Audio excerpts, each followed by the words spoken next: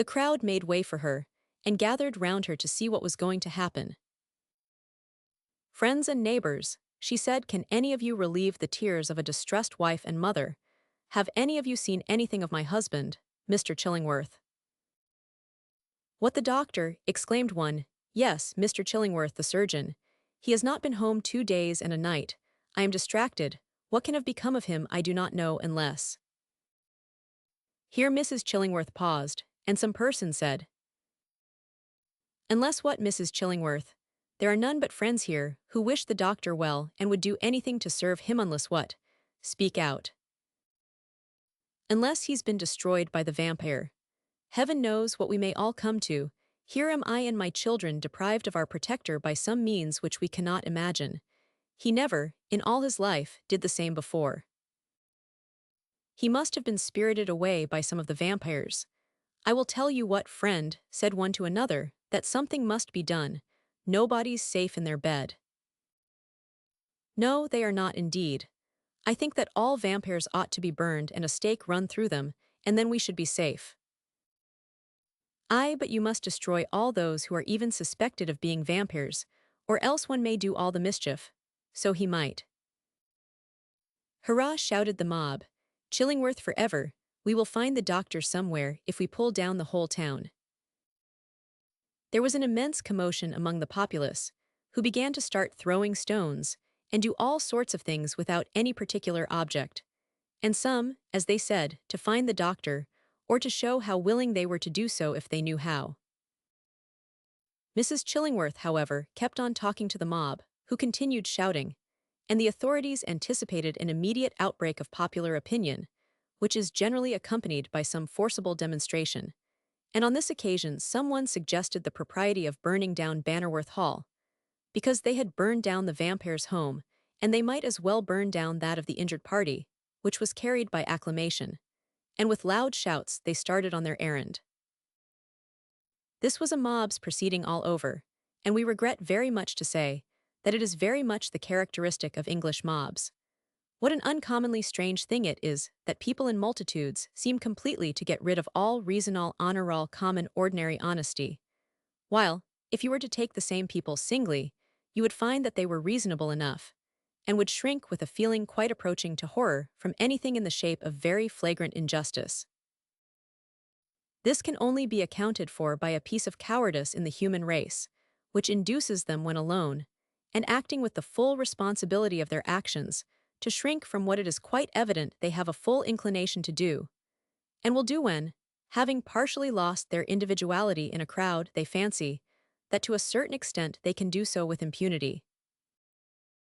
The burning of Sir Francis Varney's house, although it was one of those proceedings which would not bear the test of patient examination, was yet, when we take all the circumstances into consideration, an act really justifiable and natural in comparison with the one which was now meditated. Bannerworth Hall had never been the residence even of anyone who had done the people any injury or given them any offense, so that to let it become a prey to the flames was but a gratuitous act of mischief. It was, however, or seemed to be, doomed, for all who have had any experience in mobs must know how extremely difficult it is to withdraw them from any impulse once given, especially when that impulse, as in the present instance, is of a violent character. "Down with Bannerworth Hall," was the cry. Burn it, and augmented by fresh numbers each minute, the ignorant, and in many respects ruffianly assemblage, soon arrived within sight of what had been for so many years the bane of the Bannerworths, and whatever may have been the fault of some of that race, those faults had been of a domestic character, and not at all such as would interfere with the public weal. The astonished and almost worn-out authorities, hastily, now, after having disposed of their prisoners, collected together what troops they could, and by the time the misguided, or rather the not guided at all populace, had got halfway to Bannerworth Hall, they were being outflanked by some of the dragoons, who, by taking a more direct route, hoped to reach Bannerworth Hall first, and so perhaps, by letting the mob see that it was defended, induce them to give up the idea of its destruction on account of the danger attendant upon the proceeding by far exceeding any of the anticipated delight of the disturbance. PNJ Chapter 71. The strange meeting at the hall between Mr. Chillingworth and the mysterious friend of Varney. PNJ. When we praise our friend Mr. Chillingworth for not telling his wife where he was going, in pursuance of a caution and a discrimination so highly creditable to him, we are quite certain that he has no such excuse as regards the reader. Therefore we say at once that he had his own reasons now for taking up his abode at Bannerworth Hall for a time.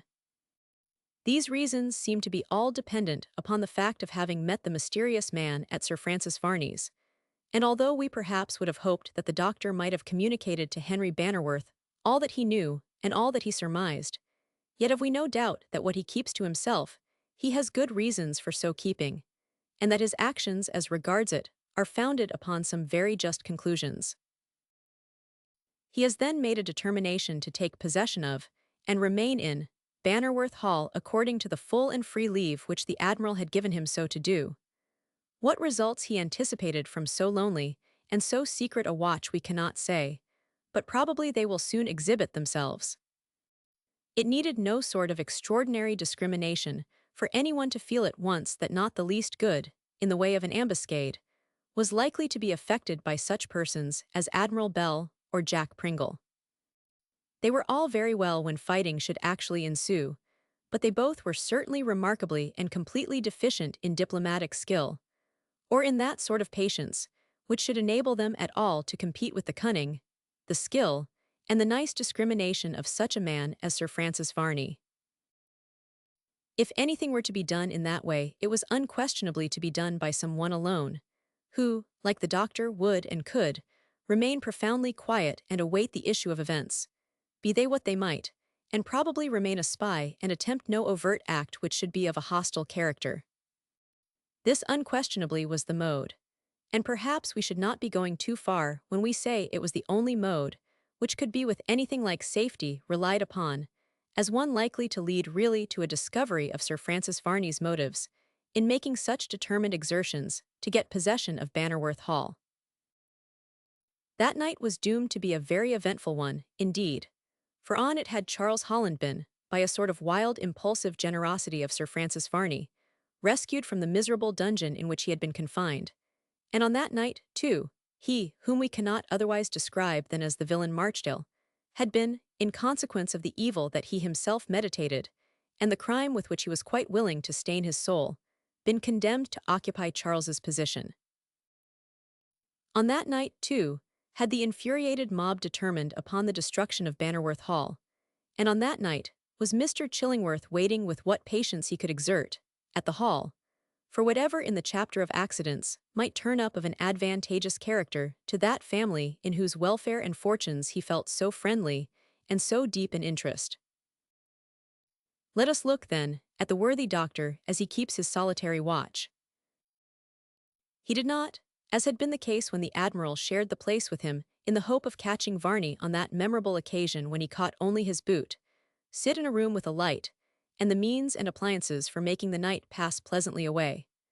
But on the contrary, he abandoned the house altogether, and took up a station in that summer house, which has been before mentioned as the scene of a remarkable interview between Flora Bannerworth and Varney the Vampyre. Alone and in the dark, so that he could not be probably seen, he watched that one window of the chamber where the first appearance of the hideous vampire had taken place, and which seemed ever since to be the special object of his attack. By remaining from twilight, and getting accustomed to the gradually increasing darkness of the place, no doubt the doctor was able to see well enough without the aid of any artificial light whether anyone was in the place besides himself. Night after night, he said, will I watch here until I have succeeded in unraveling this mystery, for that there is some fearful and undreamt of mystery at the bottom of all these proceedings, I am well convinced.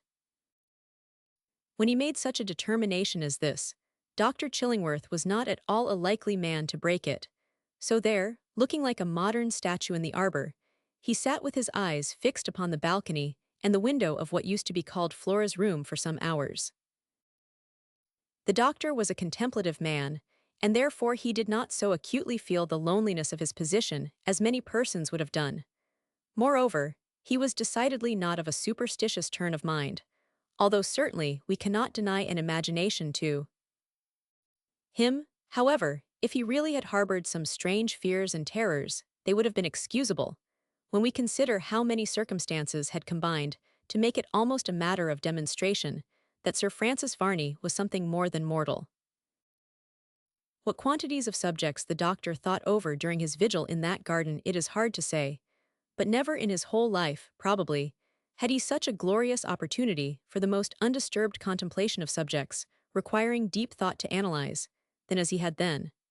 At least he felt that since his marriage he had never been so thoroughly quiet and left so completely to himself. It is to be hoped that he succeeded in settling any medical points of a knotty character that might be hovering in his brain, and certain it is that he had become quite absorbed in an abstruse matter connected with physiology, when his ears were startled, and he was at once aroused to a full consciousness of where he was, and why he had come there, by the distant sound of a man's footstep. It was a footstep which seemed to be that of a person who scarcely thought it at all necessary to use any caution, and the doctor's heart leaped within him, as in the lowest possible whisper he said to himself, I am successful. It is believed now that the hall is deserted, and no doubt that is Sir Francis Varney come with confidence, to carry out his object in so sedulously attacking it, be that object what it may.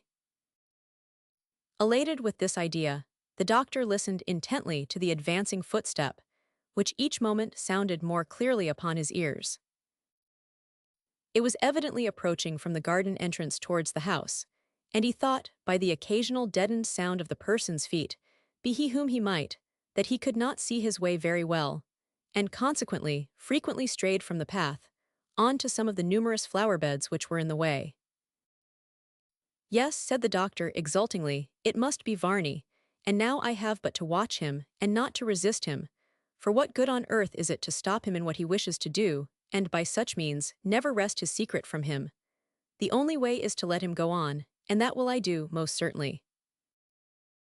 Now he heard the indistinct muttering of the voice of someone, so low that he could not catch what words were uttered, but he fancied that, in the deep tones, he recognized, without any doubt, the voice of Sir Francis Varney. It must be he said, it surely must be he. Who else would come here to disturb the solitude of an empty house? He comes. Now the doctor could see a figure emerge from behind some thick beeches, which had before obstructed his vision, and he looked scrutinizingly about, while some doubt stole slowly over his mind, now as to whether it was the vampire or not.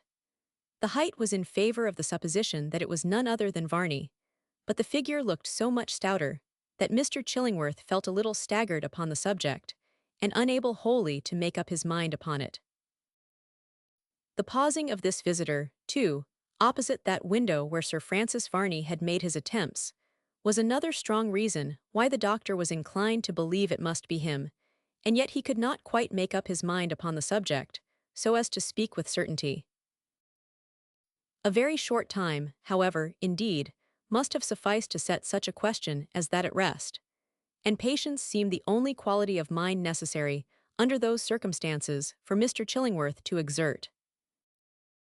The visitor continued gazing either at that window, or at the whole front of the house, for several minutes, and then he turned away from a contemplation of it, and walked slowly along, parallel with the windows of that dining-room, one of which had been broken so completely on the occasion of the Admiral's attempt to take the vampire prisoner.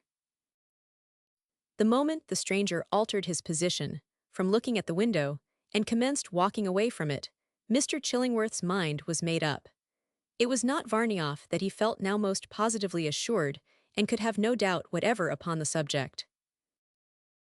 The gait, the general air, the walk, all were different, and then arose the anxious question of who could it be that had intruded upon that lonely place, and what could be the object of anyone else but Varney the Vampyre to do so. The stranger looked a powerful man, and walked with a firm tread, and altogether he was an opponent that, had the doctor been ever so belligerently inclined, it would have been the height of indiscretion for him to attempt to cope with. It was a very vexatious thing, too, for anyone to come there at such a juncture, perhaps only from motives of curiosity, or possibly just to endeavor to commit some petty depredations upon the deserted building, if possible. And most heartily did the doctor wish that, in some way, he could scare away the intruder. The man walked along very slowly, indeed, and seemed to be quite taking his time in making his observations of the building. And this was the more provoking, as it was getting late, and if having projected a visit at all, it would surely soon be made. And then, when he found anyone there, of course he would go.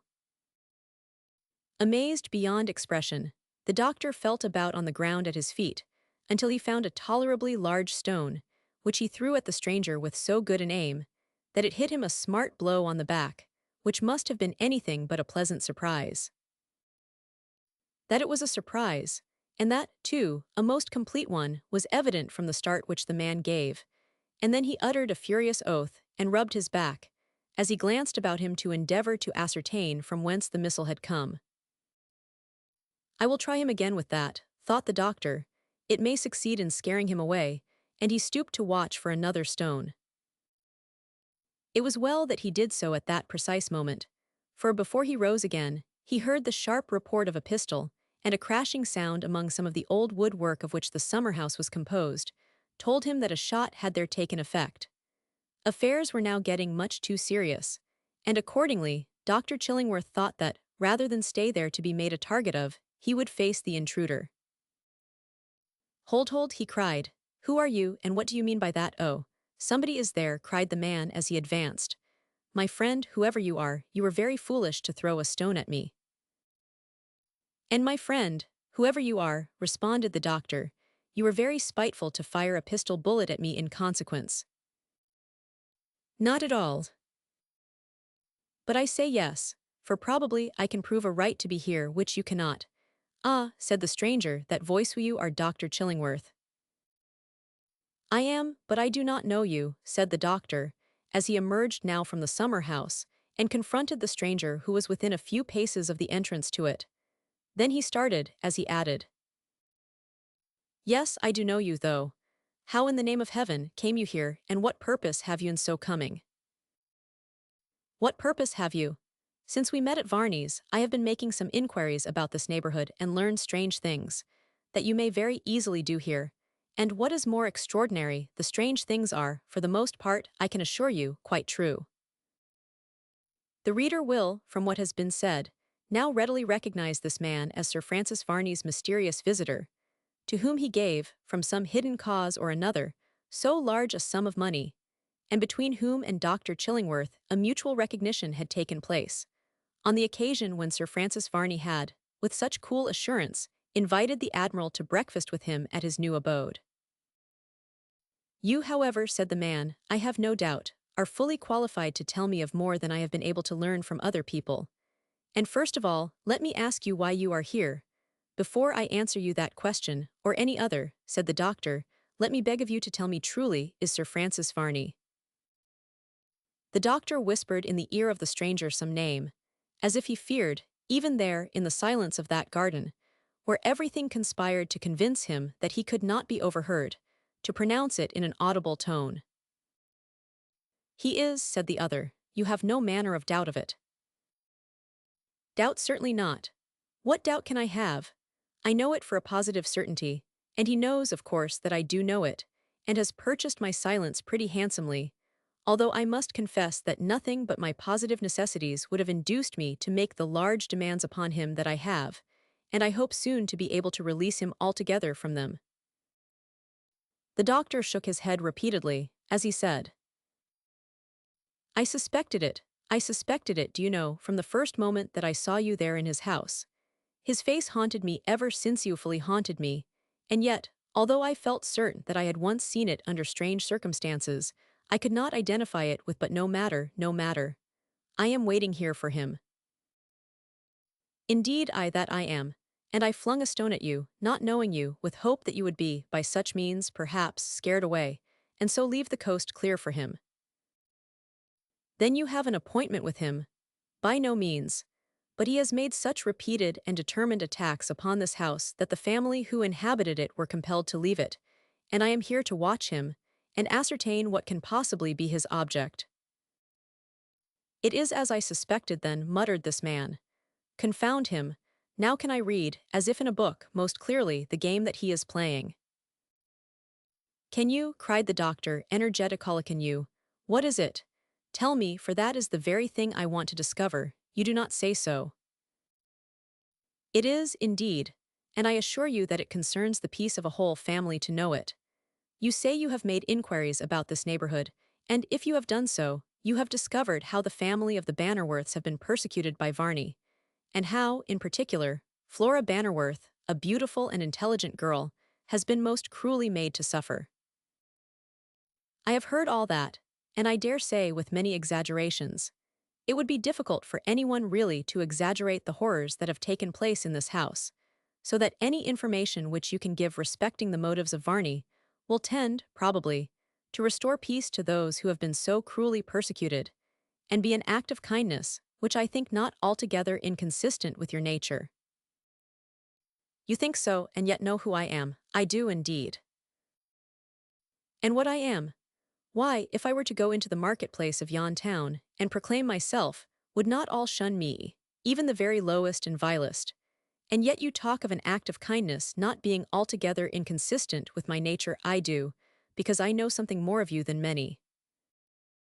There was a silence of some moments' duration, and then the stranger spoke in a tone of voice, which looked as if he were struggling with some emotion. Sir, you do know more of me than many. You know what I have been, and you know how I left an occupation which would have made me loathed. But Yoav and Yaudo not know what made me take to so terrible a trade. I do not. Would it suit you for me now to tell you? Will you first promise me that you will do all you can for this persecuted family of the Bannerworths, in whom I take so strange an interest? I will, I promise you that freely. Of my own knowledge, of course, I can say but little concerning them, but upon that warranting, I well believe they deserve abundant sympathy, and from me they shall have it. 1,000 thanks. With your assistance, I have little doubt of being able to extricate them from the tangled web of dreadful incidents which has turned them from their home. And now, whatever you may choose to tell me of the cause which drove you to be what you became, I shall listen to with abundant interest. Only let me beseech you to come into this summer house, and to talk low. I will, and you can pursue your watch at the same time, while I beguile its weariness. Be it so. You knew me years ago, when I had all the chances in the world of becoming respectable and respected. I did indeed, and you may therefore judge of my surprise when, some years since, being in the metropolis, I met you, and you shunned my company. Yes, but at last, you found out why it was that I shunned your company. I 999. You yourself told me once that I met you, and would not leave you, but insisted upon your dining with me. Then you told me, when you found that I would take no other course whatever, that you were no other than Thethes. Out with it, I can bear to hear it now better than I could then. I told you that I was the common hangman of London. You did, I must confess, to my most intense surprise. Yes, and yet you kept to me, and but that I respected you too much to allow you to do so, you would, from old associations, have countenanced me, but I could not, and I would not, let you do so. I told you then that, although I held the terrible office, that I had not been yet called upon to perform its loathsome functions. Soon come the first effort, it was the last. Indeed, you left the dreadful trade. I did. I 999. But what I want to tell you, for I could not then, was why I went ever to it. The wounds my heart had received were then too fresh to allow me to speak of them, but I will tell you now. The story is a brief one, Mr. Chillingworth. I pray you be seated. Chapter 72. The strange story, the arrival of the mob at the hall, and their dispersion. PNJ. You will find that the time which elapsed since I last saw you in London to have been spent in an eventful, varied manner. You were in good circumstances then, said Mr. Chillingworth. I was, but many events happened after that which altered the prospect, made it even more gloomy than you can well imagine. But I will tell you all candidly, and you can keep watch upon Bannerworth Hall at the same time. You are well aware that I was well-to-do and had ample funds and inclination to spend them, I recollect. But you were married then, surely? I was, said the stranger sadly, I was married then. And now I am a widower. The stranger seemed much moved, but after a moment or so, He resumed, I am a widower now, but how that event came about is partly my purpose to tell you. I had not married long, that is very long, for I have but one child, and she is not old, or of an age to know much more than what she may be taught. She is still in the course of education. I was early addicted to gamble. The dice had its charms, as all those who have ever engaged in play but too well know. It is perfectly fascinating. So I have heard, said Mr. Chillingworth, though for myself, I found a wife and professional pursuits quite incompatible with any pleasure that took either time or resources. It is so. I would I had never entered one of those houses where men are deprived of their money and their own free will, for at the gambling table you have no liberty, save that in gliding down the stream in company with others. How few have ever escaped destruction on, I believe men are perfectly fascinated. It is ruin alone that enables a man to see how he has been hurried onwards without thought or reflection, and how fallacious were all the hopes he ever entertained. Yes, ruin and ruin alone can do this, but alas, 'tis then too late that evil is done. Soon after my marriage I fell in with a Chevalier St. John. He was a man of the world in every sense of the word, and one that was well versed in all the ways of society. I never met with any man who was so perfectly master of himself, and of perfect ease and self-confidence as he was.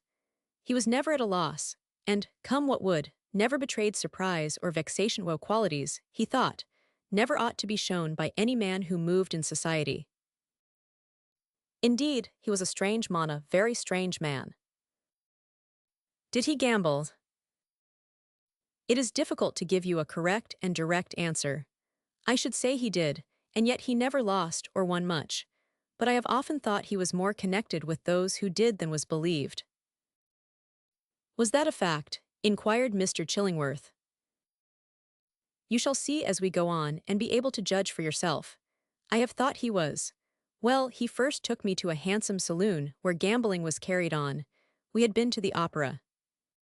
As we came out, he recommended that we should sup at a house where he was well known, and where he was in the habit of spending his evenings after the opera and before he retired. I agreed to this. I saw no reason why I should not. We went there, and bitterly have I repented of so doing for years since, and do to this day.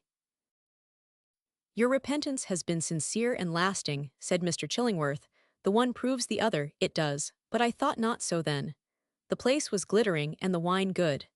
It was a kind of earthly paradise, and when we had taken some wine, the Chevalier said to me, I am desirous of seeing a friend backwards, he is at the hazardable. Will you go with me? I hesitated.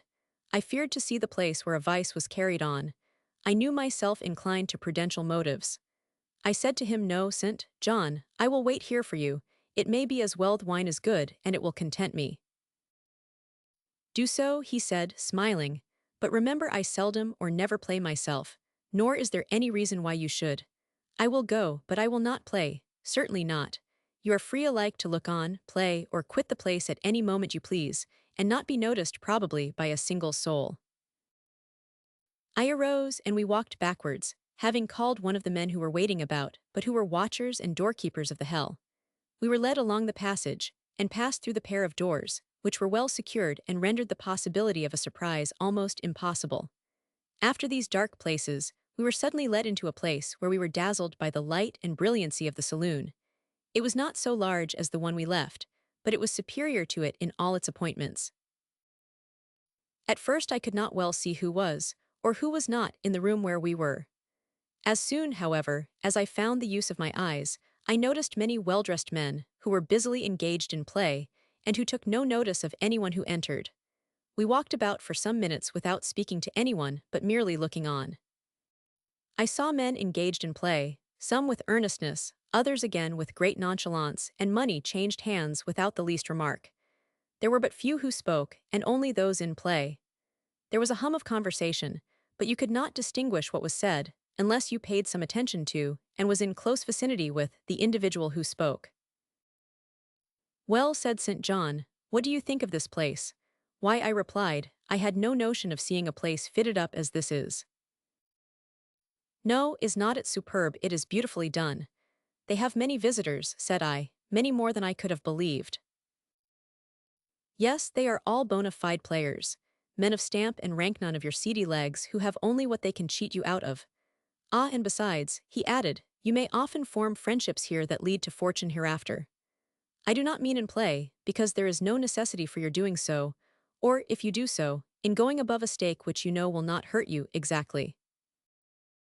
Many men can never approach a table like this and sit down to an hour's play, but if they do, they must stake not only more than they can afford, but all their property, leaving themselves beggars. They do, said one. But men who know themselves, their resources, and choose to indulge for a time, may often come and lay the foundation to a very pretty fortune. Do you see your friend? I inquired. No, I do not, but I will inquire if he has been here. If not, we will go. He left me for a moment or two to make some inquiry, and I stood looking at the table, where there were 4 players, and who seemed to be engaged at a friendly game. And when one party won, they looked grave, and when the other party lost, they smiled and looked happy. I walked away, as the chevalier did not return immediately to me, and then I saw a gentleman rise up from a table. He had evidently lost. I was standing by the seat, unconsciously holding the back in my hand. I sat down without thinking or without speaking, and found myself at the hazard table. Do you play, sir? Yes, I said. I had hardly uttered the words when I was sorry for them, but I could not recall them. I sat down and play at once commenced. In about 10 or 15 minutes, often losing and then winning, I found myself about £120 in pocket, clear gain by the play. Ah, said the chevalier, who came up at that moment, I thought you would not play. I really do not know how it happened, said I, but I suddenly found myself here without any previous intention. You are not a loser, I hope. Indeed I am not, I replied, but not much a gainer. Nor need you desire to be. Do you desire to give your adversary his revenge now, or take another opportunity? At another time, I replied. You will find me here the day after tomorrow, when I shall be at your service. Then bowing, he turned away. He is a very rich man whom you have been playing with, said the chevalier. Indeed. Yes, and I have known him to lose for 3 days together. But you may take his word for any amount. He is a perfect gentleman and man of honor. 'Tis well to play with such, I replied. But I suppose you are about to leave. Yes, it grows late, and I have some business to transact tomorrow, so I must leave. I will accompany you part of the way home, said I, and then I shall have finished the night. I did leave with him, and accompanied him home, and then walked to my own home. This was my first visit, and I thought a propitious beginning, but it was the more dangerous. Perhaps a loss might have effectually deterred me, but it is doubtful to tell how certain events might have been altered. It is just possible that I might have been urged on by my desire to retrieve any loss I might have incurred, and so made myself at once the miserable being it took months to accomplish in bringing me to. I went the day but one after this, to meet the same individual at the gambling table, and played some time with varied success, until I left off with a trifling loss upon the night's play, which was nothing of any consequence. PNG. Thus matters went on. I sometimes won and sometimes lost, until I won a few hundreds, and this determined me to play for higher stakes than any I had yet played for. It was no use going on in the peddling style I had been going on. I had won £250 in 3 months, and had I been less fearful I might have had £25,000. Ah, I will try my fortune at a higher game. Having once made this resolution, I was anxious to begin my new plan, which I hoped would have the effect of placing me far above my then present position in society, which was good, and with a little attention it would have made me an independent man. But then it required patience, and nothing more. However, the other method was so superior since it might all be done with good luck in a few months. Ah, good luck! How uncertain is good luck! How changeful is fortune! How soon is the best prospect blighted by the frosts of adversity!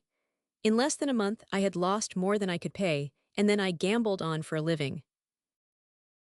My wife had but one child, her first and only one, an infant at her breast, but there was a change came over her, for one had come over me fearful one. It was too, not only in manner but in fortune too. She would beg me to come home early, to attend to other matters, and leave the dreadful life I was then leading. Lizzie, said I, we are ruined, ruined, she exclaimed and staggered back until she fell into a seat. Ruined. I ruined. It is a short word but expressive. No, no, we are not ruined. I know what you mean. You would say we cannot live as we have lived, we must retrench, and so we will, right willingly. You must retrench most wonderfully, I said with desperate calmness, for the murder must out. And so we will, but you will be with us. You will not go out night after night, ruining your health, our happiness, and destroying both peace and prospects. No, no, Lizzie, we have no chance of recovering ourselves. House and home all gone, all my God, she exclaimed. I rail on, said I. You have cause enough, but no matter, we have lost all. How? It is useless to ask how. I have done, and there is an end of the matter. You shall know more another day. We must leave this house for a lodging. It matters little, she said. All may be one again, if you will but say you will quit the society of those who have ruined you. No one, said I, has ruined me. I did it. It was no fault of anyone else's. I have not that excuse. I am sure you can recover. I may, some day fortune will shower her favors upon me, and I live on in that expectation. You cannot mean that you will chance the gamentable, for I am sure you must have lost all there. I have, God help me, she said. You have done your child a wrong, but you may repair it yet. Never, 'tis a long day. Let me implore you on my knees to leave this place and adopt some other mode of life. We can be careful, a little will do, and we shall in time be equal to, and better than what we have been. We never can, save by chance. And by chance we never shall, she replied.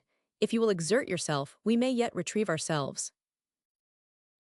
And exert myself I will, and quit the gamentable. Ask me to make no promises, said I. I may not be able to keep them, therefore ask me to make none. I do ask you, beg of, entreat of you to promise, and solemnly promise me that you will leave that fearful place, where men not only lose all their goods but the feelings of nature also. Say no more, Lizzie. If I can get a living elsewhere I will, but if not, I must get it there. She seemed to be cast down at this, and she shed tears. I left the room, and again went to the gambling house, and there that night I won a few pounds, which enabled me to take my wife and child away from the house they had so long lived in, and took them afterwards to a miserable place, one room, where indeed there were a few articles of furniture that I had saved from the general wreck of my own property. She took things much less to heart than I could have anticipated. She seemed cheerful and happy. She endeavored to make my home as comfortable as she could. Her whole endeavor was to make me as much as possible forget the past. She wanted, as much as possible, to wean me away from my gambling pursuits, but that was impossible. I had no hope, no other prospect. Thus she strove, but I could see each day she was getting paler, and more pale. Her figure before round was more thin and betrayed signs of emaciation.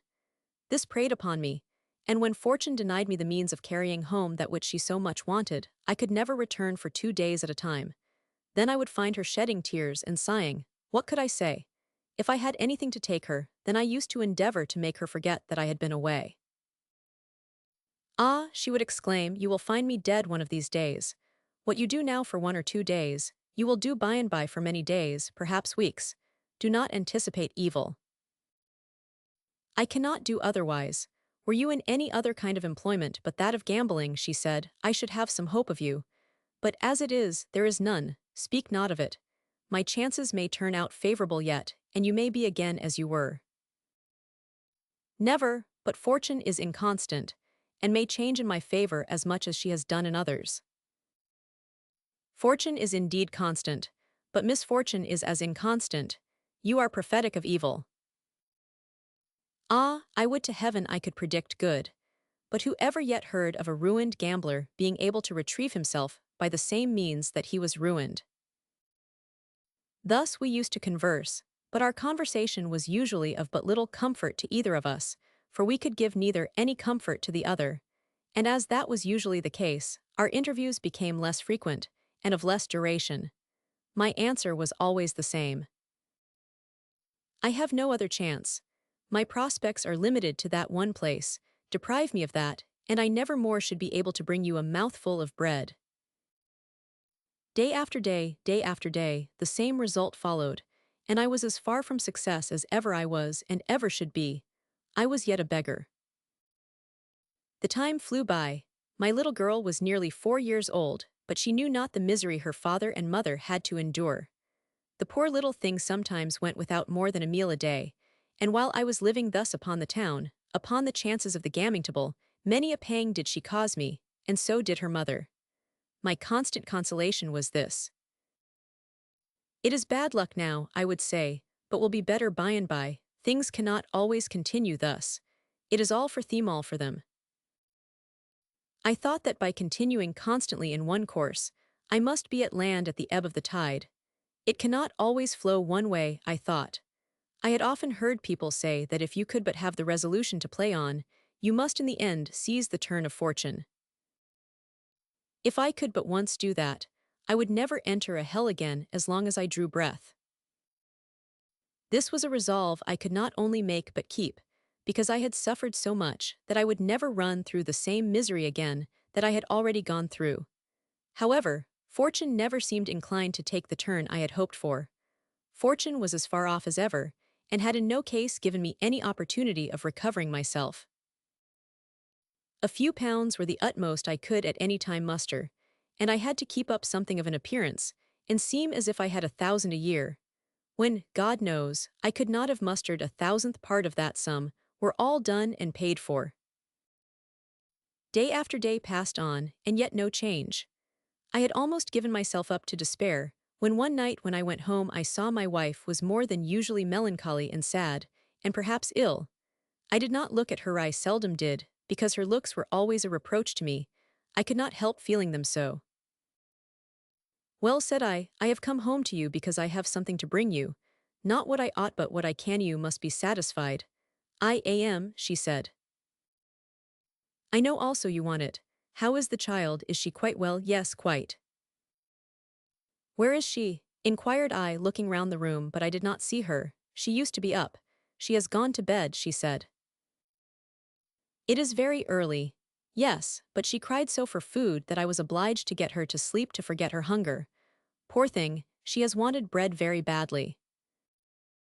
Poor thing, I said, let her be awakened and partake of what I have brought home. With that my wife waked her up, and the moment she opened her eyes she again began to cry for food, which I immediately gave her and saw her devour with the utmost haste and hunger. The sight smote my heart, and my wife sat by watching, and endeavoring to prevent her from eating so fast.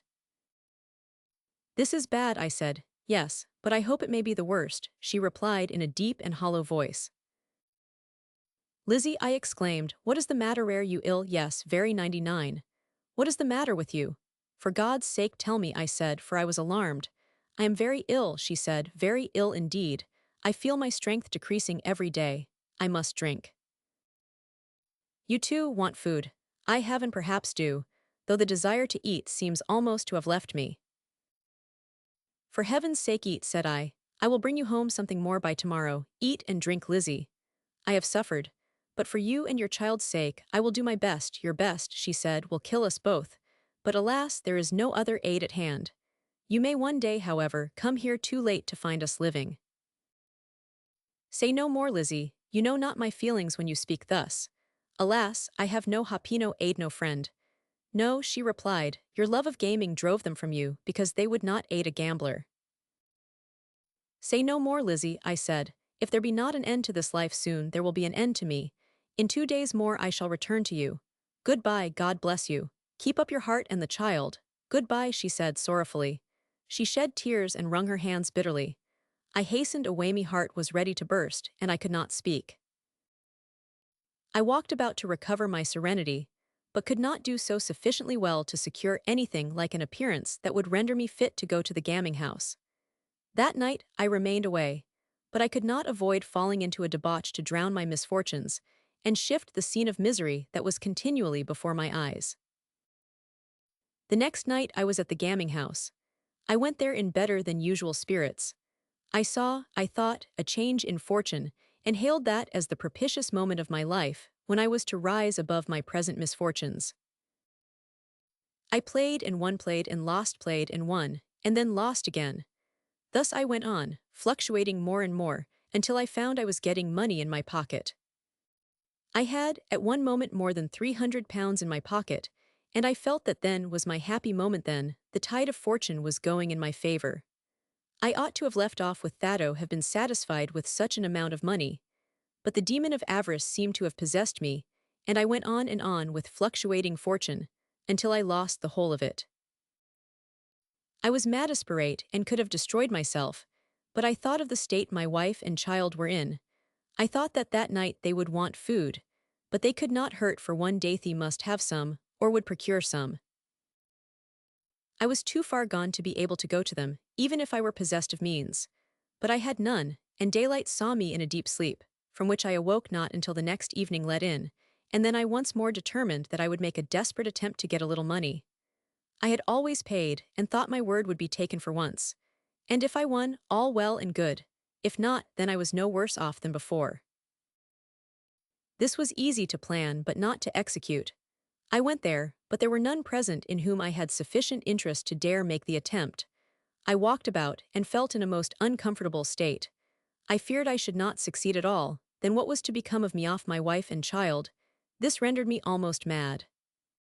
I could not understand what I was to do, what to attempt, or where to go. One or two persons came up and asked me if I were 99. My answers were that I was well enough. Good God, how far from the truth was that, but I found I must place more control on my feelings, else I should cause much conversation, and then I should lose all hope of recovering myself and all prospect of living, even. At length someone did come in, and I remarked I had been there all the evening and had not played. I had an invitation to play with him, which ended by a little sleight of hand in my favor, and on that I had calculated as much as on any good fortune I might meet. The person I played with observed it not, and when we left off playing, I had some £6 or £7 in pocket. This, to me, was a very great sum, and the moment I could decently withdraw myself, I ran off home. I was fearful of the scene that awaited me. I expected something worse than I had yet seen. Possibly Lizzie might be angry and scold as well as complain. I therefore tapped at the door gently but heard no one answer. But of this I took no notice, as I believed that they might be, and were most probably, fast asleep. I had provided myself with a light, and I therefore opened the door, which was not fastened. "Lizzie," said I. "Lizzie." There was no answer given, and I paused. Everything was as still as death. I looked on the bed. There lay my wife with her clothes on. "Lizzie, Lizzie," said one, but still she did not answer me. "Well," said I, "she sleeps sound," and I walked towards the bed and placed my hand upon her shoulder and began to shake her, saying as I did so, "Lizzie, Lizzie, I am come home," but still no answer or signs of awaking. I went on the other side of the bed to look at her face, and some misgivings overtook me. I trembled much. She lay on the bed, with her back towards the spot where I stood. I came towards her face. My hand shook violently as I endeavored to look at her. She had her eyes wide open, as if staring at me. "Lizzie," said one. No answer was returned. I then placed my hand upon her cheek. It was enough, and I started back in great horror. She was dead. This was horror itself. I staggered back and fell into a chair. The light I placed down, heaven knows how or why, but there I sat staring at the corpse of my unfortunate wife. I can hardly tell you the tremendous effect this had upon me. I could not move. I was fascinated to the spot. I could not move and could not turn. It was morning, and the rays of the sun illumined the apartment. But there sat I, still gazing upon the face of my unfortunate wife. I knew she was dead. But yet I had not spoken, but sat looking at her. I believe my heart was as cold as she was, but extreme horror and dread had dried up all the warm blood in my body, and I hardly think there was a pulsation left. The thoughts of my child never once seemed to cross my mind. I had, however, sat there longsome hours before I was discovered, and this was by the landlady. I had left the door open behind me, and she, in passing down, had the curiosity to peep, and saw me sitting in what she thought to be a very strange attitude, and could hear no sounds. After some time she discovered my wife was dead, and for some time she thought me so, too. However, she was convinced to the contrary, and then began to call for assistance. This awoke the child, which was nearly famished. The landlady, to become useful, and to awaken me from my lethargy, placed the child in my hands, telling me I was the best person now to take care of it. And so I was, there was no doubt of the truth of that, and I was compelled to acknowledge it. I felt much pride and pleasure in my daughter, and determined she should, if I starved, have the benefit of all I could do for her in the way of care. 100. The funeral over, I took my child and carried it to a school where I left her, and paid in advance, promising to do so as often as the quarter came round. My wife I had seen buried by the hands of man, and I swore I would do the best for my child, and to keep this oath was a work of pleasure. I determined also I would never more enter a gaming house, be the extremity what it might. I would suffer even death before I would permit myself to enter the house in which it took place. I will, I thought, obtain some employment of some kind or other. I could surely obtain that. I have only to ask and I have it, surely something, however menial, that would keep me and my child. Yes, Jot, she must have her charges paid at once. The effect of my wife's death was a very great shock to me, and such a one I could not forget on, I shall ever remember, and one that at least made a lasting impression upon me. Strange but true, I never entered a gambling house. It was my horror and my aversion, and yet I could obtain no employment. I took my daughter and placed her at a boarding school and tried hard to obtain bread by labor, but do what would, none could be had. If my soul depended upon it, I could find none. I cared not what it was, anything that was honest. I was reduced very low. Gaunt starvation showed itself in my cheeks, but I wandered about to find employment. None could be found, and the world seemed to have conspired together to throw me back to the gaming table. But this I would not. At last employment was offered, but what was it? The situation of common hangman was offered me. The employment was disgusting and horrible, but at the same time, it was all I could get, and that was a sufficient inducement for me to accept of it. I was, therefore, the common executioner, and in that employment for some time earned a living. It was terrible, but necessity compelled me to accept the only thing I could obtain. You now know the reason why I became what I have told you. Chapter 73. The Visit of the Vampire, the General Meeting. PNJ. The mysterious friend of Mr. Chillingworth finished his narrative, and then the doctor said to him, "And that, then, is the real cause why you, a man evidently far above the position of life, which is usually that of those who occupy the dreadful post of executioner, came to accept of it. The real reason, sir. I considered, too, that in holding such a humiliating situation that I was justly served for the barbarity of which I had been guilty. For what can be a greater act of cruelty than to squander, as I did, in the pursuit of mad excitement, those means which should have rendered my home happy, and conduced to the welfare of those who were dependent upon me? I do not mean to say that your self-reproaches are unjust altogether, but what noise is that? Do you hear anything?" "Yes, eyes." "What do you take it to be?" "It seemed like the footsteps of a number of persons, and it evidently approaches nearer and nearer. I know not what to think." "Shall I tell you?" said a deep-toned voice, and someone, through the orifice in the back of the summer-house, which, it will be recollected, sustained some damage at the time that Varney escaped from it, laid a hand upon Mr. Chillingworth's shoulder. "God bless me!" exclaimed the doctor, "who's that?" And he sprang from his seat with the greatest perturbation in the world. "Varney the Vampyre," added the voice, and then both the doctor and his companion recognized it, and saw the strange, haggard features that now they knew so well confronting them. There was a pause of surprise, for a moment or two, on the part of the doctor, and then he said, "Sir Francis Varney, what brings you here? I conjure you to tell me, in the name of common justice and common feeling, what brings you to this house so frequently? You have dispossessed the family, whose property it is of it, and you have caused great confusion and dismay over a whole county. I implore you now, not in the language of menace or as an enemy, but as the advocate of the oppressed, and one who desires to see justice done to all, to tell me what it is you require." "There is no time now for explanation," said Varney, "if explanations were my full and free intent.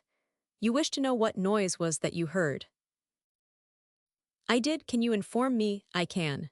The wild and lawless mob which you and your friends first induced to interfere in affairs far beyond their or your control, are now flushed with the desire of riot and of plunder. The noise you hear is that of their advancing footsteps. They come to destroy Bannerworth Hall. Can that be possible?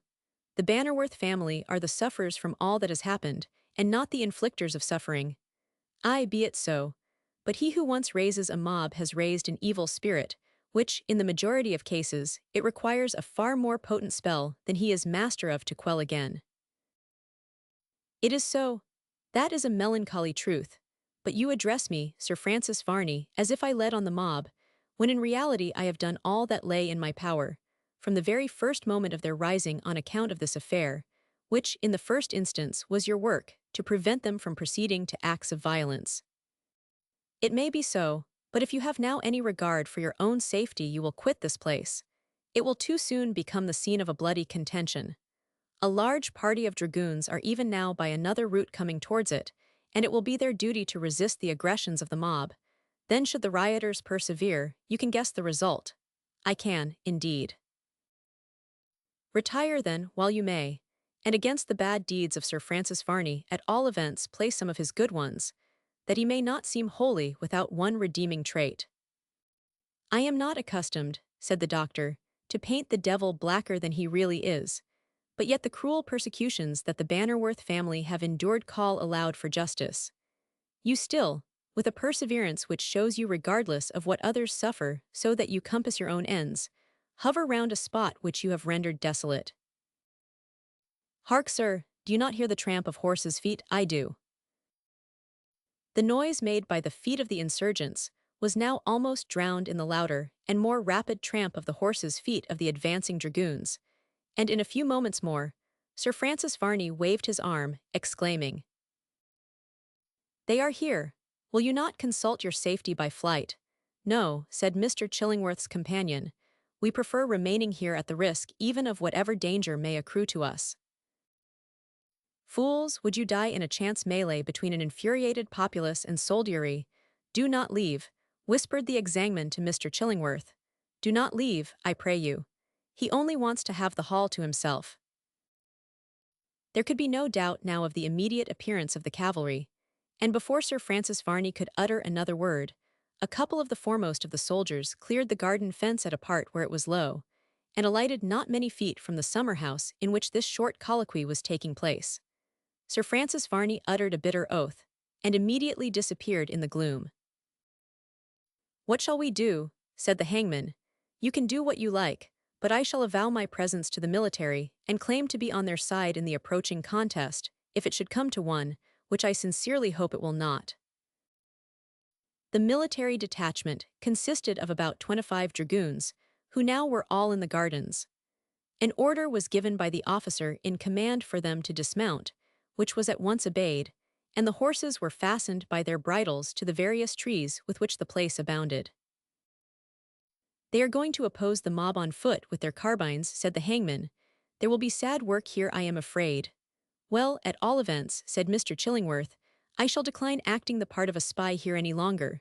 So here goes. Hilloa, a friend here in the summer-house."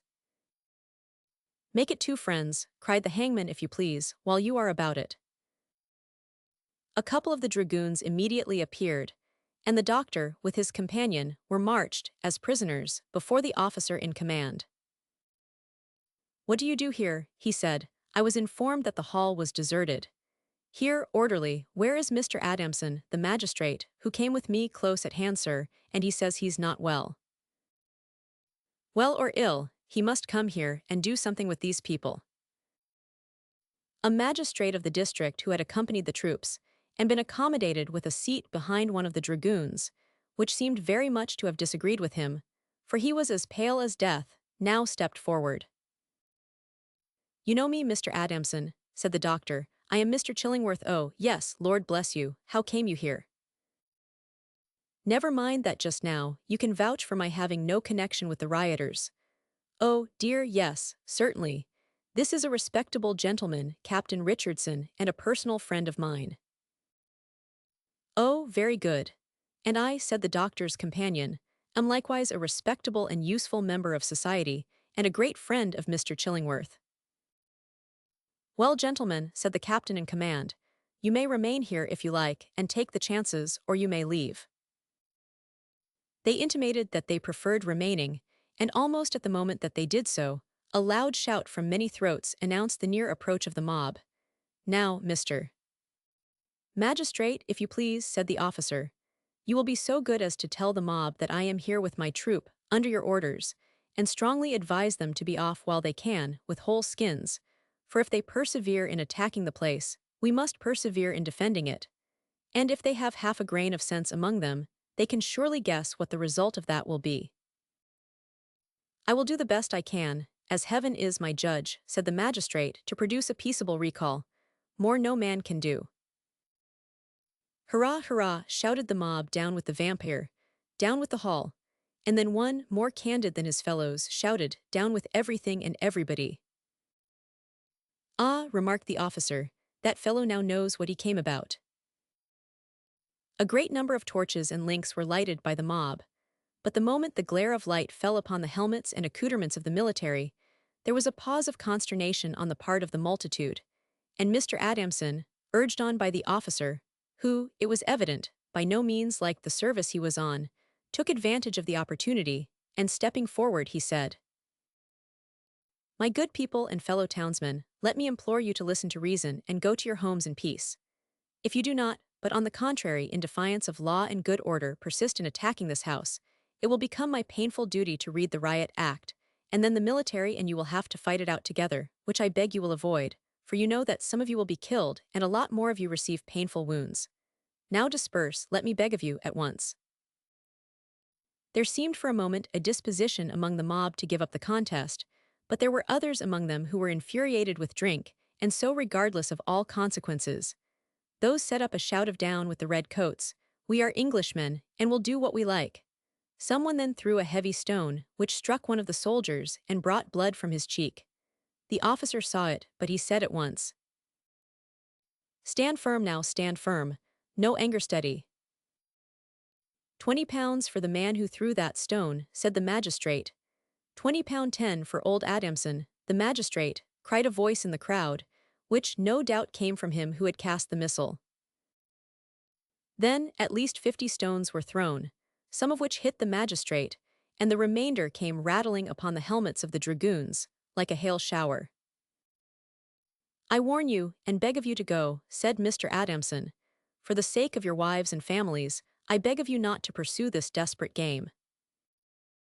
Loud cries now arose of down with the soldiers, down with the vampire. He's in Bannerworth Hall. Smoke him out. And then 1 or 2 links were hurled among the dismounted dragoons. All this was put up with patiently, and then again the mob were implored to leave, which being answered by fresh taunts, the magistrate proceeded to read the riot act, not one word of which was audible amid the tumult that prevailed. Put out all the lights, cried a voice among the mob. The order was obeyed, and the same voice added, They dare not fire on us. Come on, and a rush was made at the garden wall.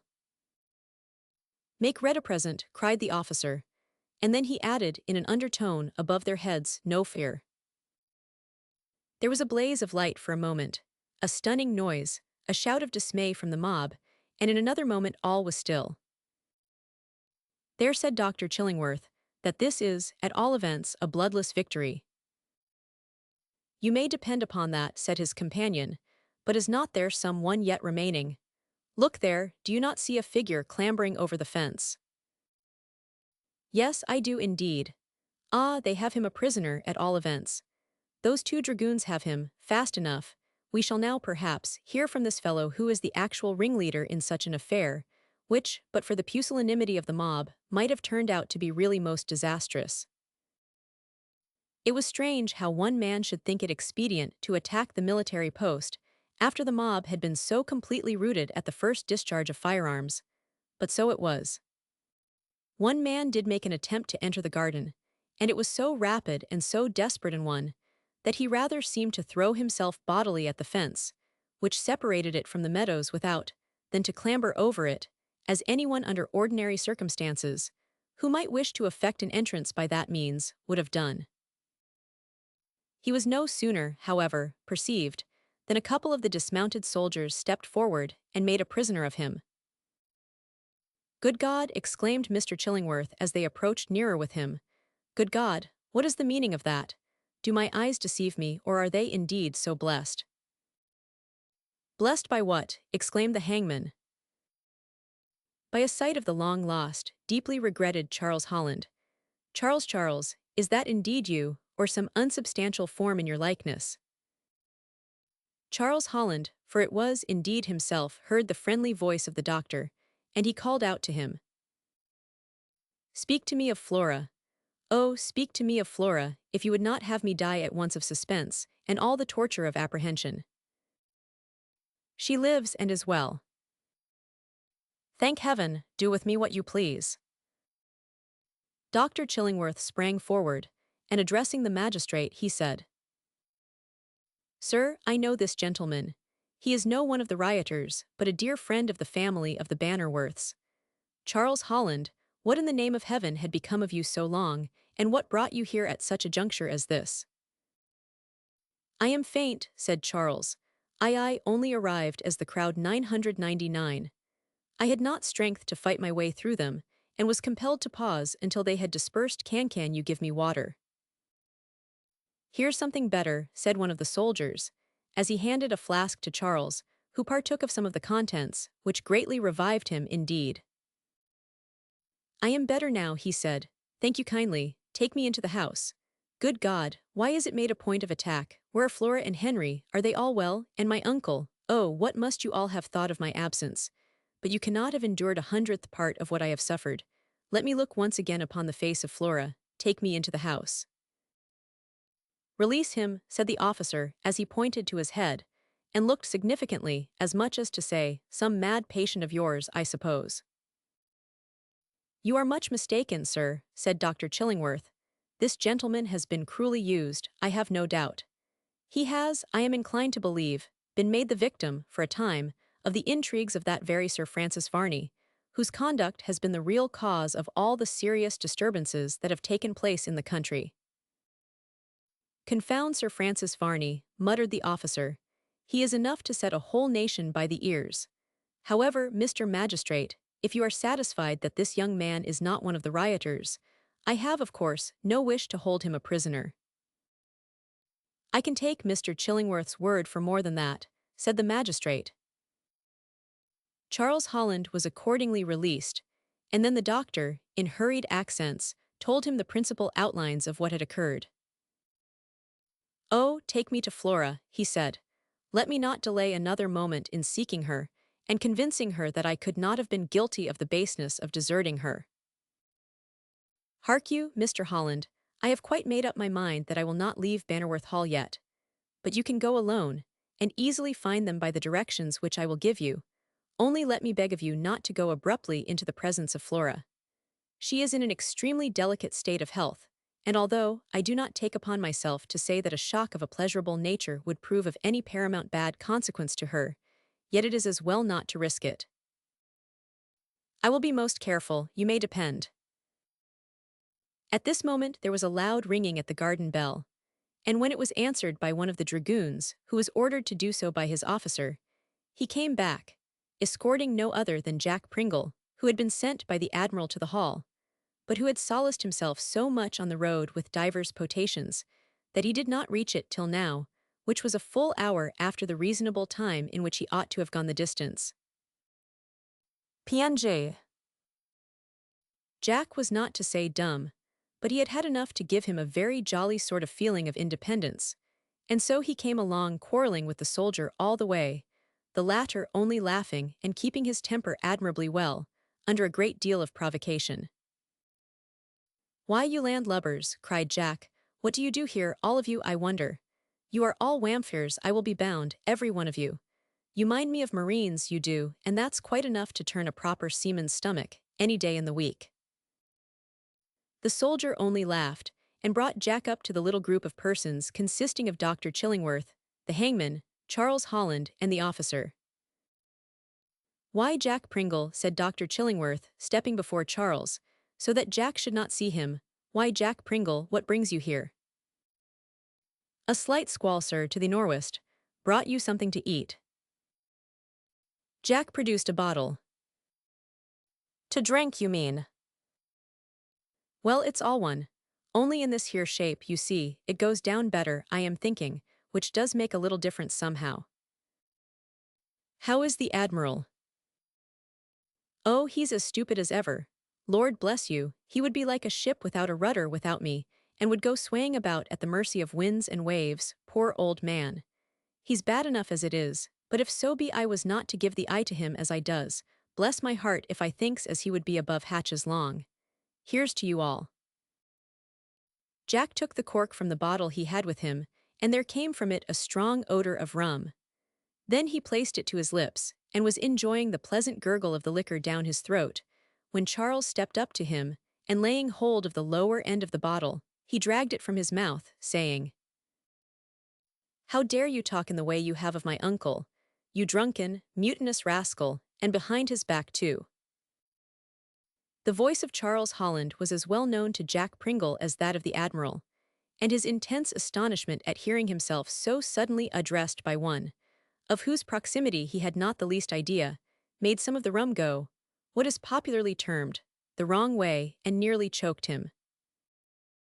He reeled back, till he fell over some obstruction, and then down he sat on a flower bed, while his eyes seemed ready to come out of his head. A vast heavings, he cried, "Who's that?" "Come, come," said Charles Holland, "do not pretend you do not know me. I will not have my uncle spoken of in a disrespectful manner by you." "Well, shiver my timbers if that ain't our nevy. Why, Charlie, my boy, how are you? Here we are in port at last. Will not the old Commodore pipe his eye now? Hugh, here's a go. I have found our nevy after all." "You found him," said Dr. Chillingworth. "Now, that is as great a piece of impudence as ever I heard in all my life. You mean that he has found you, and found you out, too, you drunken fellow. Jack, you get worse and worse every day." "Aye, aye, sir." "What, you admit it?" "Aye, aye, sir. Now, Master Charlie, I tell you what it is. I shall take you off to your old uncle, you shore-going sneak, and you will have to report what cruise you have been upon all this while, leaving the ship to look after itself. Lord love you all, if it had not been for me, I do not know what anybody would have done." "I only know of the result," said Dr. Chillingworth, "that would ensue, if it were not for you, and that would consist in a great injury to the revenue, in consequence of the much less consumption of rum and other strong liquors." "I will be hanged up at the yard if I understands what you mean," said Jack, "as if I ever drunk anything, I of all people in the world. I am ashamed of you. You are drunk." Several of the dragoons had to turn aside to keep themselves from laughing, and the officer himself could not forbear from a smile as he said to the doctor, "Sir, you seem to have many acquaintances, and by some means or another they all have an inclination to come here tonight. If, however, you consider that you are bound to remain here from a feeling that the hall is threatened with any danger, you may dismiss that fear, for I shall leave a picket here all night." "No, sir," replied Dr. Chillingworth, "it is not that I fear now, after the manner in which they have been repulsed, any danger to the hall from the mob, but I have reasons for wishing to be in it or near it for some time to come." "As you please." "Charles, do not wait for or accept the guidance of that drunken fellow, but go yourself with a direction which I will write down for you, in a leaf of my pocket-book." "Drunken fellow," exclaimed Jack, who had now scrambled to his feet, "who do you call a drunken fellow?" "Why, you, unquestionably." "Well now, that is hard. Come along, Nevy, I will show you where they all are. I could walk a plank on any deck with any man in the service, I could. Come along, my boy, come along." "You can accept of him as a guide if you like, of course," said the doctor. "He may be sober enough to conduct you." "I think he can," said Charles. "Lead on, Jack. But mark me, I shall inform my uncle of this intemperance, as well as of the manner in which you let your tongue wag about him behind his back, unless you promise to reform." "He is long past all reformation," remarked Dr. Chillingworth. "It is out of the question. And I am afraid my uncle will not have courage to attempt such an ungrateful task, when there is so little chance of success, replied Charles Holland, shaking the worthy doctor by the hand. "Farewell, for the present, sir. The next time I see you, I hope we shall both be more pleasantly situated." "Come along, Nevy," interrupted Jack Pringle. "Now you have found your way back, the first thing you ought to do is to report yourself as having come aboard. Follow me, and I will soon show you the port where the old hulks laid hisself up." Jack walked on first, tolerably steady, if one may take into account his divers deep potations, and Charles Holland, anticipating with delight again looking upon the face of his much-loved Flora, followed closely behind him. We can well imagine the world of delightful thoughts that came crowding upon him when Jack, after rather a long walk, announced that they were now very near the residence of the object of his soul's adoration. We trust that there is not one of our readers who, for one moment, will suppose that Charles Holland was the sort of man to leave even such a villain and double-faced hypocrite as Marchdale, to starve amid the gloomy ruins where he was immured. Far from Charles's intentions was any such thing, but he did think that a night passed there, with no other company than his own reflections, would do him a world of good, and was, at all events, no very great modicum of punishment for the rascality with which he had behaved. Besides, even during that night, there were refreshments in the shape of bread and water, such as had been presented to Charles himself, within Marchdale's reach as they had been within his. That individual now, Charles thought, would have a good opportunity of testing the quality of that kind of food, and of finding out what an extremely light diet it was for a strong man to live upon. But in the morning, it was Charles's intention to take Henry Bannerworth and the Admiral with him to the ruins, and there release the wretch from his confinement, on condition that he made a full confession of his villainies before those persons. Oh, how gladly would Marchdale have exchanged the fate which actually befell him for any amount of personal humiliation, always provided that it brought with it a commensurate amount of personal safety. But that fate was one altogether undreamt of by Charles Holland, and wholly without his control. It was a fate which would have been his, but for the murderous purpose which had brought Marchdale to the dungeon, and those happy accidents which had enabled Charles to change places with him, and breathe the free, cool, fresh air, while he left his enemy loaded with the same chains that had encumbered his limbs so cruelly, and lying on that same damp dungeon floor, which he thought would be his grave. We mentioned that as Charles left the ruins, the storm, which had been giving various indications of its coming, seemed to be rapidly approaching. It was one of these extremely local tempests which expend all their principal fury over a small space of country, and in this instance, the space seemed to include little more than the river, and the few meadows which immediately surrounded it, and lent it so much of its beauty.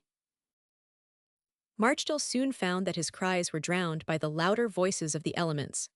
The wailing of the wind among the ancient ruins was much more full of sound than his cries, and now and then the full-mouthed thunder filled the air with such a volume of roaring, and awakened so many echoes among the ruins, that, had he possessed the voices of 50 men, he could not have hoped to wage war with it. And then, although we know that Charles Holland would have encountered death himself, rather than he would have willingly left anything human to expire of hunger in that dungeon, yet Marchdale, judging of others by himself, felt by no means sure of any such thing, and in his horror of apprehension, fancied that that was just the sort of easy, and pleasant, and complete revenge that it was in Charles Holland's power to take, and just the one which would suggest itself, under the circumstances, to his mind. Could anything be possibly more full of horror than such a thought?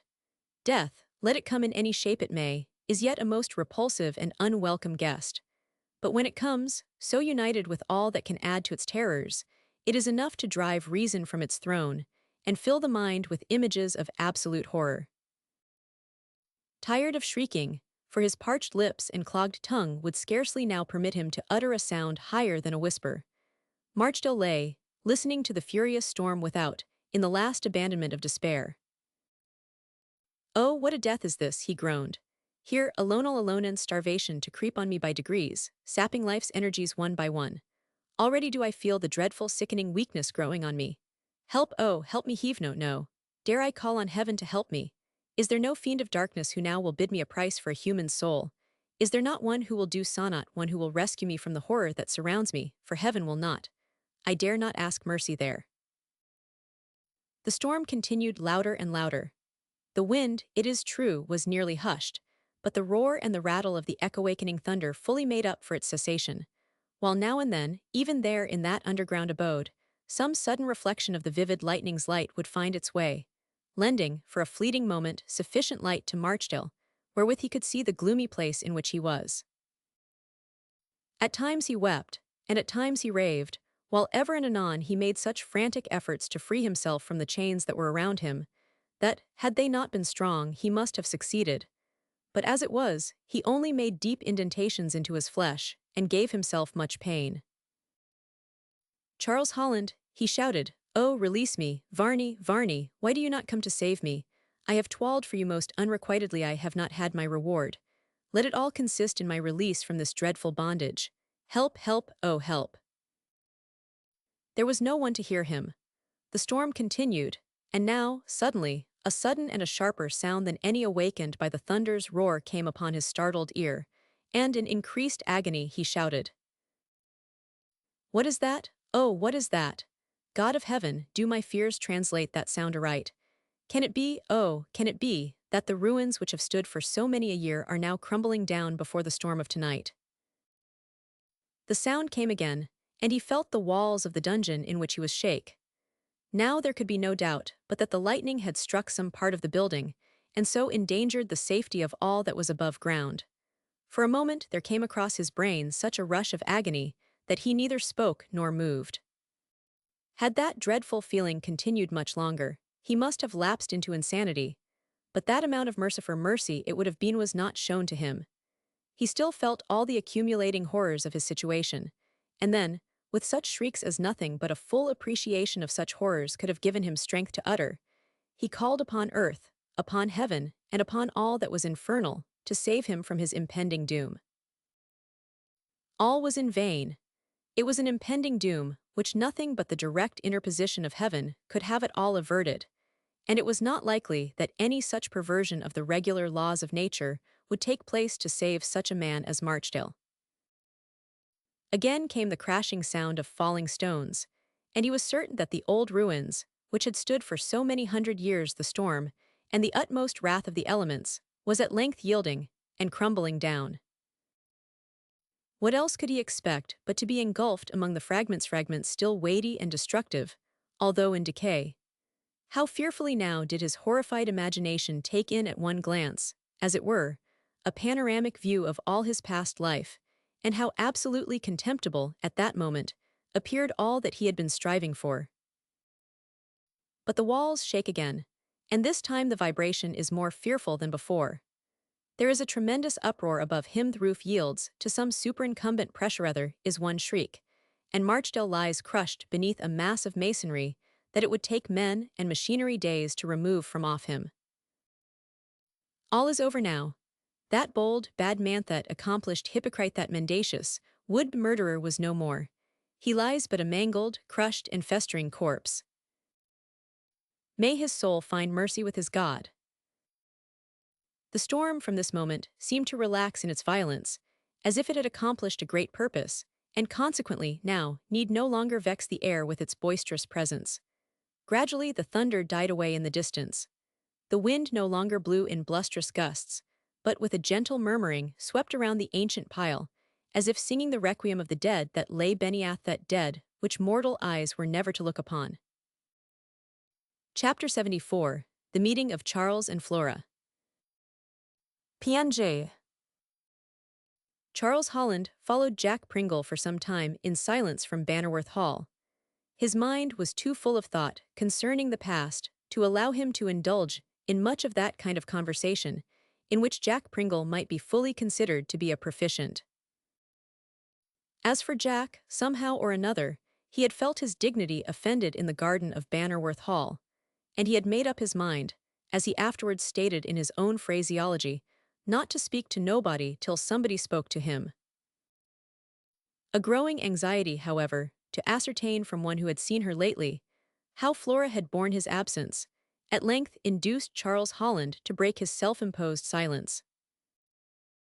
"Jack," he said, "you have had the happiness of seeing her lately.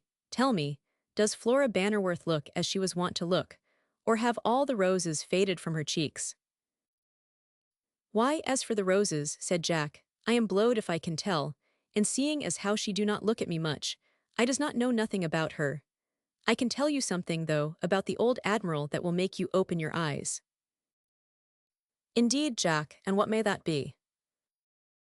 "Why, he's took to drink, and gets groggy about every day of his life, and the most singular thing is, that when that's the case with the old man, he says it's me." "Indeed, Jack, taken to drinking has my poor old uncle, from grief, I suppose, Jack, at my disappearance." "No, I do not think it's grief," said Jack. "It strikes me it's ruminwater." "Alas, alas, I never could have imagined he could have fallen into that habit of yours. He always seemed so far from anything of this kind."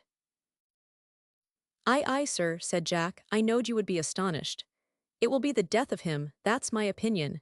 And the idea, you know, Master Charles, of accusing me when he gets drunk himself. "I believe that is a common delusion of intemperate persons," said Charles. "Is it, sir? Well, it's a very awkward thing, because you know, sir, as well as most people, that I am not the fellow to take a drop too much." "I cannot say, Jack, that I know so much, for I have certainly heard my uncle accuse you of intoxication." "Lor, sir, that was all just on account of his trying it hisself. He was a-thinking on it then, and wanted to see how I would take it." "But tell me of Flora. Are you quite certain that she has had no more alarms from Varney?" "What, that vampire fellow? Not a bit of it, your honour. Lor bless you, he must have found out by some means or another that I was on the lookout, and that did the business. He will never come near Miss Flora again, I will be bound, though to be sure we moved away from the hall on account of him. But not that I saw the good of cruising out of one's own latitude, but somehow or another, you see, the doctor and the admiral got it into their heads to establish a sort of blockade, and the idea of the thing was to sail away in the night quite quiet, and after that take up a position that would come across the enemy on the larboard tack, if so be as he made his appearance." "Oh, you allude to watching the hall, I presume?" "Aye, aye, sir, just so. But would you believe it, Master Charlie, the admiral and the doctor got so blessed drunk that I could do nothing with them." "Indeed?" "Yes, they did indeed, and made all kinds of queer mistakes, so that the end of all that was that the vampire did come, but he got away again." "He did come then.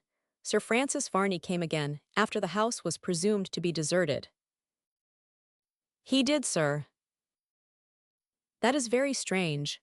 What on earth could have been his object? This affair is most inexplicably mysterious. I hope the distance, Jack, is not far that you are taking me, for I am incapable of enduring much fatigue." "Not a great way, your honour. Keep 2 points to the westward, and sail straight on. We will soon come to port. My eye, will not there be a squall when you get in? I expect as Miss Flora will drop down as dead as a herring, for she does not think you are above the hatches." "A good thought, Jack. My sudden appearance may produce alarm. When we reach the place of abode of the Bannerworths, you shall precede me, and prepare them in some measure for my reception." "Very good, sir. Do you see that their little white cottage ahead, there in the offing?" "Yes, yes, is that the place?" "Yes, your honour, that's the port to which we are bound." "Well then, Jack, you hasten ahead, and see Miss Flora, and be sure you prepare her gently and by degrees, you know, Jack, for my appearance, so that she shall not be alarmed." "Aye, aye, sir, I understand. You wait here and I will go and do it. There would be a squall if you were to make your appearance, sir, all at once. She looks upon you as safely lodged in Davy's locker. She minds me, all the world, of a girl I knew at Portsmouth, called Bet Bumplush. She was one of your delicate little creatures as do not live long in this here world. No, blow me. When I came home from a 18 months' cruise, once I seed her drinking rum out of a quart pot. So I says, Hilloa, what cheer? And only to think now of the wonderful effect that there had upon her. With that very pot she gives the fellow as was standing treat a nobber on the head as lasted him 3 weeks. She was too good for this here world, she was, and too romantic. Go to blazes, she says to him, here's Jack Pringle come home. Very romantic indeed, said Charles. Yes, I believe you, sir, and that puts me in mind of Miss Flora and you. An extremely flattering comparison. Of course I feel much obliged. Oh, do not name it, sir. The British tar as cannot oblige a feller cretur is unworthy to tread the quarterdeck, or to bear a hand to the distress of a woman. Very well, said Charles. Now, as we are here, precede me, if you please, and let me beg of you to be especially cautious in your manner of announcing me. Aye, aye, sir, said Jack, and away he walked towards the cottage, leaving Charles some distance behind. Flora and the Admiral were sitting together conversing. The old man, who loved her as if she had been a child of his own, was endeavoring, to the extent of his ability, to assuage the anguish of her thoughts, which at that moment chanced to be bent upon Charles Holland. Never mind, my dear, he said. He will turn up some of these days, and when he does, I shan't forget to tell him that it was you who stood out for his honesty and truth, when everyone else was against him, including myself, an old wretch that I was. Oh, sir, how could you for one moment believe that those letters could have been written by your nephew Charles? They carried, sir, upon the face of them their own refutation, and I am only surprised that for one instant you, or anyone who knew him, could have believed him capable of writing them. Avast there, said the Admiral, that will do. I own you got the better of the old sailor there. I think you and Jack Pringle were the only two persons who stood out from the first. Then I honor Jack for doing so. And here he is, said the Admiral, and you would better tell him. The mutinous rascal, he wants all the honor he can get, as a set-off against his drunkenness and other bad habits. Jack walked into the room, looked about him in silence for a moment, thrust his hands in his breeches pockets, and gave a long whistle. What's the matter now? Said the Admiral. DME, if Charles Holland ain't outside, and I have come to prepare you for the blessed shock, said Jack. Do not faint either of you, because I am only going to let you know it by degrees, you know. A shriek burst from Flora's lips, and she sprung to the door of the apartment. What? Cried the Admiral, my nephew Charles. Jack, you rascal, if you're joking, it's the last joke you shall make in this world, and if it's true, am an old fool, that's all. Aye, aye, sir, said Jack. Did not you know that afore? Charles, Charles, cried Flora. He heard the voice. Her name escaped his lips and rang with a pleasant echo through the house. In another moment, he was in the room, and had clasped her to his breast. My own, me beautiful, me true. Charles, dear Charles. Oh, Flora, what have I not endured since last we met? But this repays me more than repays me for all. What is the past now? Cried Florahat, are all its miseries placed against this happy, happy moment. DME, nobody thinks of me, said the Admiral. My dear uncle, said Charles, looking over Flora's shoulder as he still held her in his arms, is that you? Yes, yes, Swab, it is me, and you know it. But give us your 5, you mutinous vagabond, and I tell you what, I will do you the greatest favor I have had an opportunity of doing you. Some time I'll leave you alone, you dog. Come along, Jack. Aye, aye, sir, said Jack, and away they went out of the apartment. And now those two loving hearts were alone, who had been so long separated by malignant destiny, once again were heart to heart, looking into each other's faces with all the beaming tenderness of an affection of the truest, holiest character. The Admiral had done a favor to them both to leave them alone, although we much doubt whether his presence, or the presence of the whole world, would have had the effect of controlling one generous sentiment of noble feeling. They would have forgotten everything but that they were together, and that once again each looked into the other's eyes with all the tenderness of a love purer and higher than ordinarily belongs to mortal affections. Language was weak to give utterance to the full gust of happy feelings that now were theirs. It was ecstasy enough to feel, to know that the evil fortune which had so long separated them, depriving each existence of its sunniest aspect, was over. It was enough for Charles Holland to feel that she loved him still. It was enough for Flora Bannerworth to know, as she looked into his beaming countenance, that that love was not misplaced, but was met by feelings such as she herself would have dictated to be the inhabitants of the heart of him whom she would have chosen from the mass of mankind as her own. "Floridar Flora," said Charles, "and you have never doubted me." "I have never doubted, Charles, heaven or you. To doubt one would have been to doubt both." "Generous and best of girls, what must you have thought of my enforced absence?"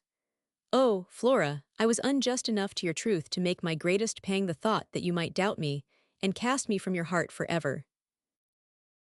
"Ah, Charles, you ought to have known me better. I stood amid sore temptation to do so much. There were those who would have urged me on to think that you had cast me from your heart forever.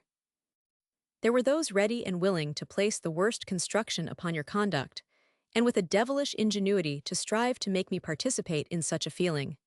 But no, Charles, no, I loved you, and I trusted you, and I could not so far belie my own judgment as to tell you other than what you always seemed to my young fancy.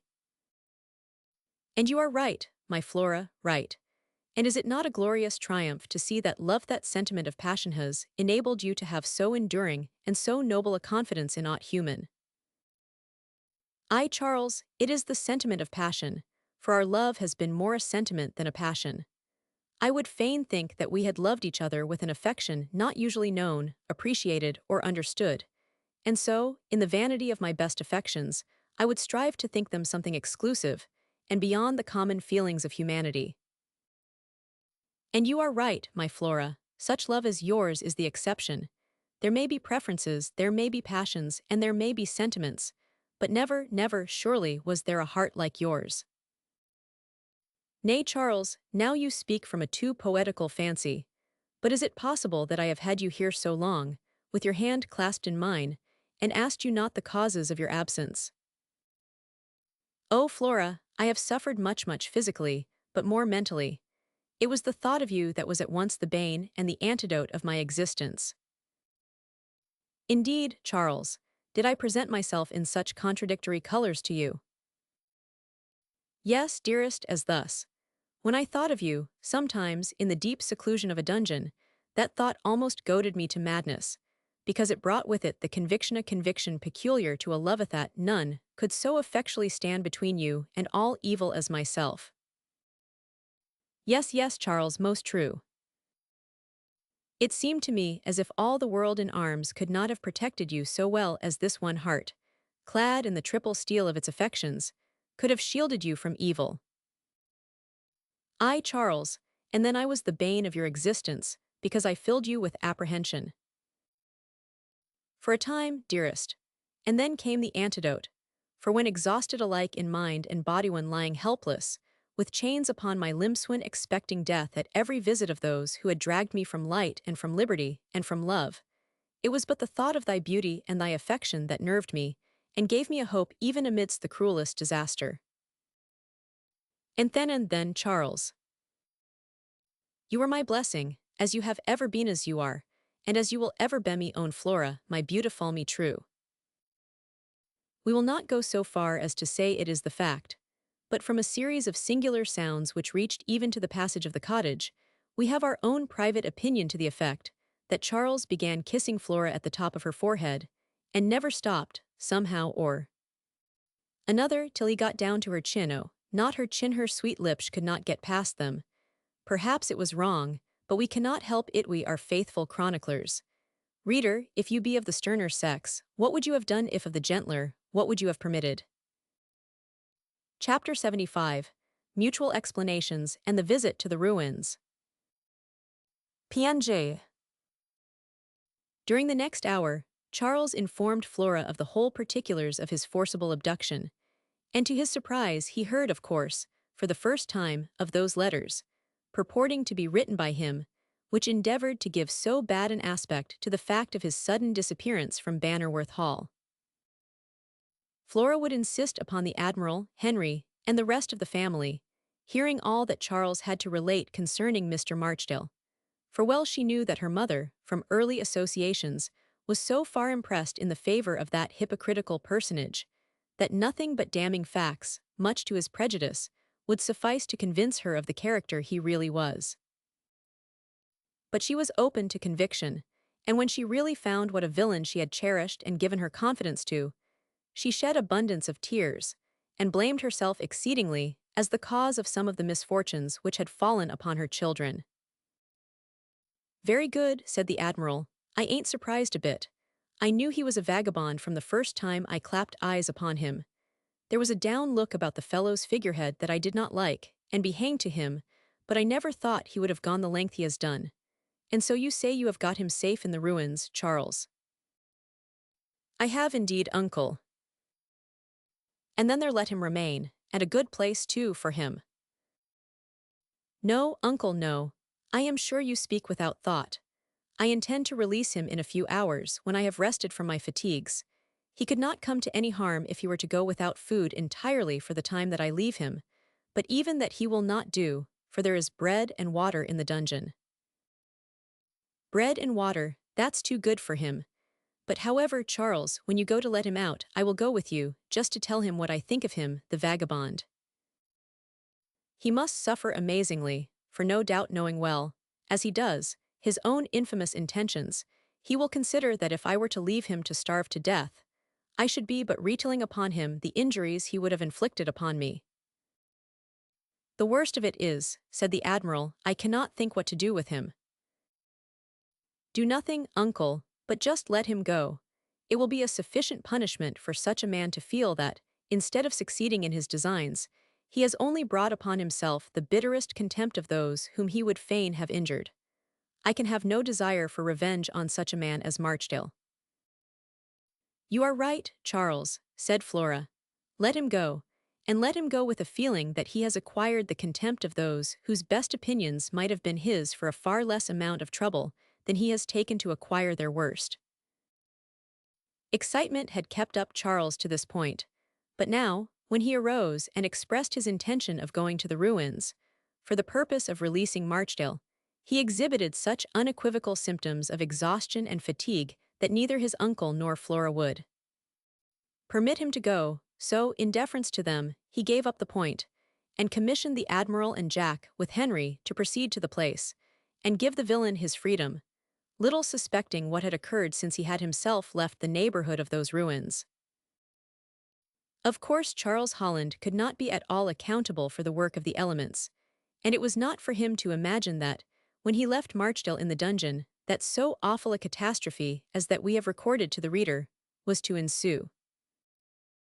The distance to the ruins was not so great from this cottage even as it was from Bannerworth Hall, provided those who went knew the most direct and best road to take, so that the Admiral was not gone above a couple of hours, and when he returned, he sat down and looked at Charles with such a peculiar expression that the latter could not for the life of him tell what to make of it. "PNJ. Something has happened, uncle," he said, "I am certain. Tell me at once what it is." "Oh, nothing, nothing," said the Admiral of any importance. "Is that what you call your feelings?" said Jack Pringle. "Cannot you tell him as there came on a squall last night, and the ruins have come in with a dab upon old Marchdale, crushing his guts, so that we smelt him as soon as we got nigh at hand?" "Good God," said Charles, "has such a catastrophe occurred?" "Yes, Charles, that's just about the catastrophe that has occurred. He's dead, and rum enough it is that it should happen on the very night that you escaped." "Rum," said Jack suddenly. "My eye, who mentions rum? What a singular sort of liquor rum must be. I heard of a chap as used to be fond of it once on board a ship. I wonder if there's any in the house." "No," said the Admiral, "but there's a fine pump of spring water outside if you feel a little thirsty, Jack, and I will engage it shall do you more good than all the rum in the world." "Uncle," said Charles, "I am glad to hear you make that observation." "What for?" "Why, to deal candidly with you, uncle. Jack informed me that you had lately taken quite a predilection for drinking." "Me?" cried the Admiral. "Why, the infernal rascal, I have had to threaten him with his discharge a dozen times, at least, on that very ground, and no other." "There's somebody calling me," said Jack. "I am a-coming. And so he bolted out of the room just in time to escape an inkstand, which the admiral caught up and flung after him. "I will strike that rascal off the ship's books this very day," muttered Admiral Bell. "The drunken vagabond, to pretend that I take anything, when all the while it's himself. Well, well, I ought certainly to have suspected the quarter from whence the intelligence came, but he told it to me so circumstantially, and with such an apparent feeling of regret for the weakness into which he said you had fallen, that I really thought there might be some truth in it. The rascal, I have done with him from this moment. I have put up with too much from him for years past. I think now that you have given him a great deal of liberty, and that, with a great deal more he has taken, makes up an amount which you find it difficult to endure. And I will not endure it. Let me talk to him, and I dare say I shall be able to convince him that he goes too far, and when he finds that such is the case he will mend. Speak to him if you like, but I have done with such a mutinous rascal I have. You can take him into your service, if you like, till you get tired of him, and that will not be very long. Well, well, we shall see. Jack will apologize to you, I have no doubt, and then I shall intercede for him, and advise you to give him another trial. If you get him into the apology, then there's no doubt about me giving him another trial. But I know him too well for that. He's as obstinate as a mule, he is, and you will not get a civil word out of him, but never mind that now.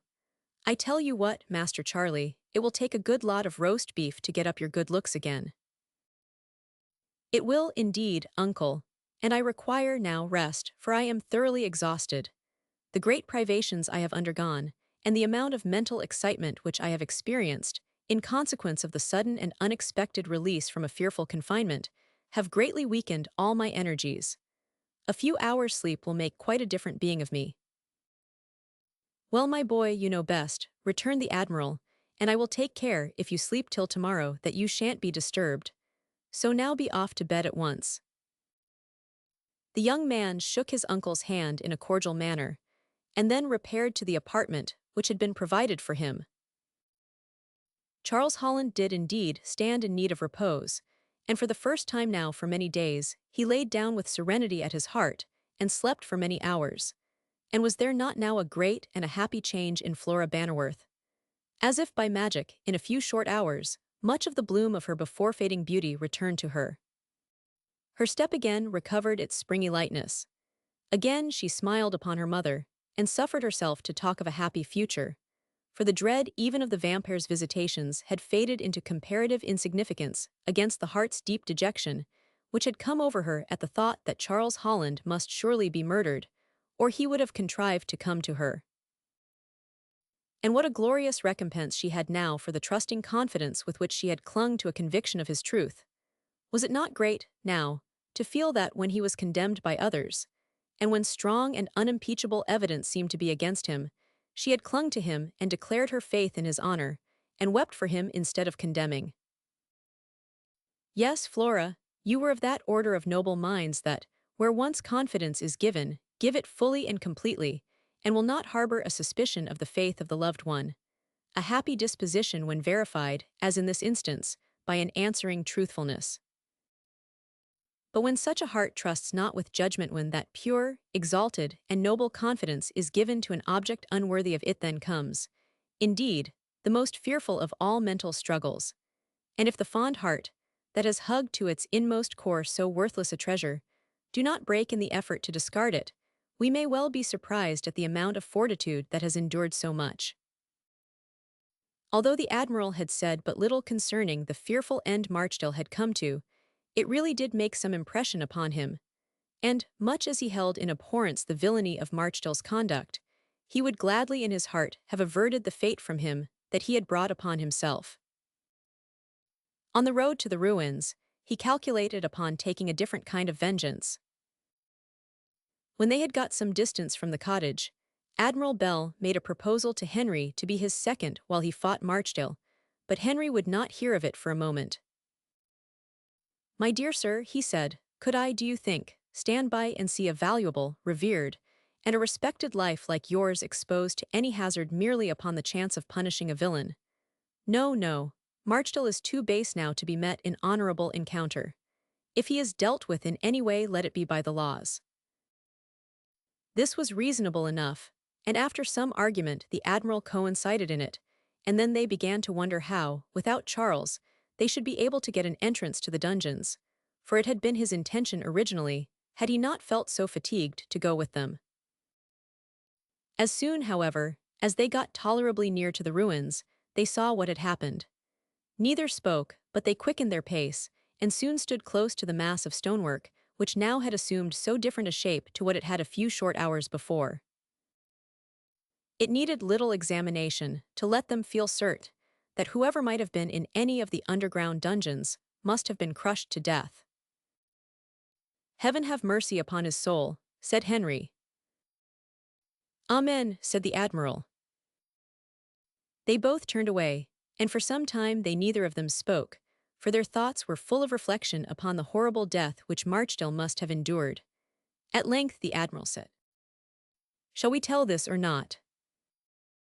"Tell it at once," said Henry. "Let us have no secrets." "Good, then I will not make one, you may depend. I only wish that while he was about it, Charlie could have popped that rascal Varney as well in the dungeon, and then there would have been an end and a good riddance of them both." Chapter 76. The Second Night Watch of Mr. Chillingworth at the Hall. PNJ. The military party in the morning left Bannerworth Hall, and the old place resumed its wonted quiet. But Dr. Chillingworth found it difficult to get rid of his old friend, the hangman, who seemed quite disposed to share his watch with him.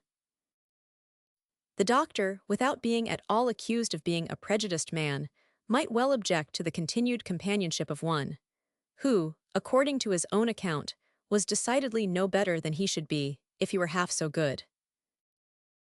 Moreover, it materially interfered with the proceedings of our medical friend, whose object was to watch the vampire with all imaginable quietness and secrecy, in the event of his again visiting Bannerworth Hall.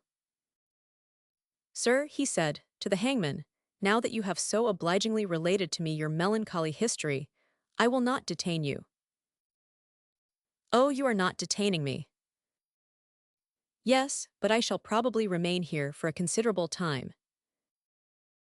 I have nothing to do, and one place is about the same as another to me."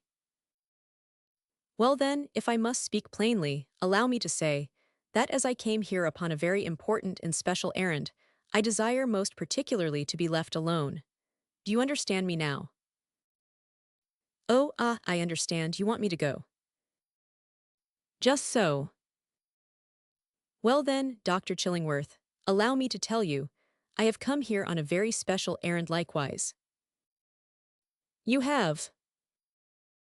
"I have. I have been putting one circumstance to another, and drawing a variety of conclusions from a variety of facts, so that I have come to what I consider an important resolve, namely, to have a good look at Bannerworth Hall, and if I continue to like it as well as I do now, I should like to make the Bannerworth family an offer for the purchase of it." "The devil you would.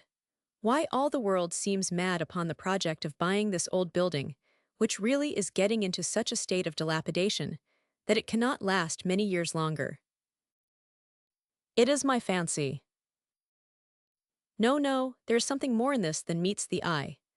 The same reason, be it what may, that has induced Varney the Vampyre to become so desirous of possessing the hall, actuates you." "Possibly." "And what is that reason? You may as well be candid with me." "Yes, I will and am. I like the picturesque aspect of the place." "No, you know that that is a disingenuous answer that you know well. It is not the aspect of the old hall that has charms for you.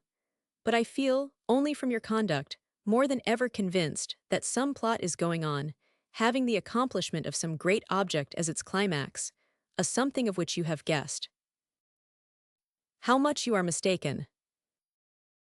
"No, I am certain I am right, and I shall immediately advise the Bannerworth family to return, and to take up their abode again here, in order to put an end to the hopes which you, or Varney, or anyone else may have, of getting possession of the place." "If you were a man," said the hangman, "who cared a little more for yourself and a little less for others, I would make a confidant of you." What do you mean? Why, I mean, candidly, that you are not selfish enough to be entitled to my confidence. That is a strange reason for withholding confidence from any man. It is a strange reason, but in this case, a most abundantly true one. I cannot tell you what I would tell you, because I cannot make the agreement with you that I would fain make. You talk in riddles. To explain which, then, would be to tell my secret. Dr. Chillingworth was evidently much annoyed, and yet he was in an extremely helpless condition. For as to forcing the hangman to leave the hall, if he did not feel disposed to do so, that was completely out of the question and could not be done. In the first place, he was a much more powerful man than the doctor, and in the second, it was quite contrary to all Mr. Chillingworth's habits to engage in anything like personal warfare. He could only, therefore, look his vexation and say, "If you are determined upon remaining, I cannot help it. But when someone, as there assuredly will, comes from the Bannerworths here to me, or I shall be under the necessity of stating candidly that you are intruding." Very good. As the morning air is keen, and as we now are not likely to be as good company to each other as we were, I shall go inside the house. This was a proposition which the doctor did not like, but he was compelled to submit to it, and he saw, with feelings of uneasiness, the hangman make his way into the hall by one of the windows. Then Dr. Chillingworth sat down to think. Much he wondered what could be the secret of the great desire which Varney, Marchdale, and even this man had, all of them to be possessors of the old hall. That there was some powerful incentive he felt convinced, and he longed for some conversation with the Bannerworths, or with Admiral Bell, in order that he might state what had now taken place.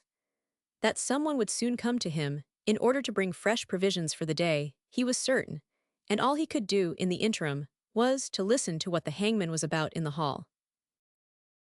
Not a sound, for a considerable time, disturbed the intense stillness of the place. But now, suddenly, Mr. Chillingworth thought he heard a hammering, as if someone was at work in one of the rooms of the hall. "What can be the meaning of that?" he said, and he was about to proceed at once to the interior of the building, through the same window which had enabled the hangman to gain admittance, when he heard his own name pronounced by some one at the back of the garden fence, and upon casting his eyes in that direction, he, to his great relief, saw the Admiral and Henry Bannerworth. "Come round to the gate," said the doctor. "I am more glad to see you than I can tell you just now. Do not make more noise than you can help, but come round to the gate at once." They obeyed the injunction with alacrity, and when the doctor had admitted them, the Admiral said, eagerly, "You do not mean to tell us that he is here?" "No, no, not Varney. But he is not the only one who has taken a great affection for Bannerworth Hall.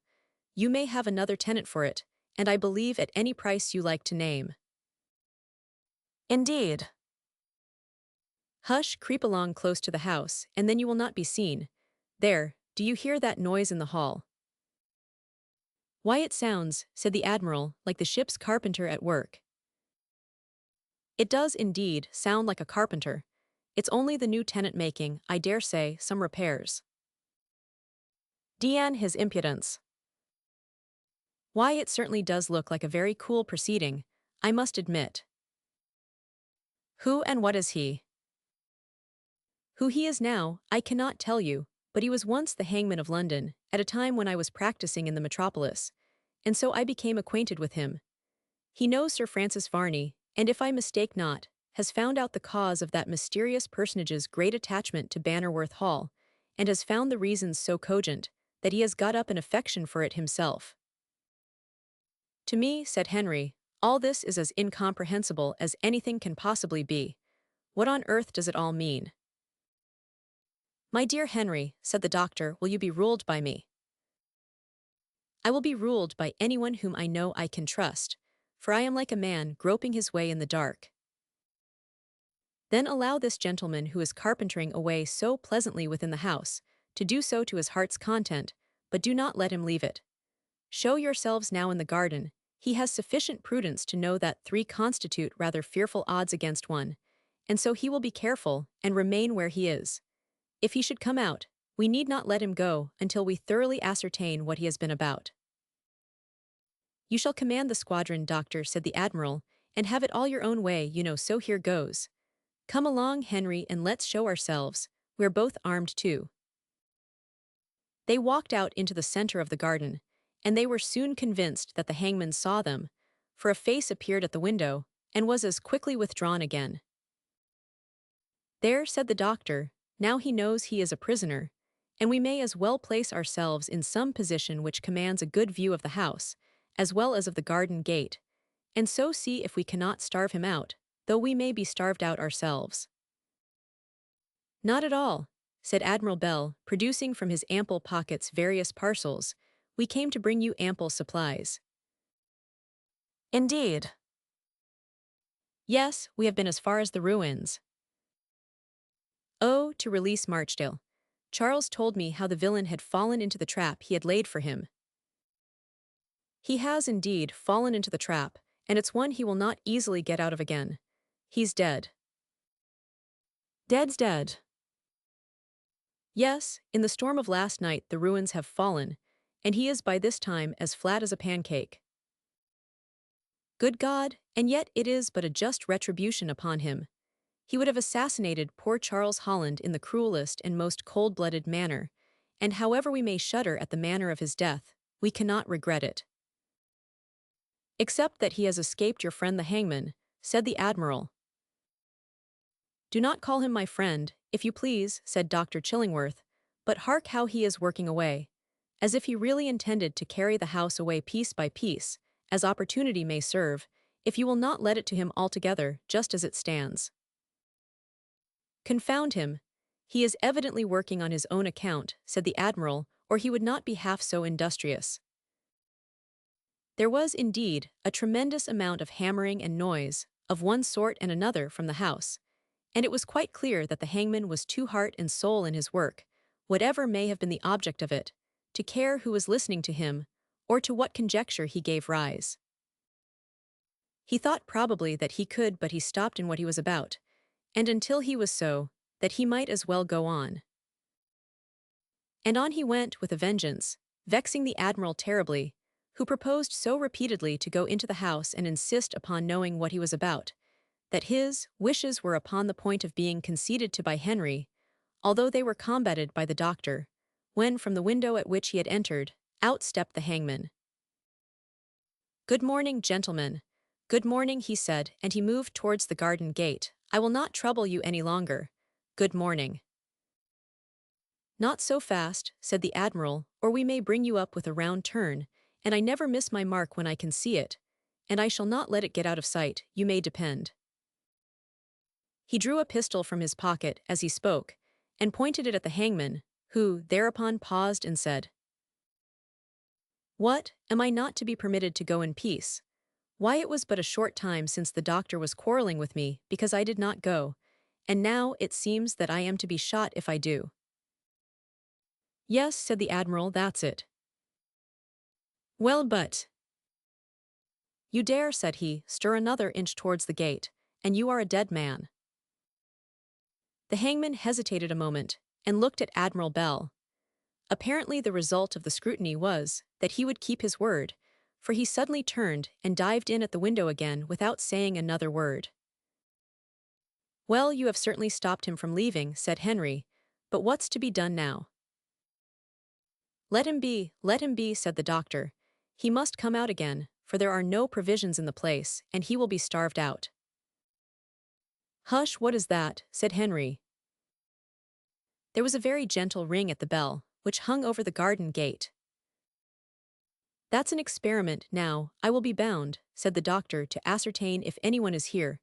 Let us hide ourselves and take no notice. The ring in a few moments was repeated, and the three confederates hid themselves effectually behind some thick laurel bushes, and awaited with expectation what might next ensue. Not long had they occupied their place of concealment, before they heard a heavy fall upon the gravelled pathway, immediately within the gate, as if someone had clambered to the top from the outside, and then jumped down. That this was the case the sound of footsteps soon convinced them, and to their surprise as well as satisfaction, They saw through the interstices of the laurel bush behind which they were concealed, no less a personage than Sir Francis Varney himself. "It is Varney," said Henry.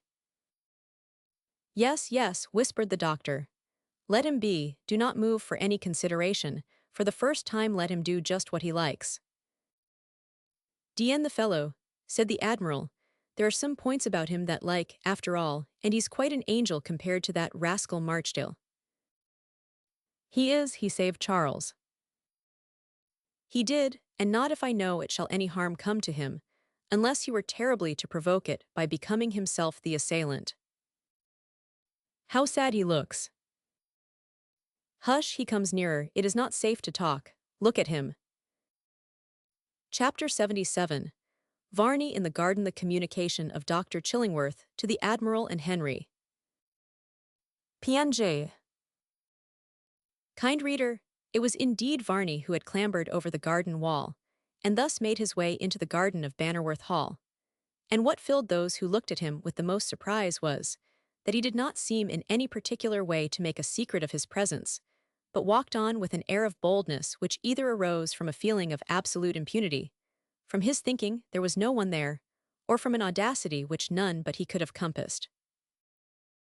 As for the little party that was there assembled and who looked upon him, they seemed thunderstricken by his presence, and Henry, probably as well as the Admiral, would have burst out into some sudden exclamation, had they not been restrained by Dr. Chillingworth, who, suspecting that they might in some way give an alarm, hastened to speak first, saying in a whisper, "For heaven's sake, be still, fortune, you see, favors us most strangely. Leave Varney alone. You have no other mode whatever of discovering what he really wants at Bannerworth Hall." "I am glad you have spoken," said Henry, as he drew a long breath. "If you had not, I feel convinced that in another moment I should have rushed forward and confronted this man who has been the very bane of my life." "And so should I," said the Admiral, "although I protest against any harm being done to him, on account of some sort of good feeling that he has displayed, after all, in releasing Charles from that dungeon in which Marchdale has perished." "At the moment," said Henry, "I had forgotten that. But I will own that his conduct has been tinctured by a strange and wild kind of generosity at times, which would seem to bespeak, at the bottom of his heart, some good feelings, the impulses of which were only quenched by circumstances." "That is my firm impression of him, I can assure you," said Dr. Chillingworth. They watched Varney now from the leafy covert in which they were situated, and indeed, had they been less effectually concealed, it did not seem likely that the much-dreaded vampire would have perceived them, for not only did he make no effort at concealment himself, but he took no pains to see if anyone was watching him in his progress to the house. His footsteps were more rapid than they usually were, and there was altogether an air and manner about him, as if he were moved to some purpose which of itself was sufficiently important to submerge in its consequences all ordinary risks and all ordinary cautions. He tried several windows of the house along that terrace of which we have more than once had occasion to speak, before he found one that opened. But at length he did succeed, and stepped at once into the hall, leaving those, who now for some moments in silence had regarded his movements, to lose themselves in a fearful sea of conjecture as to what could possibly be his object. "At all events," said the Admiral, "I am glad we are here. If the vampire should have a fight with that other fellow, that we heard doing such a lot of carpentering work in the house, we ought, I think, to see fair play." "I, for one," said the doctor, "would not like to stand by and see the vampire murdered, but I am inclined to think he is a good match for any mortal opponent." "You may depend he is," said Henry.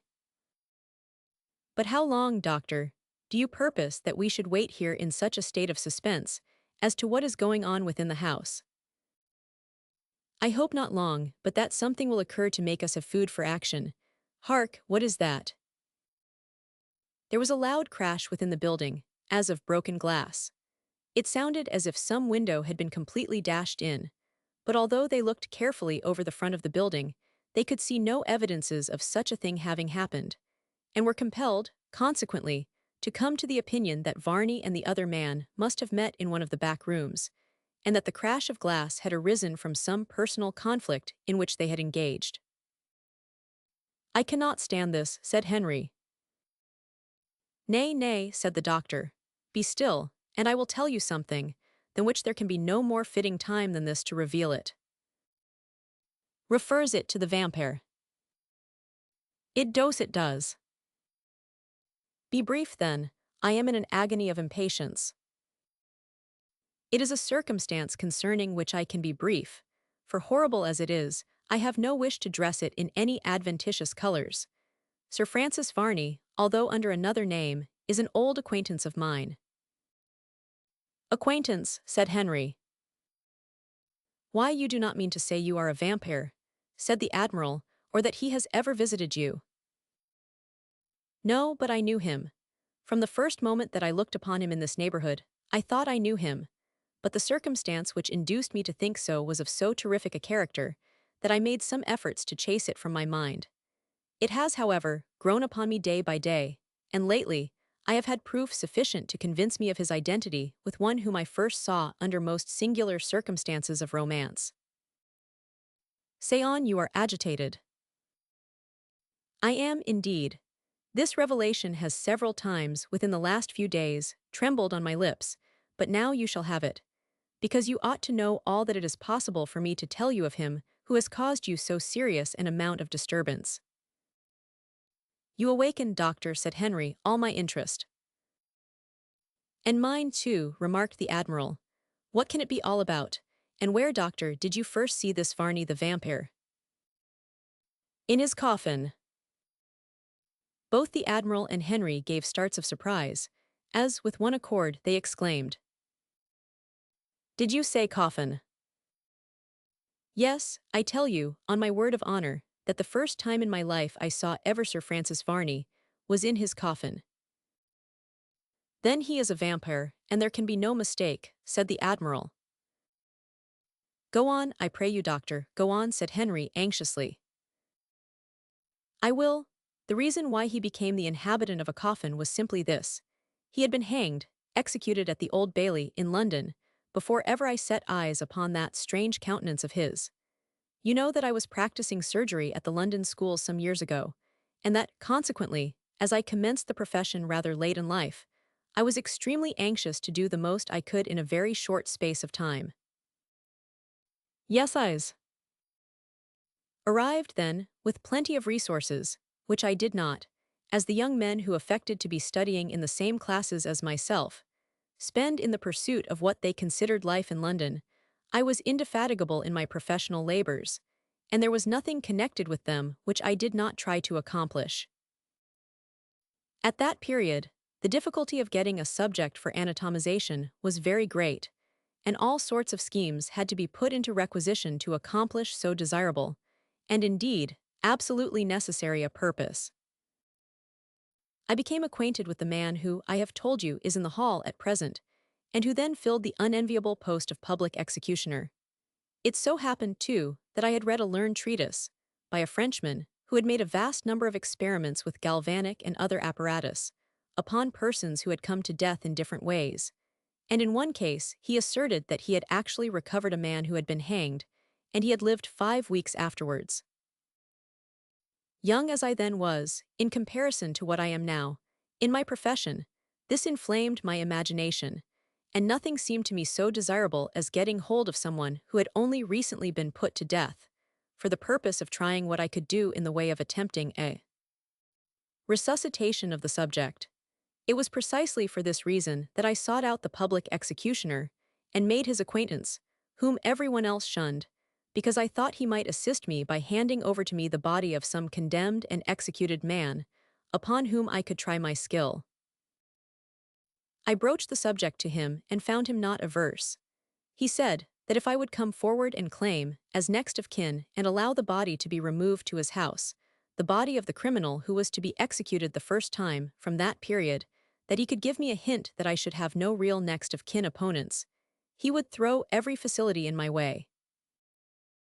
This was just what I wanted, and I believe I waited with impatience for some poor wretch to be hurried to his last account by the hands of my friend, the public executioner. At length a circumstance occurred which favored my designs most effectually. A man was apprehended for a highway robbery of a most aggravated character. He was tried, and the evidence against him was so conclusive that the defense which was attempted by his counsel became a mere matter of form. He was convicted and sentenced. The judge told him not to flatter himself with the least notion that mercy would be extended to him. The crime of which he had been found guilty was on the increase. It was highly necessary to make some great public example, to show evil-doers that they could not, with impunity, thus trample upon the liberty of the subject, and had suddenly, just as it were, in the very nick of time, committed the very crime, attended with all the aggravated circumstances which made it easy and desirable to hang him out of hand. He heard his sentence, they tell me, unmoved. I did not see him, but he was represented to me as a man of a strong and well-knit frame, with rather a strange, but what some would have considered a handsome expression of countenance, inasmuch as that there was an expression of much haughty resolution depicted on it. I flew to my friend, the executioner. "Can you," I said, "get me that man's body, who is to be hanged for the highway robbery on Monday?" "Yes," he said, "I see nothing to prevent it. Not one soul has offered to claim even common companionship with him, far less kindred. I think if you put in your claim as a cousin, who will bear the expense of his decent burial, you will have every chance of getting possession of the body." I did not hesitate, but on the morning before the execution, I called upon one of the sheriffs. I told him that the condemned man, I regretted to say, was related to me, but as I knew nothing could be done to save him on the trial, I had abstained from coming forward. But that as I did not like the idea of his being rudely interred by the authorities, I had come forward to ask for the body, after the execution should have taken place, in order that I might, at all events, bestow upon it, in some sequestered spot, a decent burial with all the rites of the church. The sheriff was a man not overburthened with penetration. He applauded my pious feelings, and actually gave me, without any inquiry, a written order to receive the body from the hands of the hangman, after it had hung the hour prescribed by the law. I did not, as you may well suppose, wish to appear more in the business than was absolutely necessary, but I gave the executioner the sheriff's order for the body, and he promised that he would get a shell ready to place it in, and 4 stout men to carry it at once to his house, when he should cut it down. "Good," I said, "and now as I am not a little anxious for the success of my experiment, do you not think that you can manage so that the fall of the criminal shall not be so sudden as to break his neck?" "I have thought of that," he said, "and I believe that I can manage to let him down gently, so that he shall die of suffocation, instead of having his neck put out of joint. I will do my best."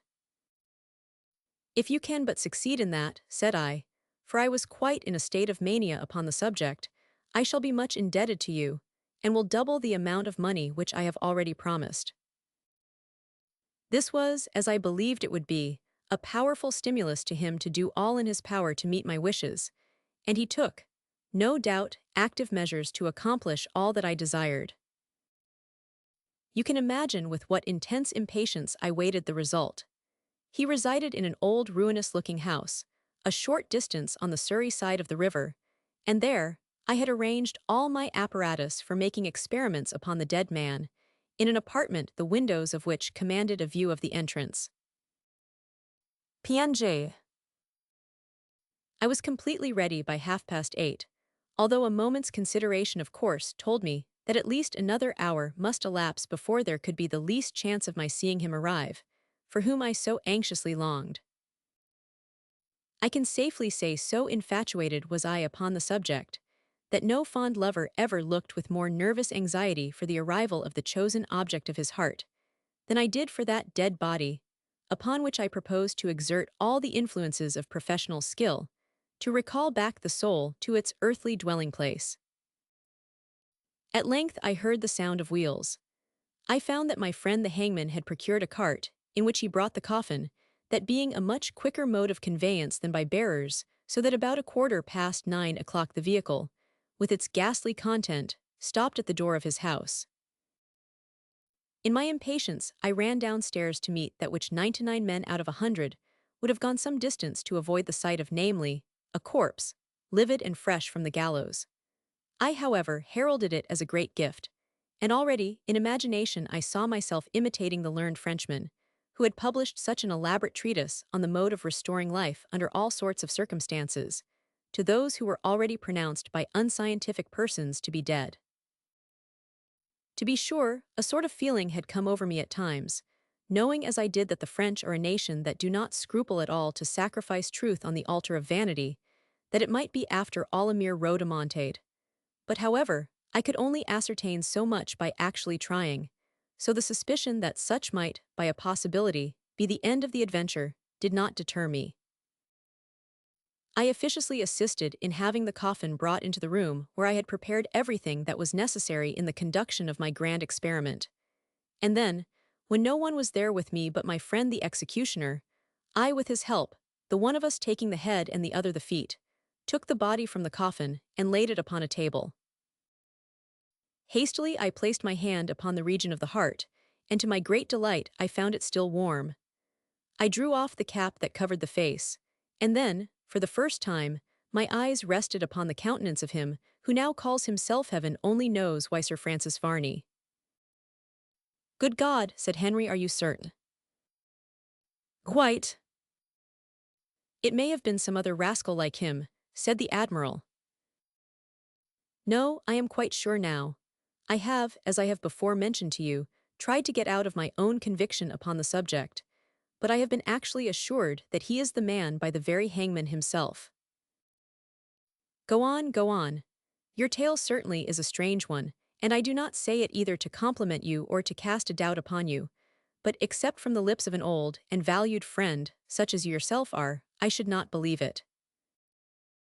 "I am not surprised to hear you say that," replied the doctor, "nor should I be offended even now if you were to entertain a belief that I might, after all, be mistaken. No, no, you would not be so positive upon the subject, I well know, if there was the slightest possibility of an error." "Indeed I should not." "Let us have the sequel then." "It is this. I was most anxious to effect an immediate resuscitation, if it were possible, of the hanged man.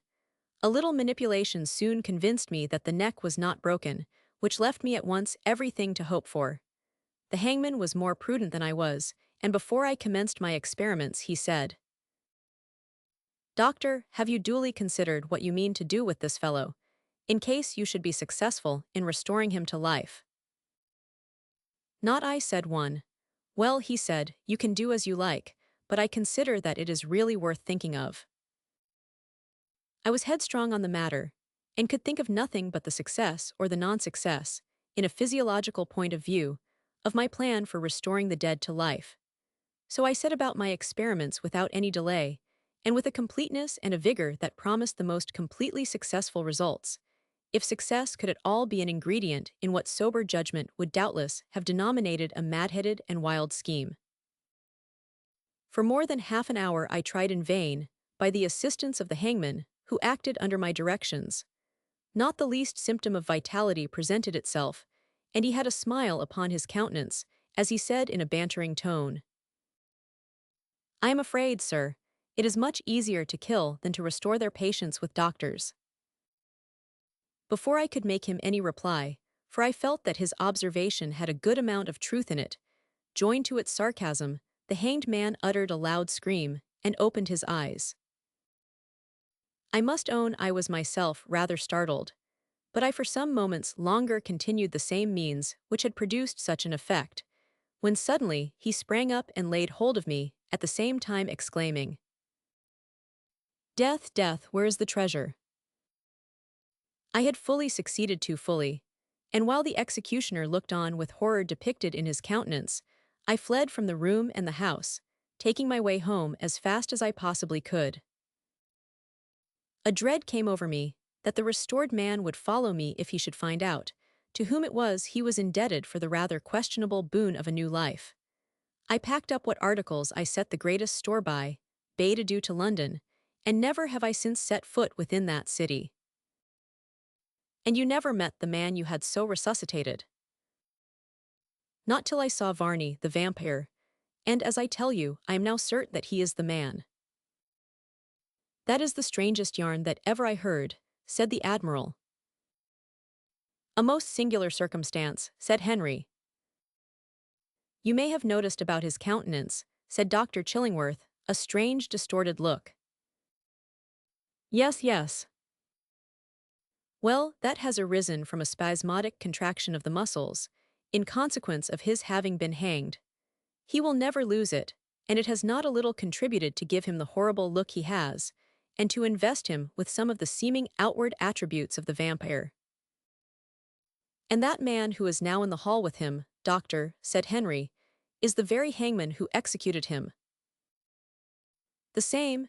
He tells me that after I left, he paid attention to the restored man, and completed what I had nearly done.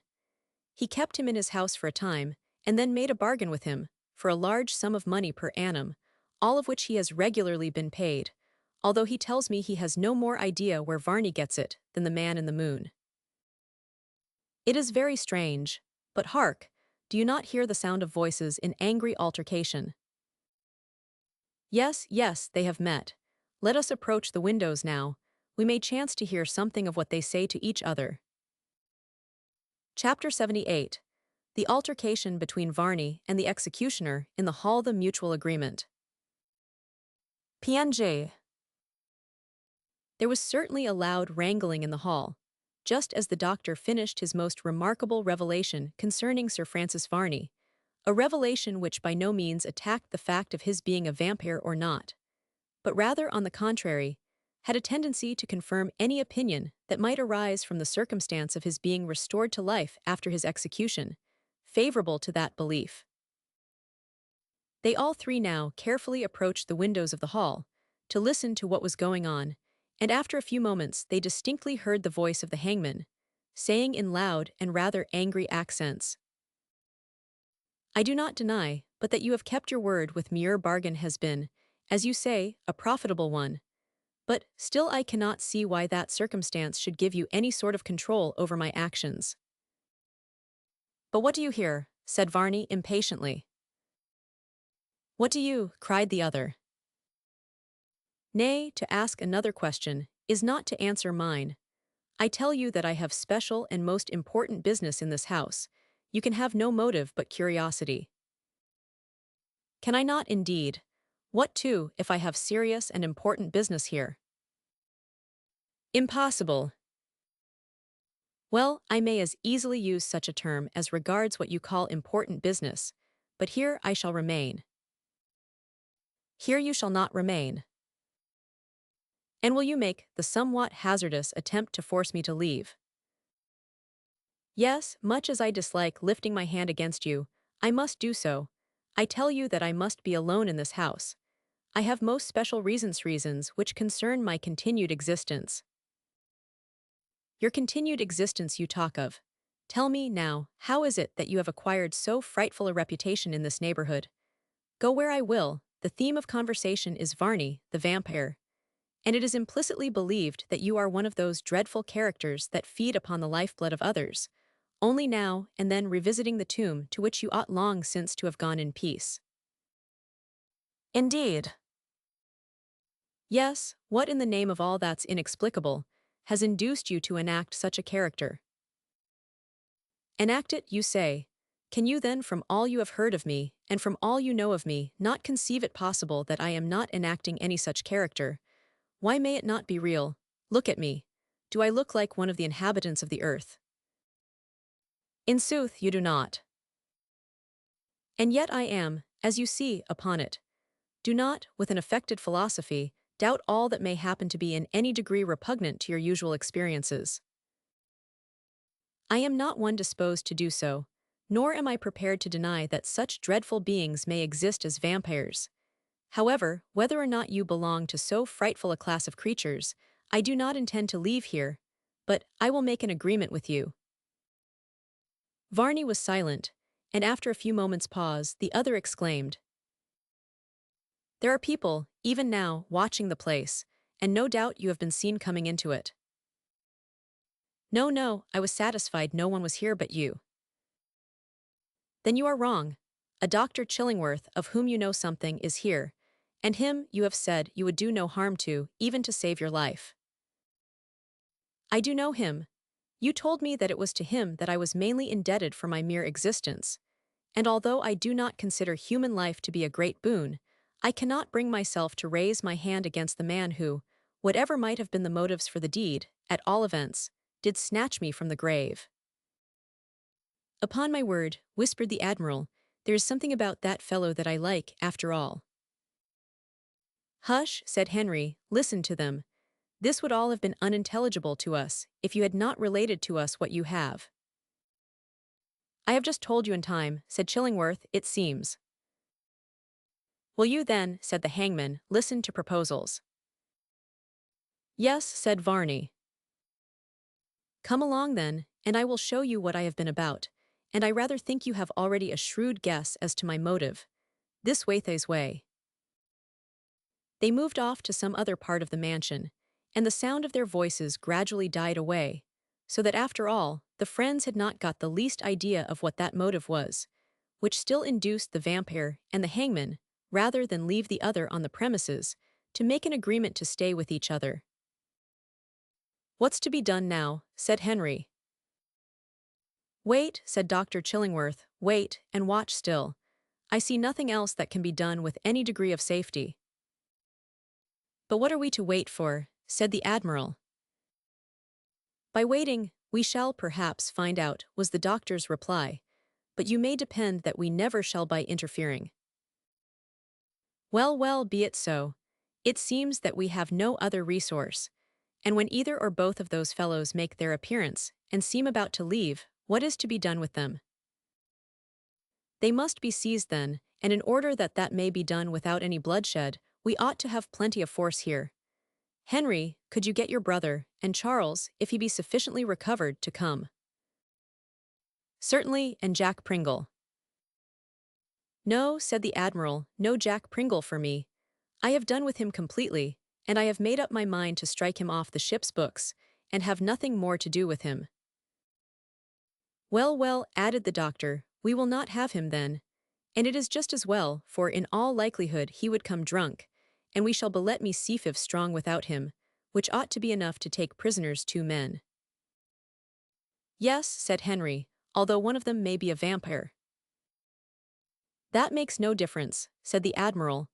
I would as soon take a ship manned with vampires as with Frenchmen.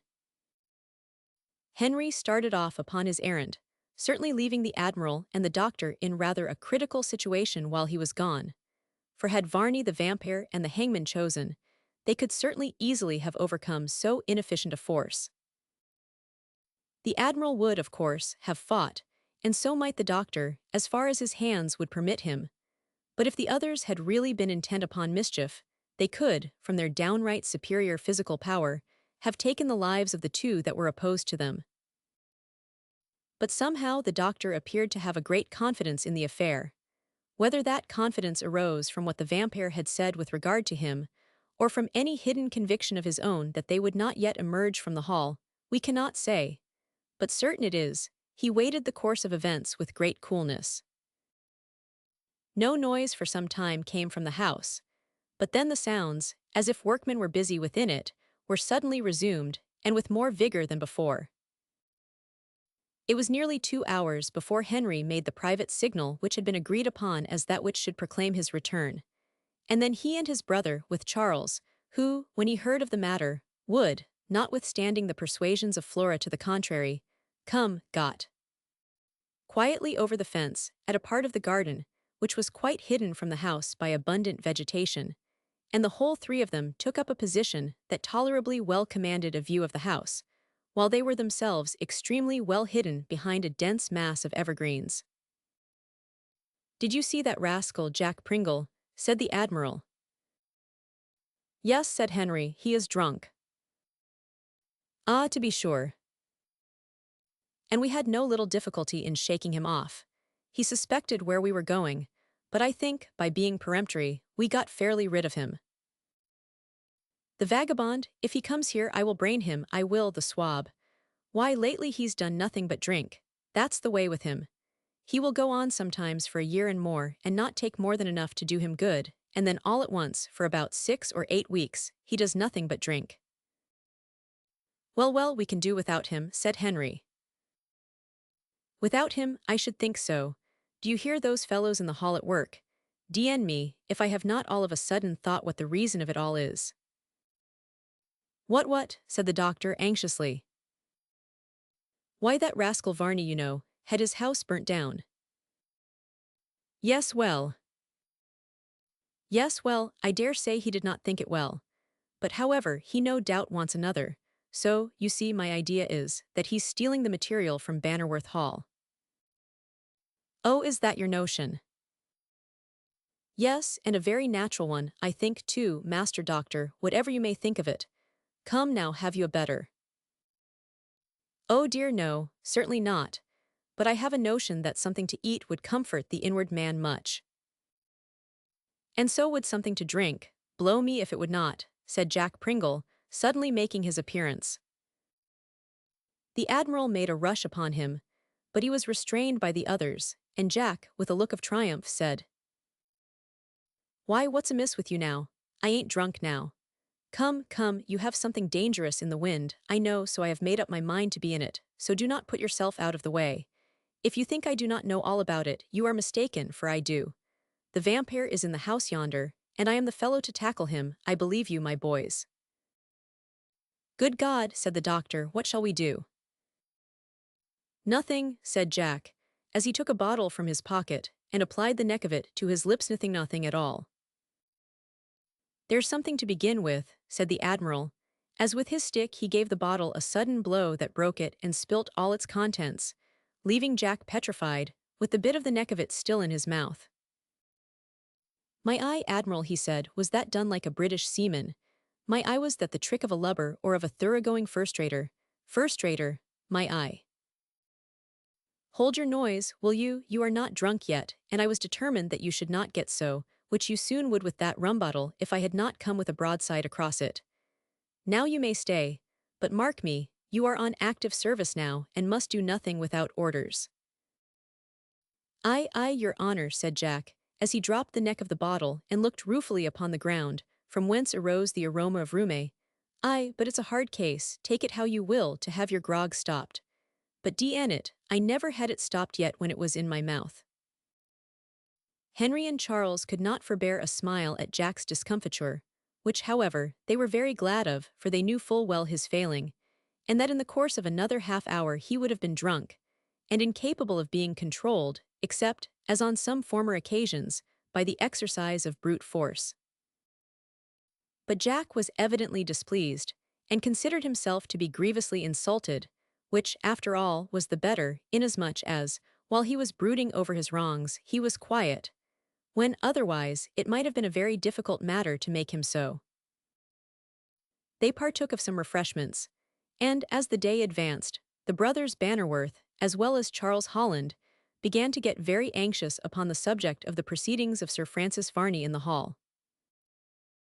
They conversed in low tones, exhausting every, as they considered, possible conjecture to endeavor to account for his mysterious predilection for that abode, but nothing occurred to them of a sufficiently probable motive to induce them to adopt it as a conclusion.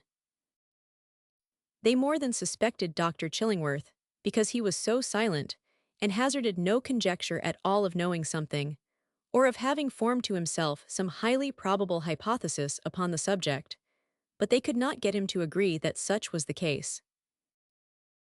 When they challenged him upon the subject, all he would say was, My good friends, you perceive that there is a great mystery somewhere, and I do hope that tonight it will be cleared up satisfactorily. With this they were compelled to be satisfied, and now the soft and somber shades of evening began to creep over the scene, enveloping all objects in the dimness and repose of early night. The noise from the house had ceased, and all was profoundly still, but more than once Henry fancied he heard footsteps outside the garden. He mentioned his suspicions to Charles Holland, who immediately said, The same thing has come to my ears. Indeed, then it must be so. We cannot both of us have merely imagined such a thing.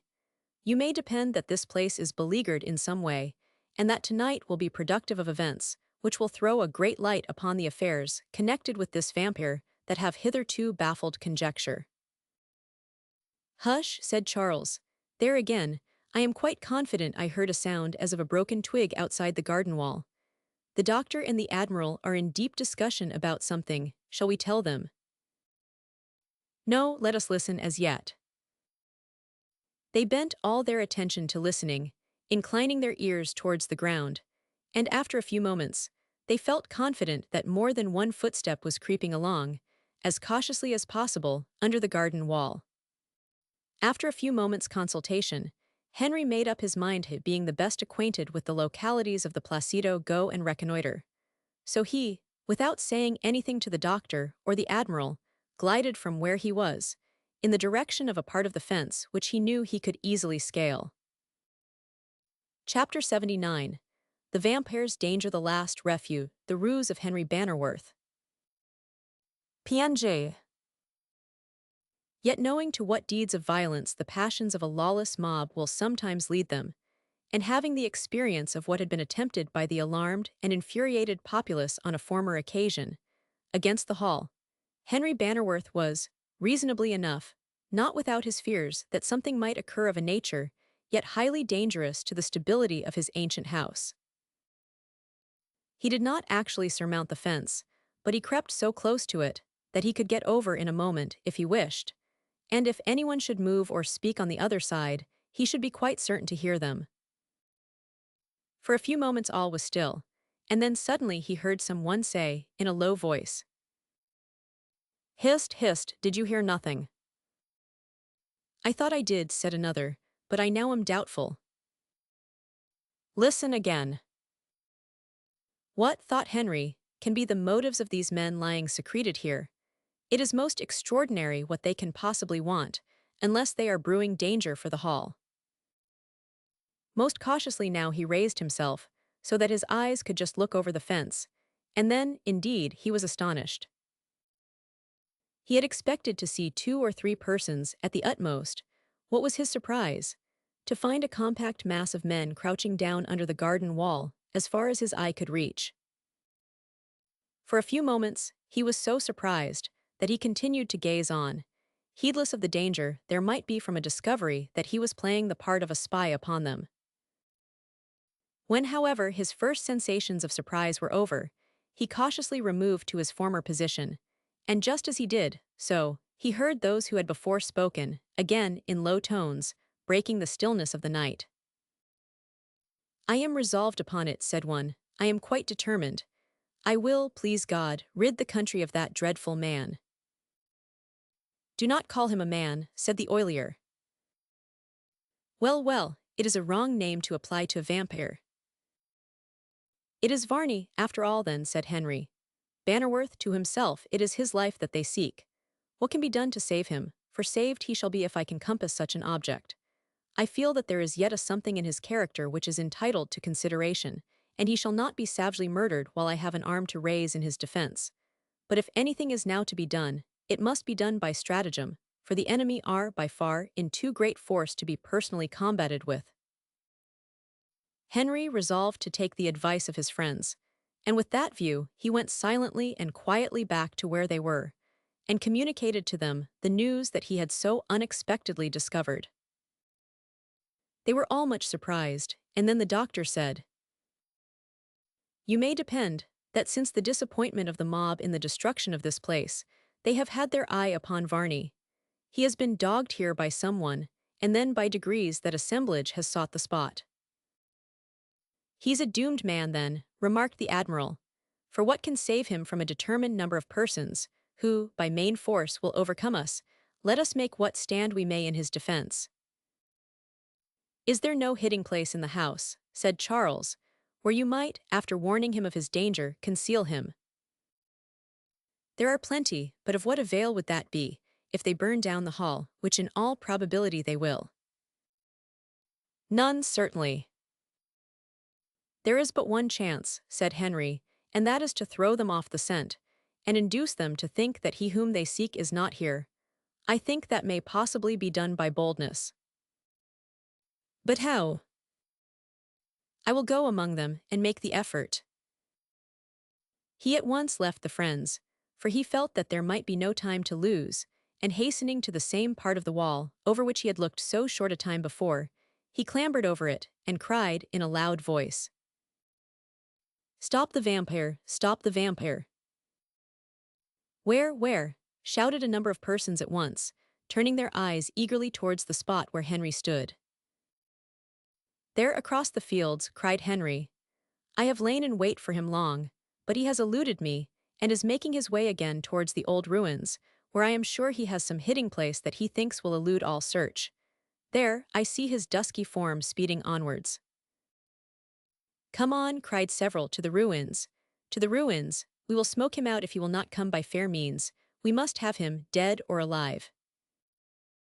Yes, to the ruins, shouted the throng of persons, who up to this time had preserved so cautious a silence, and in a few moments more, Henry Bannerworth had the satisfaction of finding that his ruse had been perfectly successful, for Bannerworth Hall and its vicinity were completely deserted, and the mob, in a straggling mass, went over hedge and ditch towards those ruins in which there was nothing to reward the exertions they might choose to make in the way of an exploration of them, but the dead body of the villain Marchdale, who had come there to so dreadful, but so deserved a death. Chapter 80. The discovery of the body of Marchdale in the ruins, by the mob, the burning of the corpse, the murder of the hangman. PNJ. The mob reached the ruins of Bannerworth Hall, and crowded round it on all sides, with the view of ascertaining if a human creature, dead or alive, were there. Various surmises were afloat, and some were for considering that everybody but themselves, or their friends, must be nothing less than vampires. Indeed, a strange man, suddenly appearing among them, would have caused a sensation, and a ring would no doubt have been formed round him, and then a hasty council held, or, what was more probable, some shout or word uttered by someone behind, who could not understand what was going on in front, would have determined them to commit some desperate outrage, and the sacrifice of life would have been the inevitable result of such an unfortunate concurrence of circumstances. There was a pause before anyone ventured among the ruins. The walls were carefully looked to, and in more than one instance, but they were found dangerous, what were remaining. Some parts had been so completely destroyed that there were nothing but heaps of rubbish. However, curiosity was exerted to such an extraordinary pitch that it overcame the fear of danger, in search of the horrible. For they believed that if there were anyone in the ruins, he must be a vampire, of course, and they were somewhat cautious in going near such a creature, lest in so doing they should meet with some accident, and become vampires too. This was a dreadful reflection, and one that every now and then impressed itself upon the individuals composing the mob, but at the same time any new impulse, or a shout, and they immediately became insensible to all fear. The mere impulse is the dominant one, and then all is forgot. The scene was an impressive one. The beautiful house and grounds looked desolate and drear.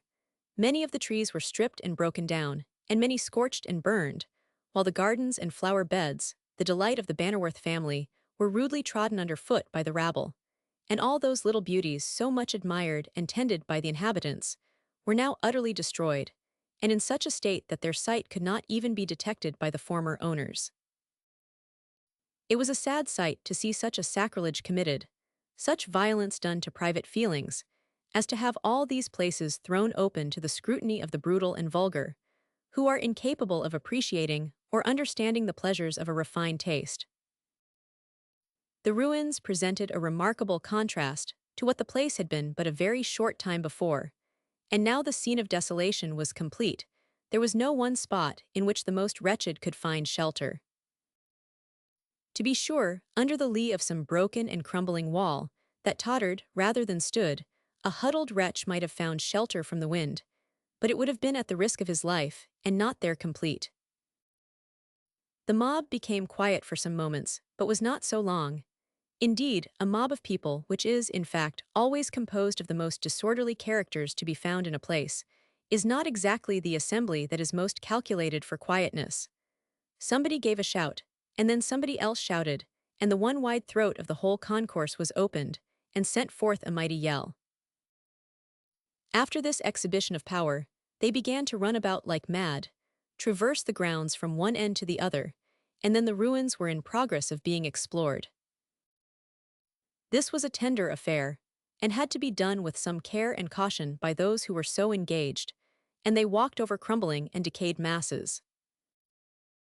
In one or two places, they saw what appeared to be large holes, into which the building materials had been sunk, by their own weight, through the flooring, that seemed as roofs to some cellars or dungeons. Seeing this, they knew not how soon some other part might sink in and carry their precious bodies down with the mass of rubbish. This gave an interest to the scene. A little danger is a sort of salt to an adventure, and enables those who have taken part in it to talk of their exploits and of their dangers, which is pleasant to do, and to hear in the alehouse and by the ingle-nook in the winter.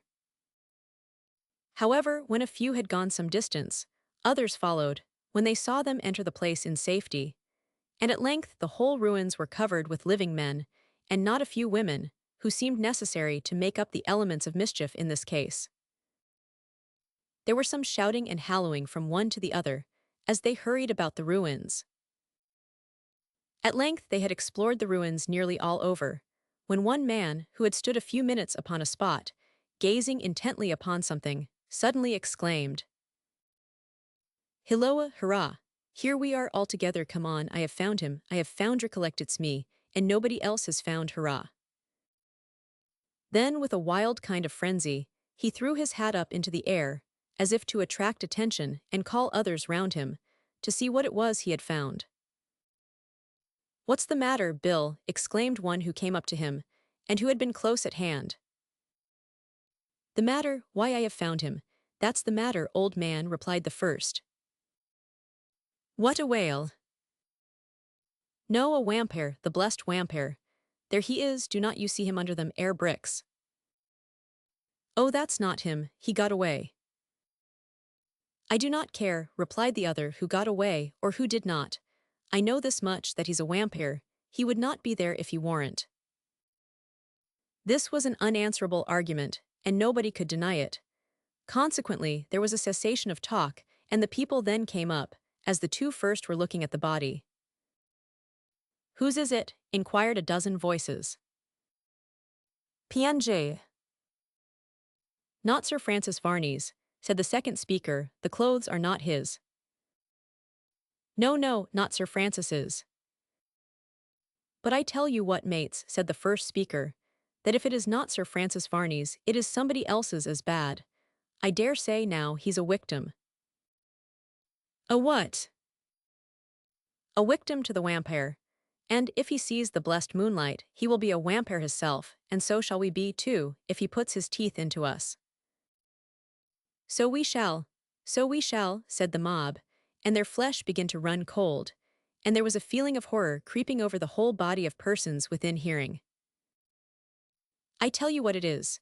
Our only plan will be to get him out of the ruins," then, remarked another. "What," said one, "who's going to handle such cattle? If you have a sore about you, and his blood touches you, who's to say you will not be a vampire too?" "No, no, you will not," said an old woman. "I will not try," was the happy rejoinder. "I ain't a-going to carry a vampire on my 2 legs home to my wife and small family of 7 children, and another a-coming." There was a pause for a few moments, and then one man more adventurous than the rest exclaimed, "Well, vampire or no vampire, his dead body can harm no one. So here goes to get it out, help me who will, once have it out, and then we can prevent any evil by burning it and thus destroying the whole body." "Hurrah!" shouted 3 or 4 more, as they jumped down into the hole formed by the falling in of the materials which had crushed Marchdale to death, for it was his body they had discovered. They immediately set to work to displace such of the materials as lay on the body, and then, having cleared it of all superincumbent rubbish, they proceeded to lift it up, but found that it had got entangled, as they called it, with some chains. With some trouble they got them off, and the body was lifted out to a higher spot. "Now what's to be done?" inquired one. "Burn it," said another. "Hurrah!" shouted a female voice. "We have got the vampire. Run a stake through his body, and then place him upon some dry wood, there's plenty to be had about here, I am sure, and then burn him to a cinder. That's right, old woman, that's right, said a man. Nothing better. The devil must be in him if he come to life after that, I should say. There might be something in that, and the mob shouted its approbation, as it was sure to do as anything stupid or senseless, and the proposal might be said to have been carried by acclamation, and it required only the execution. This was soon done. There were plenty of laths and rafters, and the adjoining wood furnished an abundant supply of dry sticks, so there was no want of fuel. There was a loud shout as each accession of sticks took place, and as each individual threw his bundle into the heap, each man felt all the self-devotion to the task as the Scottish chieftain who sacrificed himself and 7 sons in the battle for his superior. And when one son was cut down, the man filled up his place with the exclamation, "Another for Hector," until he himself fell as the last of his race. Soon now the heap became prodigious, and it required an effort to get the mangled corpse upon this funeral bier. But it was then a shout from the mob that rent the air announced both the fact and their satisfaction. The next thing to be done was to light the pilthies was no easy task, but like all others, it was accomplished, and the dead body of the vampire's victim was thrown on to prevent that becoming a vampire too, in its turn. "There, boys," said one, "he will not see the moonlight, that's certain, and the sooner we put a light to this the better. For it may be, the soldiers will be down upon us before we know anything of it. So now, who's got a light?" This was a question that required a deal of searching, but at length one was found by one of the mob coming forward, and after drawing his pipe vigorously for some moments, he collected some scraps of paper upon which he emptied the contents of the pipe, with the hope they would take fire. In this, however, he was doomed to disappointment, for it produced nothing but a deal of smoke, and the paper burned without producing any flame. This act of disinterestedness, however, was not without its due consequences, for there were several who had pipes, and fired with the hope of emulating the first projector of the scheme for raising the flame, they joined together, and potting the contents of their pipes together on some paper, straw, and chips, they produced, after some little trouble, a flame. Then there was a shout, and the burning mass was then placed in a favorable position nearer the pile of materials collected for burning, and then, in a few moments, it began to take light. One piece communicated the fire to another, until the whole was in a blaze. When the first flame fairly reached the top, a loud and tremendous shout arose from the mob, and the very welkin reechoed with its fullness. Then the forked flames rushed through the wood, and hissed and crackled as they flew, throwing up huge masses of black smoke, and casting a peculiar reflection around. Not a sound was heard save the hissing and roaring of the flames, which seemed like the approaching of a furious whirlwind. At length there was nothing to be seen but the blackened mass. It was enveloped in one huge flame that threw out a great heat, so much so that those nearest to it felt induced to retire from before it. "I reckon," said one, "that he's pretty well done by this time as had a warm berth of it up there." "Yes," said another, "Farmer Walkings's sheep he roasted whole at last harvest thome had not such a fire as this, I will warrant. There's no such fire in the county, it would prevent a frost, I do believe it would." "So it would, neighbor," answered another. "Yes," replied a third, "but you would want such a one corner of each field though." There was much talk and joking going on among the men who stood around, in the midst of which, however, they were disturbed by a loud shout, and upon looking in the quarter whence it came, they saw stealing from among the ruins the form of a man. He was a strange, odd-looking man, and at the time it was very doubtful among the mob as to whom it was nobody could tell, and more than one looked at the burning pile, and then at the man who seemed to be so mysteriously present, as if they almost imagined that the body had got away. "Who is it?" exclaimed one. "Danged if I knows," said another, looking very hard and very white at the same time. "I hope it ain't the chap what we have burned here just now." "No," said the female, "that you may be sure of, for he's had a stake through his body, and as you said, he can never get over that, for as the stake is consumed, so are his vitals, and that's a sure sign he's done for." Yes, yes, she's right, a vampire may live upon blood, but cannot do without his inside. This was so obvious to them all that it was at once conceded, and a general impression pervaded the mob that it might be Sir Francis Varney. A shout ensued. Hurrah, after him, there's a vampire, there he goes. After him, catch him, burn him. And a variety of other exclamations were uttered, at the same time. The victim of popular wrath seemed to be aware that he was now discovered, and made off with all possible expedition towards some wood. Away went the mob in pursuit, hooting and hallooing like demons, and denouncing the unfortunate being with all the terrors that could be imagined, and which naturally added greater speed to the unfortunate man. However, some among the mob, seeing that there was every probability of the stranger's escaping at a mere match of speed, brought a little cunning to bear upon matter, and took a circuit round, and thus intercepted him.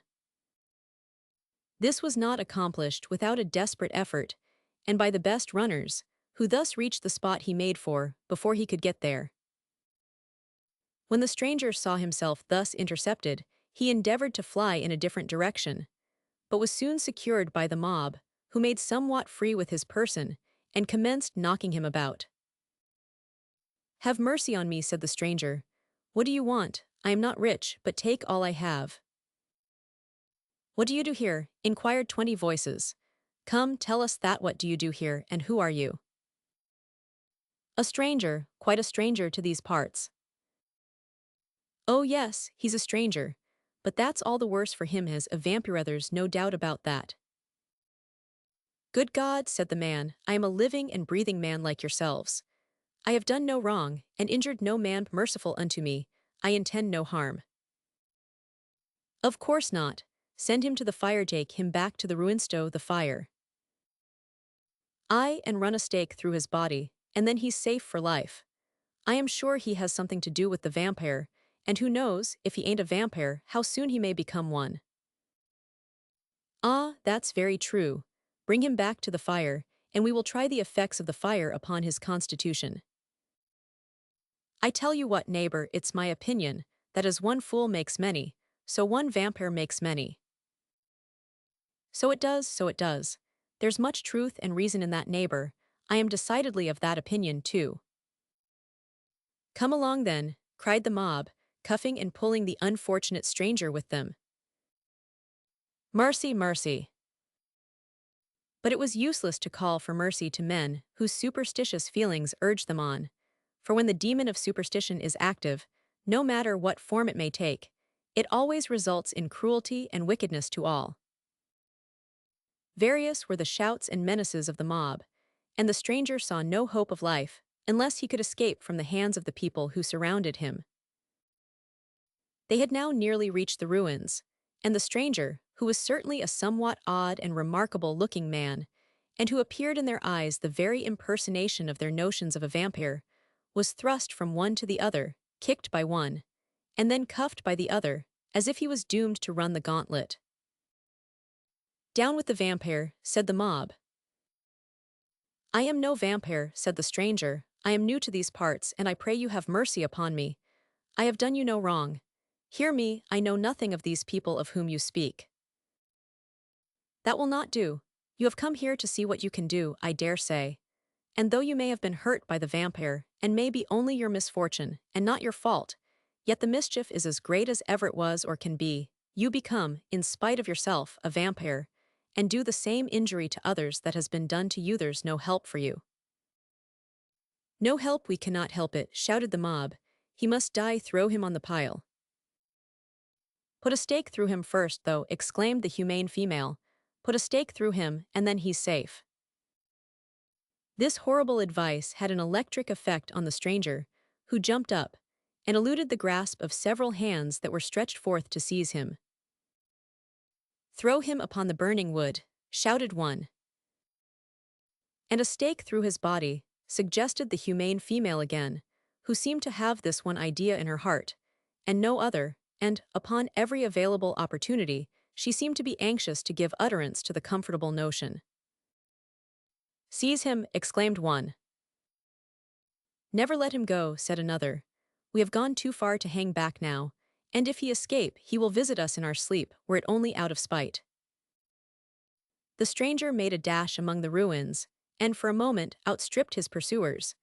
But a few, more adventurous than the rest, succeeded in driving him into an angle formed by two walls, and the consequence was, he was compelled to come to a stand. Seize him, exclaimed all those at a distance. The stranger, seeing he was now nearly surrounded, and had no chance of escape, save by some great effort, seized a long piece of wood, and struck two of his assailants down at once, and then dashed through the opening. He immediately made for another part of the ruins, and succeeded in making his escape for some short distance, but was unable to keep up the speed that was required, for his great exertion before had nearly exhausted him, and the fear of a cruel death before his eyes was not enough to give him strength or lend speed to his flight. He had suffered too much from violence, and though he ran with great speed, yet those who followed were uninjured and fresher. He had no chance. They came very close upon him at the corner of a field, which he endeavored to cross, and had succeeded in doing, and he made a desperate attempt to scramble up the bank that divided the field from the next, but he slipped back, almost exhausted, into the ditch, and the whole mob came up. However, he got on the bank, and leaped into the next field, and then he was immediately surrounded by those who pursued him, and he was struck down.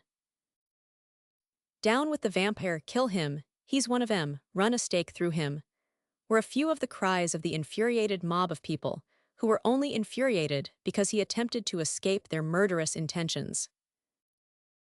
It was strange to see how they collected in a ring as the unfortunate man lay on the ground, panting for breath, and hardly able to speak, their infuriated countenances plainly showing the mischief they were intent upon.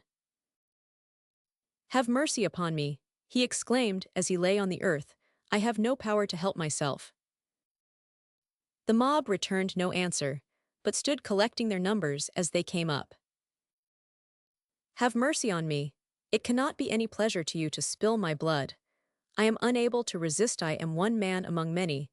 You surely cannot wish to beat me to death. We want to hurt no one, except in our own defense, and we will not be made vampires of because you do not like to die." "No, no, we will not be vampires," exclaimed the mob, and there arose a great shout from the mob. "Are you men, fathers? Have you families?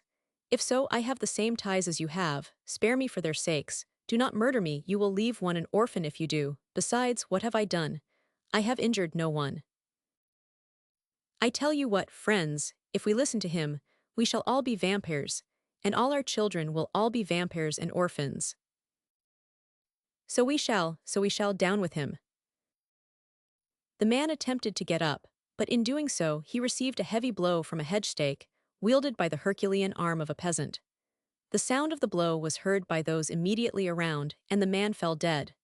There was a pause, and those nearest, apparently fearful of the consequences, and hardly expecting the catastrophe, began to disperse, and the remainder did so very soon afterwards.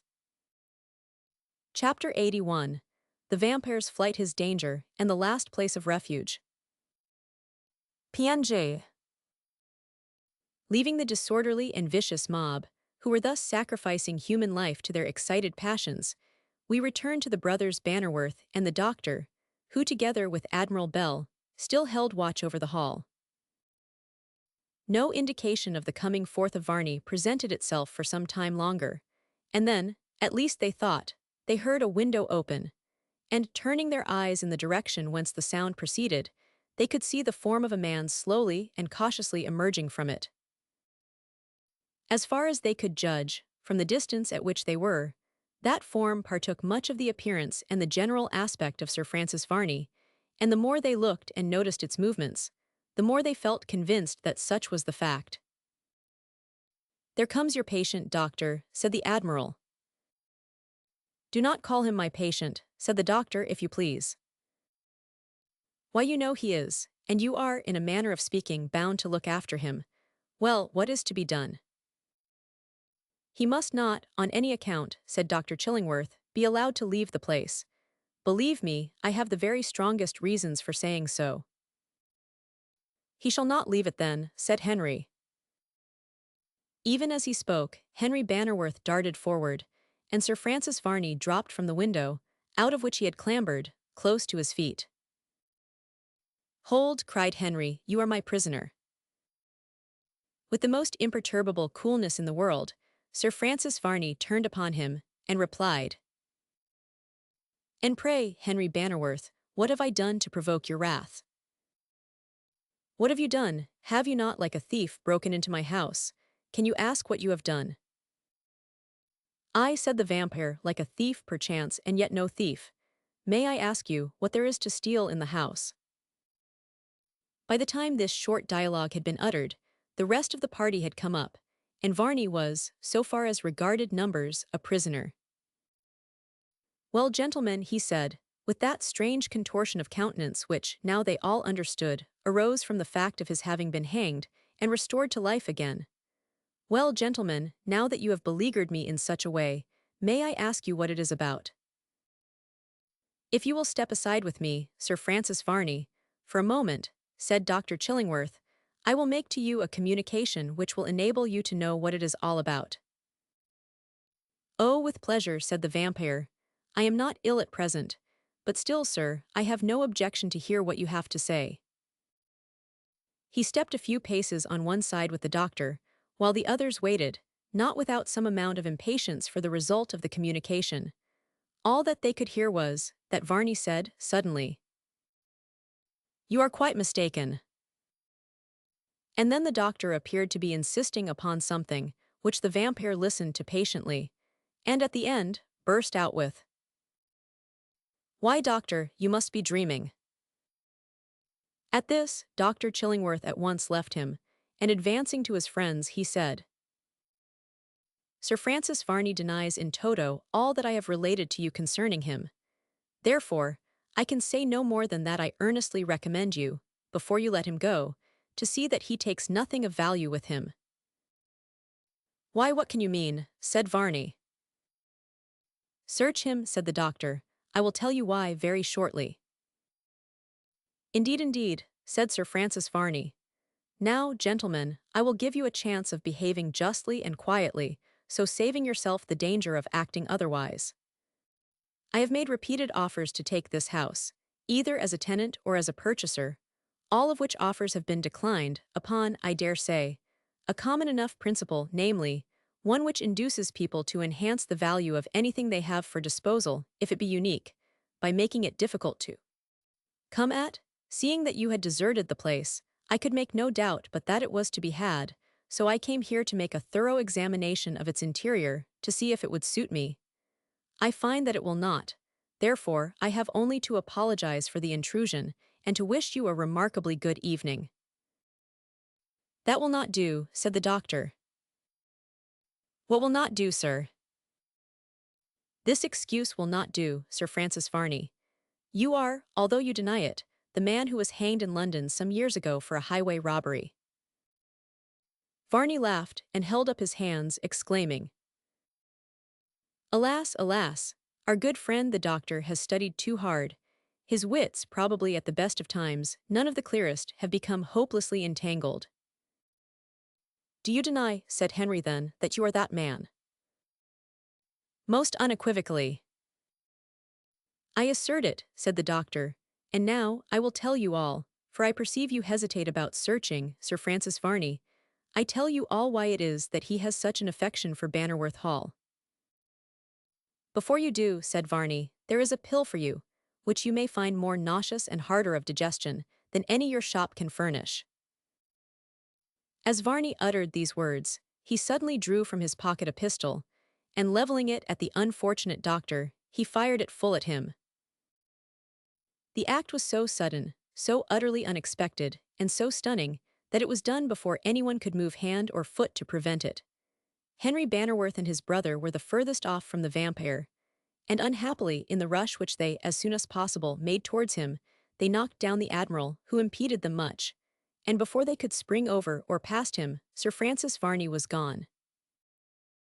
So sudden, too, had been his departure, that they had not the least idea in which direction he had gone, so that to follow him would have been a work of the greatest possible difficulty. Notwithstanding, however, both the difficulty and the danger, for no doubt the vampire was well enough armed. Henry and his brother both rushed after the murderer, as they now believed him to be, in the route which they thought it was most probable he would take, namely, that which led towards the garden gate. They reached that spot in a few moments, but all was profoundly still. Not the least trace of anyone could be seen, high or low, and they were compelled, after a cursory examination, to admit that Sir Francis Varney had again made his escape, despite the great odds that were against him in point of numbers. "He is gone," said Henry. "Let us go back and see into the state of poor Dr. Chillingworth, who, I fear, is a dead man." They hurried back to the spot, and there they found the Admiral looking as composed as possible, and solacing himself with a pinch of snuff, as he gazed upon the apparently lifeless form at his feet. "Is he dead?" said Henry. "I should say he was," replied the Admiral. "Such a shot as that was do not want to be repeated. Well, I like the doctor with all his faults. He only had one foolish way with him, and that was that he shirked his grog." "This is an awful catastrophe," said Henry as he knelt down by the side of the body. "Assist me, some of you. Where is Charles?" "I will be hanged," said the Admiral, "if I know. He disappeared somewhere." This is a night of mystery as well as terror. Alas, poor Dr. Chillingworth, I little thought that you would have fallen a victim to the man whom you preserved from death. How strange it is that you should have snatched from the tomb the very individual who was, eventually, to take your own life. The brothers gently raised the body of the doctor and carried it on to the glass plot, which was close at hand. "Farewell, kind and honest-hearted Chillingworth," said Henry. "I shall many and many a time feel your loss, and now I will rest not until I have delivered up to justice your murderer. All consideration or feeling for what seemed to be latent virtues in that strange and inexplicable man, Varney, shall vanish, and he shall reap the consequences of the crime he has now committed." "It was a cold-blooded, cowardly murder," said his brother. "It was, but you may depend the doctor was about to reveal something to us, which Varney so much dreaded, that he took his life as the only effectual way, at the moment, of stopping him." "It must be so," said Henry. "And now," said the Admiral, "it's too late, and we shall not know it at all. That's the way. A fellow saves up what he has got to tell till it is too late to tell it, and down he goes to Davy Jones's locker with all his secrets aboard." "Not always," said Dr. Chillingworth, suddenly sitting bolt upright. "Not always." Henry and his brother started back in amazement, and the Admiral was so taken by surprise that had not the resuscitated doctor suddenly stretched out his hand and laid hold of him by the ankle, he would have made a precipitate retreat. "Hiloa's murder," he cried. "Let me go. How do I know but you may be a vampire by now, as you were shot by one?" Henry soonest recovered from the surprise of the moment, and with the most unfeigned satisfaction he cried, "Thank God you are unhurt, Dr. Chillingworth. Why, he must have missed you by a miracle." "Not at all," said the doctor. "Help me up, thank you, all right. I am only a little singed about the whiskers. He hit me safe enough." "Then how have you escaped?" "Why, from the want of a bullet in the pistol, to be sure. I can understand it all well enough. He wanted to create sufficient confusion to cover a desperate attempt to escape, and he thought that would be best done by seeming so shoot me. The suddenness of the shock and the full belief at the moment that he had sent a bullet into my brains made me fall and produced a temporary confusion of ideas, amounting to insensibility, from which you are happily recovered. Thank heaven that, after all, he is not such a villain as this act would have made him." "Ah," said the Admiral, "it takes people who have lived a little in these affairs to know the difference in sound between a firearm with a bullet in it and one without. I knew it was all right." "Then why did you not say so, Admiral?" "What was the use? I thought the doctor might be amused to know what you should say of him, so you see I did not interfere. And, as I am not a good hand at galloping after anybody, I did not try that part of the business, but just remained where I was." "Alas, alas," cried the doctor, "I much fear that, by his going, I have lost all that I expected to be able to do for you, Henry. It's of not the least use now telling you or troubling you about it.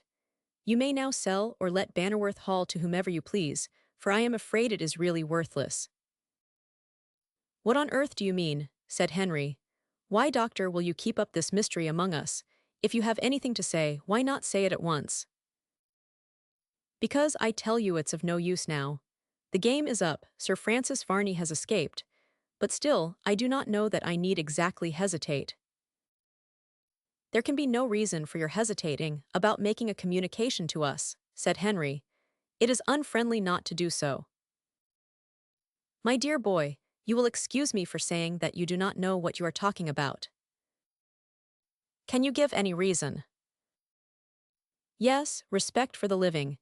I should have to relate something of the dead which would be hurtful to their feelings."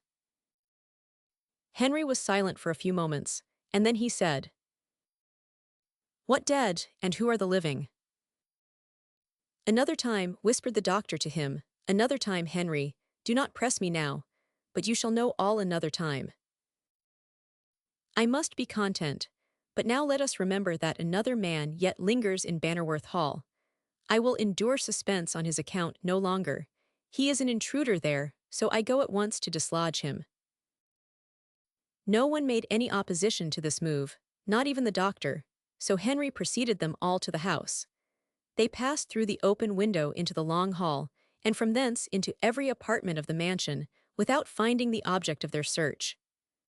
But from one of the windows up to which there grew great masses of ivy, there hung a rope, by which anyone might easily have let himself down, and no doubt, therefore, existed in all their minds that the hangman had sufficiently profited by the confusion incidental to the supposed shooting of the doctor, to make good his escape from the place. "And so, after all," said Henry, "we are completely foiled."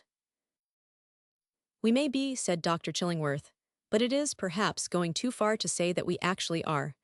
One thing, however, is quite clear, and that is, no good can be done here." "Then let us go home," said the Admiral. "I did not think from the first that any good would be done here." They all left the garden together now, so that almost for the first time, Bannerworth Hall was left to itself, unguarded and unwatched by anyone whatever. It was with an evident and a marked melancholy that the doctor proceeded with the party to the cottage house of the Bannerworths. But, as after what he had said, Henry forbore to question him further upon those subjects, which he admitted he was keeping secret. And as none of the party were much in a queue for general conversation, the whole of them walked on with more silence than usually characterized them. Chapter 82. Charles Holland's Pursuit of the Vampire, the Dangerous Interview. PNJ. It will be recollected that the Admiral had made a remark about Charles Holland having suddenly disappeared, and it is for us now to account for that disappearance, and to follow him to the pathway he had chosen. The fact was that he, when Varney fired the shot at the doctor, or what was the supposed shot, was the farthest from the vampire, and he, on that very account, had the clearest and best opportunity of marking which route he took when he had discharged the pistol. He was not confused by the smoke, as the others were, nor was he stunned by the noise of the discharge, but he distinctly saw Varney dart across one of the garden beds, and make for the summer house, instead of for the garden gate, as Henry had supposed was the most probable path he had chosen. Now Charles Holland either had an inclination, for some reasons of his own, to follow the vampire alone, or, on the spur of the moment, he had not time to give an alarm to the others. But certain it is that he did, unaided, rush after him. He saw him enter the summer house, and pass out of it again at the back portion of it, as he had once before done, when surprised in his interview with Flora. But the vampire did not now, as he had done on the former occasion, hide immediately behind the summer house. He seemed to be well aware that that expedient would not answer twice, so he at once sped onwards, clearing the garden fence, and taking to the meadows. It formed evidently no part of the intentions of Charles Holland to come up with him. He was resolved upon dogging his footsteps, to know where he should go, so that he might have a knowledge of his hiding place, if he had one. "I must and will," said Charles to himself, "penetrate the mystery that hangs about this most strange and inexplicable being. I will have an interview with him, not in hostility, for I forgive him the evil he has done me, but with a kindly spirit, and I will ask him to confide in me." Charles, therefore, did not keep so close upon the heels of the vampire as to excite any suspicions of his intention to follow him, but he waited by the garden paling long enough not only for Varney to get some distance off, but long enough likewise to know that the pistol, which had been fired at the doctor, had produced no real bad effects, except singing some curious tufts of hair upon the sides of his face, which the doctor was pleased to call whiskers. "I thought as much," was Charles's exclamation when he heard the doctor's voice. It would have been strikingly at variance with all Varney's other conduct if he had committed such a deliberate and heartless murder. Then, as the form of the vampire could be but dimly seen, Charles ran on for some distance in the direction he had taken, and then paused again, so that if Varney heard the sound of footsteps, and paused to listen, they had ceased again probably, and nothing was discernible.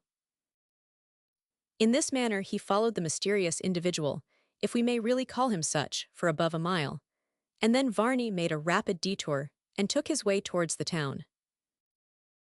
He went onwards with wonderful precision, now in a right line, not stopping at any obstruction in the way of fences, hedges, or ditches, so that it took Charles some exertion, to which, just then, he was scarcely equal, to keep up with him.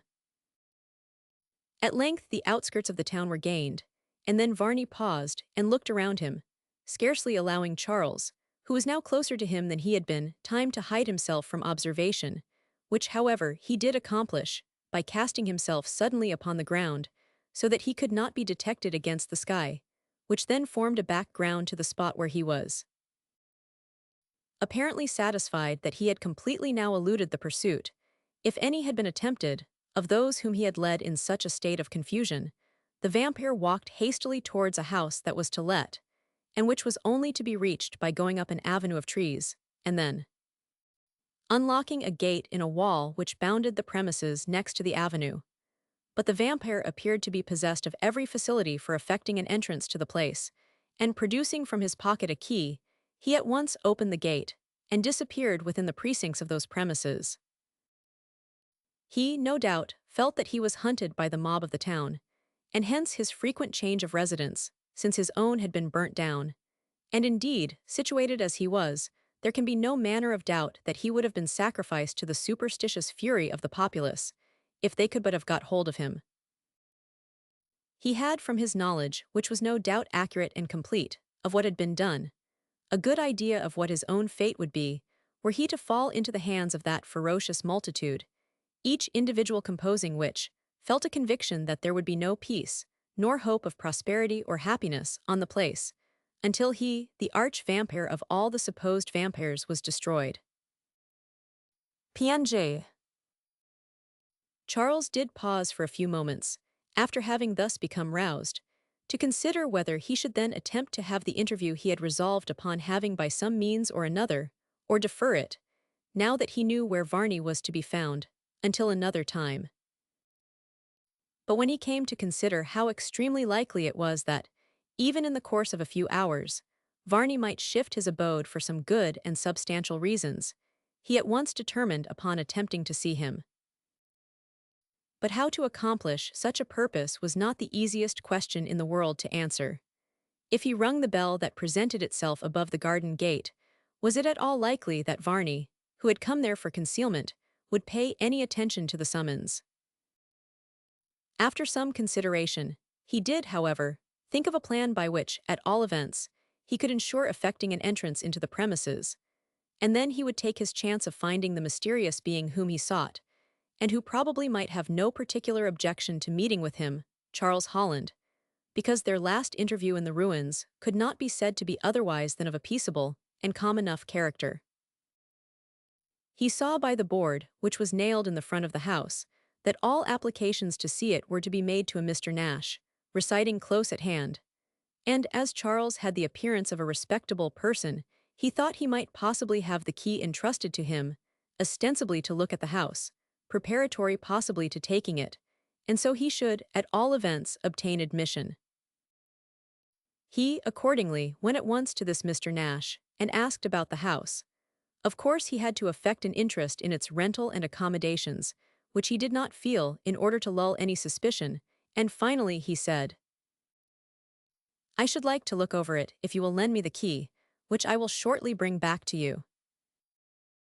There was an evident hesitation about the agent when this proposal was communicated by Charles Holland, and he said, "I dare say, sir, you wonder that I do not say yes at once. But the fact is there came a gentleman here one day when I was out, and got a key, for we have two to open the house from my wife, and he never came back again." That this was the means by which Varney, the vampire, had obtained the key, by the aid of which Charles had seen him effect so immediate an entrance to the house, there could be no doubt. "How long ago were you served that trick?" he said. "About 2 days ago, sir." "Well, it only shows how, when one person acts wrongly, another is at once suspected of a capability to do so likewise. There is my name and my address. I should like rather to go alone to see the house, because I always fancy I can judge better by myself of the accommodation, and I can stay as long as I like, and ascertain the sizes of all the rooms without the disagreeable feeling upon my mind, which no amount of complaisance on your part could ever get me over, that I was most unaccountably detaining somebody from more important business of their own." "Oh, I assure you, sir," said Mr. Nash, "that I should not be at all impatient, but if you would rather go alone—" "Indeed I would." "Oh then, sir, there is the key. A gentleman who leaves his name and address, of course, we can have no objection to. I only told you of what happened, sir, in the mere way of conversation, and I hope you will not imagine for a moment that I meant to insinuate that you were going to keep the key." "Oh, certainly not," said Charles, who was only too glad to get the key upon any terms. "You are quite right, and I beg you will say no more about it. I quite understand." He then walked off to the empty house again, and proceeding to the avenue, he fitted the key to the lock, and had the satisfaction of finding the gate instantly yield to him. When he passed through it, and closed the door after him, which he did carefully, he found himself in a handsomely laid-out garden, and saw the house a short distance in front of him, standing upon a well-got-up lawn.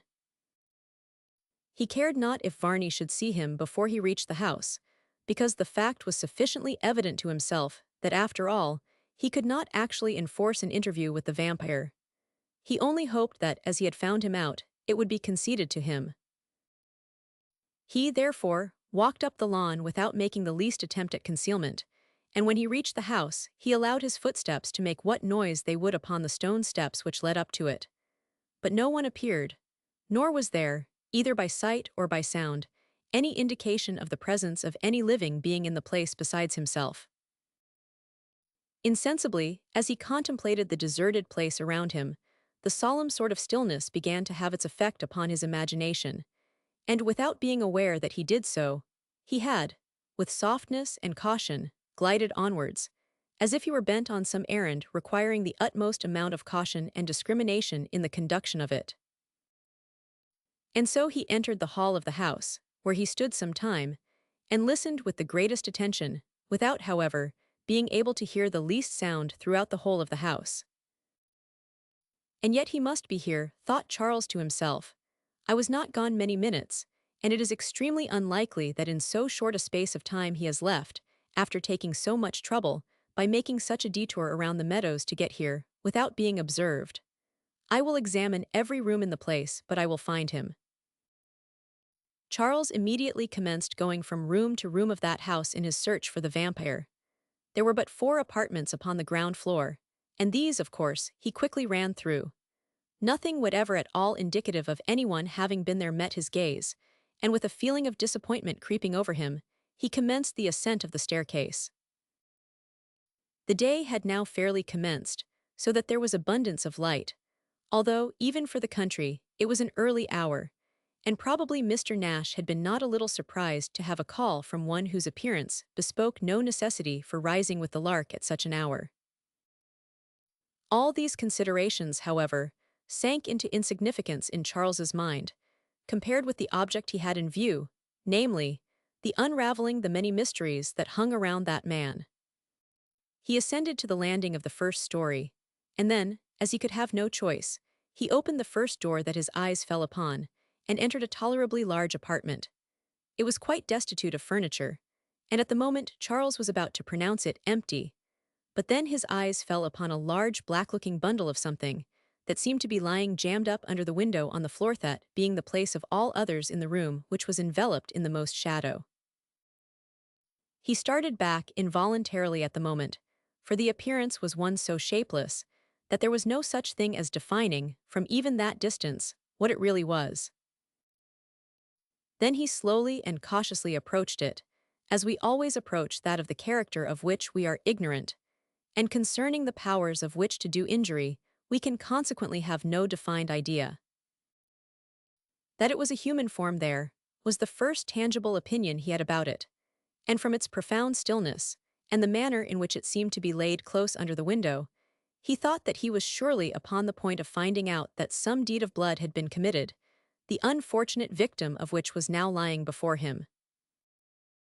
Upon a nearer examination, he found that the whole body, including the greater part of the head and face, was wrapped in a large cloak, and there, as he gazed, he soon found cause to correct his first opinion as to the form belonging to the dead, for he could distinctly hear the regular breathing, as of someone in a sound and dreamless sleep. Closer he went, and closer still. Then, as he clasped his hands, he said, in a voice scarcely above a whisper, "It is the vampire." Yes, there could be no doubt of the fact. It was Sir Francis Varney who lay there, enveloped in the huge horseman's cloak, in which, on 2 or 3 occasions during the progress of this narrative, he had figured. There he lay, at the mercy completely of any arm that might be raised against him, apparently so overcome by fatigue that no ordinary noise would have awakened him.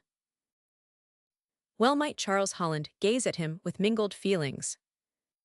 There lay the being who had done almost enough to drive the beautiful Flora Bannerworth distracted, the being who had compelled the Bannerworth family to leave their ancient house, to which they had been bound by every description of association. The same mysterious existence, too, who, the better to carry on his plots and plans, had by dint of violence immured him, Charles, in a dungeon, and loaded him with chains. There he lay sleeping, and at his mercy. "Shall I awaken him," said Charles, "or let him sleep off the fatigue, which no doubt is weighing down his limbs and setting heavily on his eyelids? No, my business with him is too urgent." He then raised his voice and cried, "Varney, Varney, awake!" The sound disturbed, without altogether breaking up, the deep slumber of the vampire, and he uttered a low moan, and moved one hand restlessly. Then, as if that disturbance of the calm and deep repose which had sat upon him had given at once the reins to fancy, he began to mutter strange words in his sleep, some of which could be heard by Charles distinctly, while others were too incoherently uttered to be clearly understood. "Where is it?" he said. "Where we're hidden, pull the house down, murder, no, no, no, no murder, I will not, I dare not. Blood enough is upon my hands, the money. Down, villains, down, down, down." What these incoherent words alluded to specifically, Charles, of course, could not have the least idea, but he listened attentively, with a hope that something might fall from his lips that would afford a key to some of the mysterious circumstances with which he was so intimately connected. Now, however, there was a longer silence than before, only broken occasionally by low moans. But suddenly, as Charles was thinking of again speaking, he uttered some more disjointed sentences. "No harm," he said, "no harm, Marchdale is a villain, not a hair of his head injured, no. Set him free as I will set him free. Beware, beware, Marchdale, and you Mortimer, the scaffold. Aye, the scaffold, but where is the bright gold? The memory of the deed of blood will not cling to it. Where is it hidden, the gold, the gold, the gold? It is not in the gravate, cannot be there, no, no, no, not there, not there. Load the pistols. There, down, villain, down, down, down." Despairing now of obtaining anything like tangible information from these ravings, which, even if they did, by accident, so connect themselves together as to seem to mean something, Charles again cried aloud, "Varney, awake, awake!" But as before, the sleeping man was sufficiently deaf to the cry to remain, with his eyes closed, still in a disturbed slumber, but yet a slumber which might last for a considerable time. "I have heard," said Charles, "that there are many persons whom no noise will awaken, while the slightest touch rouses them in an instant. I will try that upon this slumbering being." As he spoke, He advanced close to Sir Francis Varney and touched him slightly with the toe of his boot. The effect was as startling as it was instantaneous. The vampire sprang to his feet, as he had been suddenly impelled up by some powerful machinery, and casting his cloak away from his arms, so as to have them at liberty, he sprang upon Charles Holland and hurled him to the ground, where he held him with a giant's gripe as he cried, "Rash fool, be you whom you may, why have you troubled me to rid the world of your intrusive existence?"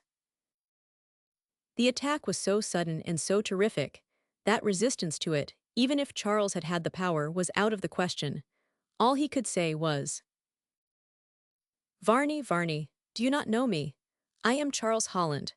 Will you now, in your mad rage, take the life you might more easily have taken when I lay in the dungeon from which you released me?" The sound of his voice at once convinced Sir Francis Varney of his identity, and it was with a voice that had some tones of regret in it that he replied, "And wherefore have you thought proper, when you were once free and unscathed, to cast yourself into such a position of danger as to follow me to my haunt?" "I contemplated no danger," said Charles, "because I contemplated no evil. I do not know why you should kill me." "You came here, and yet you say you do not know why I should kill you. Young man, have you a dozen lives that you can afford to tamper with them thus? I have, at much chance of imminence to myself, already once saved you, when another, with a sterner feeling, would have gladly taken your life. But now, as if you were determined to goad me to an act which I have shunned committing, you will not let me close my eyes in peace. Take your hand from off my throat, Varney, and I will then tell you what brought me here."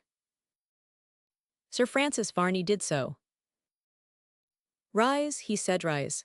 I have seen blood enough to be sickened at the prospect of more, but you should not have come here and tempted me. Nay, believe me, I came here for good and not for evil. Sir Francis Varney, hear me out, and then judge for yourself whether you can blame the perseverance which enabled me to find out this secret place of refuge. But let me first say that now it is as good a place of concealment to you as before it was, for I shall not betray you." Go on, what is it you desire?"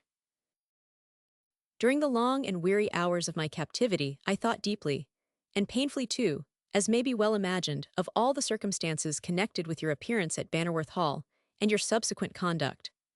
Then I felt convinced that there was something far more than met the eye in the whole affair, and from what I have been informed of since, I am the more convinced that some secret, some mystery, which it is in your power only perhaps to explain, lurks at the bottom of all your conduct." "Well, proceed," said Varney.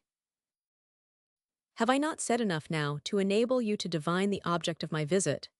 It is that you should shake off the trammels of mystery in which you have shrouded yourself, and declare what it is you want, what it is you desire, that has induced you to set yourself up as such a determined foe of the Bannerworth family. And that, you say, is the modest request that brings you here. You speak as if you thought it was idle curiosity that prompts me, but you know it is not. Your language and manner are those of a man of too much sagacity not to see that I have higher notions." "Name them." "You have yourself, in more than one instance, behaved with a strange sort of romantic generosity, as if, but for some great object which you felt impelled to seek by any means, and at any sacrifice, you would be a something in character and conduct very different from what you are. One of my objects, then, is to awaken that better nature which is slumbering within you, only now and then rousing itself to do some deed, which should be the character of all your actions. For your own sake I have come." "But not wholly." "Not wholly, as you say. There is another than whom the whole world is not so dear to me. That other one was serene as she was beautiful. Happiness danced in her eyes, and she ought for not more lovely is the mind that she possesses than the glorious form that enshrines it. Oh, be happy. Her life should have passed like one long summer's day of beauty, sunshine, and pure heavenly enjoyment. You have poisoned the cup of joy that the great God of nature had permitted her to place to her lips and taste of mistrustingly. Why have you done this? I ask Yowie, have you done this? Have you said all that you came to say?" "I have spoken the substance of my message. Much could I elaborate upon such a theme, but it is not one, Varney, which is congenial to my heart. For your sake, however, and for the sakes of those whom I hold most dear, let me implore you to act in this matter with a kindly consideration. Proclaim your motives. You cannot say that they are not such as we may aid you in." Varney was silent for several moments. He seemed perceptibly moved by the manner of the young man, as well as by the matter of his discourse. In fact, one would suppose that Charles Holland had succeeded in investing what he said with some sort of charm that won much upon the fancy of Sir Francis Varney, for when he ceased to speak, the latter said in a low voice, go on, you have surely much more to say." "No, Varney, I have said enough, and not thus much would I have said had I not been aware, most certainly and truly aware, without the shadow of a doubt, by your manner, that you were most accessible to human feeling." "I accessible to human feeling. Know you to whom you speak? Am I not he before whom all men shudder, whose name has been a terror and a desolation, and yet you can talk of my human feelings? Nay, if I had had any, be sure they would have been extinguished by the persecutions I have endured from those who, with savage ferocity have sought my life." "No, Varney, I give you credit for being a subtler reasoner than thus to argue. You know well that you were the aggressor to those parties who sought your life. You know well that with the greatest imaginable pains you held yourself up to them as a thing of great terror." "I did I 999. You cannot, then, turn round upon ignorant persons, and blame them because your exertions to make yourself seem what you wish were but too successful." "You use the word seem," said Varney, with a bitterness of aspect, "as if you would imply a doubt that I am that which thousands, by their fears, would testify me to be." "Thousands might," said Charles Holland, "but not among them am I, Varney. I will not be made the victim of superstition.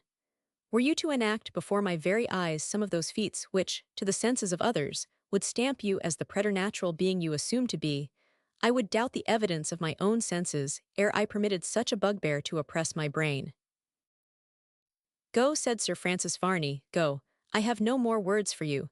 I have nothing to relate to you.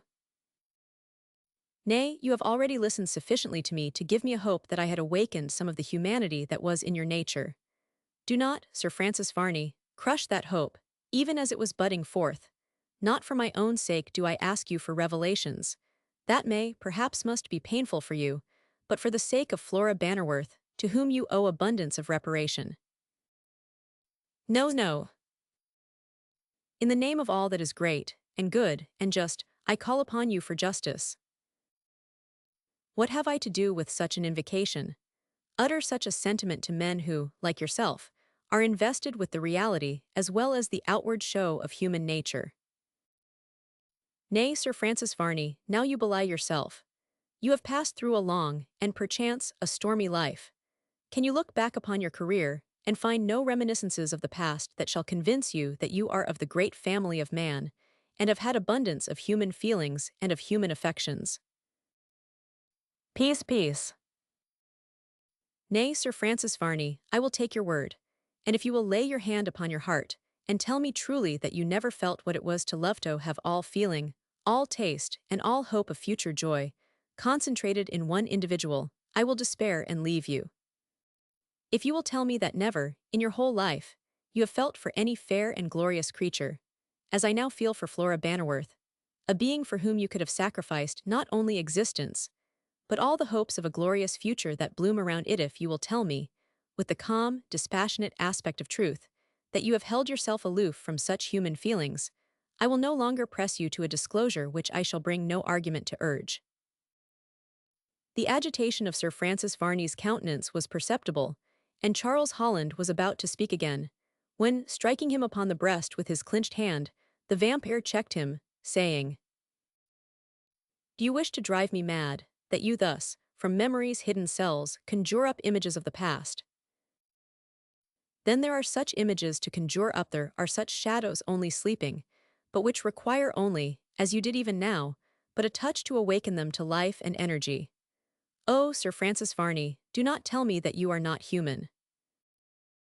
The vampire made a furious gesture, as if he would have attacked Charles Holland, but then he sank nearly to the floor, as if soul-stricken by some recollection that unnerved his arm. He shook with unwonted emotion, and from the frightful livid aspect of his countenance, Charles dreaded some serious accession of indisposition, which might, if nothing else did, prevent him from making the revelation he so much sought to hear from his lips. "Varney," he cried, "Varney, be calm. You will be listened to by one who will draw no harsh, no hasty conclusions, by one who, with that charity I grieve to say is rare, will place upon the words you utter the most favorable construction. Tell me all, I pray you, tell me all." "This is strange," said the vampire. "I never thought that aught human could thus have moved me. Young man, you have touched the chords of memory, they vibrate throughout my heart, producing cadences and sounds of years long past. Bear with me a while. And you will speak to me." "I will."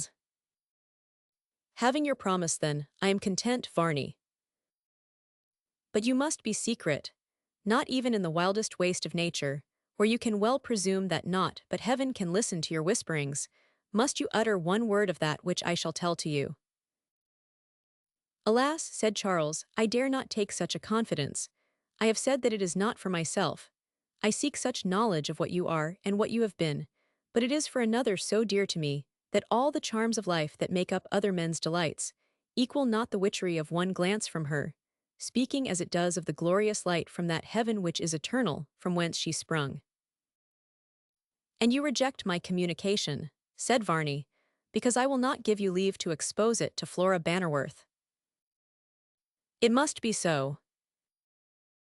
"And you are most anxious to hear that which I have to relate." "Most anxious, indeed, indeed, most anxious." "Then have I found in that scruple which besets your mind a better argument for trusting you than had ye been loud in protestation.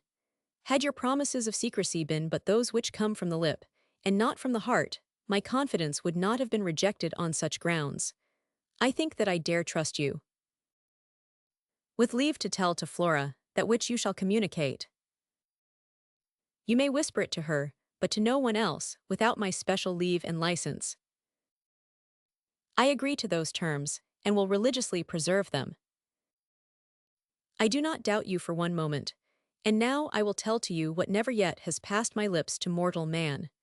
Now will I connect together some matters which you may have heard piecemeal from others." "What others are they?" "Dr. Chillingworth, and he who once officiated as a London hangman." "I have heard something from those quarters." "Listen then to me, and you shall better understand that which you have heard.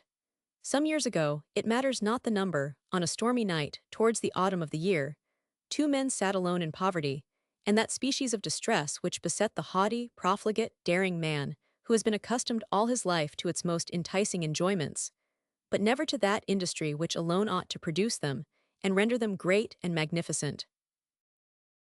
Two men, and who were they? I was one, look upon me. I was of those men, and strong and evil passions were battling in my heart. And the others? Was Marmaduke Bannerworth. Gracious heaven, the father of her whom I adore, the suicide. Yes, the same. That man stained with 1,000 vice blasted by 1,000 crimes, the father of her who partakes nothing of his nature, who borrows nothing from his memory, but his name was the man who there sat with me, plotting and contriving how, by fraud or violence, we were to lead our usual life of revelry and wild, audacious debauch. Go on, go on. Believe me, I am deeply interested. I can see as much.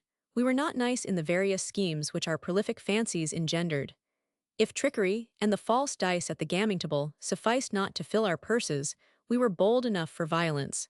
If simple robbery would not succeed, we could take a life.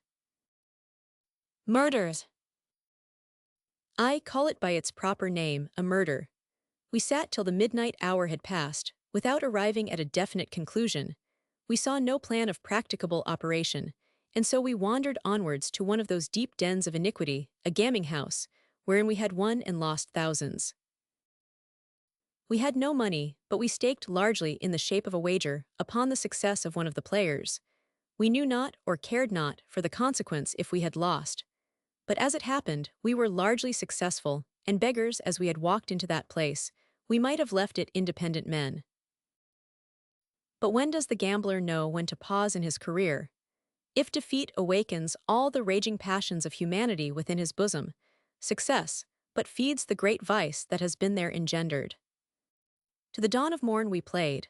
The bright sun shone in, and yet we played. Midday came, and went the stimulant of wine supported us, and still we played. Then came the shadows of evening, stealing on in all their beauty. But what were they to us amid those mutations of fortune, which at one moment made us princes and placed palaces at our control, and at another debased us below the veriest beggar that craves the stinted alms of charity from door to door? And there was one man who, from the first to the last, stayed by us like a very fiend. More than man, I thought he was not human. We one of all but of him. People came and brought their bright red gold and laid it down before us, but for us to take it up, and then, by a cruel stroke of fortune, he took it from us. The night came on, we won and he one of us. The clock struck 12, you were beggars. God knows what was he. We saw him place his winnings about his person, we saw the smile that curved the corners of his lips. He was calm, and we were maddened. The blood flowed temperately through his veins, but in ours it was burning lava, scorching as it went through every petty artery, and drying up all human thought, all human feeling. The winner left, and we tracked his footsteps.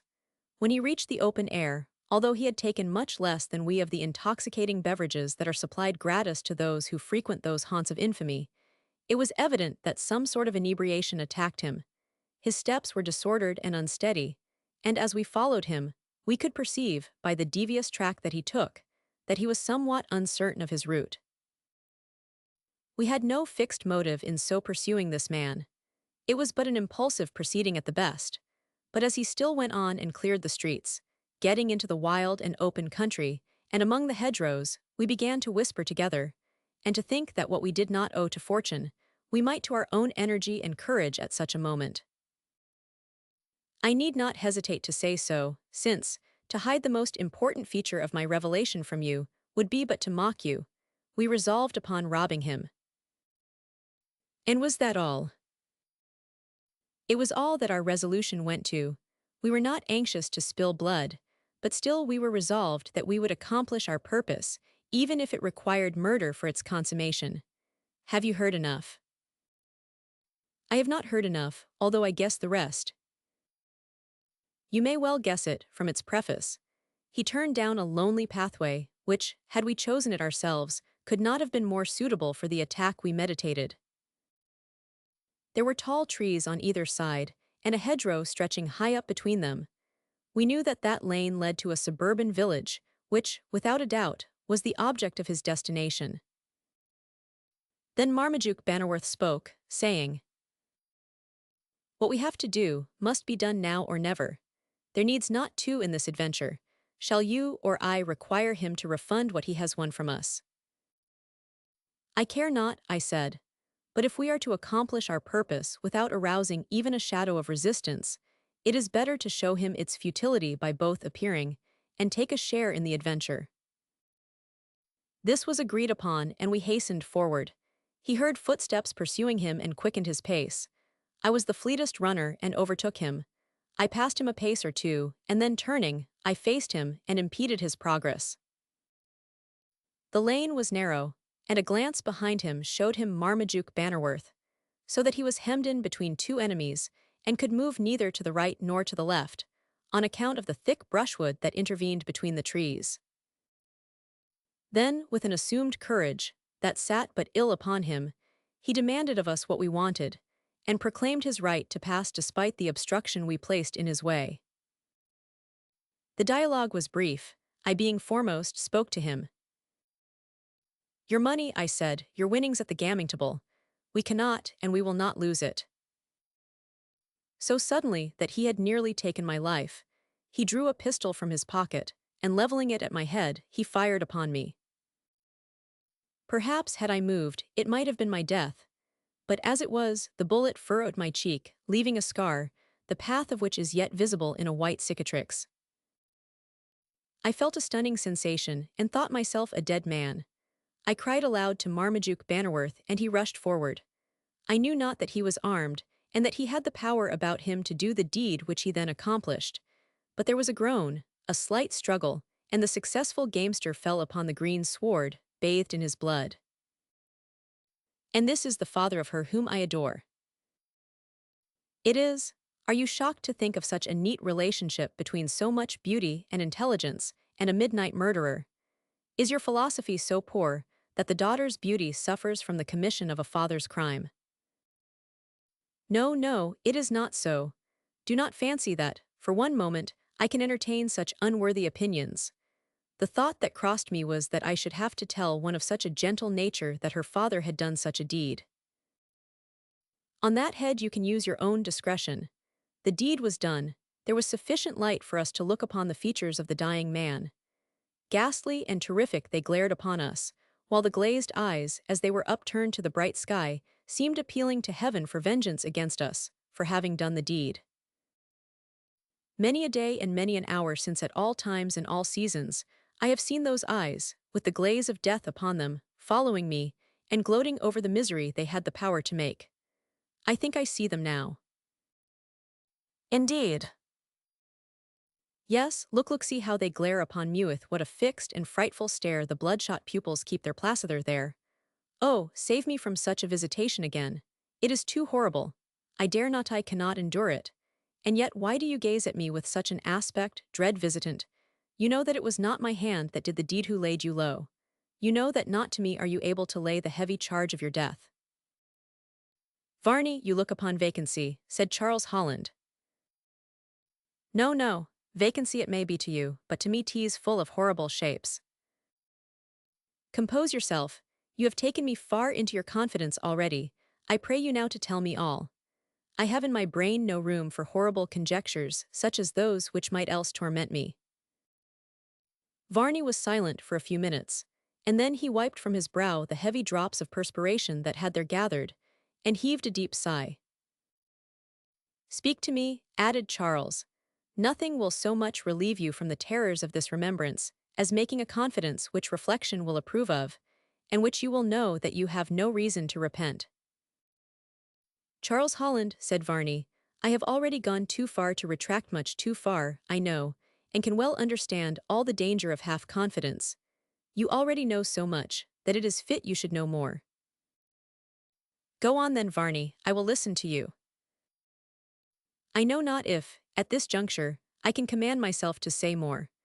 I feel that what next has to be told will be most horrible for me to tell, most sad for you to hear told. I can well believe, Varney, from your manner of speech, and from the words you use, that you have some secret to relate beyond this simple fact of the murder of this gamester by Marmaduke Bannerworth. You are right, such is the fact. The death of that man could not have moved me as you now see me moved.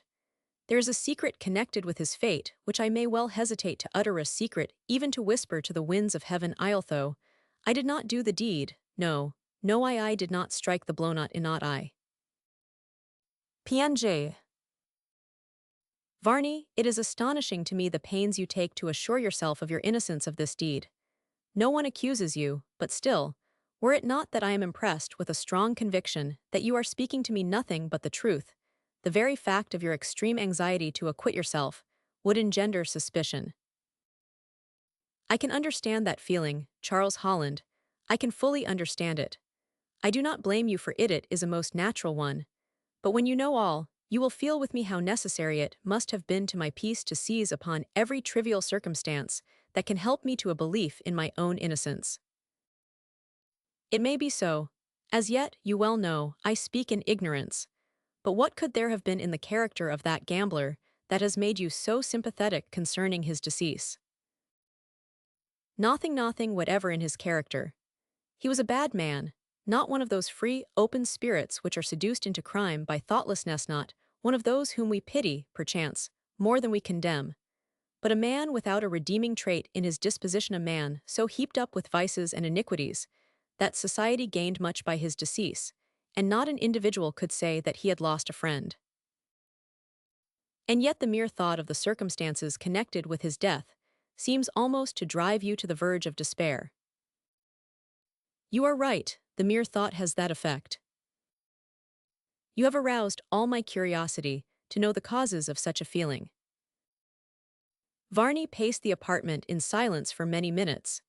He seemed to be enduring a great mental struggle, and at length, when he turned to Charles Holland and spoke, there were upon his countenance traces of deep emotion. "I have said, young man, that I will take you into my confidence.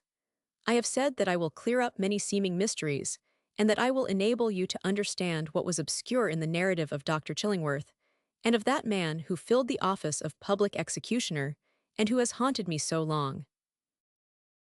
It is true, then, as the doctor states, that you were executed in London." "I was." "And resuscitated by the galvanic process, put into operation by Dr. Chillingworth."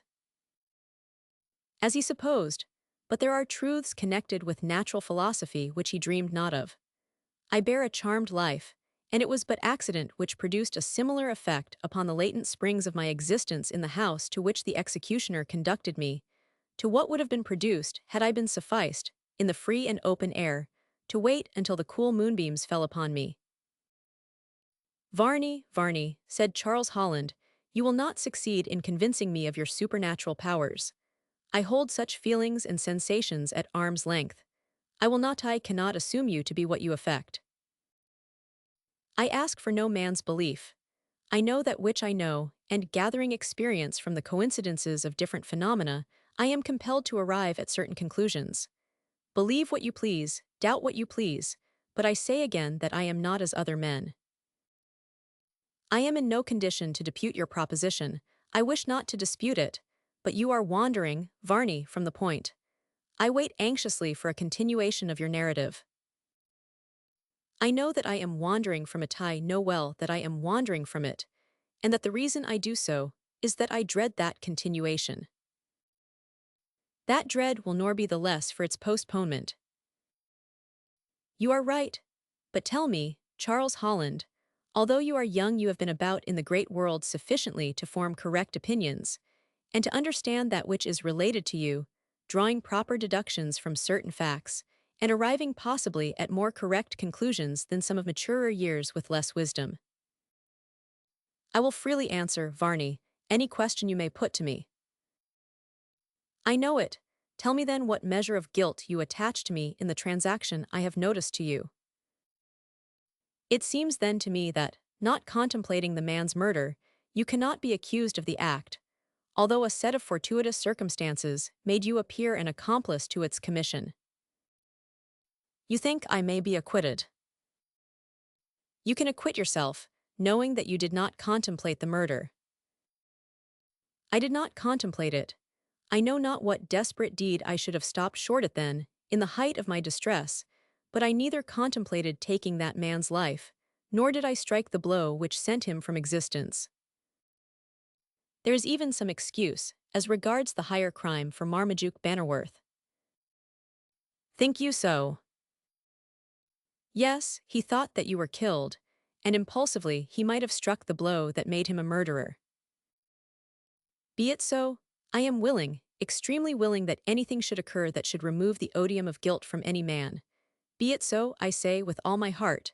But now, Charles Holland, I feel that we must meet again ere I can tell you all. But in the meantime let Flora Bannerworth rest in peace. She need dread nothing from me. Avarice and revenge, the two passions which found a home in my heart, are now stifled forever." "Revenge, did you say revenge?" "I did, whence the marvel. Am I not sufficiently human for that?" "But you coupled it with the name of Flora Bannerworth." "I did, and that is part of my mystery." "A mystery, indeed, to imagine that such a being as Flora could awaken any such feeling in your heart, a most abundant mystery." "It is so. I do not affect to deny it. But yet it is true, although so greatly mysterious. But tell her that although at one time I looked upon her as one whom I cared not if I injured, her beauty and distress changed the current of my thoughts, and won upon me greatly. From the moment I found I had the power to become the bane of her existence, I ceased to wish to be so, and never again shall she experience a pang of alarm from Varney the Vampyre. Your message shall be faithfully delivered, and doubt not that it will be received with grateful feelings. Nevertheless, I should have much wished to have been in a position to inform her of more particulars. Come to me here at midnight tomorrow, and you shall know all. I will have no reservation with you, no concealments. You shall know whom I have had to battle against, and how it is that a world of evil passions took possession of my heart and made me what I am. Are you firm in this determination? Varney, will you indeed tell me no more tonight? No more, I have said it. Leave me now. I have need of more repose, for of late sleep has seldom closed my eyelids. Charles Holland was convinced, from the positive manner in which he spoke, that nothing more in the shape of information at that time was to be expected from Varney, and being fearful that if he urged this strange being too far, at a time when he did not wish it, he might refuse all further communication, he thought it prudent to leave him, so he said to him, "Be assured, Varney, I shall keep the appointment you have made, with an expectation when we do meet of being rewarded by a recital of some full particulars. You shall not be disappointed. Farewell, farewell." Charles Holland bade him adieu and left the place. Although he had now acquired all the information he hoped to take away with him, when Varney first began to be communicative, yet, when he came to consider how strange and unaccountable a being he had been in communication with, Charles could not but congratulate himself that he had heard so much, for, from the manner of Varney, he could well suppose that that was, indeed, the first time he had been so communicative upon subjects which evidently held so conspicuous a place in his heart. And he had abundance of hope, likewise, from what had been said by Varney, that he would keep his word and communicate to him fully all else that he required to know. And when he recollected those words which Varney had used, signifying that he knew the danger of half-confidences, that hope grew into a certainty, and Charles began to have no doubt, but that on the next evening all that was mysterious in the various affairs connected with the vampire would become clear and open to the light of day. He strolled down the lane in which the lone house was situated, revolving these matters in his mind, and when he arrived at its entrance, he was rather surprised to see a throng of persons hastily moving onward, with some appearance of dismay about them, and anxiety depicted upon their countenances. He stopped a lad, and inquired of him the cause of the seeming tumult. "Why, sir, the fact is," said the boy, "a crowd from the town's been burning down Bannerworth Hall, and they have killed a man." "Bannerworth Hall, you must be mistaken." "Well, sir, I ought not to call it Bannerworth Hall, because I mean the old ruins in the neighborhood that are supposed to have been originally Bannerworth Hall before the house now called such was built. And moreover, as the Bannerworths have always had a garden there, and 2 or 3 old sheds, the people in the town called it Bannerworth Hall in common with the other building." "I understand. And do you say that all have been destroyed?" "Yes, sir. All that was capable of being burnt has been burnt, and what is more, a man has been killed among the ruins. We do not know who he is, but the folks said he was a vampire, and they left him for dead." "When will these terrible outrages cease?" "Oh, Varney, Varney, you have much to answer for. Even if in your conscience you succeed in acquitting yourself of the murder, some of the particulars concerning which you have informed me of." Chapter 83. The mysterious arrival at the inn. The Hungarian nobleman. The letter to Varney. PNJ. While these affairs are proceeding, and when there seems every appearance of Sir Francis Varney himself quickly putting an end to some of the vexatious circumstances connected with himself and the Bannerworth family, it is necessary that we should notice an occurrence which took place at the same in which the Admiral had made such a scene of confusion upon the occasion of his first arrival in the town. Not since the Admiral had arrived with Jack Pringle, and so disturbed the whole economy of the household, was there so much curiosity excited as on the morning following the interview which Charles Holland had had with Varney, the vampire. The inn was scarcely opened when a stranger arrived, mounted on a coal-black horse, and alighting, he surrendered the bridle into the hands of a boy who happened to be at the inn door, and stalked slowly and solemnly into the building. He was tall and of a cadaverous aspect. In attire he was plainly apparelled, but there was no appearance of poverty about him. On the contrary, what he really had on was of a rich and costly character, although destitute of ornament. He sat down in the first room that presented itself, and awaited the appearance of the landlord, who, upon being informed that a guest of apparently ample means, and of some consequence, had entered the place, hastily went to him to receive his commands. With a profusion of bows, our old friend, who had been so obsequious to Admiral Bell, entered the room and begged to know what orders the gentleman had for him. "I presume," said the stranger, in a deep, solemn voice, "I presume that you have no objection, for a few days that I shall remain in this town, to board and lodge me for a certain price which you can name to me at once." "Certainly, sir," said the landlord, "any way you please, without wine, sir, I presume."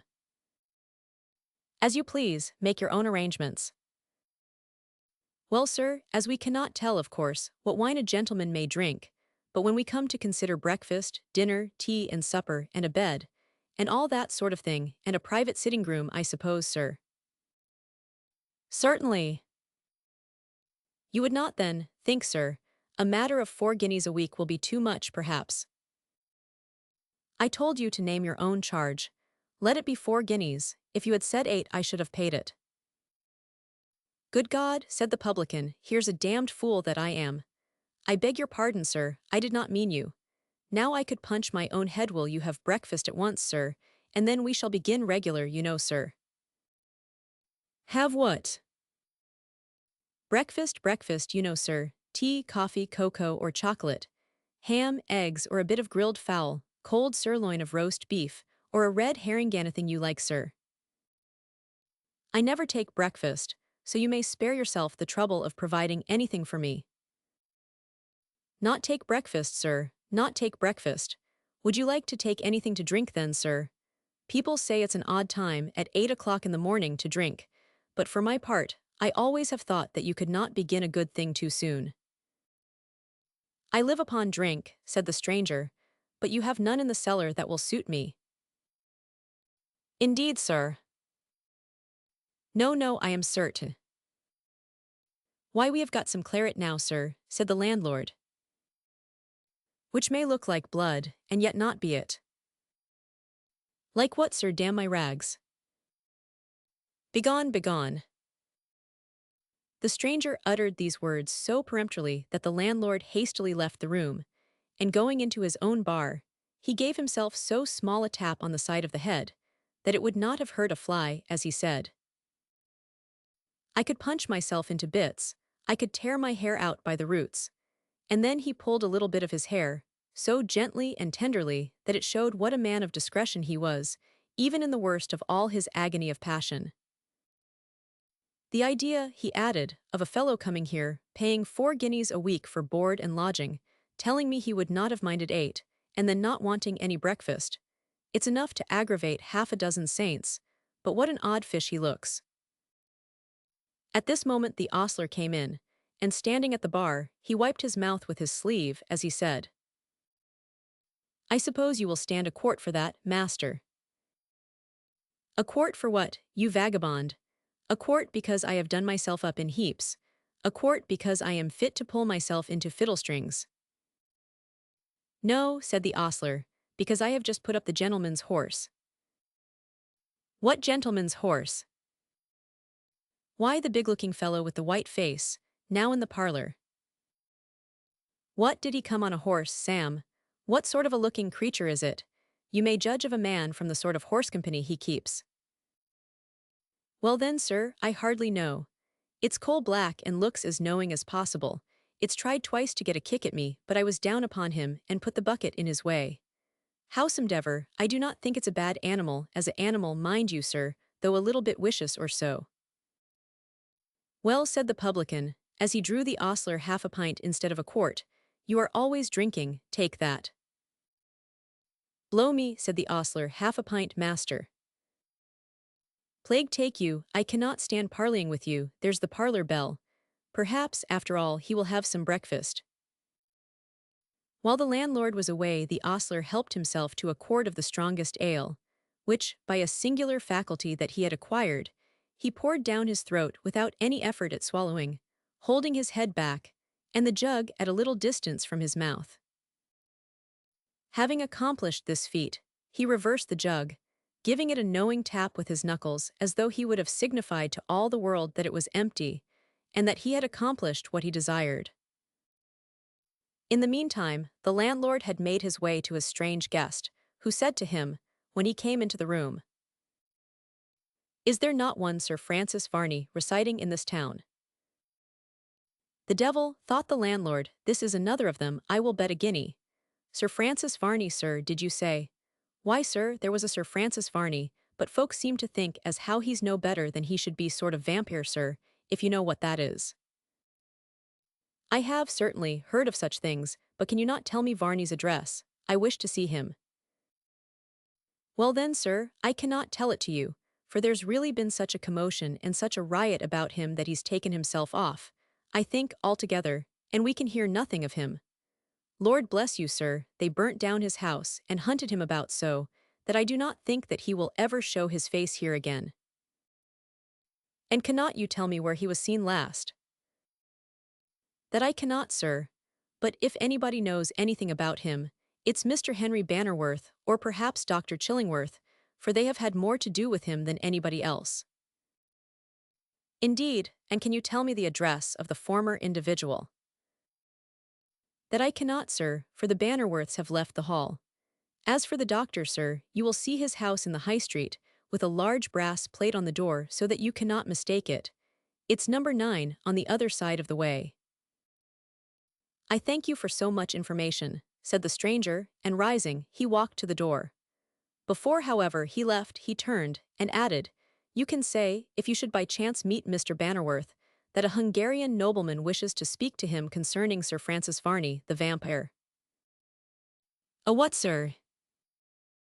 A nobleman from Hungary, was the reply. The deuce, said the landlord as he looked after him, he do not seem at all hungry here, not thirsty neither. What does he mean by a nobleman from Hungary? The idea of a man talking about Hungary and not taking any breakfast. He's queering me. I will be hanged if I will stand it. Here I clearly lose 4 guineas a week, and then get made game of besides. A nobleman, indeed, I think I see him. Why, he is not quite so big as old Slaney, the butcher, it's a do. I will have at him when he comes back. Meanwhile, the unconscious object of this soliloquy passed down the High Street, until he came to Dr. Chillingworth's, at whose door he knocked. Now Mrs. Chillingworth had been waiting the whole night for the return of the doctor, who had not yet made his appearance, and, consequently, that lady's temper had become acidulated to an uncommon extent, and when she heard a knock at the door, something possessed her that it could be no other than her spouse, and she prepared to give him that warm reception which she considered he had a right, as a married man, to expect after such conduct. She hurriedly filled a tolerably sized hand-basin with not the cleanest water in the world, and then, opening the door hurriedly with one hand, she sloused the contents into the face of the intruder, exclaiming, Now you have caught it. DN, said the Hungarian nobleman, and then Mrs. Chillingworth uttered a scream, for she feared she had made a mistake. Oh, sir, I am very sorry, but I thought it was my husband.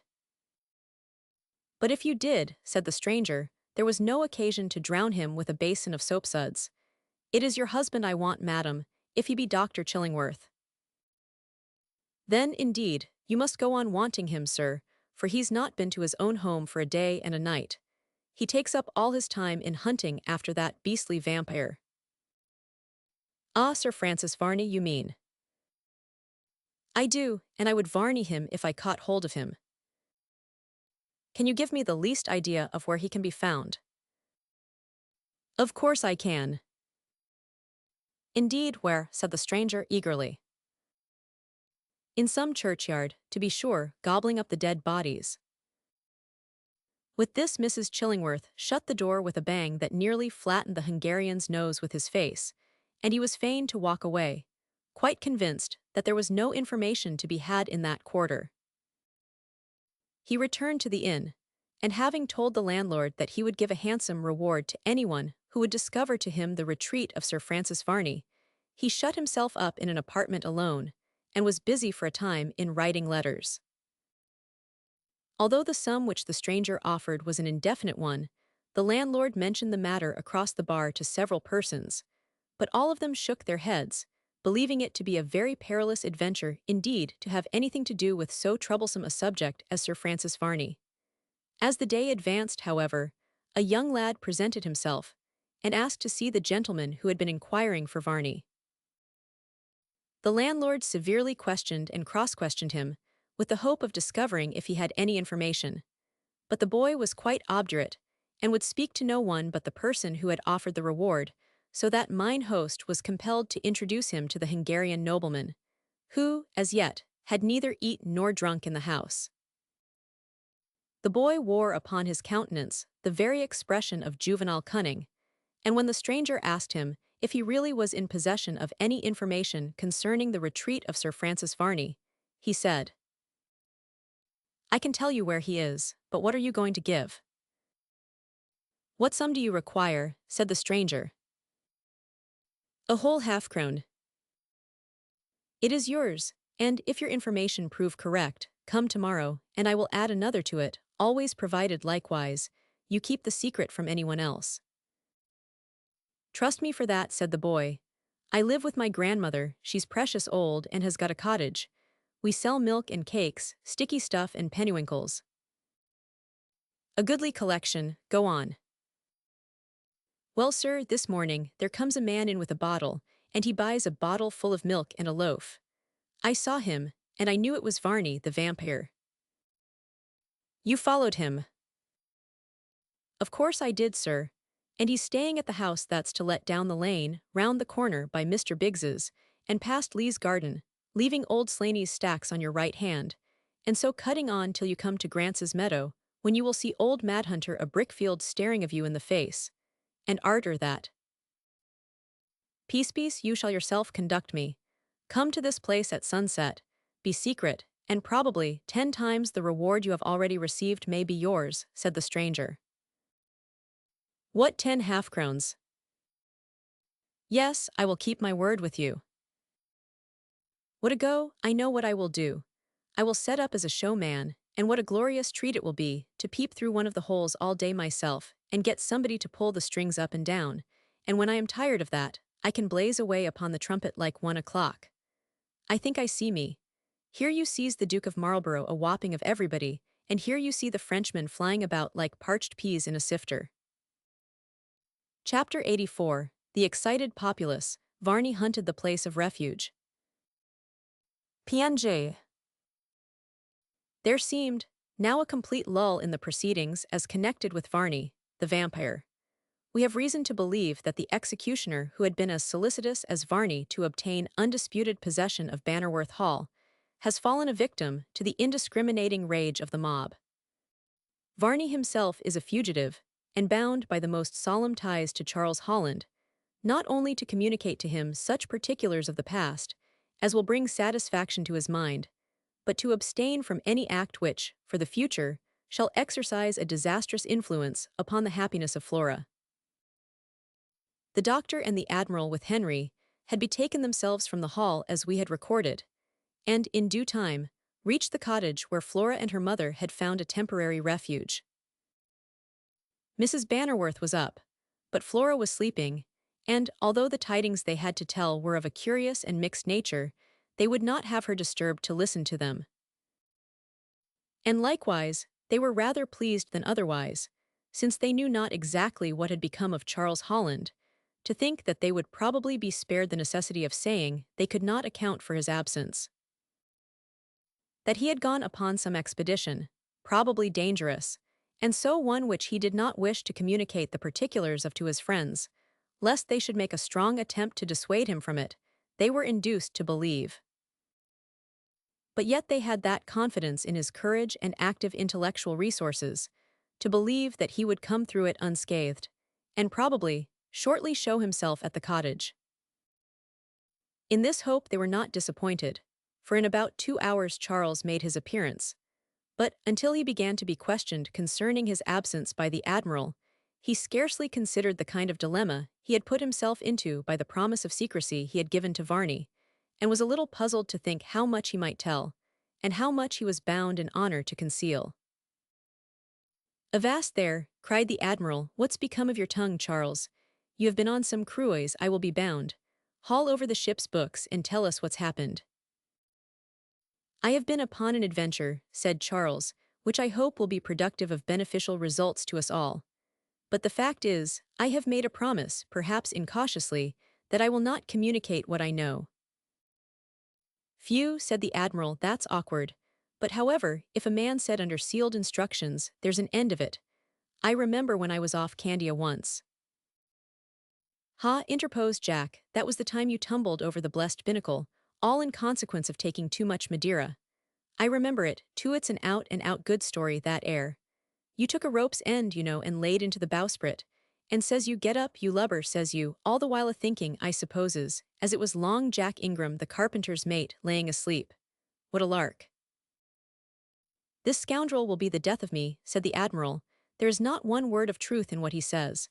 I never got drunk in all my life, as everybody knows. Jack, affairs are getting serious between you and ill must part, and for good. It's a good many times that I have told you have forgot the difference between the quarterdeck and the caboose. Now, I am serious you are off the ship's books, and there's an end of you. Very good, said Jack, I am willing I will leave you. Do you think I want to keep you any longer? Goodbye, old bloke, I'll leave you to repent, and when old grim death comes yardarm and yardarm with you, and you cannot shake off his boarding tackle, you will say, where's Jack Pringle, says you, and then what's his main ah? Echo you call I tech will say, it's DD if it knows. Jack turned upon his heel, and before the Admiral could make any reply, he left the place. What's the rascal up to now? Said the Admiral. I really did not think he would have taken me at my word. Oh then, after all, you did not mean it, uncle, said Charles. What's that to you, you lubber, whether I mean it or not, you shore-going squab? Of course I expect everybody to desert an old hulk, rats and Allen now Jack Pringle's gone. The vagabond, could not he stay and get drunk as long as he liked? Did not he say what he pleased, and do what he pleased, the mutinous thief? Did not he say I run away from a Frenchman off Cape Ushant, and did not I put up with that? But my dear uncle, you sent him away yourself. I did not, and you know I did not. But I see how it is, you have disgusted Jack among you. A better seaman never trod the deck of a man-of-war. But his drunkenness, uncle. It's a lie, I do not believe he ever got drunk. I believe you all invented it, and Jack's so good-natured, he tumbled about just to keep you in countenance. But his insolence, uncle. His gross insolence towards Yauhi's inventions, his exaggerations of the truth. Avast, there none of that, Master Charlie. Jack could not do anything of the sort, and I means to say this, that if Jack was here now, I would stick up for him, and say he was a good seaman. Tip us your fin then, said Jack, darting into the room. Do you think I would leave you, you DD old fool? What would become of you, I wonder, if I was not to take you into dry nurse? Why, you blessed old babby, what do you mean by it? Jack, you villain. Ah, go on and call me a villain as much as you like. Do not you remember when the bullets were scuttling our knobs? I do, Jack, tip us your fin, old fellow. You have saved my life more than once. It's a lie. It ain't, you did, I say. You bet. And thus was the most serious misunderstanding that these two worthies ever had together made up. The real fact is that the Admiral could as little do without Jack as he could have done without food, and as for Pringle, he no more thought of leaving the old Commodore than off what shall we say, forswearing him. Jack himself could not have taken a stronger oath. But the old Admiral had suffered so much from the idea that Jack had actually left him, that although he abused him as usual often enough, he never again talked of taking him off the ship's books. And, to the credit of Jack be it spoken, he took no advantage of the circumstance, and only got drunk just as usual, and called his master an old fool whenever it suited him. Chapter 85. The Hungarian nobleman gets into danger. He is fired at, and shows some of his quality. PNJ. Considerably delighted was the Hungarian, not only at the news he had received from the boy, but as well for the cheapness of it. Probably he did not conceive it possible that the secret of the retreat of such a man as Varney could have been attained so easily. He waited with great impatience for the evening, and stirred not from the inn for several hours. Neither did he take any refreshment, notwithstanding he had made so liberal an arrangement with the landlord to be supplied. All this was a matter of great excitement and speculation in the inn, so much so, indeed, that the landlord sent for some of the oldest customers of his house, regular topers, who sat there every evening, indulging in strong drinks and pipes and tobacco, to ask their serious advice as to what he should do, as if it were necessary he should do anything at all. But somehow or another, these wiseacres who assembled at the landlord's bidding, and sat down, with something strong before them, in the bar parlor, never once seemed to think that a man might, if he chose, come to an inn, and agree to pay 4 guineas a week for board and lodging, and yet take nothing at all. No, they could not understand it, and therefore they would not have it. It was quite monstrous that anybody should attempt to do anything so completely out of the ordinary course of proceeding. It was not to be borne, and as in this country it happens, free and enlightened as we are, that no man can commit a greater social offense than doing something that his neighbors never thought of doing themselves. The Hungarian nobleman was voted a most dangerous character, and in fact, not to be put up with. I should not have thought so much of it, said the landlord, but only look at the aggravation of the thing. After I have asked him 4 guineas a week, and expected to be beaten down to 2, to be then told that he would not have cared if it had been 8. It is enough to aggravate a saint. Well, I agree with you there, said another. That's just what it is, and I only wonder that a man of your sagacity has not quite understood it before. Understood what? Why, that he is a vampire. He has heard of Sir Francis Varney, that's the fact, and he's come to see him. Birds of a feather, you know, flock together, and now we shall have 2 vampires in the town instead of 1. PNJ. The party looked rather blank at this suggestion, which, indeed, seemed rather uncomfortable probably. The landlord had just opened his mouth to make some remark, when he was stopped by the violent ringing of what he now called the vampire's bell, since it proceeded from the room where the Hungarian nobleman was. Have you an almanac in the house? Was the question of the mysterious guest. An almanac, sir? Well, I really do not know. Let me see an almanac. But perhaps you can tell me. I was to know the moon's age. The devil, thought the landlord, he's a vampire and no mistake. Why, sir, as to the moon's age, it was a full moon last night, very bright and beautiful, only you could not see it for the clouds. A full moon last night, said the mysterious guest thoughtfully. It may shine then brightly tonight, and if so, all will be well. I thank you, leave the room. Do you mean to say, sir, you do not want anything to eat now? What I want I will order. But you have ordered nothing. Then presume that I want nothing. The discomfited landlord was obliged to leave the room, for there was no such a thing as making any answer to this, and so, still further confirmed in his opinion that the stranger was a vampire that came to see Sir Francis Varney from a sympathetic feeling towards him, he again reached the bar parlor. You may depend, he said, as sure as eggs, that he is a vampire. Hilloa, he's going off after him, he thinks we suspect him. There he goes on the high street. The landlord ran out, and so did those who were with him, one of whom carried his brandy and water in his hand, which, being too hot for him to swallow all at once, he still could not think of leaving behind. It was now gelling rapidly dark, and the mysterious stranger was actually proceeding towards the lane to keep his appointment with the boy, who had promised to conduct him to the hiding place of Sir Francis Varney. He had not proceeded far, however, before he began to suspect that he was followed, as it was evident on the instant that he altered his course. For instead of walking down the lane, where the boy was waiting for him, he went right on, and seemed desirous of making his way into the open country between the town and Bannerworth Hall. His pursuers, for they assumed that character when they saw this, became anxious to intercept him, and thinking that the greater force they had the better, they called out aloud as they passed a smithy, where a man was shoeing a horse. Jack Burden, here is another vampire. The deuce there is, said the person who was addressed, I will soon settle him. Here's my wife gets no sleep of a night as it is, all owing to that Varney who has been plaguing us so long. I will not put up with another. So saying, he snatched from a hook on which it hung an old fowling piece, and joined the pursuit, which now required to be conducted with some celerity, for the stranger had struck into the open country, and was getting on at good speed.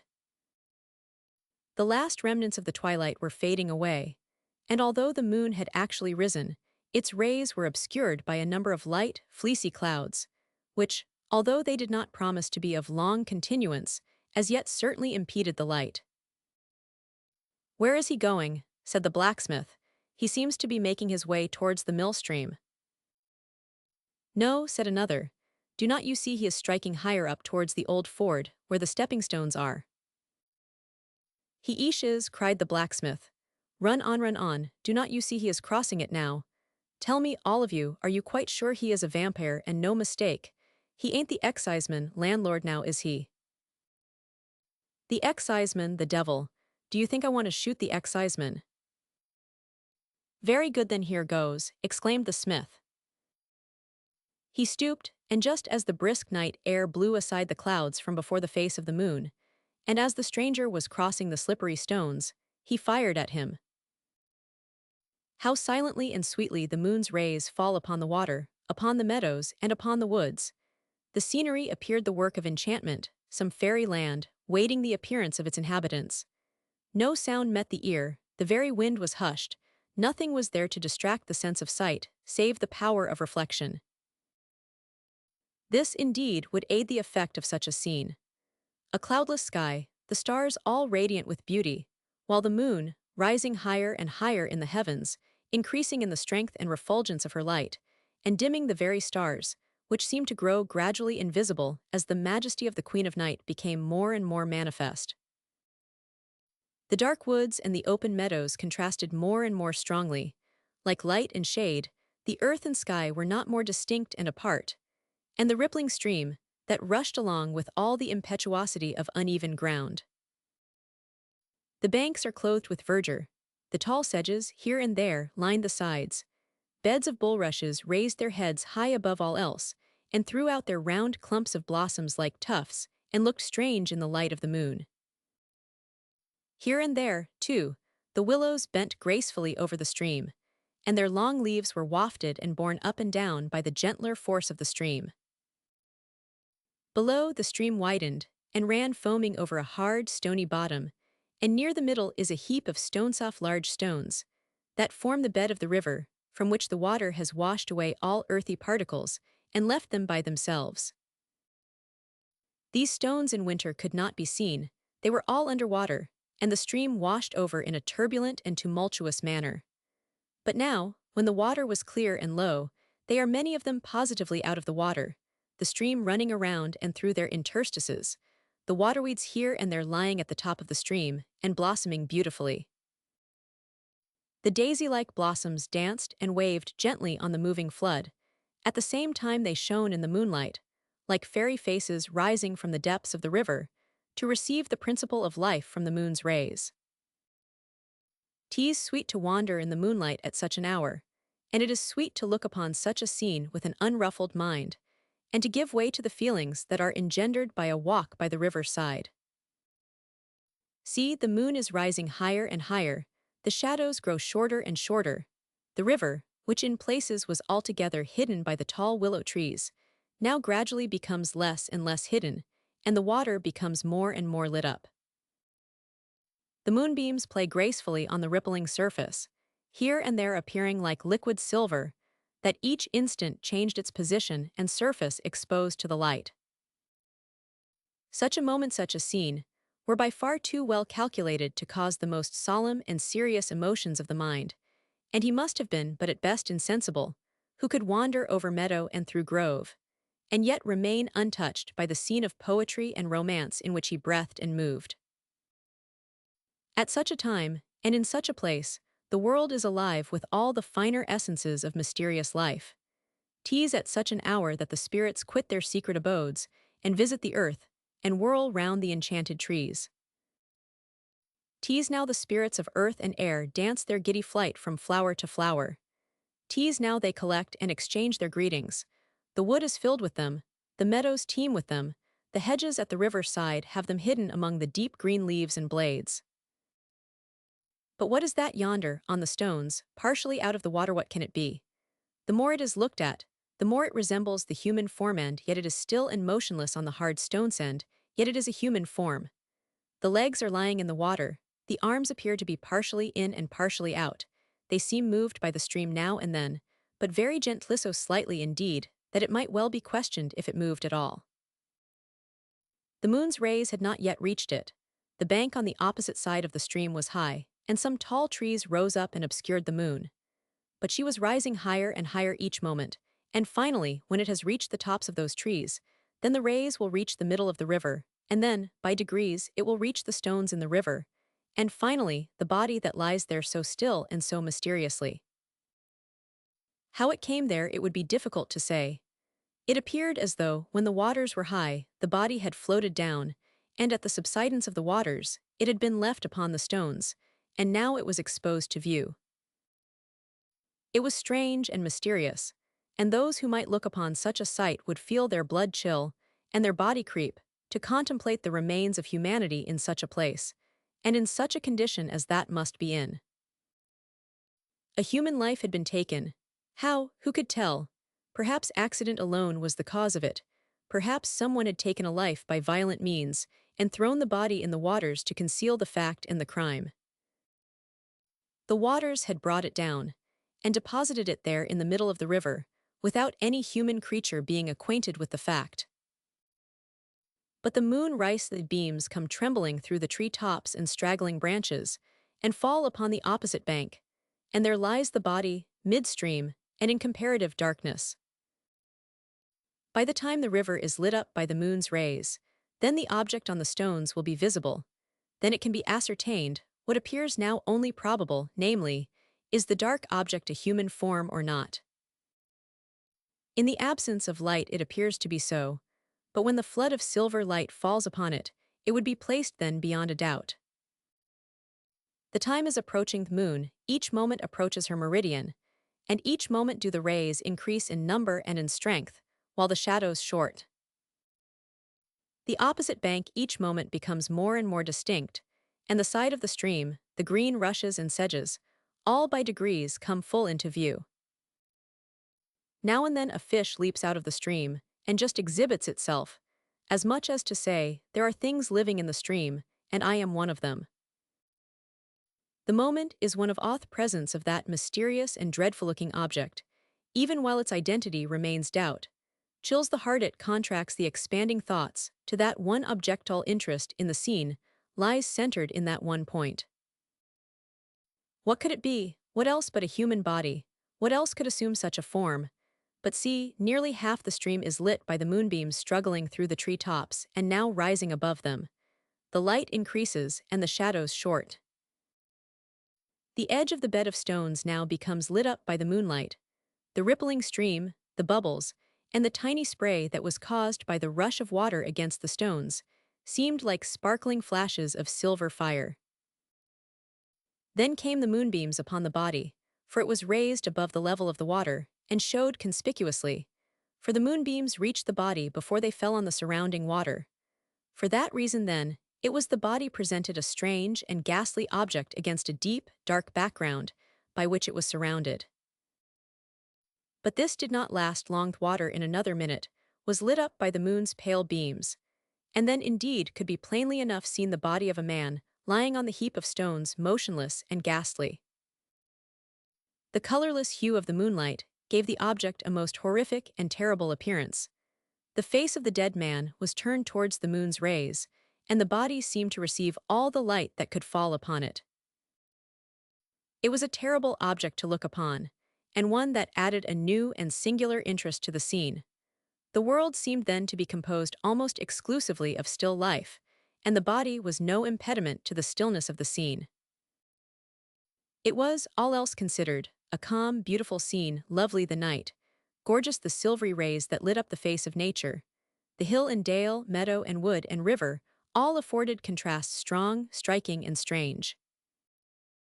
But strange, and more strange than any contrast in nature, was that afforded to the calm beauty of the night and place by the deep stillness and quietude imposed upon the mind by that motionless human body. The moon's rays now fell upon its full length. The feet were lying in the water, the head lay back, with its features turned towards the quarter of the heavens where the moon shone from. The hair floated on the shallow water, while the face and body were exposed to all influences from its raised and prominent position. The moonbeams had scarcely settled upon it scarce a few minutes when the body moved. Was it the water that moved it? It could not be, surely, that the moonbeams had the power of recalling life into that inanimate mass that lay there for some time still and motionless as the very stones on which it lay. It was endued with life. The dead man gradually rose up and leaned himself upon his elbow. He paused a moment like one newly recalled to life. He seemed to become assured he did live. He passed one hand through his hair, which was wet, and then rose higher into a sitting posture, and then he leaned on one hand, inclining himself towards the moon. His breast heaved with life, and a kind of deep inspiration, or groan, came from him, as he first awoke to life, and then he seemed to pause for a few moments. He turned gradually over, till his head inclined down the stream. Just below, the water deepened, and ran swiftly and silently on amid meads and groves of trees. The vampire was revived. He awoke again to a ghastly life. He turned from the heap of stones. He gradually allowed himself to sink into deep water, and then, with a loud plunge, he swam to the center of the river. Slowly and surely did he swim into the center of the river, and down the stream he went. He took long, but easy strokes, for he was going down the stream, and that aided him. For some distance might he be heard and seen through the openings in the trees, but he became gradually more and more indistinct, till sound and sight both ceased, and the vampire had disappeared. During the continuance of this singular scene, not one word had passed between the landlord and his companions.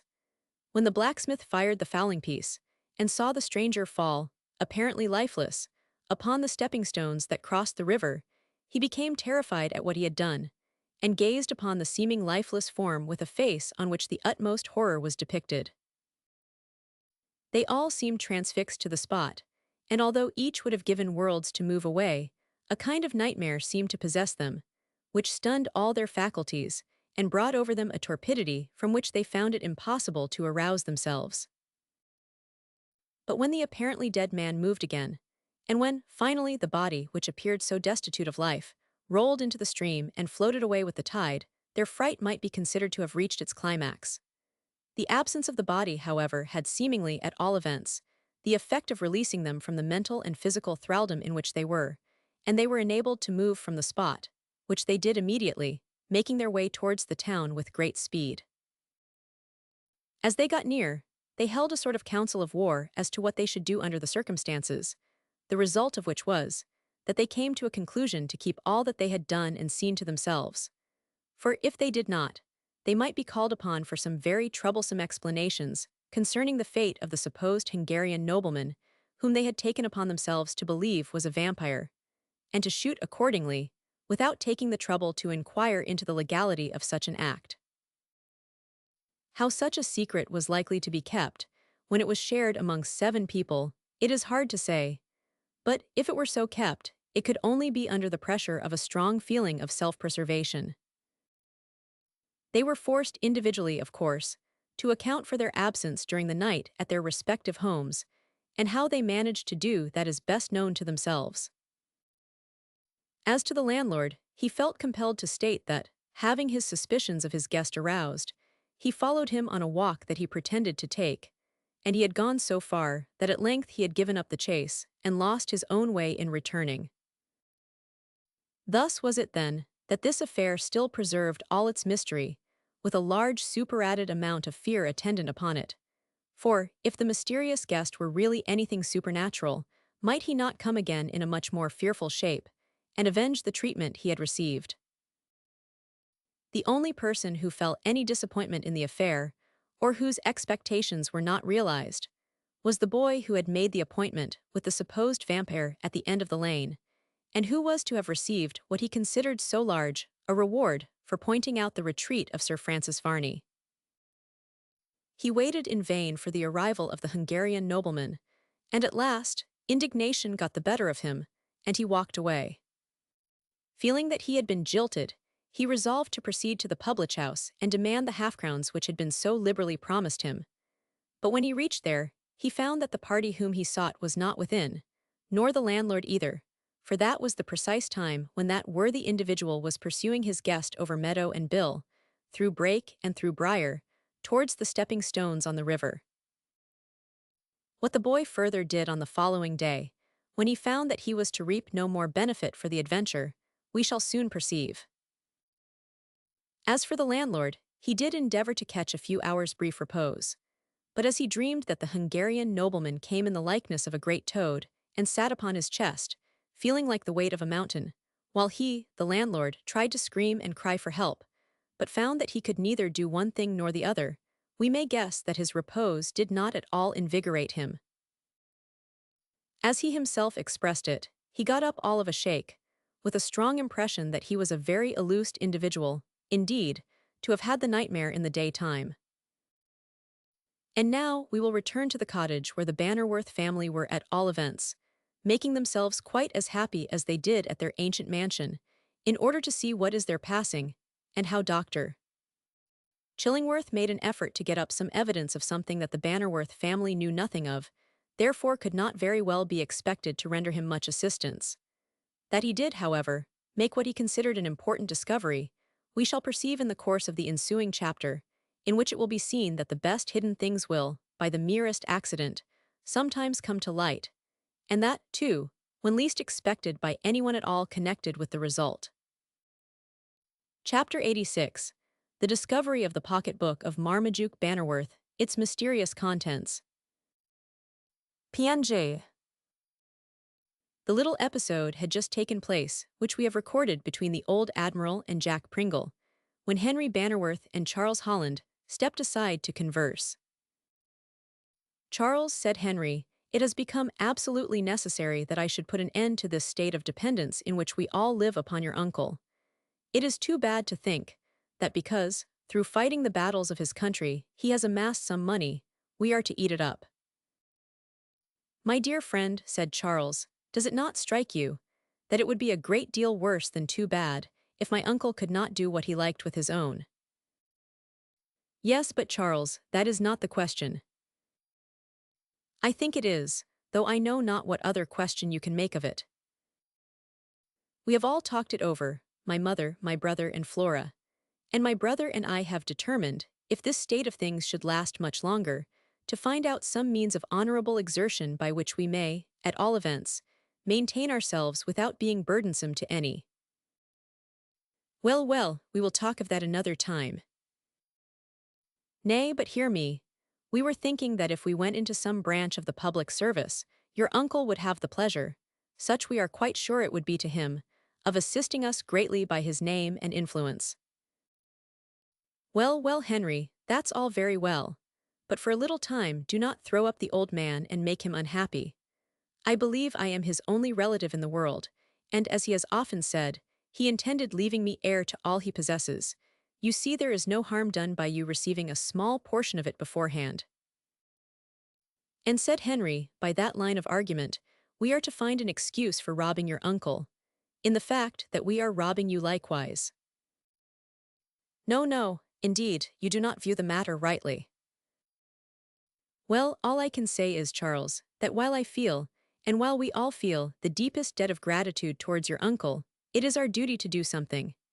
In a box which we have brought with us from the hall, and which has not been opened since our father's death, I have stumbled over some articles of ancient jewelry and plate, which, at all events, will produce something, but which you must not part with." "Nay, but Charles, these are things I knew not we possessed, and most ill-suited do they happen to be to our fallen fortunes. It is money we want, not the gewgaws of a former state, to which we can have now no sort of pretension." "Nay, I know you have all the argument. But still is there something sad and uncomfortable to one's feelings in parting with such things as those which have been in families for many years. But we knew not that we had them. Remember that, Charles. Come and look at them.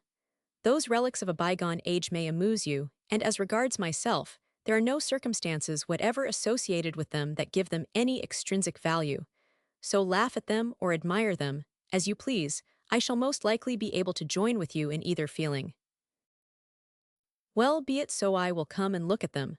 But you must think better of what you say concerning my uncle, for I happen to know it you ought likewise by this time how seriously the old man would feel any rejection on your part of the good he fancies he is doing you.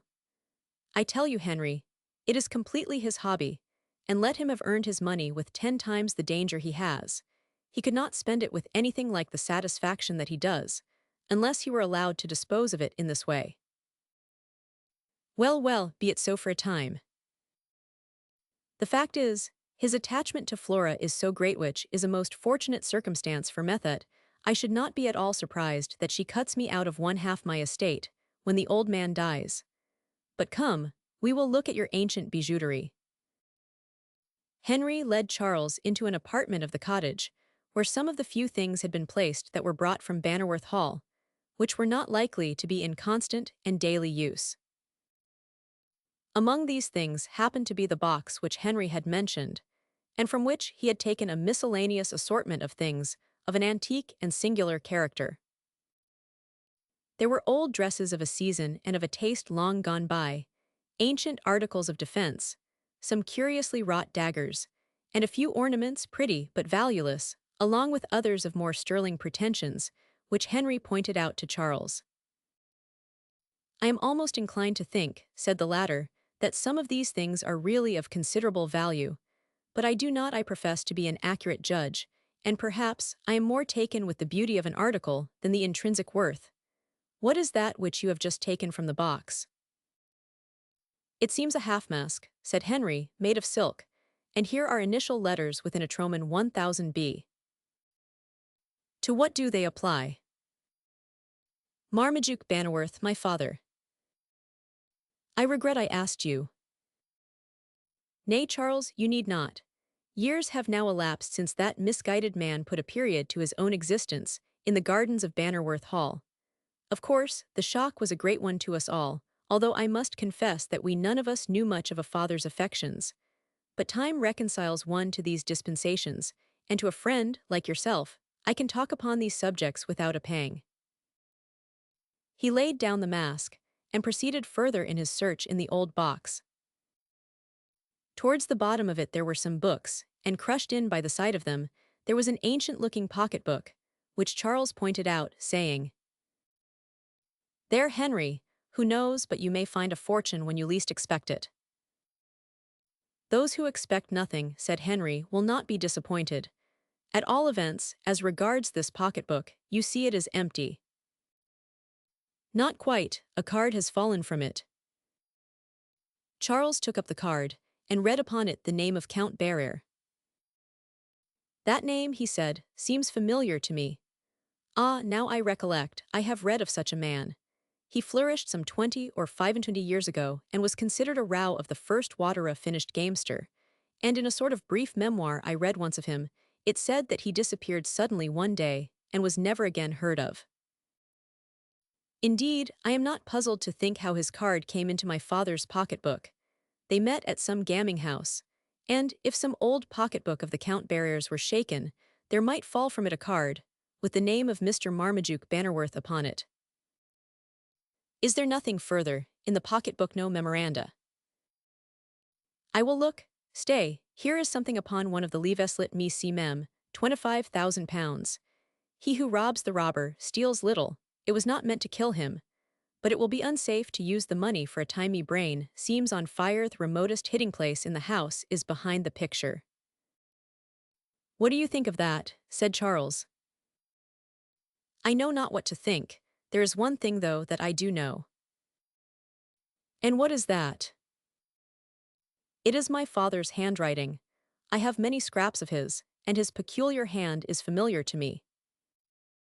It's very strange, then, what it can refer to.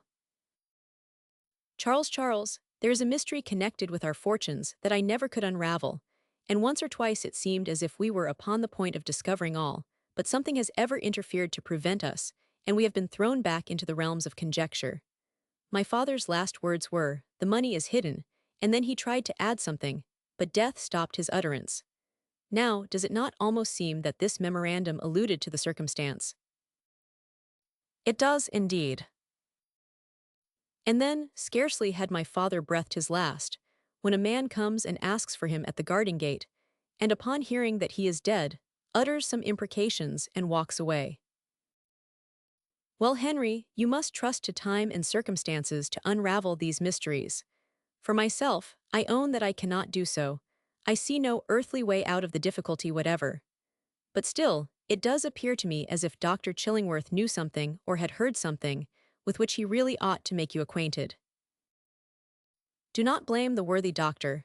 He may have made an error of judgment, but never one of feeling, and you may depend, if he is keeping anything from me, that he is doing so from some excellent motive, most probably because he thinks it will give me pain, and so will not let me endure any unhappiness from it, unless he is quite certain as regards the facts. When he is so, you may depend he will be communicative, and I shall know all that he has to relate. But Charles, it is evident to me that you, too, are keeping something. I. Yes, you acknowledge to having had an interview, and a friendly one, with Varney, and you likewise acknowledge that he had told you things which he has compelled you to keep secret. I have promised to keep them secret, and I deeply regret the promise that I have made. There cannot be anything to my mind more essentially disagreeable than to have one's tongue tied in one's interview with friends. I hate to hear anything that I may not repeat to those whom I take into my own confidence. I can understand the feeling, but here comes the worthy doctor. Show him the memorandum. I will. As Dr. Chillingworth entered the apartments, Henry handed him the memorandum that had been found in the old pocketbook, saying as he did so, "Look at that, doctor, and give us your candid opinion upon it." Dr. Chillingworth fitted on his spectacles and read the paper carefully. At its conclusion, he screwed up his mouth into an extremely small compass, and doubling up the paper, he put it into his capacious waistcoat pocket, saying as he did so, "Oh, hum." "Well, doctor," said Henry, "we are waiting for your opinion." "My opinion? Well then, my dear boy, I must say my opinion, to the best of my belief, is that I really do not know anything about it." "Then perhaps you will surrender us the memorandum," said Charles, "because, if you do not know anything, we may as well make a little inquiry." "Ha," said the worthy doctor, "we cannot put old heads upon young shoulders, that's quite clear. Now, my good young men, be patient and quiet. Recollect that what you know you are acquainted with, and that which is hidden from you, you cannot very well come to any very correct conclusion upon. There's a right side and a wrong one, you may depend, to every question, and he who walks heedlessly in the dark is very apt to run his head against a post. Good evening, my boys, good evening." Away bustled the doctor. "Well," said Charles, "what do you think of that, Mr. Henry?" "I think he knows what he's about." "That may be, but I will be hanged if anybody else does. The doctor is by no means favorable to the march of popular information, and I really think he might have given us some food for reflection, instead of leaving us so utterly and entirely at fault as he has. And you know he's taken away your memorandum even." "Let him have it, Charles, let him have it. It is safe with him. The old man may be, and I believe is, a little whimsical and crotchety, but he means abundantly well, and he's just one of those sort of persons, and always was, who will do good his own way or not at all. So we must take the good with the bad in those cases, and let Dr. Chillingworth do as he pleases." I cannot say it is nothing to me, although those words were rising to my lips, because you know, Henry, that everything which concerns you or yours is something to me, and therefore it is that I feel extremely anxious for the solution of all this mystery. Before I hear the sequel of that which Varney, the vampire, has so strongly made me a confidant of, I will, at all events, make an effort to procure his permission to communicate it to all those who are in any way beneficially interested in the circumstances. Should he refuse me that permission, I am almost inclined myself to beg him to withhold his confidence. Nay, do not do so, Charles, do not do that, I implore you. Recollect, although you cannot make us joint recipients with you in your knowledge, you can make use of it, probably, to our advantage, in saving us, perchance, from the different consequences, so that you can make what you know in some way beneficial to us, although not in every way. There is reason in that, and I give in at once. Be it so, Henry, I will wait on him, and if I cannot induce him to change his determination and allow me to tell some other as well as Flora, I must give in and take the thing as a secret, although I shall not abandon a hope, even after he has told me all he has to tell, that I may induce him to permit me to make a general confidence, instead of the partial one he has empowered me to do. It may be so, and at all events, we must not reject a proffered good because it is not quite so complete as it might be. You are right. I will keep my appointment with him, entertaining the most sanguine hope that our troubles and disasters, I say our, because I consider myself quite associated in thought, interest, and feelings with your family, may soon be over. Heaven grant it may be so, for yours and Flora's sake. But I feel that Bannerworth Hall will never again be the place it was to us. I should prefer that we sought for new associations, which I have no doubt we may find, and that among us we get up some other home that would be happier, because not associated with so many sad scenes in our history. Be it so, and I am sure that the Admiral would gladly give way to such an arrangement. He has often intimated that he thought Bannerworth Hall a dull place. Consequently, although he pretends to have purchased it of you, I think he will be very glad to leave it. PNJ. Be it so, then. If it should really happen that we are upon the eve of any circumstances that will really tend to relieve us from our misery and embarrassments, we will seek for some pleasanter abode than the hall, which you may well imagine, since it became the scene of that dreadful tragedy that left us fatherless, has borne but a distasteful appearance to all our eyes. I do not wonder at that, and am only surprised that, after such a thing had happened, any of you liked to inhabit the place. We did not like, but our poverty forced us. You have no notion of the difficulties through which we have struggled, and the fact that we had a home rent-free was one of so much importance to us, that had it been surrounded by 1,000 more disagreeables than it was, we must have put up with it. But now that we owe so much to the generosity of your uncle, I suppose we can afford to talk of what we like, and of what we do not like. You can, Henry, and it shall not be my fault if you do not always afford to do so. And now, as the time is drawing on, I think I will proceed at once to Varney, for it is better to be soon than late, and get from him the remainder of his story. There were active influences at work to prevent Sir Francis Varney from so quickly, as he had arranged to do, carrying out his intention of making Charles Holland acquainted with the history of the eventful period of his life, which had been associated with Marmaduke Bannerworth. One would have scarcely thought it possible that anything now would have prevented Varney from concluding his strange narrative, but that he was prevented will appear. The boy who had been promised such liberal payment by the Hungarian nobleman for betraying the place of Varney's concealment, we have already stated, felt bitterly the disappointment of not being met, according to promise, at the corner of the lane, by that individual. It not only deprived him of the half-crowns, which already in imagination he had laid out, but it was a great blow to his own importance, for after his discovery of the residence of the vampire, he looked upon himself as quite a public character, and expected great applause for his cleverness. But when the Hungarian nobleman came not, all these dreams began to vanish into thin air, and, like the unsubstantial fabric of a vision, to leave no trace behind them. He got dreadfully aggravated, and his first thought was to go to Varney and see what he could get from him, by betraying the fact that someone was actively in search of him. That seemed, however, a doubtful good, and perhaps there was some personal dread of the vampire mixed up with the rejection of this proposition. But reject it he did, and then he walked moodily into the town without any fixed resolution of what he should do. All that he thought of was a general idea that he should like to create some mischief, if possible what it was he cared not, so long as it made a disturbance.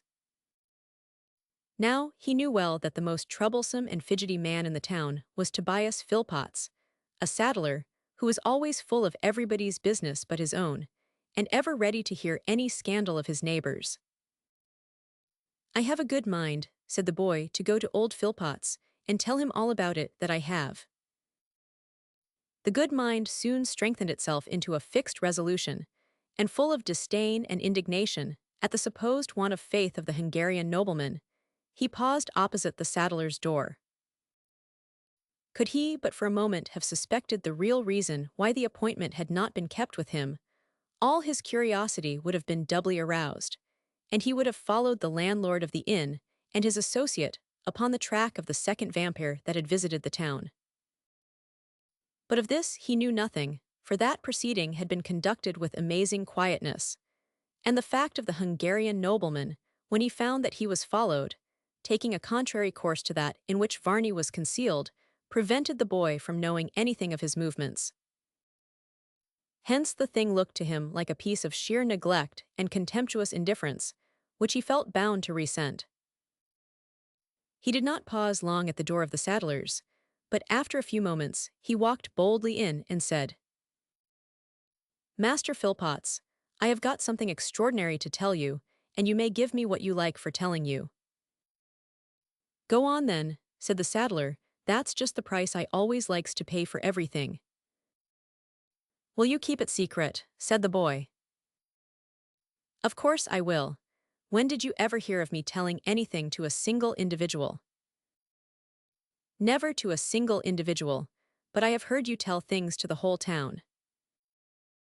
"Confound your impudence. Get out of my shop directly." "Oh, very good. I can go and tell old Mitchell, the pork butcher." "No, I say stop, do not tell him. If anybody is to know, let it be me, and I will promise you I will keep it secret." "Very good," said the boy, returning, "you shall know it.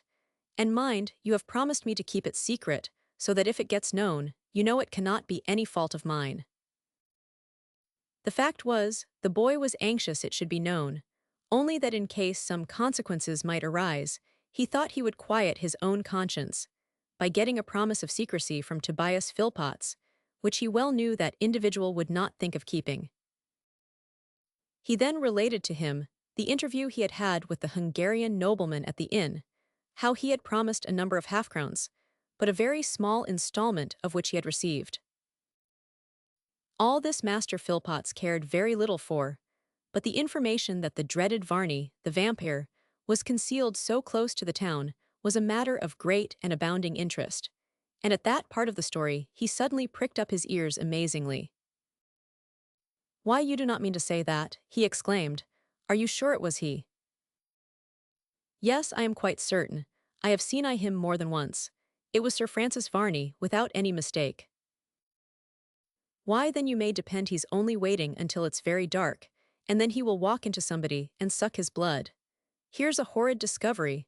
I thought we had had enough of Master Varney, and that he would hardly show himself here again, and now you tell me he is not 10 minutes' walk off."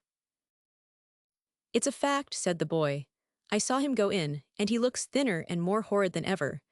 I am sure he wants a dollop of blood from somebody." "I should not wonder. Now there is Mrs. Philpotts, you know, sir. She's rather big, and seems most ready to burst always. I should not wonder if the vampire came to her tonight." "Would not you," said Mrs. Philpotts, who had walked into the shop and overheard the whole conversation, "would not you really? I will vampire you and teach you to make these remarks about respectable married women. You young wretch, take that, will you?" She gave the boy such a box on the ears that the place seemed to spin round with him. As soon as he recovered sufficiently to be enabled to walk, he made his way from the shop with abundance of precipitation, much regretting that he had troubled himself to make a confidant of Master Philpotts. But however, he could not but tell himself that if his object was to make a general disturbance through the whole place, he had certainly succeeded in doing so. He slunk home perhaps with a feeling that he might be called upon to take part in something that might ensue, and at all events be compelled to become a guide to the place of Sir Francis Varney's retreat, in which case, for all he knew, the vampire might, by some more than mortal means, discover what a hand he had had in the matter, and punish him accordingly. The moment he hid left the saddler's Mrs. Philpotts, after using some bitter reproaches to her husband for not at once sacrificing the boy upon the spot for the disrespectful manner in which he had spoken of her, hastily put on her bonnet and shawl, and the saddler, although it was a full hour before the usual time, began putting up the shutters of his shop. "Why, my dear," he said to Mrs. Philpotts, when she came downstairs equipped for the streets, "why, my dear, where are you going?" And pray, sir, what are you shutting up the shop for at this time of the evening? Oh, why the fact is, I thought I would just go to the Rose and Crown, and mention that the vampire was so near at hand. Well, Mr. Philpotts, and in that case there can be no harm in my calling upon some of my acquaintance, and mentioning it likewise. Why, I do not suppose there would be much harm. Only remember, Mrs. Philpotts, remember if you please. Remember what? To tell everybody to keep it secret. Oh, of course I will, and mind you do it likewise. Most decidedly. The shop was closed. Mr. Philpotts ran off to the Rose and Crown, and Mrs. Philpotts, with as much expedition as she could, purposed making the grand tour of all her female acquaintance in the town, just to tell them, as a great secret, that the vampire, Sir Francis Varney, as he called himself, had taken refuge at the house that was to let down the lane leading to Higgs's farm. But by no means, she said, let it go no further, because it is a very wrong thing to make any disturbance, and you will understand that it's quite a secret.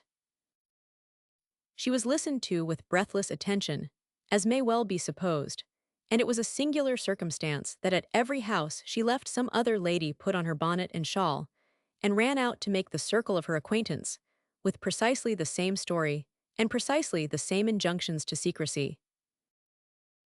And as Mr. Philpotts pursued an extremely similar course, we are not surprised that in the short space of 1 hour the news should have spread through all the town, and that there was scarcely a child old enough to understand what was being talked about, who was ignorant of the fact that Sir Francis Varney was to be found at the empty house down the lane.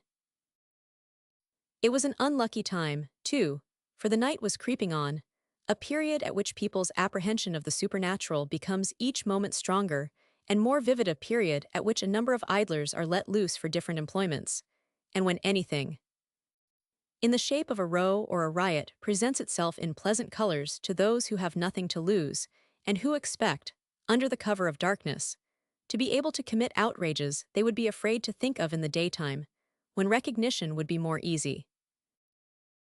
Thus was it that Sir Francis Varney's position, although he knew it not, became momentarily one of extreme peril, and the danger he was about to run was certainly greater than any he had as yet experienced. Had Charles Holland but known what was going on, he would undoubtedly have done something to preserve the supposed vampire from the mischief that threatened him, but the time had not arrived when he had promised to pay him a second visit, so he had no idea of anything serious having occurred. Perhaps, too, Mr. and Mrs. Philpotts scarcely anticipated creating so much confusion, but when they found that the whole place was in an uproar, and that a tumultuous assemblage of persons called aloud for vengeance upon Varney, the vampire, they made their way home again in no small fright. And now, what was the result of all these proceedings will be best known by our introducing the reader to the interior of the house, in which Varney had found a temporary refuge, and following in detail his proceedings as he waited for the arrival of Charles Holland. Chapter 87. The Hunt for Varney. The housetops, the miraculous, escape the last place of refuge, the cottage. PNJ. On the tree-tops the moon shines brightly, and the long shadows are shooting its rays down upon the waters, and the green fields appear clothed in a flood of silver light. The little town was quiet, and tranquil nature seemed at rest. The old mansion in which Sir Francis Varney had taken refuge stood empty and solitary. It seemed as though it were not associated with the others by which it was surrounded. It was gloomy, and in the moonlight it reminded one of things long gone by, existences that had once been, but now no longer of this present time, a mere memento of the past. Sir Francis Varney reclined upon the housetop. He gazed upon the sky and upon the earth. He saw the calm tranquility that reigned around, and could not but admire what he saw. He sighed, he seemed to sigh, from a pleasure he felt in the fact of his security. He could repose there without fear, and breathe the balmy air that fanned his cheek. Certainly, he muttered, things might have been worse, but not much worse. However, they might have been much better. The ignorant are awayth most to be feared, because they have no guide and no control, save what can be exerted over them by their fears and their passions. He paused to look again over the scene.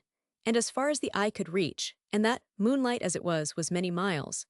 The country was diversified with hill and dale, meadow and plowed land, the open fields and the darker woods, and the silvery stream that ran at no great distance, all presented a scene that was well calculated to warm the imagination, and to give the mind that charm which a cultivated understanding is capable of receiving. There was but one thing wanted to make such a scene one of pure happiness, and that was all absence of care of fears for the future and the wants of life. Suddenly there was a slight sound that came from the town. It was very slight, but the ears of Sir Francis Varney were painfully acute of late. The least sound that came across him was heard in a moment, and his whole visage was changed to one of listening interest. The sound was hushed, but his attention was not lulled, for he had been placed in circumstances that made all his vigilance necessary for his own preservation. Hence it was, what another would have passed over, or not heard at all, he both heard and noticed. He was not sure of the nature of the sound, it was so slight and so indistinct. There it was again. Some persons were moving about in the town. The sounds that came upon the night air seemed to say that there was an unusual bustle in the town, which was, to Sir Francis Varney, ominous in the extreme. What could people in such a quiet, retired place require out at such an hour at night? It must be something very unusual, something that must excite them to a great degree, and Sir Francis began to feel very uneasy. He muttered to himself, these surely cannot have found out my hiding place, and intend to hunt me from it, the bloodthirsty hounds. They are never satisfied. The mischief they are permitted to do on one occasion is but the precursor to another. The taste has caused the appetite for more, and nothing short of his blood can satisfy it. The sounds increased, and the noise came nearer and nearer, and it appeared as though a number of men had collected together and were coming towards him. Yes, they were coming down the lane towards the deserted mansion where he was. For once in his life, Sir Francis Varney trembled. He felt sick at heart, though no man was less likely to give up hope and to despair than he. Yet this sign of unrelenting hatred and persecution was too unequivocal and too stern not to produce its effect upon even his mind, for he had no doubt but that they were coming with the express purpose of seeking him. How they could have found him out was a matter he could not imagine. The Bannerworths could not have betrayed him, he was sure of that, and yet who could have seen him, so cautious and so careful as he had been, and so very sparing had he lived, because he would not give the slightest cause for all that was about to follow. He hoped to have hidden himself, but now he could hear the tramp of men distinctly, and their voices came now on the night air, though it was in a subdued tone, as if they were desirous of approaching unheard and unseen by their victim. Sir Francis Varney stirred not from his position. He remained silent and motionless. He appeared not to heed what was going on. Perhaps he hoped to see them go by to be upon some false scent, or, if they saw no signs of life, they might leave the place and go elsewhere. Hark, they stop at the house, they go not by. They seemed to pause, and then a thundering knock came at the door, which echoed and reechoed through the empty and deserted house, on the top of which sat, in silent expectation, the almost motionless Sir Francis Varney, the redoubted vampire.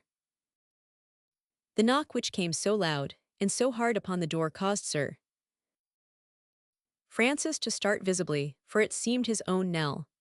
Then, as if the mob were satisfied with their knowledge of his presence, and of their victory, and of his inability to escape them, they sent up a loud shout that filled the whole neighborhood with its sound.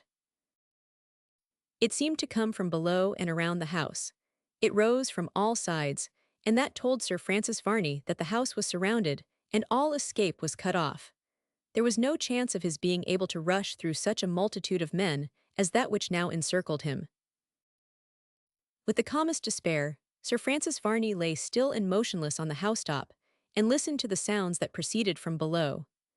Shout after shout arose on the still, calm air of the night. Knock after knock came upon the stout old door, which awakened responsive echoes throughout the house that had for many years lain dormant, and which now seemed disturbed, and resounded in hollow murmurs to the voices from without. Then a loud voice shouted from below, as if to be heard by anyone who might be within.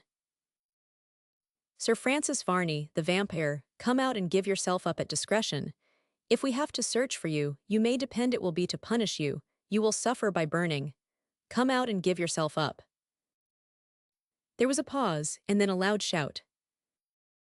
Sir Francis Varney paid no attention to this summons, but sat, motionless, on the housetop, where he could hear all that passed below in the crowd. "He will not come out," said one. "Ah, he's much too cunning to be caught in such a trap. Why, he knows what you would do with him. He knows you would stake him and make a bonfire about him." "So he has no taste for roasting," remarked another. "But still, it's no use hiding. We have too many hands and know the house too well to be easily baffled." "That may be, and although he do not like burning, yet we will unearth the old fox, somehow or other. We have discovered his haunt at last, and certainly we will have him out." "How shall we get in?" "Knock and the door, break open the door. The front door, that is the best, because it leads to all parts of the house, and we can secure anyone who attempts to move from one to the other as they come down." "Hurrah!" shouted several men in the crowd. "Hurrah!" echoed the mob with one accord, and the shout rent the air, and disturbed the quietude and serenity that scarce 5 minutes before reigned through the place. Then, as if actuated by one spirit, they all set to work to force the door in. It was strong and capable of great defense, and employed them with some labor for 15 or 20 minutes, and then, with a loud crash, the door fell in. "Hurrah!" again shouted the crowd. These shouts announced the fall of the door, and then, and not until then, did Sir Francis Varney stir. "They have broken in the door," he muttered. "Well, if die I must, I will sell my life dearly. However, all is not yet lost, and in the struggle for life the loss is not so much felt." He got up and crept towards the trap that led into the house, or out of it, as the occasion might require. "The vampire, the vampire!" shouted a man who stood on a garden wall, holding on by the arm of an apple tree. "Varney the Vampyre!" shouted a second. "Hurrah, boys, we are on the right scent, now for a hunt, hurrah, we shall have him now." They rushed in a tumultuous riot up the stone steps, and into the hall. It was a large, spacious place, with a grand staircase that led up to the upper floor, but it had 2 ends, and then terminated in a gallery. It could not be defended by one man, save at the top, where it could not long be held because the assailants could unite, and throw their whole weight against the entrance and thus storm it. This actually happened. They looked up, and seeing nobody, they rushed up, some by one stair and some by the other. But it was dark. There were but few of the moon's rays that pierced the gloom of that place, and those who first reached the place which we have named were seized with astonishment, staggered, and fell. Sir Francis Varney had met them. He stood there with a staff, something he had found about the house not quite so long as a broom handle, but somewhat thicker and heavier, being made of stout ash. This formidable weapon Sir Francis Varney wielded with strength and resolution. He was a tall man, and one of no mean activity and personal strength, and such a weapon in his hands was one of a most fearful character, and for the occasion much better than his sword. Man after man fell beneath the fearful brace of these blows, for though they could not see Sir Francis, yet he could see them, or the hallites were behind them at the time, while he stood in the dark, and took advantage of this to deal murderous blows upon his assailants. This continued for some minutes, till they gave way before such a vigorous defense, and paused. "On, neighbors, on," cried one. "Will you be beaten off by one man? Rush in at once, and you must force him from his position, push him hard, and he must give way." "Aye," said one fellow who sat upon the ground rubbing his head. "It's all very well to say, push him hard, but if you felt the weight of that d.d. pole on your head, you would not be in such a blessed hurry." However true that might be, there was but little attention paid to it, and a determined rush was made at the entrance to the gallery, and they found that it was unoccupied. And that was explained by the slamming of a door and its being immediately locked upon them. And when the mob came to the door, they found they had to break their way through another door. This did not take long in effecting, and in less than 5 minutes they had broken through that door which led into another room. But the first man who entered it fell from a crashing blow on the head from the ashen staff of Sir Francis Varney, who hurried and fled, closely pursued, until he came to another door, through which he dashed. Here he endeavored to make a stand and close it, but was immediately struck and grappled with. But he threw his assailant, and turned and fled again. His object had been to defend each inch of the ground as long as he was able, but he found they came too close upon his steps, and prevented his turning in time to try the strength of his staff upon the foremost. He dashed up the first staircase with surprising rapidity, leaving his pursuers behind, and when he had gained the first landing, he turned upon those who pursued him, who could hardly follow him two abreast. "Down with the vampire!" shouted the first, who rushed up heedless of the staff. "Down with a fool!" thundered Varney, as he struck the fellow a terrific blow, which covered his face with blood, and he fell back into the arms of his companions. A bitter groan and execration arose from them below, and again they shouted, and rushed up headlong. "Down with the vampire!"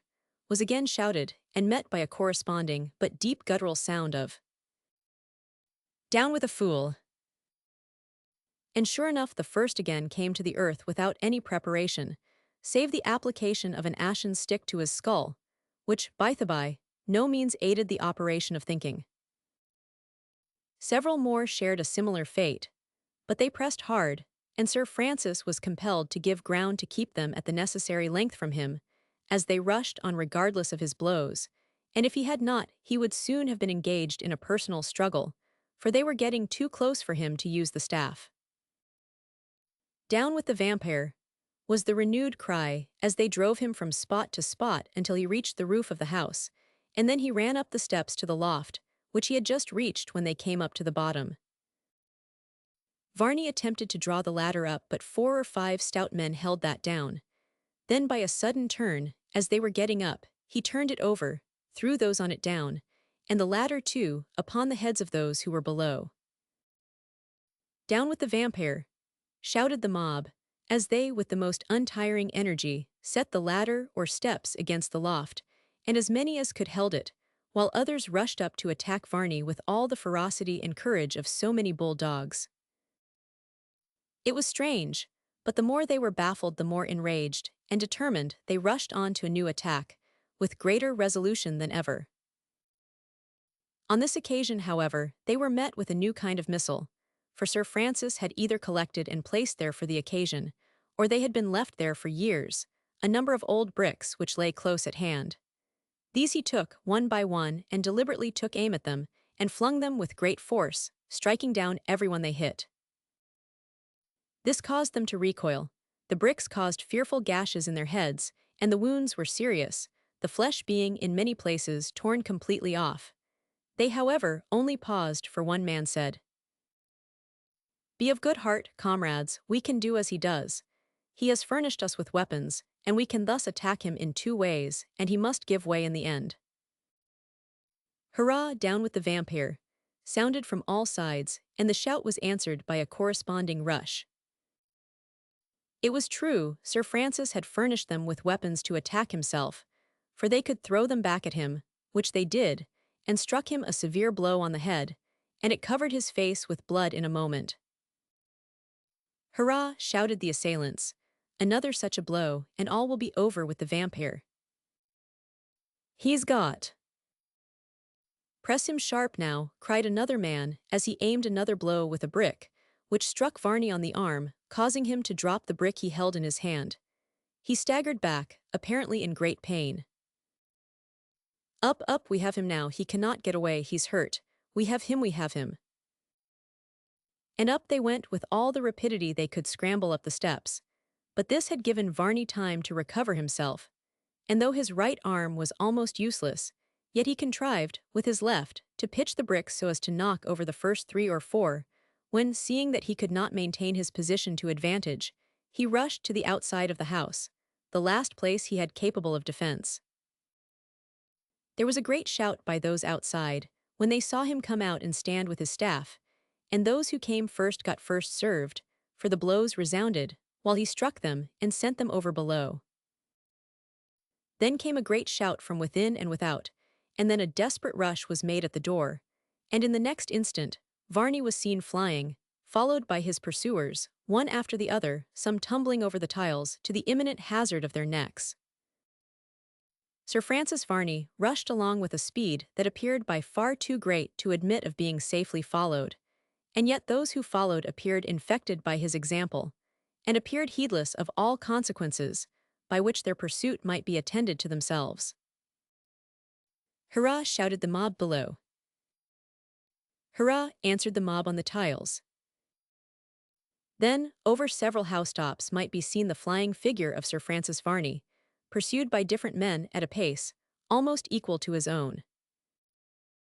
They, however, could keep up the same speed and not improve upon it, while he kept the advantage he first obtained in the start. Then suddenly he disappeared.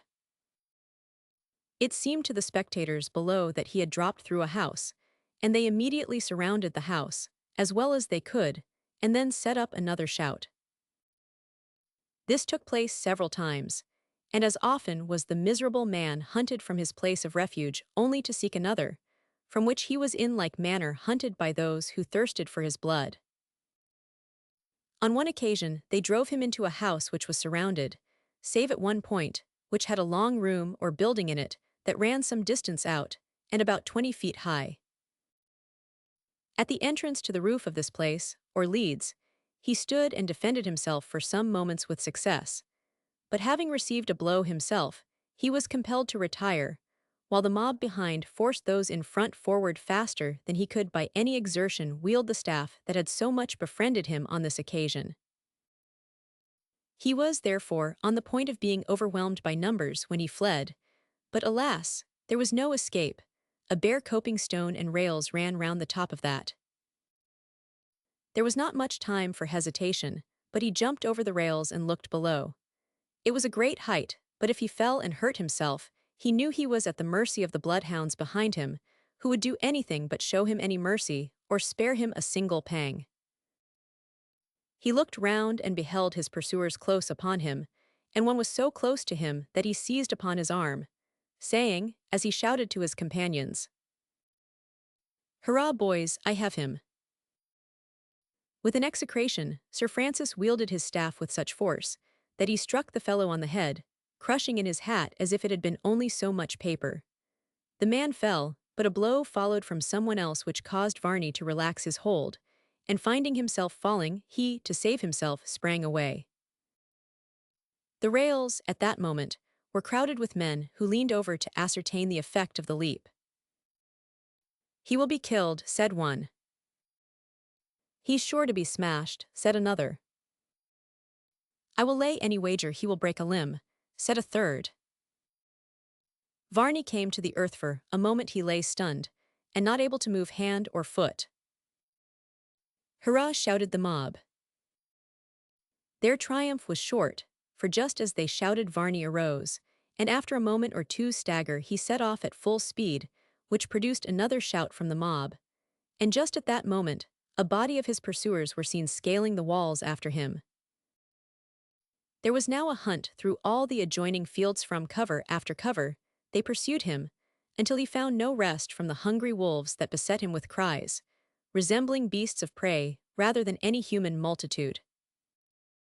Sir Francis heard them, at the same time, with the despair of a man who is struggling for life, and yet knows he is struggling in vain. He knew his strength was decaying. His immense exertions, and the blows he had received, all weakened him, while the number and strength of his foes seemed rather to increase than to diminish. Once more he sought the houses, and for a moment he believed himself safe, but that was only a momentary deception, for they had traced him. He arrived at a garden wall, over which he bounded, and then he rushed into the house, the door of which stood open, for the noise and disturbance had awakened most of the inhabitants, who were out in all directions. He took refuge in a small closet on the stairs, but was seen to do so by a girl, who screamed out with fear and fright, "Murder, murder, the vampire," with all her strength, and in the way of screaming that was no little, and then she went off into a fit. This was signal enough, and the house was at once entered, and beset on all sides by the mob, who came impatient of obtaining their victim who had so often baffled them. There he is, said the girl, who came to as soon as other people came up. Where? In that closet, she said, pointing to it with her finger. I seed him go in the way above. Sir Francis, finding himself betrayed, immediately came out of the closet, just as 2 or 3 were advancing to open it, and dealt so hard a blow on the head of the first that came near him that he fell without a groan, and a second shared the same fate. And then Sir Francis found himself grappled with, but with a violent effort he relieved himself and rushed upstairs. "O murdered vampire, what shall I do for fire?" These exclamations were uttered in consequence of Varney, in his haste to get upstairs, having inadvertently stepped into the girl's lap with one foot, while he kicked her in the chin with the other, besides scratching her nose till it bled. "After him stick to him," shouted the mob, but the girl kicked and sprawled so much they were impeded, till, regardless of her cries, they ran over her and pursued Varney, who was much distressed with the exertions he had made. After about a minute's race, he turned upon the head of the stair, not so much with the hope of defending it as of taking some breathing time, but seeing his enemies so close, he drew his sword and stood panting but prepared. "Never mind his toasting fork," said one bulky fellow, and as he spoke he rushed on, but the point of the weapon entered his heart and he fell dead. There was a dreadful execration uttered by those who came up after him, and there was a momentary pause, for none liked to rush on to the bloody sword of Sir Francis Varney, who stood so willing and so capable of using it with the most deadly effect. They paused, as well they might, and this pause was the most welcome thing next to life to the unfortunate fugitive, for he was dreadfully distressed and bleeding. "On to him, boys, he can hardly stand, see how he pants, on to him, I say push him hard." "He pushes hard, I tell you," said another. "I felt the point of his sword as it came through Giles's back." "I will try my luck then," said another, and he rushed up. But he was met by the sword of Sir Francis, who pierced it through his side, and he fell back with a groan. Sir Francis, fearful of stopping any longer to defend that point, appeared desirous of making good his retreat with some little advantage, and he rushed upstairs before they had recovered from the momentary consternation into which they had been thrown by the sudden disaster they had received. PNJ. But they were quickly after him, and before he, wearied as he was, could gain the roof, they were up the ladder after him. The first man who came through the trap was again set upon by Varney, who made a desperate thrust at him, and it took effect, but the sword snapped by the handle. With an execration, Sir Francis threw the hilt at the head of the next man he saw. Then rushing, with headlong speed, he distanced his pursuers for some house tops. But the row of houses ended at the one he was then at, and he could go no further. What was to be done? The height was by far too great to be jumped, death was certain. A hideous heap of crushed and mangled bones would be the extent of what would remain of him, and then, perhaps, life not extinct for some hours afterwards. He turned round, he saw them coming hallooing over the housetops like a pack of hounds. Sir Francis struck his hands together and groaned. He looked round and perceived some ivy peeping over the coping stone. A thought struck him, and he instantly ran to the spot and leaned over. Saved, he exclaimed. Then, placing his hand over, he felt for the ivy. Then he got over, and hung by the coping stone in a perilous position, till he found a spot on which he could rest his foot. And then he grasped the ivy as low down as he could, and thus he lowered himself a short way, till he came to where the ivy was stronger and more secure to the wall, as the upper part was very dangerous with his weight attached to it. The mob came on, very sure of having Sir Francis Varney in their power, and they did not hurry on so violently, as their position was dangerous at that hour of the night. "Easy, boys, easy," was the cry. "The bird is our own, he cannot get away, that's very cert." They, however, came on, and took no time about it hardly, but what was their amazement and rage at finding he had disappeared. "Where is he?" was the universal inquiry, and I do not know, an almost universal answer. There was a long pause, while they searched around, but they saw no vestige of the object of their search. "There's no trap door open," remarked one, "and I do not think he could have got in at anyone. Perhaps, finding he could not get away, he has taken the desperate expedient of jumping over and committing suicide, and so escaped the doom he ought to be subjected to. Probably he has, but then we can run a stake through him and burn him all the same." They now approached the extreme verge of the houses and looked over the sides, but they could see nothing. The moon was up, and there was light enough to have seen him if he had fallen to the earth, and they were quite sure that he could not have got up after such a fall as he must have received. "We are beaten after all, neighbors." "I am not so sure of that," was the reply. "He may now be hidden about, for he was too far spent to be able to go far. He could not do that, I am sure." "I think not either." "Might he not have escaped by means of that ivy, yonder?" said one of the men, pointing to the plant, as it climbed over the coping stones of the wall. "Yes, it may be possible," said one, "and yet it is very dangerous, if not certain destruction to get over." "Oh yes, there is no possibility of escape that way. Why, it would not bear a cat, for there are no nails driven into the wall at this height." "Never mind," said another, "we may as well leave no stone unturned, as the saying is," but at once set about looking out for him. The individual who spoke now leant over the coping stone, for some moments, in silence. He could see nothing, but yet he continued to gaze for some moments. "Do you see him?" inquired one. "No," was the answer. I thought as much," was the reply. "He might as well have got hold of a corner of the moon, which, I believe, is more likely, a great deal more likely." "Hold still a moment," said the man, who was looking over the edge of the house. "What's the matter now? A gnat flew into your eye." "No, but I see him, be Jove, I see him." "See who, see who?" "Varney the Vampyre," shouted the man. "I see him about halfway down, clinging like a fly to the wall. Odd zounds, I never saw the like afore." "Hurrah, after him then, boys." "Not the same way, if you please. Go yourself and welcome, but I will not go that way." "Just as you please," said the man. "But what's good for the goose is good for the gander, is an old saying, and so is Jack as good as his master." "So it may be, but cuss me if you ain't a fool if you attempt that."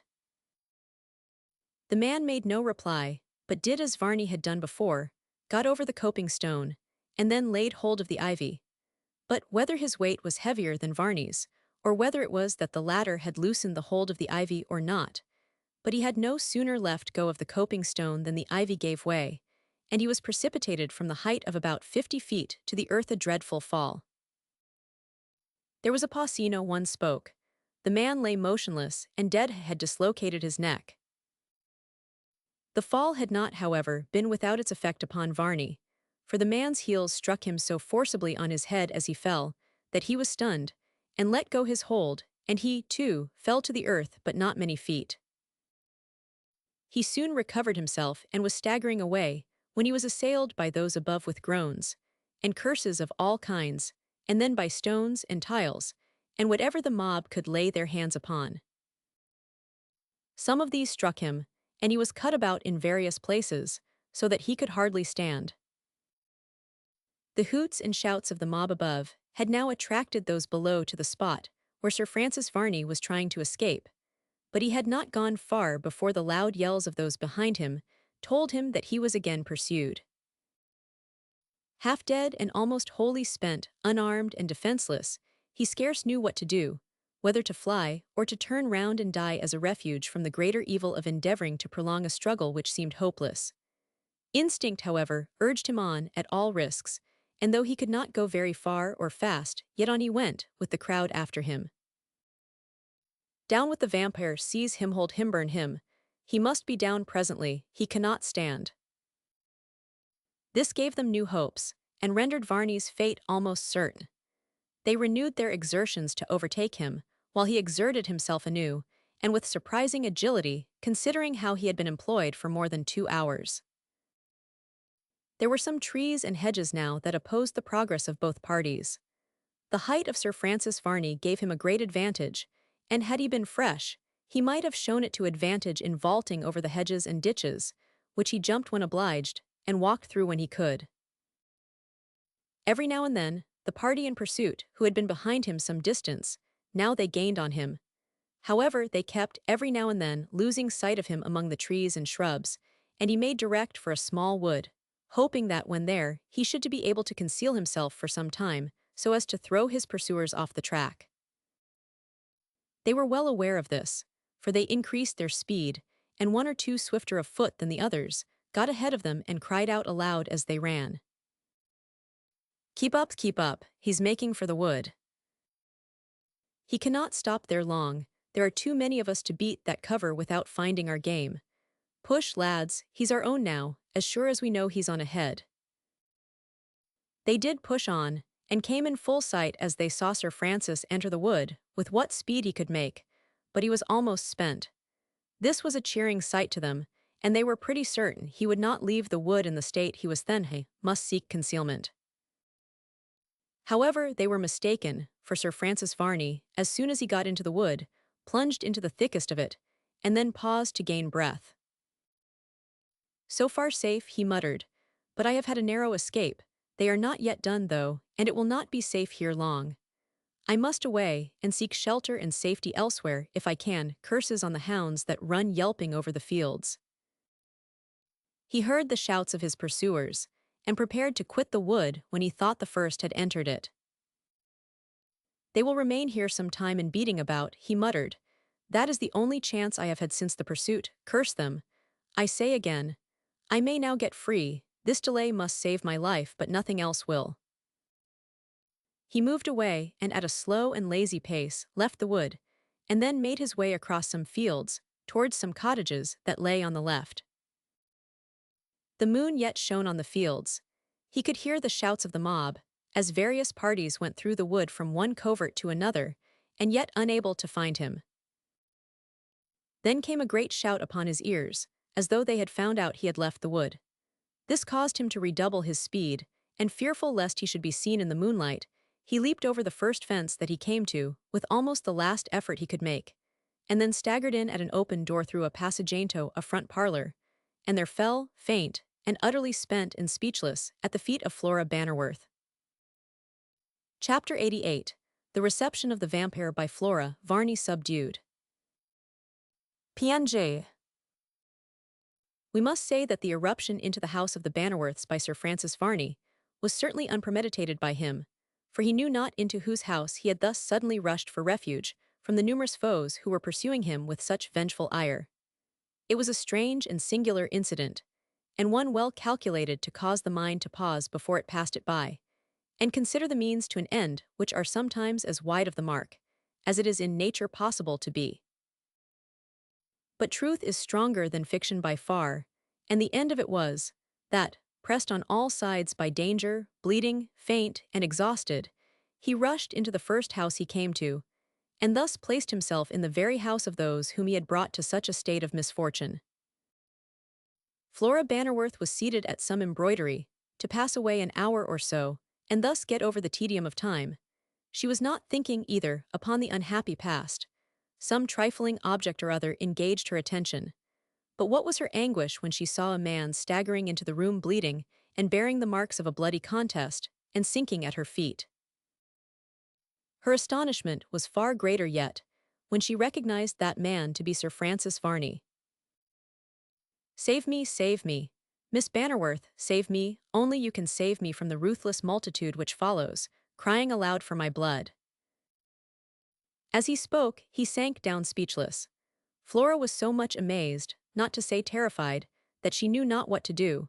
She saw Sir Francis a suppliant at her feet, a fugitive from his enemies, who would show him no mercy. Saw all this at a moment's glance, and yet she had not recovered her speech and presence of mind enough to enable her to make any reply to him.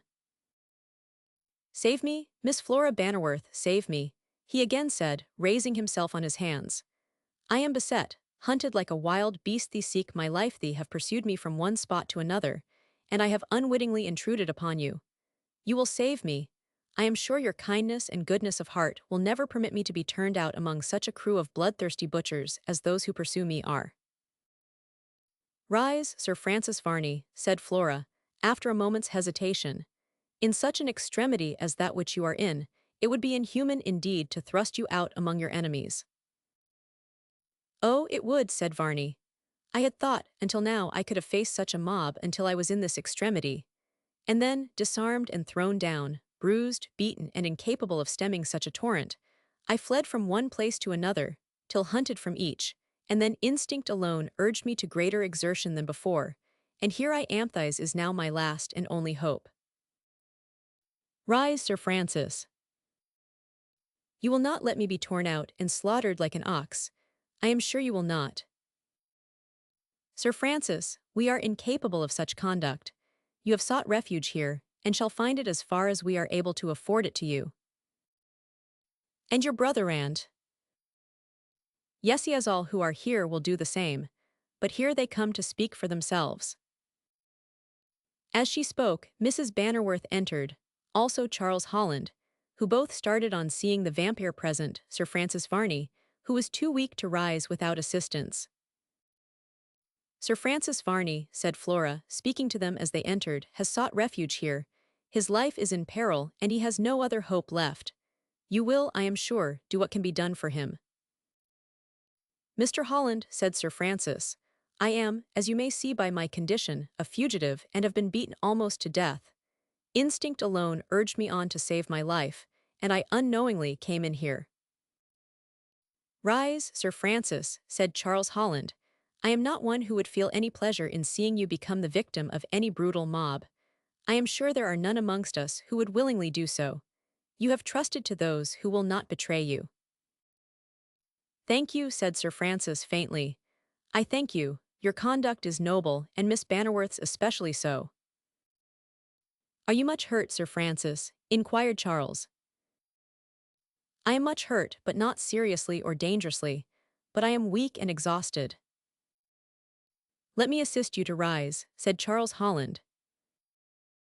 Thank you, said Sir Francis, as he accepted of the assistance, and when he stood up, he found how incapable he really was, for a child might have grappled with him.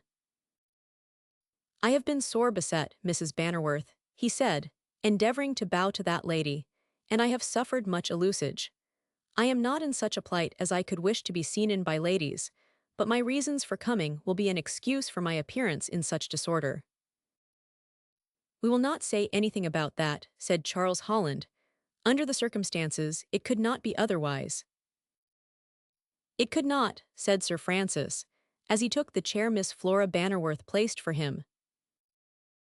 I will not ask you for any explanation as to how this came about, but you need some restorative and rest. I think I suffer more from exhaustion than anything else. The bruises I have, of course, are not dangerous. Can you step aside a few moments? Said Mrs. Bannerworth. I will show you where you can remove some of those stains and make yourself more comfortable. Thank you, madam, thank you. It will be most welcome to me, I assure you. Sir Francis rose up, and with the aid of Charles Holland, he walked to the next room, where he washed himself, and arranged his dress as well as it would admit of its being done. Mr. Holland, he said, I cannot tell you how grateful I feel for this. I have been hunted from the house where you saw me. From what source they learned my abode, me place of concealment, I know not, but they found me out. I need hardly say, Sir Francis, that it could not have occurred through me, said Charles Holland. My young friend, said Sir Francis, I am quite sure you were not, and moreover, I never for one moment suspected you. No, no, some accidental circumstance alone has been the cause. I have been very cautious, I may say extremely sobut at the same time, living, as I have, surrounded by enemies on all sides. It is not to be wondered at that I should be seen by someone, and thus traced to my lair, whither they followed me at their leisure. They have been but too troublesome in this matter. When they become a little reasonable, it will be a great miracle, for when their passions and fears are excited, there is no end to the extremes they will perpetrate. It is so, said Varney, as the history of these last few days amply testifies to me. I could never have credited the extent to which popular excitement could be carried, and the results it was likely to produce. It is an engine of very difficult control, pursued Charles Holland, but what will raise it will not allay it, but add fuel to the fire that burns so fiercely already. True enough, said Sir Francis. If you have done, will you again step this way? Sir Francis Varney followed Charles Holland into the sitting room and sat down with them, and before him was spread a light supper, with some good wine. Eat, Sir Francis, said Mrs. Bannerworth. Such a state as that in which you are, must, of necessity, produce great exhaustion, and you must require food and drink. Sir Francis bowed as well as he was able, and even then, sore and bruised as he was, fugitive as he had been, he could not forget his courtesy, but it was not without an effort. His equanimity was, however, much disturbed by finding himself in the midst of the Bannerworths. I owe you a relation, he said, of what occurred to drive me from my place of concealment. We should like to hear it, if you are not too far fatigued to relate it, said Charles. I will. I was sitting at the top of that house in which I sought to hide myself when I heard sounds come that were of a very suspicious nature, but did not believe that it could happen that they had discovered my lurking place. Far from it, though of late I had been habitually cautious and suspicious, yet I thought I was safe till I heard the noise of a multitude coming towards me. I could not be mistaken in it, for the sounds are so peculiar that they are like nothing else. I heard them coming. I moved not, and when they surrounded the house as far as was practicable, they gave an immense shout, and made the welkin ring with the sound. I heard a confused noise at a distance, remarked Flora, but I had no idea that anything serious was contemplated. I imagined it was some festival among some trade, or portion of the townspeople, who were shouting from joy. Oh dear no, said Sir Francis, but I am not surprised at the mistake, because there are such occurrences occasionally. But whenever the mob gained any advantage upon me they shouted, and when I was able to oppose them with effect, they groaned at me most horribly. The deuce, said Charles. The sound, suppose, serves to express their feelings, and to encourage each other. Something of the sort, I dare say, said Varney. But at length, after defending the house with all the desperation that despair imparted to me, I was compelled to fly from floor to floor until I had reached the roof. There they followed me, and I was compelled again to fly. House after house they followed me to, until I could go no farther, said Varney. How did you escape?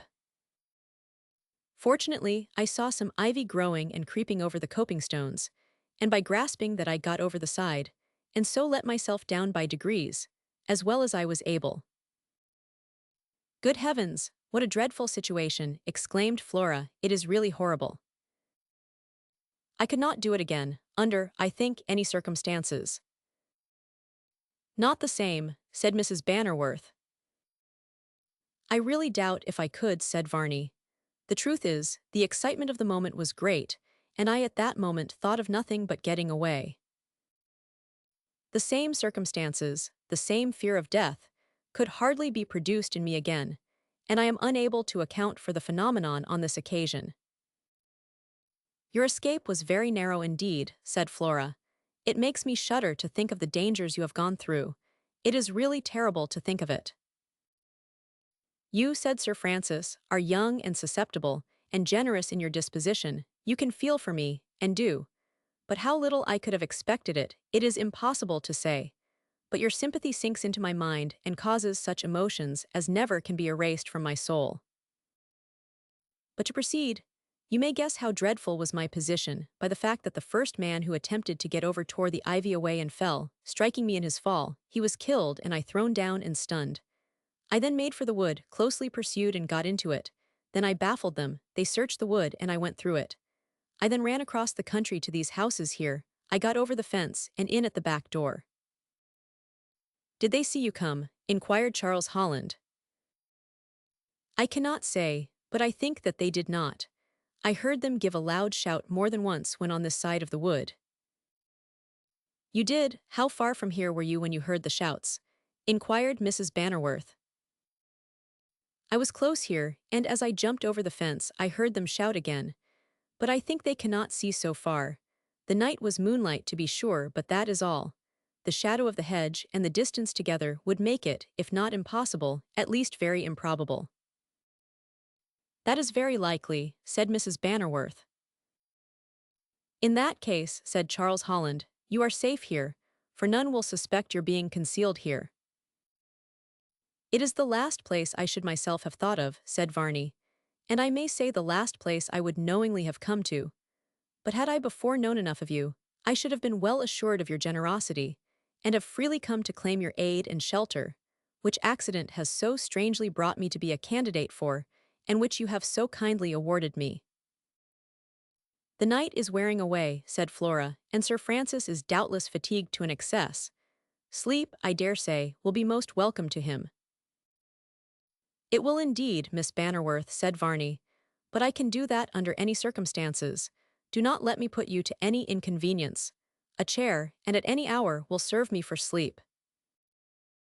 We cannot do for you what we would wish, said Flora, looking at her mother, but something better than that, at all events, we can and will provide for you. I know not how to thank you, said Sir Francis Varney. I assure you, of late I have not been luxuriously lodged, and the less trouble I give you the greater I shall esteem the favor. The hour was late, and Sir Francis Varney, before another half-hour had elapsed, was consigned to his own reflections, in a small but neat room, there to repose his bruised and battered carcass, and court the refreshing influence of sleep. His reflections were, for nearly an hour, of the most contradictory character. Some one passion was trying to overcome the other, but he seemed quite subdued. I could not have expected this, he muttered. Flora Bannerworth has the soul of a heroine. I deserved not such a reception from them, and yet, in my hour of utmost need, they have received me like a favored friend. And yet all their misfortunes have taken their origin from me. I am the cause of all. Filled with these thoughts, he fell asleep. He slept till morning broke. He was not disturbed. It seemed as though the influence of sleep was sweeter far there, in the cottage of the Bannerworths, than ever he had before received. It was late on that morning before Sir Francis rose, and then only through hearing the family about, and having performed his toilet, so far as circumstances permitted, he descended, and entered the front parlour, the room he had been in the night before. Flora Bannerworth was already there. Indeed, breakfast was waiting the appearance of Sir Francis Varney. "Good morning, Miss Bannerworth," said Sir Francis, bowing with his usual dignified manner, but in the kindest and sincerest way he was able to assume. "Good morning, Sir Francis," said Flora, rising to receive him, and she could not avoid looking at him as he entered the room. "I hope you have had a pleasant night." "It has been the best night's rest I have had for some time, Miss Bannerworth. I assure you I have to express my gratitude to you for so much kindness. I have slept well and soundly." "I am glad to hear it. I think yet I shall escape the search of these people, who have hunted me from so many places." "I hope you may indeed, Sir Francis." "You, Miss Bannerworth, and do you hope I may escape the vengeance of these peopleth populace?" "I do, Sir Francis, most sincerely hope so. Why should I wish evil to you, especially at their hands?" Sir Francis did not speak for a minute or two, and then he said, turning full upon Flora, "I do not know why, Miss Bannerworth, that I should think so, but perhaps it is because there are peculiar circumstances connected with myself that have made me feel conscious that I have not deserved so much goodness at your hands." "You have not deserved any evil. Sir Francis, we could not do that if it were in our power. We would do you a service at any time." "You have done so, Miss Bannerworth, the greatest that can be performed. You have saved my life." At that moment Charles Holland entered, and Sir Francis bowed as he said, "I hope you, Mr. Holland, have slept as well, and passed as good a night as I have passed." "I am glad you, at least, have passed a quiet one," said Charles Holland. "You, I dare say, feel all the better for it. How do you feel yourself? Are you much hurt?" Not at all," said Sir Francis Varney. "Only a few bruises and so forth, some of which, as you may perceive, do not add to one's personal appearance. A week or two's quiet would rid me of them. At all events, I would it may do the same with my enemies. I wish they were as easily gotten rid of myself, said Charles. But as that cannot be, we must endeavor to baffle them in the best way we may. I owe a debt to you I shall never be able to repay. But where there is a will, they say there is a way. And if the old saying be good for anything, I need not despair, though the way is by no means apparent at present. Time is the magician, said Flora, whose wand changes all things, young to the aged, and the aged to nothing. Certainly, that is true, said Varney, and many such changes have I seen. My mind is stored with such events. But this is sadness, and I have cause to rejoice. The breakfast was passed off in pleasing conversation, and Varney found himself much at home with the Bannerworths, whose calm and even tenor was quite new to him. He could not but admit the charms of such a life as that led by the Bannerworths, but what it must have been when they were supplied by ample means, with nothing to prey upon their minds, and no fearful mystery to hang on and weigh down their spirits, he could scarcely imagine. They were amiable, accomplished. They were in the same mind at all times, and nothing seemed to ruffle them, and when night came, he could not but acknowledge to himself that he had never formed half the opinion of them they were deserving of. Of course, during that day, he was compelled to lie close, so as not to be seen by anyone save the family. He sat in a small room, which was overlooked by no other in the neighborhood, and he remained quiet, sometimes conversing and sometimes reading, but at the same time ever attentive to the least sound that appeared at all of a character, to indicate the approach of persons for any purpose whatever. At supper time he spoke to Flora and to Charles Holland, saying, "There are certain matters connected with myself I may say with you nosure all that has happened, will make it sooth, which you would be glad to hear something. You mean upon the same subject, upon which I had some conversation with you a day or two back." "Yes, the same. Allow me 1 week, and you shall know all. I will then relate to you that which you so much desire to know in week, and all shall be told." "Well," said Charles Holland, "this has not been exacted from you as the price of your safety, but you can choose your own time, of course. What you promise is most desired, for it will render those happy who now are much worse than they were before these occurrences took place." "I am aware of all that. Grant me but 1 week, and then you shall be made acquainted with all." "I am satisfied, Sir Francis," said Flora, "but while here under our roof, we should never have asked you a question." "Of this, Miss Bannerworth, the little I have seen of you assures me you would not do so. However, I am the more inclined to make it I am under so deep an obligation to you all, that I can never repay it." Sir Francis Varney retired to rest. That night high's promise to the Bannerworths filled his mind with many reflections, insecurity of his own position, and the frail tenure which he even held in the hands of those whom he had most injured. This produced a series of reflections of a grave and melancholy nature, and he sat by his window, watching the progress of the clouds, as they appeared to chase each other over the face of the Cynano, casting a shade over the earth, and then banishing the shadows, and throwing a gentle light over the earth's surface, which was again chased away, and shadows again fell upon the scene below. How long he had sat there in melancholy musing he knew not, but suddenly he was aroused from his dreams by a voice that shook the skies, and caused him to start to his feet. "Hurrah, hurrah, hurrah!" shouted the mob, which had silently collected around the cottage of the Bannerworths. "Curses," muttered Sir Francis, as he again sank in his chair and struck his head with his hand. "I am hunted to death. Thee will not leave me until my body has graced a crossroad. Hurrah, down with the vampire, pull him out." Then came an instant knocking at the doors, and the people on the outside made so great a din that it seemed as though they contemplated knocking the house down at once, without warning the inmates that they waited there. There was a cessation for about a minute, when one of the family hastened to the door and inquired what was wanted. "Varney the Vampyre," was the reply. "You must seek him elsewhere." "We will search this place before we go further," replied a man. "But he is not here." "We have reason to believe otherwise." Open the door and let us in. No one shall be hurt, or one single object in the house, but we must come in and search for the vampire. Come tomorrow, then. That will not do, said the voice. Open, or we force our way in without more notice. At the same, a tremendous blow was bestowed upon the door, and then much force was used to thrust it in. A consultation was suddenly held among the inmates as to what was to be done, but no one could advise, and each was well aware of the utter impossibility of keeping the mob out.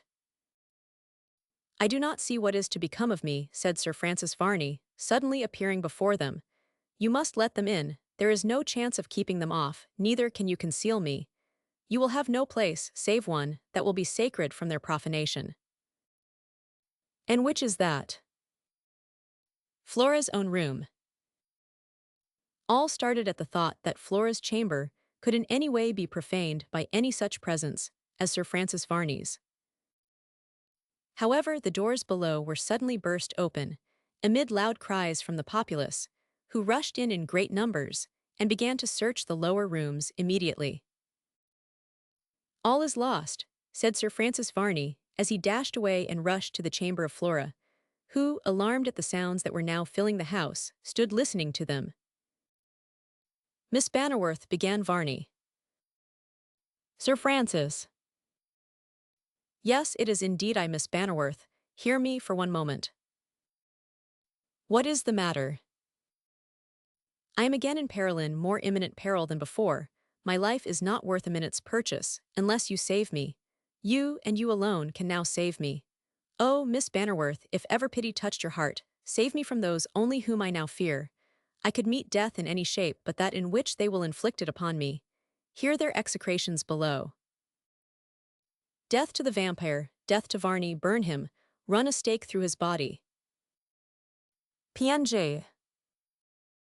What can I do, Sir Francis? Admit me to your chamber. Sir Francis, are you aware of what you are saying? I am well. It is a request which you would justly scorn to reply to, but now my life recollect you have saved me once me life. Do not now throw away the boon you have so kindly bestowed. Save me, Miss Bannerworth.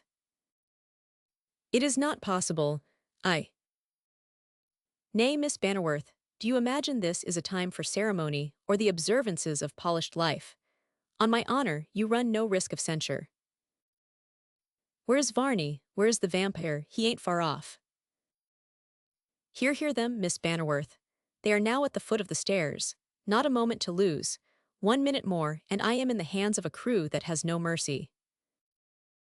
Hurrah, upstairs, he's not below. Upstairs, neighbors, we shall have him yet. These words sounded on the stairs. Half a dozen more steps, and Varney would be seen. It was a miracle he was not heard begging for his life.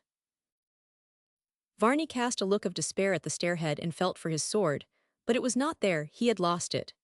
He struck his head with his clenched hand and was about to rush upon his foes when he heard the lock turn. He looked, and saw the door open gently, and Flora stood there. He passed in, and sank cowering into a chair at the other end of the room, behind some curtains. The door was scarcely shut ere some tried to force it, and then a loud knocking came at the door. Open, open, we want Varney the Vampyre. Open, or we will burst it open. Flora did open it, but stood resolutely in the opening, and held up her hand to impose silence.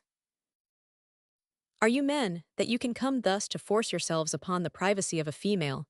Is there nothing in the town or house that you must intrude in numbers into a private apartment? Is no place sacred from you? But mammas, we only want Varney, the vampire.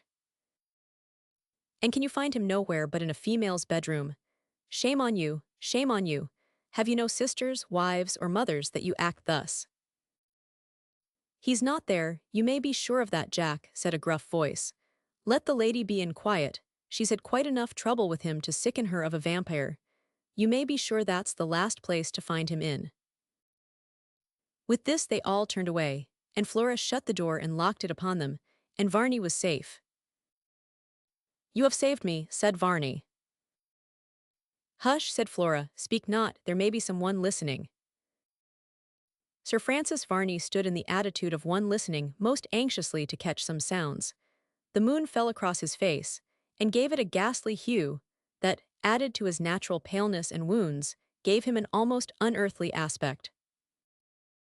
The sounds grew more and more distant. The shouts and noise of men traversing the apartments subsided, and gradually the place became restored to its original silence. The mob, after having searched every other part of the house, and not finding the object of their search, they concluded that he was not there, but must have made his escape before. This most desperate peril of Sir Francis Varney seemed to have more effect upon him than anything that had occurred during his most strange and most eventful career. When he was assured that the riotous mob that had been so intent upon his destruction was gone, and that he might emerge from his place of concealment, he did so with an appearance of such utter exhaustion that the Bannerworth family could not but look upon him as a being who was near his end. At any time his countenance, as we long have had occasion to remark, was a strange and unearthly-looking one. But when we come to superadd to the strangeness of his ordinary appearance the traces of deep mental emotion, we may well say that Varney's appearance was positively of the most alarming character. When he was seated in the ordinary sitting apartment of the Bannerworths, he drew a long sighing breath, and placing his hand upon his heart, he said, in a faint tone of voice, "It beats now laboriously, but it will soon cease its pulsations forever." These words sounded absolutely prophetic. There was about them such a solemn aspect, and he looked at the same time that he uttered them so much like one whose mortal race was run, and who was now a candidate for the grave. "Do not speak so despairingly," said Charles Holland. "Remember that if your life has been one of errors hitherto, how short a space of time may suffice to redeem some of them at least, and the communication to me which you have not yet completed may to some extent have such an effect. No, no, it may contribute to an act of justice, but it can do no good to me. And yet do not suppose that because such is my impression that I mean to hesitate in finishing to you that communication. I rejoice to hear you say so, and if you would, now that you must be aware of what good feelings towards you we are all animated with, remove the bar of secrecy from the communication, I should esteem it a great favor." Varney appeared to be considering for a few moments, and then he said, "Well, well, let the secrecy no longer exist. Have it removed at once. I will no longer seek to maintain it.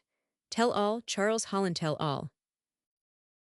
Thus empowered by the mysterious being, Charles Holland related briefly what Varney had already told him, and then concluded by saying, "That is all that I have myself as yet been made aware of, and I now call upon Sir Francis Varney to finish his narration." "I am weak," said Varney, "and scarcely equal to the task, but yet I will not shrink from the promise that I have made. You have been the preservers of my life, and more particularly to you, Flora Bannerworth, am I indebted for an existence which otherwise must have been sacrificed upon the altar of superstition. But you will recollect, Master Varney," said the Admiral, who had sat looking on for some time in silent wonder, "you must recollect, Master Varney, that the people are after all not so much to blame for their superstition, because, whether you are a vampire or not, and I do not pretend to come to a positive opinion now, you took good care to persuade them you were." "I did," said Varney with a shudder, "but why did I?" "Well, you know best. It was then because I did believe, and do believe, that there is something more than natural about my strangely protracted existence. But we will waive that point, and before my failing strength, for it appears to me to be failing, completely prevents me from doing so, let me relate to you the continued particulars of the circumstances that made me what I am. Flora Bannerworth, although she had heard before from the lips of Charles Holland that to her dreadful fact, that her father, in addition to having laid violent hands upon his own life, was a murderer, now that that fearful circumstance was related more publicly, felt a greater pang than she had done when it was whispered to her in the accents of pure affection, and softened down by a gentleness of tone, which Charles Holland's natural delicacy would not allow him to use even to her whom he loved so well in the presence of others. She let her beautiful face be hidden by her hands, and she wept as she listened to the sad detail. Varney looked inquiringly in the countenance of Charles Holland, because, having given him leave to make Flora acquainted with the circumstance, he was rather surprised at the amount of emotion which it produced in her. Charles Holland answered the appealing look by saying, "Flora is already aware of the facts, but it naturally affects her much to hear them now repeated in the presence of others, and those too, towards whom she cannot feel." What Charles Holland was going to say was abruptly stopped short by the Admiral, who interposed, exclaiming, "Why, what do you mean, you son of a sea cook? The presence of who do you mean? Do you mean to say that I do not feel for Miss Flora, bless her heart, quite as much as a white-faced looking swab like you? Why, I shall begin to think you are only fit for a marine." "Nay, uncle, now do not put yourself out of temper. You must be well aware that I could not mean anything disrespectful to you. You should not suppose such a state of things possible. And although, perhaps, I did not express myself so felicitously as I might, yet what I intended to say was—" "Oh, bother what you intended to say. You go on, Mr. Vampyre, with your story. I want to know what became of it all. Just you get on as quick as you can, and let us know what you did after the man was murdered." "When the dreadful deed was committed," said Varney, "and our victim lay weltering in his blood, and had breathed his last, we stood like men who for the first time were awakened to the frightful consequences of what they had done. I saw by the dim light that hovered round us a great change come over the countenance of Marmaduke Bannerworth, and he shook in every limb. This soon passed away, however, and the powerful and urgent necessity which arose of avoiding the consequences of the deed that we had done restored us to ourselves. We stooped and took from the body the ill-gotten gains of the gambler. They amounted to an immense sum, and I said to Marmaduke Bannerworth, 'Take you the whole of this money and proceed to your own home with it, where you will be least suspected. Hide it in some place of great secrecy, and tomorrow I will call upon you, when we will divide it, and will consider of some means of safely exchanging the notes for gold.' He agreed to this, and placed the money in his pocket, after which it became necessary that we should dispose of the body, which, if we did not quickly remove, must in a few hours be discovered, and so, perchance, accompanied by other criminating circumstances, become a frightful evidence against us, and entail upon us all those consequences of the deed which we were so truly anxious to escape from. It is ever the worst part of the murderer's task, that after he has struck the blow that has deprived his victim of existence, it becomes his frightful duty to secrete the corpse, which, with its dead eyes, ever seems to be glaring upon him such a world of reproach. That it is which should make people pause ere they dipped their hands in the blood of others, and that it is which becomes the first retribution that the murderer has to endure for the deep crime that he has committed. We tore 2 stakes from a hedge, and with their assistance we contrived to dig a very superficial hole, such a hole as was only sufficient, by placing a thin coating of earth over it, to conceal the body of the murdered man. And then came the loathsome task of dragging him into a task full of horror, and from which we shrunk aghast. But it had to be done, and therefore we stooped, and grasping the clothes as best we might, we dragged the body into the chasm we had prepared for its reception. Glad were we then to be enabled to throw the earth upon it, and to stamp upon it with such vehemence as might well be supposed to actuate men deeply anxious to put out of sight some dangerous and loathsome object. When we had completed this, and likewise gathered handsful of dust from the road, and dry leaves, and such other matter to sprinkle upon the grave, so as to give the earth an appearance of not having been disturbed, we looked at each other and breathed from our toil. Then, and not till then, was it that we remembered that among other things which the gambler had one of Marmaduke were the deeds belonging to the Deerbrook property. "The Deerbrook property," exclaimed Henry Bannerworth. "I know that there was a small estate going by that name, which belonged to our family, but I always understood that long ago my father had parted with it." "Yes, it was mortgaged for a small summa, some not a fourth part of its value, and it had been redeemed by Marmaduke Bannerworth, not for the purpose of keeping it, but in order that he might sell it outright, and so partially remedy his exhausted finances." I was not aware of that, returned Henry. Doubtless you were not. For of late I mean for the 12 months or so preceding your father's death you know he was much estranged from all the family, so that you none of you knew much of what he was doing, except that he was carrying on a very wild and reckless career, such as was sure to end in dishonor and poverty. But I tell you he had the title deeds of the Deerbrook property, and that they were only got from him, along with everything else of value that he possessed, at the gaming table, by the man who paid such a fearful penalty for his success. It was not until after the body was completely buried, and we had completed all our precautions for more effectually hiding it from observation, that we recollected the fact of those important papers being in his possession.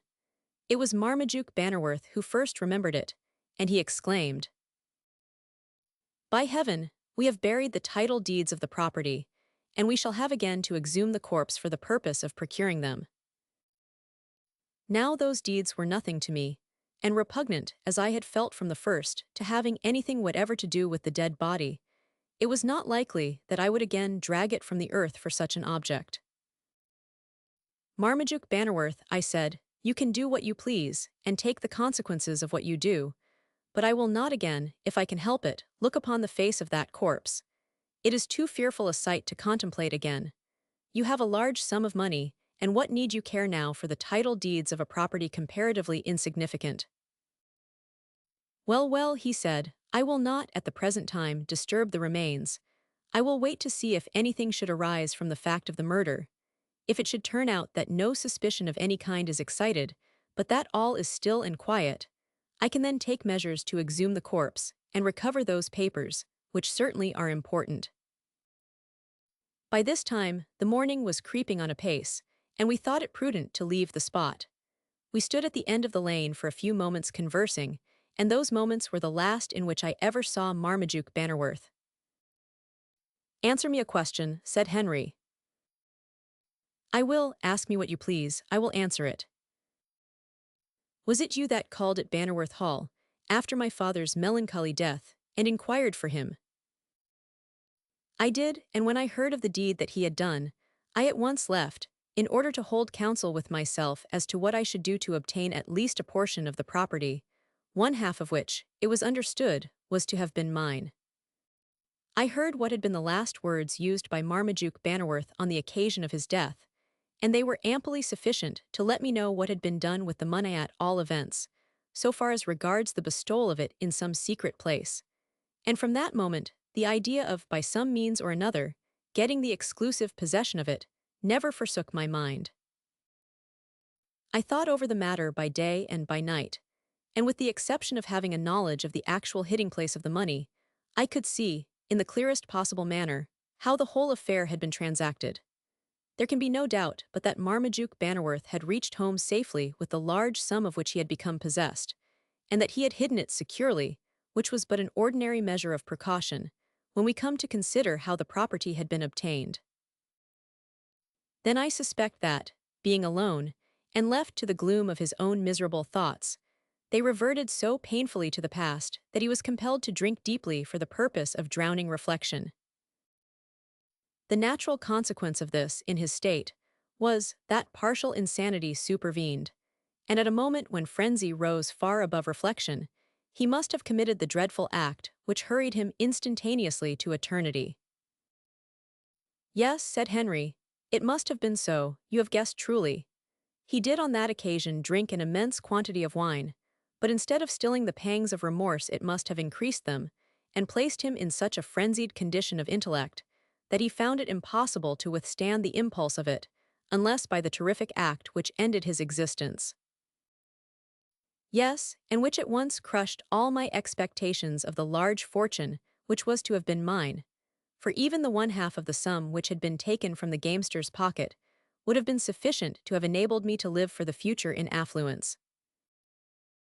I became perfectly maddened at the idea that so large a sum had passed out of my hands. I constantly hovered about Bannerworth Hall, hoping and expecting that something might arise which would enable me to get admittance to it, and make an active search through its recesses for the hidden treasure.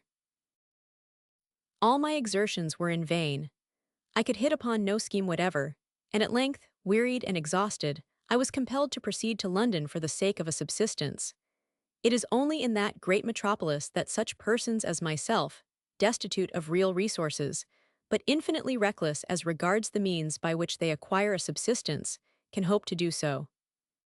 Once again, therefore, I plunged into the vortex of London life, and proceeded, heedless of the criminality of what I was about, to cater for myself by robbery, or, indeed, in any manner which presented a prospect of success.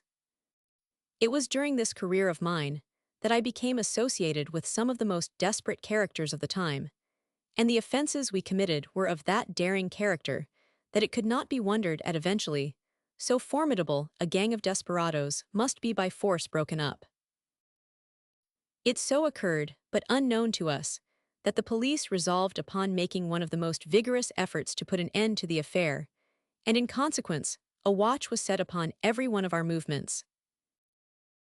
The result of this was, as might have been expected, our complete dispersion and the arrest of some our members, and among them myself. I knew my fate almost from the first.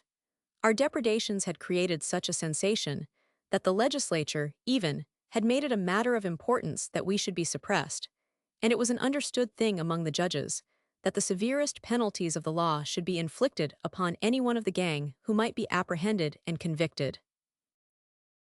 My trial scarcely occupied an hour, and then I was convicted and sentenced to execution, with an intimation from the judge that it would be perfectly absurd of me to dream, for one moment, of a remission of that sentence.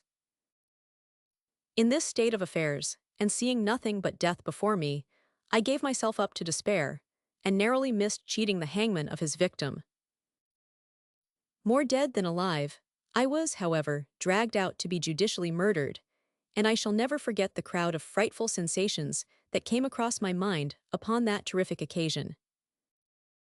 It seemed as if my fate had then reached its climax, and I have really but a dim recollection of the terrible scene. I remember something of the confused murmur arising from an immense throng of persons. I remember looking about me, and seeing nothing but what appeared to me an immense sea of human heads, and then suddenly I heard a loud roar of execration burst from the multitude.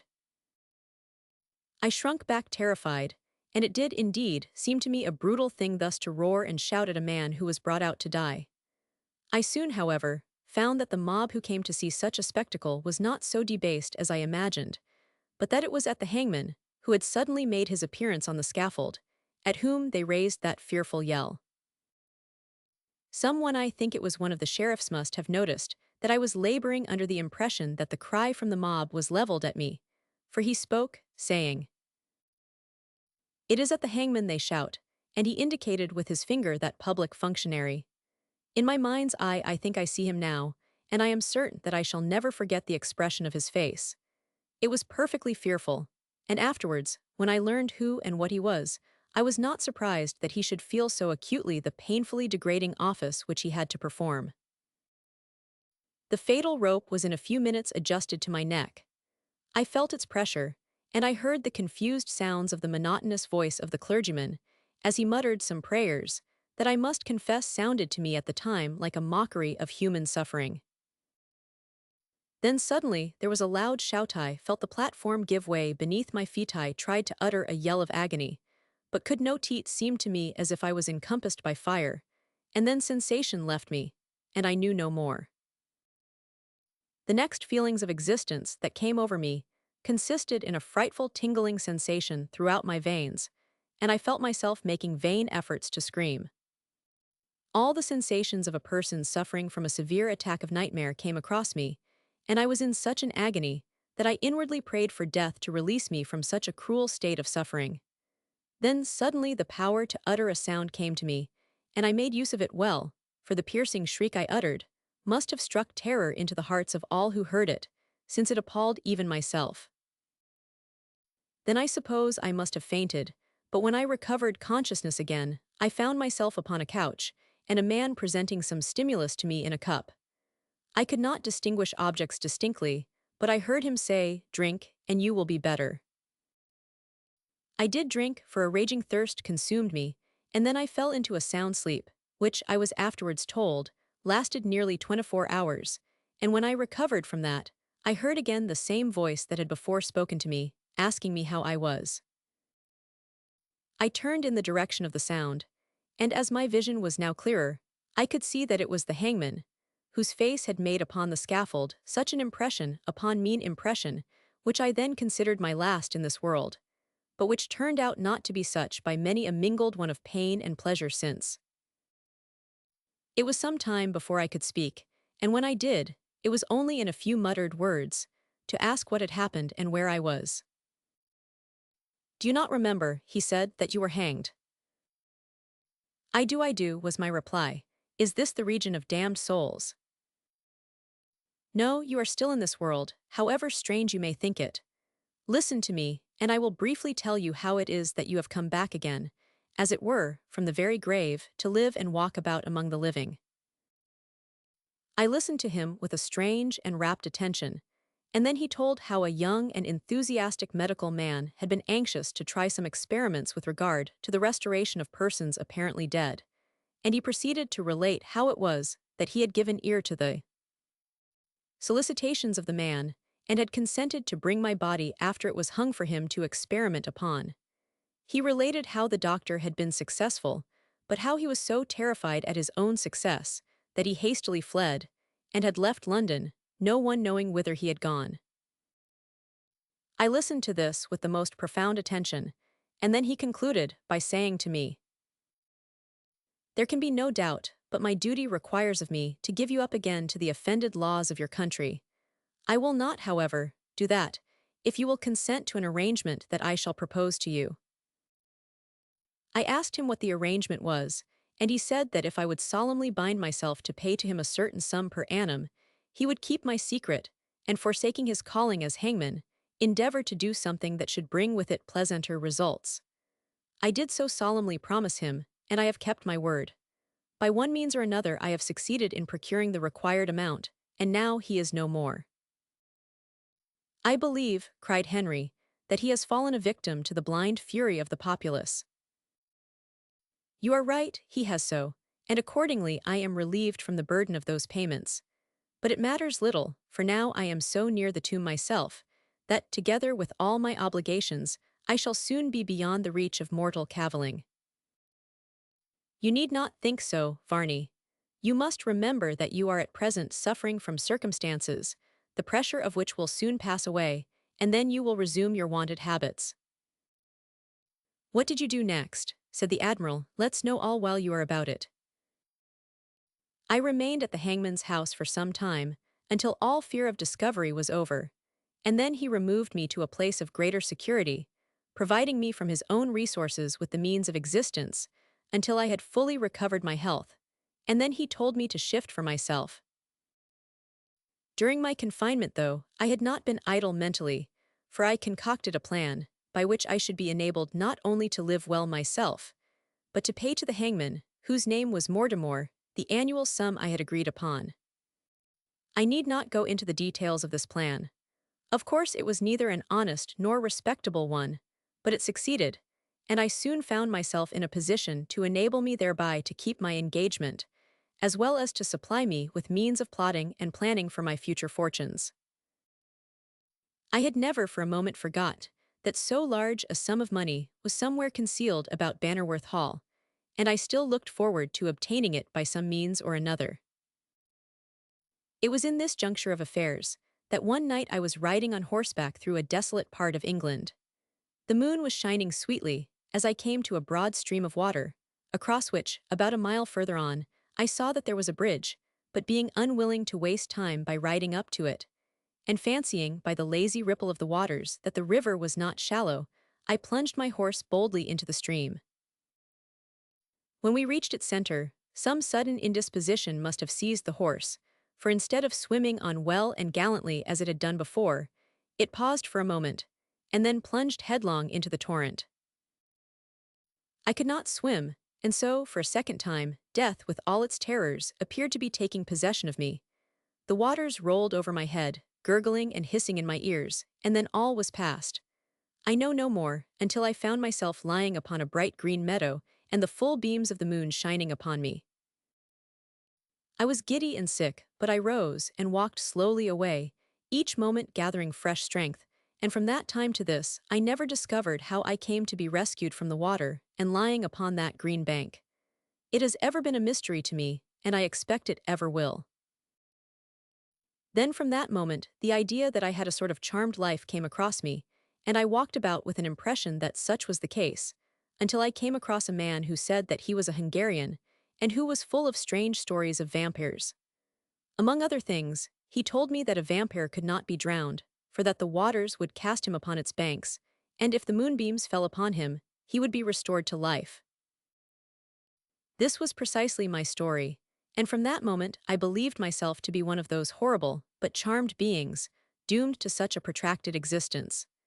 The notion grew upon me day by day, and hour by hour, until it became quite a fixed and strong belief, and I was deceiving no one when I played the horrible part that has been attributed to me. But you do not mean to say that you believe you are a vampire now, said the Admiral. I say nothing and know not what to think. I am a desperate man, and what there is at all human in me, strange to say, all of you whom I sought to injure have awakened. Heed not that, said Henry, but continue your narrative. We have forgiven everything, and that ought to suffice to quiet your mind upon such a subject. I will continue, and believe me, I will conceal nothing from you. I look upon the words I am now uttering as a full, candid, and free confession, and therefore it shall be complete.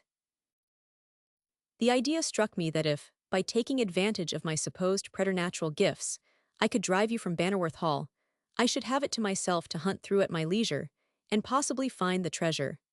I had heard from Marmaduke Bannerworth some slight allusion to concealing the money behind a picture that was in a bedroom called the Panelled Chamber.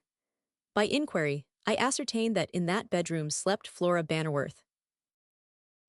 I had resolved, however, at first to try pacific measures, and accordingly, as you are well aware, I made various proposals to you to purchase or to rent Bannerworth Hall, the whole of which you rejected, so that I found myself compelled to adopt the original means that had suggested themselves to me and endeavor to terrify you from the house. By prowling about, I made myself familiar with the grounds, and with all the plan of the residence, and then one night made my appearance in Flora's chamber by the window. But how do you account, said Charles Holland, for your extraordinary likeness to the portrait?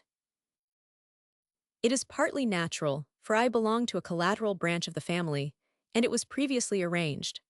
I had seen the portrait in Marmaduke Bannerworth's time, and I knew some of its peculiarities and dressed sufficiently well to imitate them. I calculated upon producing a much greater effect by such an imitation, and it appears that I was not wrong, for I did produce it to the full.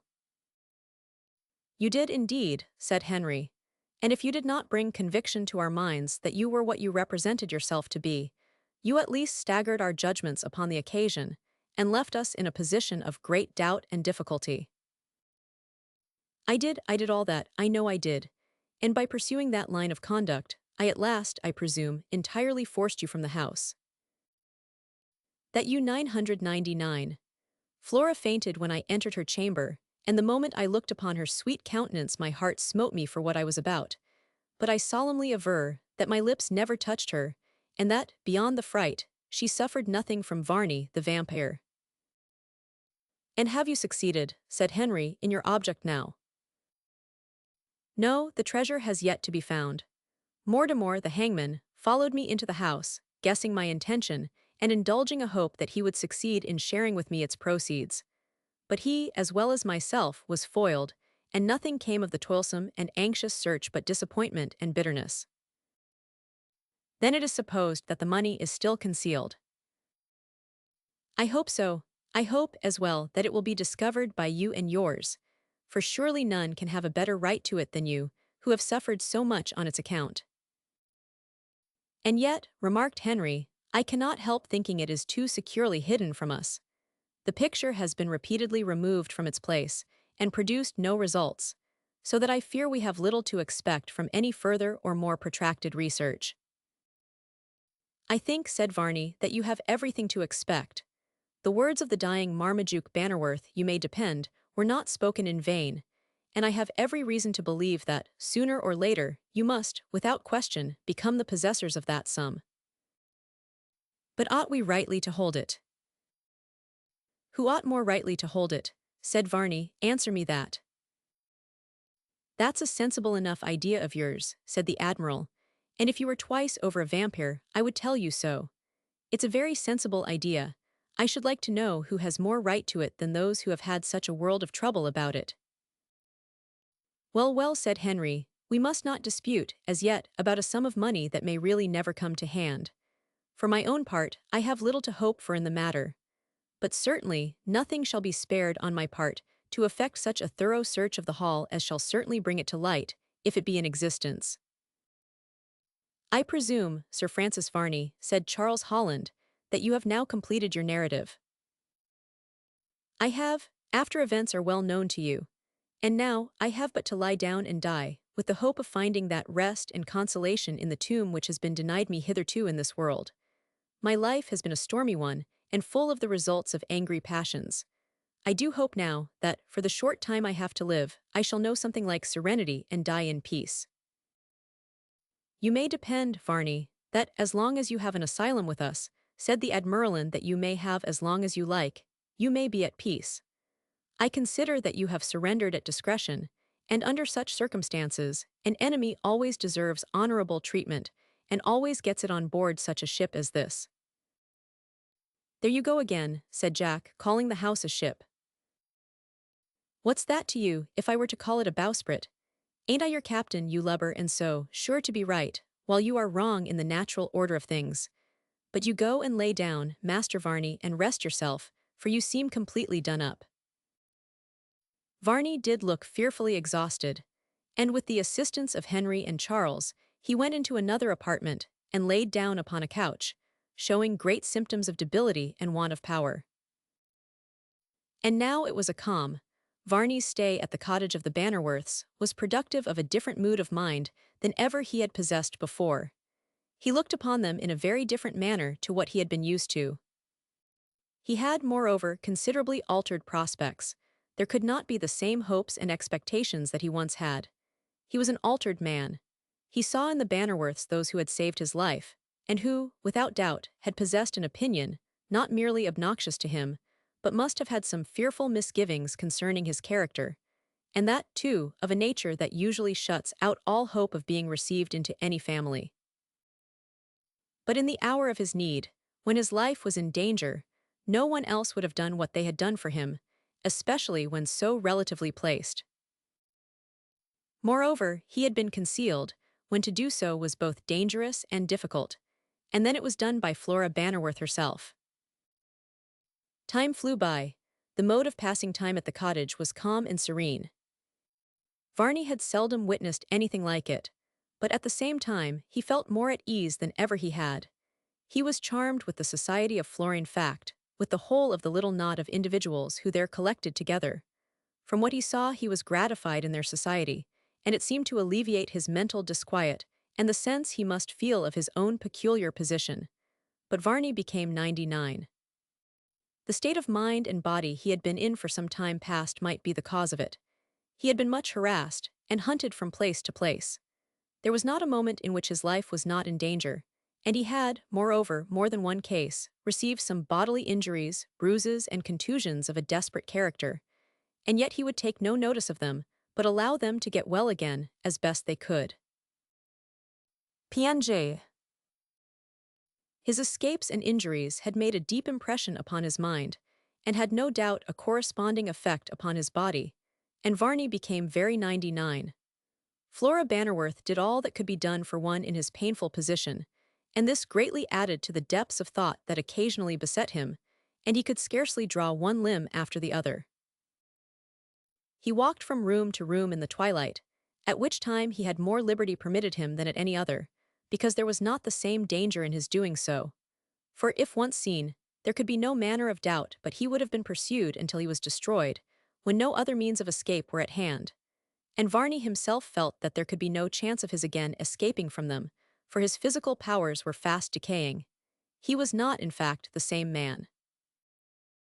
He came out into the parlor from the room in which he had been seated during the day.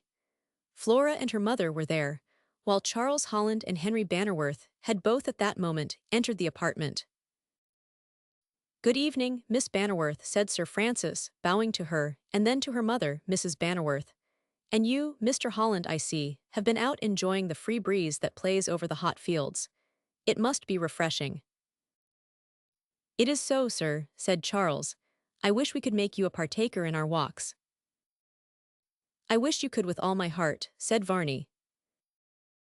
"Sir Francis," said Flora, "must be a prisoner for some short time longer yet." "I ought not to consider it in any such light. It is not imprisonment. I have taken sanctuary. It is the wellspring of life to me," said Varney. "I hope it may prove so, but how do you find yourself this evening, Sir Francis Varney?" "Really, it is difficult to say. I fluctuate. At times, I feel as though I should drop insensible on the earth, and then I feel better than I have done for some time previously." "Dr. Chillingworth will be here by and by, no doubt, and he must see what he can do for you to relieve you of these symptoms," said Flora. "I am much beholden to you, but I hope to be able to do without the good doctor's aid in this instance, though I must admit I may appear ungrateful." "Not at all, not at all." "Have you heard any news abroad today?" inquired Varney. "None, Sir Francis, none. There is nothing apparently stirring, and now, go out when you would find nothing but what was old, quiet, and familiar. We cannot wish to look upon anything with mere charms for a mind at ease, than we can see under such circumstances. But I fear there are some few old and familiar features that I should find sad havoc in. You would, certainly, for the burnings and razings to the ground of some places, have made some dismal appearances.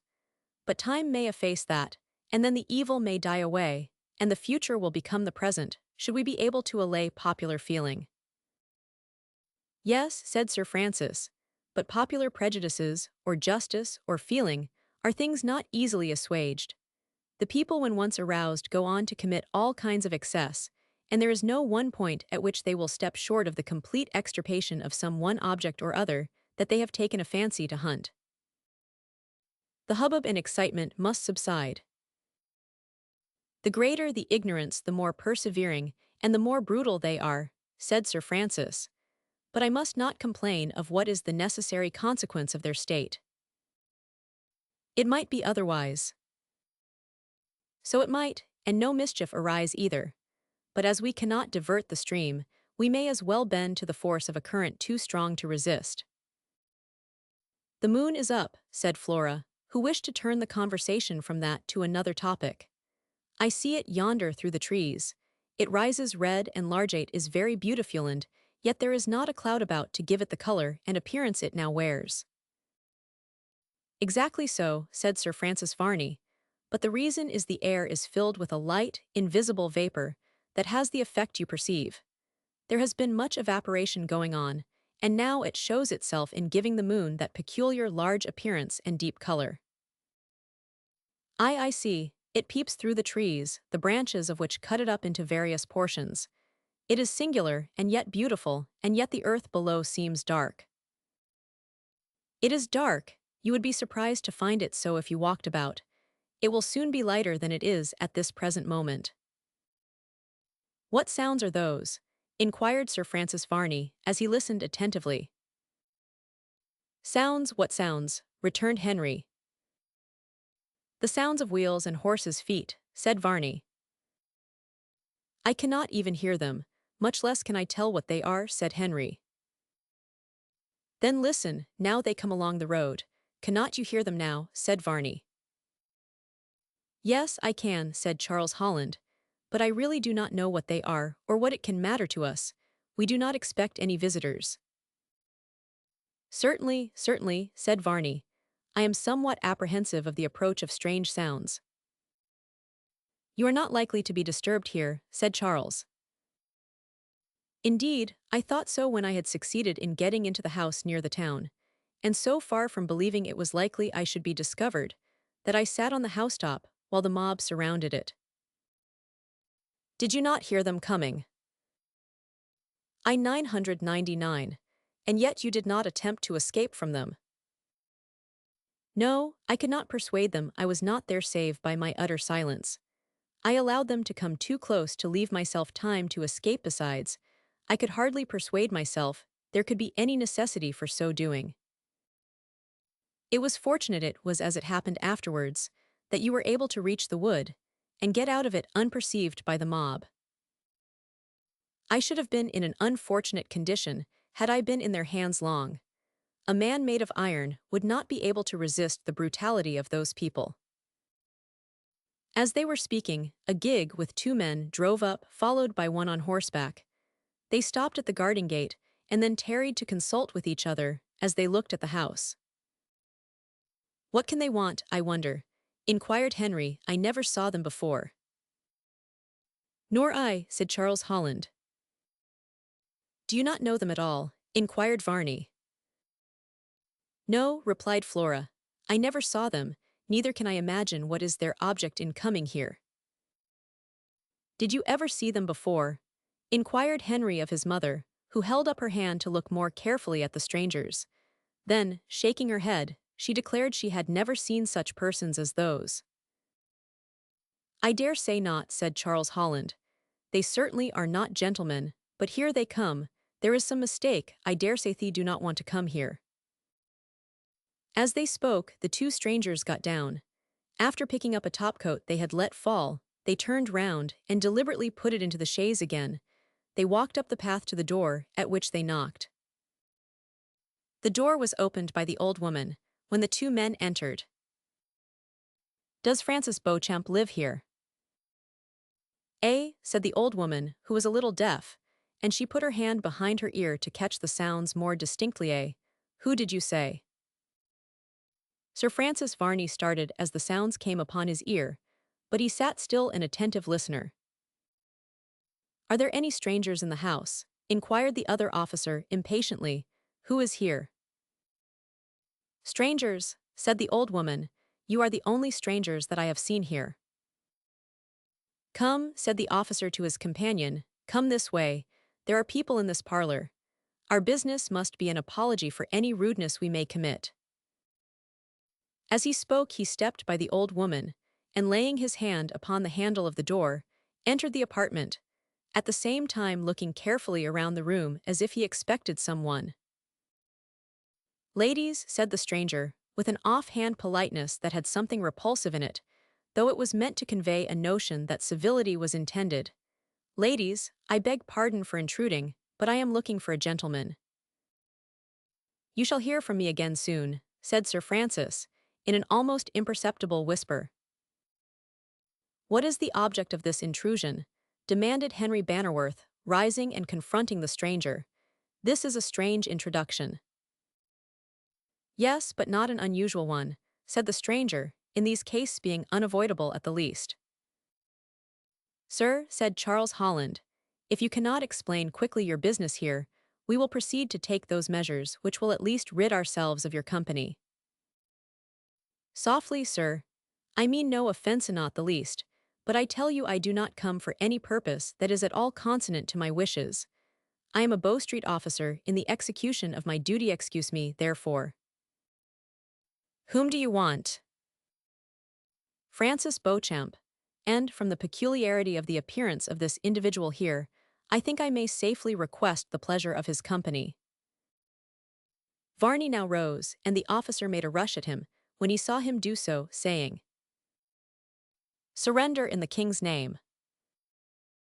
Varney, however, paid no attention to that, but rushed past, throwing his chair down to impede the officer, who could not stay himself but fell over it, while Varney made a rush towards the window, which he cleared at one bound, and crossing the road, was lost to sight in a few seconds, in the trees and hedges on the other side.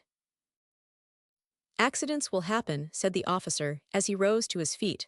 "I did not think the fellow would have taken the window in that manner, but we have him in view, and that will be enough." "In heaven's name," said Henry, "explain all about this. We cannot understand one word of it. I am at a loss to understand one word of it." "We will return and do so presently," said the officer as he dashed out of the house after the fugitive at a rapid and reckless speed, followed by his companion. The man who had been left with the chaise, however, was the first in the chase. Seeing an escape from the window, he immediately guessed that he was the man wanted, and but for an accident, he would have met Varney at the gate. For, as he was getting out in a hurry, his foot became entangled with the reins, and he fell to the ground, and Varney at the same moment stepped over him. "Curse his infernal impudence, and d-n these reins," muttered the man in a fury at the accident, and the aggravating circumstance of the fugitive walking over him in such a manner, and so coolly to it was vexing. The man, however, quickly released himself, and rushed after Varney across the road, and kept on his track for some time. The moon was still rising, and shed but a gloomy light around. Everything was almost invisible until you came close to it. This was the reason why Varney and his pursuer met with several severe accidents, fumbles, and hard knocks against impediments, which the light and the rapid flight they were taking did not admit of their avoiding very well. They went on for some time, but it was evident Varney knew the place best, and could avoid what the man could not, and that was the trees and the natural impediments of the ground, which Varney was acquainted with. For instance, at full speed across a meadow, a hollow would suddenly present itself, and to an accustomed eye the moonlight might enable it to be distinguished at a glance what it was, while to one wholly unaccustomed to it, the hollow would often look like a hillock by such a light. This Varney would clear at a bound, which a less agile and heavier person would step into, lifting up his leg to meet an impediment, when he would find it come down suddenly some 6 or 8 inches lower than he anticipated, almost dislocating his leg and neck, and producing a corresponding loss of breath, which was not regained by the muttered curse upon such a country where the places were so uneven. Having come to one of these places, which was a little more perceptible than the others, he made a desperate jump, but he jumped into the middle of the hole with such force that he sprained his ankle, besides sinking into a small pond that was almost dry, being overgrown with rushes and aquatic plants. "Well," said the other officer, coming up. "Well." "Well indeed," said the one who came first, "it's anything but well. D.N. all country excursions say one. Why, Bob, you do not mean to say as how you are caught in a rat trap?" "Oh, you be d.d., I am, ain't I?" "Yes, but are you going to stop there or coming out, eh? You will catch cold." "I have sprained my ankle." "Well." "It ain't well, I tell you. Here have I a sprained foot, and my wind broken for a month at least. Why were you not quicker? If you had been sharper we should have had the gentleman, I will swear." I tumbled down over the chair, and he got out of the window, and I come out of the door. Well, I got entangled in the reins, but I got off after him, only his long legs carried him over everything. I tell you what, Wilkinson, if I were to be born again, and intended to be a runner, I would bespeak a pair of long legs. "Why?" "Because I should be able to get along better. You have no idea of how he skimmed along the ground. It was quite beautiful, only it was not good to follow it. A regular skyscraper." "Yes, or something of that sort. He looked like a patent flying shadow." "Well, get up and lead the way, we will follow you."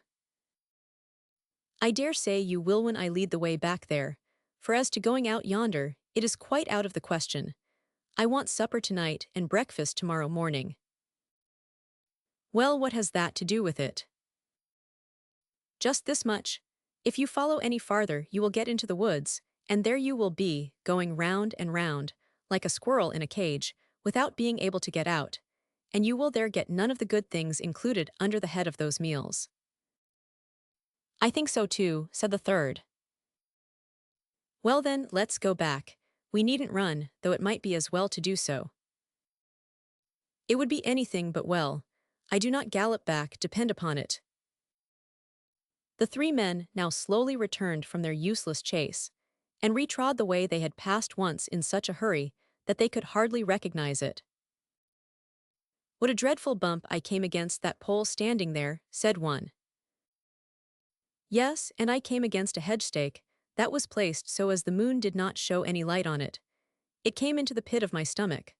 I never recollect such a pain in my life, for all the world like a hot coal being suddenly and forcibly intruded into your stomach.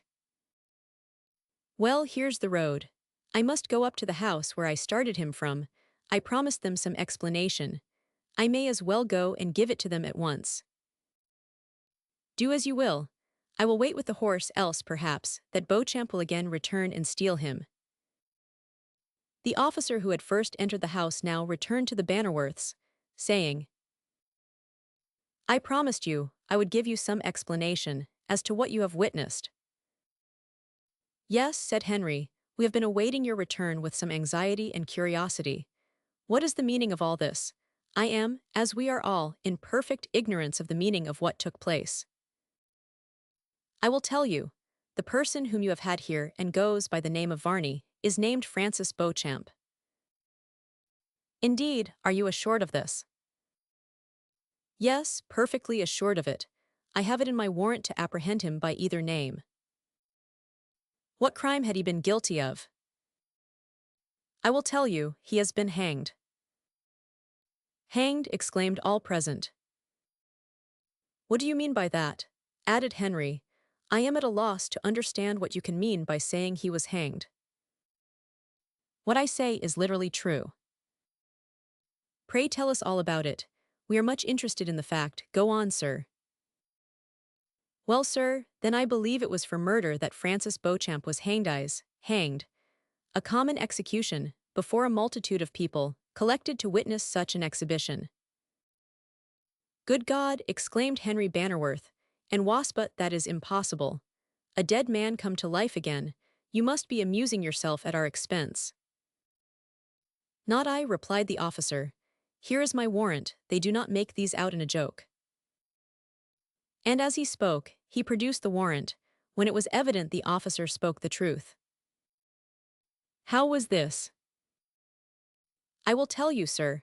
You see that this Varney was a regular scamp, gamester, rogue, and murderer. He was hanged and hung about the usual time. He was cut down and the body was given to someone for dissection, when a surgeon with the hangman, one Montgomery, succeeded in restoring the criminal to life. But I always thought they broke the neck when they were hanged. The weight of the body would alone do that. Oh dear no, sir, said the officer. That is one of the common everyday mistakes. They do not break the neck once in 20 times. Indeed. No, they die of suffocation only. This man, Beauchamp, was hanged thus, but they contrived to restore him, and then he assumed a new name and left London. But how came you to know all this? Oh, it came to us, as many things usually do, in a very extraordinary manner, and in a manner that appears most singular and out of the way. But such it was. The executioner who was the means of his being restored, or one of them, wished to turn him to account, and used to draw a yearly sum of money from him, as hush money, to induce them to keep the secret.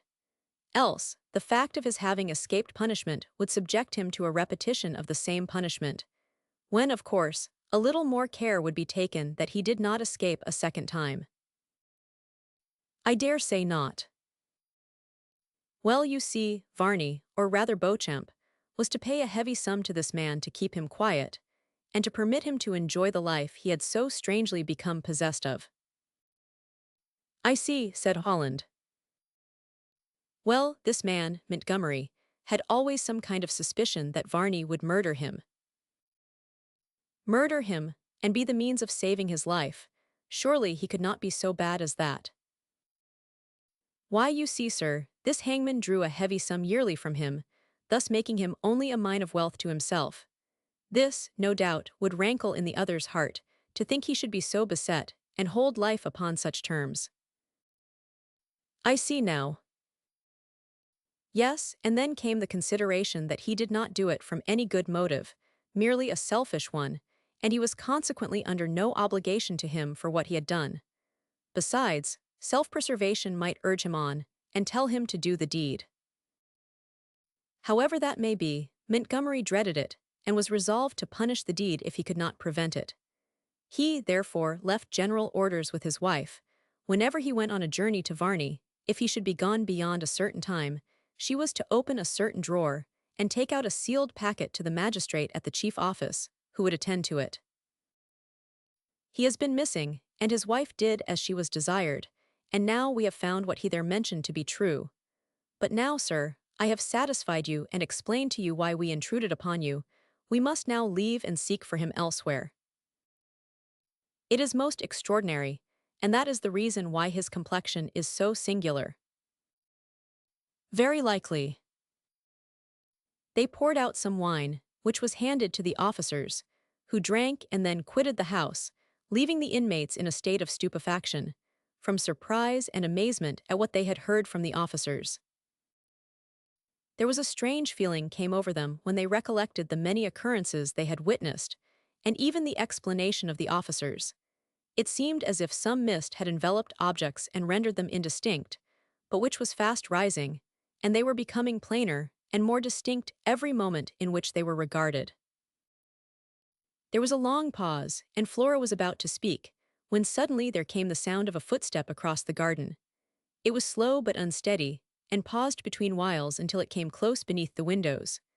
They remained silent, and then someone was heard to climb up the rails of the veranda, and then the curtains were thrust aside, but not till after the person outside had paused to ascertain who was there.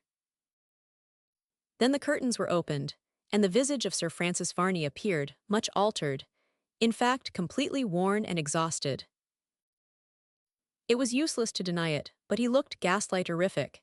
His singular visage was as pallid as death, his eyes almost protruding, his mouth opened, and his breathing short and labored in the extreme. He climbed over with much difficulty, and staggered into the room and would have spoken, but he could not, but fell senseless upon the floor, utterly exhausted and motionless. There was a long pause, and each one present looked at each other, and then they gazed upon the inanimate body of Sir Francis Varney, which lay supine and senseless in the middle of the floor. The importance of the document, said to be on the dead body, was such that it would admit of no delay before it was obtained, and the party determined that it should be commenced instanter. Lost time would be an object to them, too much haste could hardly be made, and now came the question of, should it be tonight or not? Certainly, said Henry Bannerworth, the sooner we can get it, the sooner all doubt and distress will be at an end, and, considering the turn of events, that will be desirable for all our sakes. Besides, we know not what unlucky accident may happen to deprive us of what is so necessary. There can be none, said Mr. Chillingworth. But there is this to be said, this has been such an eventful history that I cannot say what might or what might not happen. We may as well go this very night, said Charles Holland. I give my vote for an immediate exhumation of the body.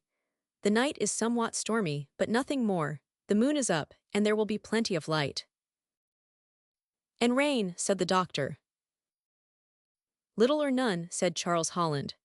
A few gusts of wind now and then drive a few heavy plashes of rain against the windows, and that gives a fearful sound, which is, in fret, nothing, when you have to encounter it. But you will go, doctor. Yes, most certainly, we must have some tools. Those may be had from the garden, said Henry. Tools for the exhumation, you mean? Yes, pickaxe, mattocks, and a crowbar, a lantern, and so forth, said the doctor. You see I am at home in this. The fact is, I have had more than one affair of this kind on my hands before now, and whilst a student I have had more than one adventure of a strange character. I dare say, doctor, said Charles Holland, you have some sad pranks to answer for. You do not think of it then, only when you find them accumulated in a heap, so that you shall not be able to escape them, because they come over your senses when you sleep at night. No, no, said Chillingworth, you are mistaken in that. I have long since settled all my accounts of that nature. Besides, I never took a dead body out of a grave but in the name of science, and never for my own profit, seeing I never sold one in my life, or got anything by it. That is not the fact, said Henry. You know, doctor, you improved your own talents and knowledge. Yes, yes, I 999. Well, but you profited by such improvements. Well, granted, I 999. How much more did the public not benefit then, said the doctor with a smile. Ah, well, we will not argue the question, said Charles. Only it strikes me that the doctor could never have been a doctor if he had not determined upon following a profession. There may be a little truth in that, said Chillingworth. But now we had better quit the house, and make the best of our way to the spot where the unfortunate man lies buried in his unhallowed grave. Come with me into the garden, said Henry Bannerworth. We shall there be able to suit ourselves to what is required. I have a couple of lanterns. One is enough, said Chillingworth. We had better not burden ourselves more than we are obliged to do, and we shall find enough to do with the tools. Yes, they are not light, and the distance is by far too great to make walking agreeable and easy. The wind blows strong, and the rain appears to be coming up afresh, and by the time we have done, we shall find the ground will become slippy and bad for walking. Can we have a conveyance? No, no, said the doctor. We could, but we must trouble the turnpike man. Besides, there is a shorter way across some fields, which will be better and safer. Well, well, said Charles Holland, I do not mind which way it is, as long as you are satisfied yourselves. The horse and cart would have settled it all better, and done it quicker, besides carrying the tools. Very true, said the doctor. All that is not without its weight, and you shall choose which way you would have it done. For my part, I am persuaded the expedition on foot is to be preferred for 2 reasons. And what are they? The first is, we cannot obtain a horse and cart without giving some detail as to what you want it for, which is awkward, on account of the hour. Moreover, you could not get one at this moment in time. That ought to settle the argument, said Henry Bannerworth. An impossibility, under the circumstances, at once is a clincher, and one that may be allowed to have some weight. You may say that, said Charles. Besides which, you must go a greater distance, and that too, along the main road, which is objectionable. Then we are agreed, said Charles Holland, and the sooner we are off the better. The night grows more and more gloomy every hour and more inclement. It will serve our purpose the better, said Chillingworth. What we do, we may as well do now. Come with me to the garden, said Henry, and we will take the tools. We can go out the back way, that will preclude any observation being made. They all now left the apartment, wrapped up in great overcoats, to secure themselves against the weather, and also for the purpose of concealing themselves from any chance passenger. In the garden they found the tools they required, and having chosen them, they took a lantern, with the mean of getting a light when they got to their journey's end, which they would do in less than an hour. After having duly inspected the state of their efficiency, they started away on their expedition. The night had turned gloomy and windy.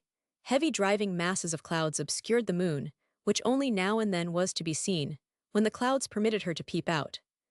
At the same time, there were many drifting showers, which lasted but a few minutes, and then the clouds were carried forwards by some sudden gust of wind, so that, altogether, it was a most uncomfortable night as well could be imagined. However, there was no time to lose, and under all circumstances, they could not have chosen a better night for their purpose than the one they had. Indeed, they could not desire another night to be out on such a purpose. They spoke not while they were within sight of the houses, though at the distance of many yards, and, at the same time, there was a noise through the trees that would have carried their voices past every object however close. But they would make assurance doubly sure. I think we are fairly away now, said Henry, from all fear of being recognized. To be sure you are. Who would recognize us now if we were met? No one. I should think not, and moreover, there would be but small chance of any evil coming from it, even if it were to happen that we were to be seen and known. Nobody knows what we are going to do, and if they did, there is no illegality in the question. Certainly not, but we wish the matter to be quite secret, therefore, we do not wish to be seen by anyone while upon this adventure. Exactly, said Chillingworth, and if you will follow my guidance, you shall meet nobody. We will trust you, most worthy doctor. What have you to say for our confidence? That you will find it is not misplaced. Just as the doctor had uttered the last sound, there came a hearty laugh upon the air, which, indeed, sounded but a few paces in advance of them. The wind blew towards them, and would, therefore, cause the sounds to come to them, but not to go away in the direction they were going. The whole party came to a sudden standstill. There was something so strange in hearing a laugh at that moment, especially as Chillingworth was, at that moment, boasting of his knowledge of the ground and the certainty of their meeting no one. "What is that?" inquired Henry. "Someone laughing, I think," said Chillingworth. "Of that there can be little or no doubt," said Charles Holland, "and as people do not usually laugh by themselves so heartily, it may be presumed there are at least two." "No doubt of it. And moreover, their purpose cannot be a very good one, at this hour of the night, and of such a night, too. I think we had better be cautious." "Hush, follow me silently," said Henry. As he spoke, he moved cautiously from the spot where he stood, and at the same time he was followed by the whole party, until they came to the hedge which skirted a lane, in which were seated 3 men. They had a sort of tent erected, and that was hung upon a part of the hedge which was to windward of them, so that it sheltered them from wind and rain. Henry and Chillingworth both peeped over the bank, and saw them seated beneath this kind of canopy. They were shabby, gypsy-looking men, who might be something else, sheep-stealers, or horse-stealers, in fact, anything, even to beggars. "I say, Jack," said one, "it's no bottle tonight." "No, there's nobody about these parts tonight. We are safe, and so are they." "Exactly. Besides, you see, those who do happen to be out are not worth talking to." "No cash." "None, not enough to pay turnpike for a walking slick, at the most. Besides, it does us no good to take a few shillings from a poor wretch, who has more in family than he has shillings in pocket." "Aye, you are right, quite right. I do not like it myself, I do not. Besides that, there's fresh risk in every man you stop, and these poor fellows will fight hard for a few shillings, and there is no knowing what an unlucky blow may do for a man." "That is very true. Has anything been done tonight?" "Nothing," said one. "Only 3 half-crowns," said the other. "That is the extent of the common purse tonight." "And I," said the third, "I have got a bottle of bad gin from the Cat and Cabbage Stump." "How did you manage it?" "Why, this way. I went in and had some beer, and you know I can give a long yarn when I want, but it wants only a little care to deceive these knowing countrymen, so I talked and talked, until they got quite chatty, and then I put the gin in my pocket." "Good. Well then, the loaf and beef I took out of the safe as I came by, and I dare say they know they have lost it by this time." "Yes, and so do we. I expect the gin will help to digest the beef, so we must not complain of the goods." "No, give us another glass, Jim."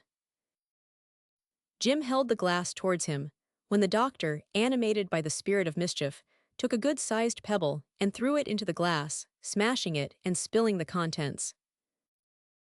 In a moment there was a change of scene. The men were all terrified and started to their feet, while a sudden gust of wind caused their light to go out. At the same time their tent-cloth was thrown down by the wind and fell across their heads. "Come along," said the doctor. There was no need of saying so, for in a moment the 3 were as if animated by one spirit, and away they scudded across the fields, with the speed of a race horse. In a few minutes, they were better than half a mile away from the spot. "In absence of all authentic information," said the doctor, speaking as well as he could and blowing prodigiously between each word, as though he were fetching breath all the way from his heels, "I think we may conclude we are safe from them. We ought to thank our stars we came across them in the way we 999. But doctor, what in the name of heaven induced you to make such a noise, to frighten them, in fact, and to tell them someone was about?" They were too much terrified to tell whether it was 1 or 50. By this time they are out of the county, they knew what they were talking about. "And perhaps we may meet them on the road where we are going, thinking it a rare lonely spot where they can hide, and no chance of their being found out." "PNJ." No, said the doctor, they will not go to such a place. It has by far too bad a name for even such men as those to go near, much less stop in. I can hardly think that, said Charles Holland, for these fellows are too terrified for their personal safety to think of the superstitious fears with which a place may be regarded. And these men, in such a place as the one you speak of, they will be at home. Well, well, rather than be done, we must fight for it. And when you come to consider we have 1 pick and 2 shovels, we shall be in full force.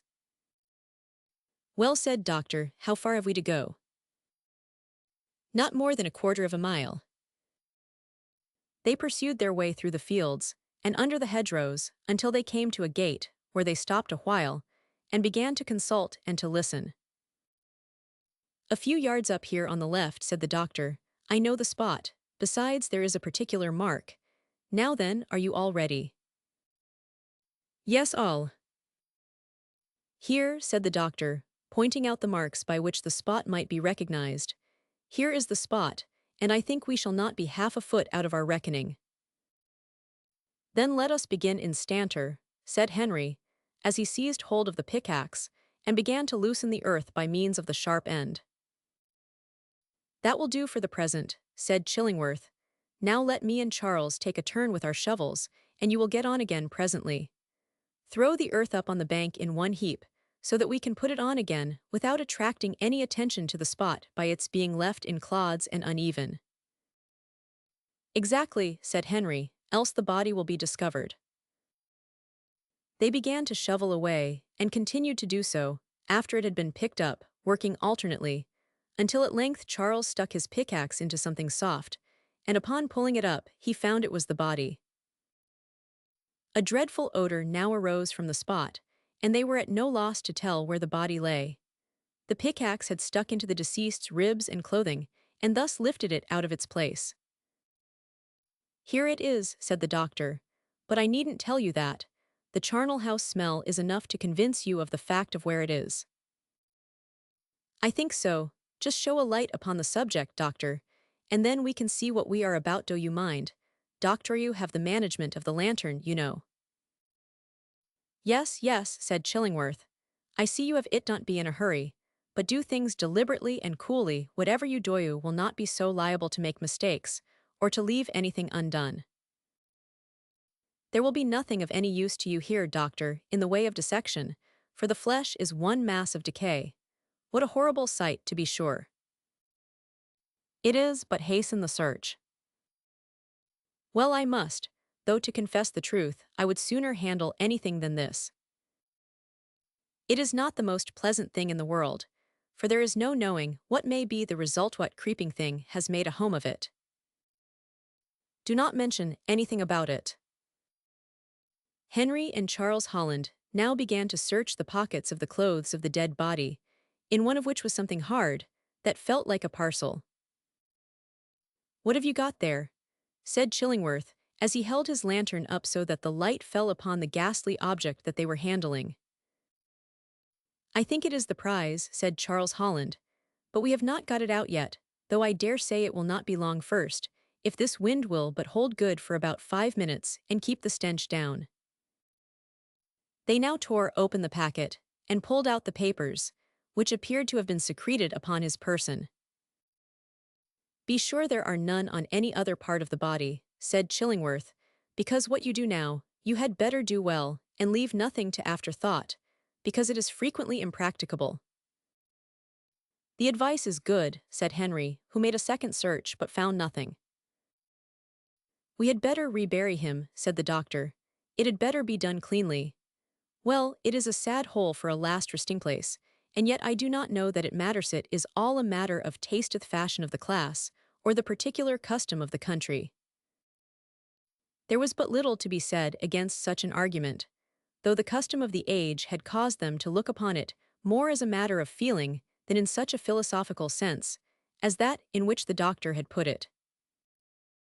Well, there he is, no shovel the earth in, Charles, said Henry Bannerworth, as he himself set the example, which was speedily and vigorously followed by Charles Holland, when they were not long before the earth was thrown in and covered up with care, and trodden down so that it should not appear to be moved. "This will do, I think," said Henry. "Yes, it is not quite the same, but I dare say no one will try to make any discoveries in this place. Besides, if the rain continues to come down very heavy, why, it will wash much of it away, and it will make it look all alike." There was little inducement to hover about the spot, but Henry could not forbear holding up the papers to the light of the lantern to ascertain what they were. "Are they all right?" inquired the doctor. "Yes," replied Henry, "yes, the Deerbrook estate. Oh yes, they are the papers I am in want of. It is singularly fortunate, at least, to be successful in securing them. I am very glad a living person has possession of them, else it would have been very difficult to have obtained it from them." "So it would, but now homeward is the word, doctor. And on my word there is reason to be glad, for the rain is coming on very fast now, and there is no moon at all. We had better step out." They did, for the three walked as fast as the nature of the soil would permit them, and the darkness of the night. Chapter 89 tells what became of the second vampire who sought Varney. PNJ. We left the Hungarian nobleman swimming down the stream. He swam slowly, and used but little exertion in doing so. He appeared to use his hands only as a means of assistance. The stream carried him onwards, and he aided himself so far that he kept the middle of the stream and floated along. Where the stream was broad and shallow, it sometimes left him a moment or two without being strong enough to carry him onwards. Then he would pause as if gaining strength, and finally he would, when he had rested, and the water came a little faster and lifted him, make a desperate plunge and swim forward, until he again came in deep water, and then he went slowly along with the stream as he supported himself. It was strange thus to see a man going down slowly, and without any effort whatever, passing through shade and through moonlight, no lost in the shadow of the tall trees, and now emerging into that part of the stream which ran through meadows and cornfields, until the stream widened, and then, at length, a ferry house was to be seen in the distance. Then came the ferryman out of his hut, to look upon the beautiful moonlight scene. It was cold, but pure and brilliantly light. The chaste moon was sailing through the heavens, and the stars diminished in their luster by the power of the luminous goddess of night. There was a small cottage. It was somewhat larger than was generally supposed by any casual observer who might look at it. The place was rambling, and built chiefly of wood, but in it lived the ferryman, his wife, and family. Among these was a young girl about 17 years of age, but at the same time very beautiful. They had been preparing their supper, and the ferryman himself walked out to look at the river, and the shadows of the tall trees that stood on the hill opposite. While thus employed, he heard a plashing in the water, and on turning towards the quarter whence the sound proceeded for a few yards, he came to the spot where he saw the stranger struggling in the stream. "Good God," he muttered to himself as he saw the struggle continued, "good God, he will sink and drown." As he spoke, he jumped into his boat and pushed it off, for the purpose of stopping the descent of the body down the stream, and in a moment or two it came near to him. He muttered, "Come, he tries to swim. Life is not gone yet, will do now, if I can catch hold of him." Swimming with one's face under the stream does not say much for his skill, though it may account for the fact that he do not cry out. As the drowning man neared, the ferryman held on by the boat hook, and stooping down, he seized the drowning man by the hair of the head, and then paused. After a time, he lifted him up, and placed him across the edge of the boat, and then, with some struggling of his own, he was rolled over into the boat. "You are safe now," muttered the ferryman. The stranger spoke not, but sat or leaned against the boat's head, sobbing and catching at his breath, and spitting off his stomach the water it might be presumed he had swallowed. The ferryman put back to the shore when he paused and secured his boat, and then pulled the stranger out, saying, "Do you feel any better now?" "Yes," said the stranger, "I feel I am living thanks to you, my good friend. I owe you my life." "You are welcome to that," replied the ferryman. "It costs me nothing, and as for my little trouble, I should be sorry to think of that when a fellow being's life was in danger." "You have behaved very well, very well. and I can do little more now than thank you, for I have been robbed of all I possessed about me at the moment." "Oh, you have been robbed." I have, and have been thrown into the water, and thus I have been nearly murdered." "It is lucky you escaped from them without further injury," said the ferryman, "but come indoors, you must be mad to stand here in the cold." "Thank you, your hospitality is great, and at this moment of the greatest importance to me." "Such as we have," said the honest ferryman, "you shall be welcome to. Come in, come in." He turned round and led the way to the house, which he entered. Saying as he opened the small door that led into the main apartment, where all the family were assembled, waiting for the almost only meal they had had that day. For the ferryman had not the means, before the sun had set, of sending for food, and then it was a long way before it could be found, and then it was late before they could get it. "Wife, we have a stranger to sleep with us tonight, and for whom we must prepare a bed." "A stranger," echoed the wifey, "a stranger, and we so poor." "Yes, one whose life I have saved, and who was nearly drowned. We cannot refuse hospitality upon such an occasion as that, you know, wife." The wife looked at the stranger as he entered the room, and sat down by the fire. "I am sorry," he said, "to intrude upon you, but I will make you amends for the interruption and inconvenience I may cause you. But it is too late to apply elsewhere, and yet I am doubtful, if there were, whether I could go any further." "No, no," said the ferryman. "I am sure a man who has been beaten and robbed, and thrown into a rapid, and in some parts deep stream, is not fit to travel at this time of night." "You are lonely about here," said the stranger, as he shivered by the fire. "Yes, rather, but we're used to it." "You have a family, too. That must help to light the hours away, and help you over the long evenings." "So you may think, stranger, and at times so it is. But when food runs short, it is a long while to daylight, before any more money can be had. To be sure, we have fish in the river, and we have what we can grow in the garden. But these are not all the wants that we feel, and those others are sometimes pinching. However, we are thankful for what we have, and complain but little when we can get no more. But sometimes we do repine. I cannot say we ought, but I am merely relating the fact, whether it be right or wrong." "Exactly. How old is your daughter?" "She is 17 come All Hallows Eve." "That is not far hence," said the stranger. "I hope I may be in this part of the country, and I think I will on that eve pay you a visit, not one on which I shall be a burden to you, but one more useful to you, and more consonant to my character." "The future will tell us all about that," said the ferryman. "At present we will see what we can do, without complaining or taxing anybody." The stranger and the ferryman sat conversing for some time before the fire, and then the latter pointed out to him which was his bidon made up near the fire, for the sake of its warmth, and then the ferryman retired to the next room, a place which was merely divided by an imperfect partition. However, they all fell soundly asleep. The hours on that day had been longer than usual. There was not that buoyancy of spirit. When they retired, they fell off into a heavy, deep slumber. From this, they were suddenly aroused by loud cries and piercing screams from one of the family.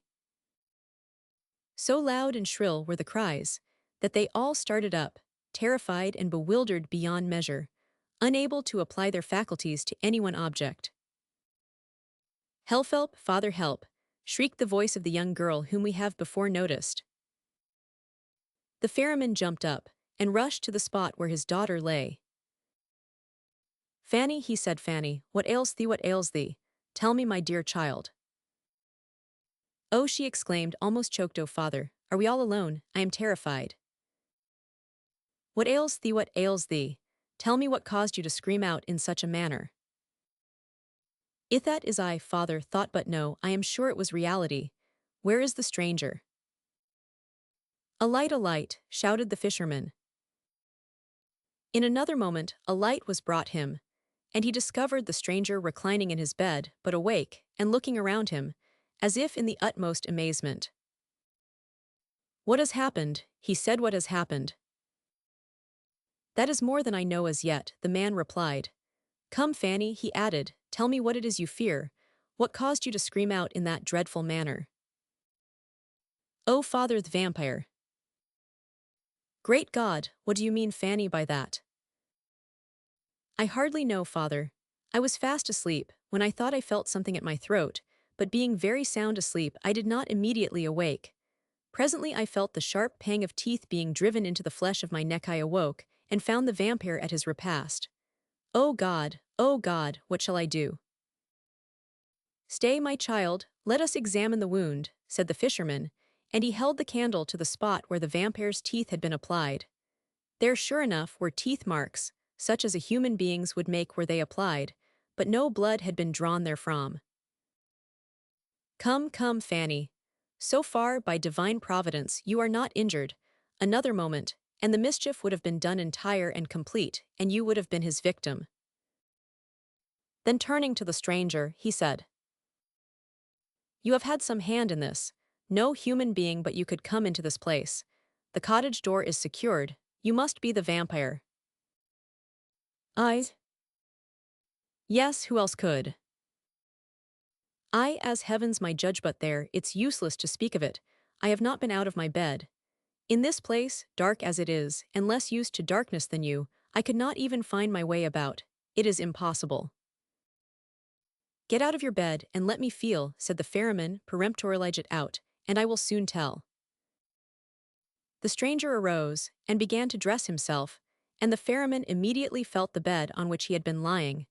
But it was ice cold, so cold that he started upon his legs in an instant, exclaiming with vehemence, It is you, vile wretch, that has attempted to steal into the cottage of the poor man, and then to rob him of his only child, and that child of her heart's blood, base ingrate.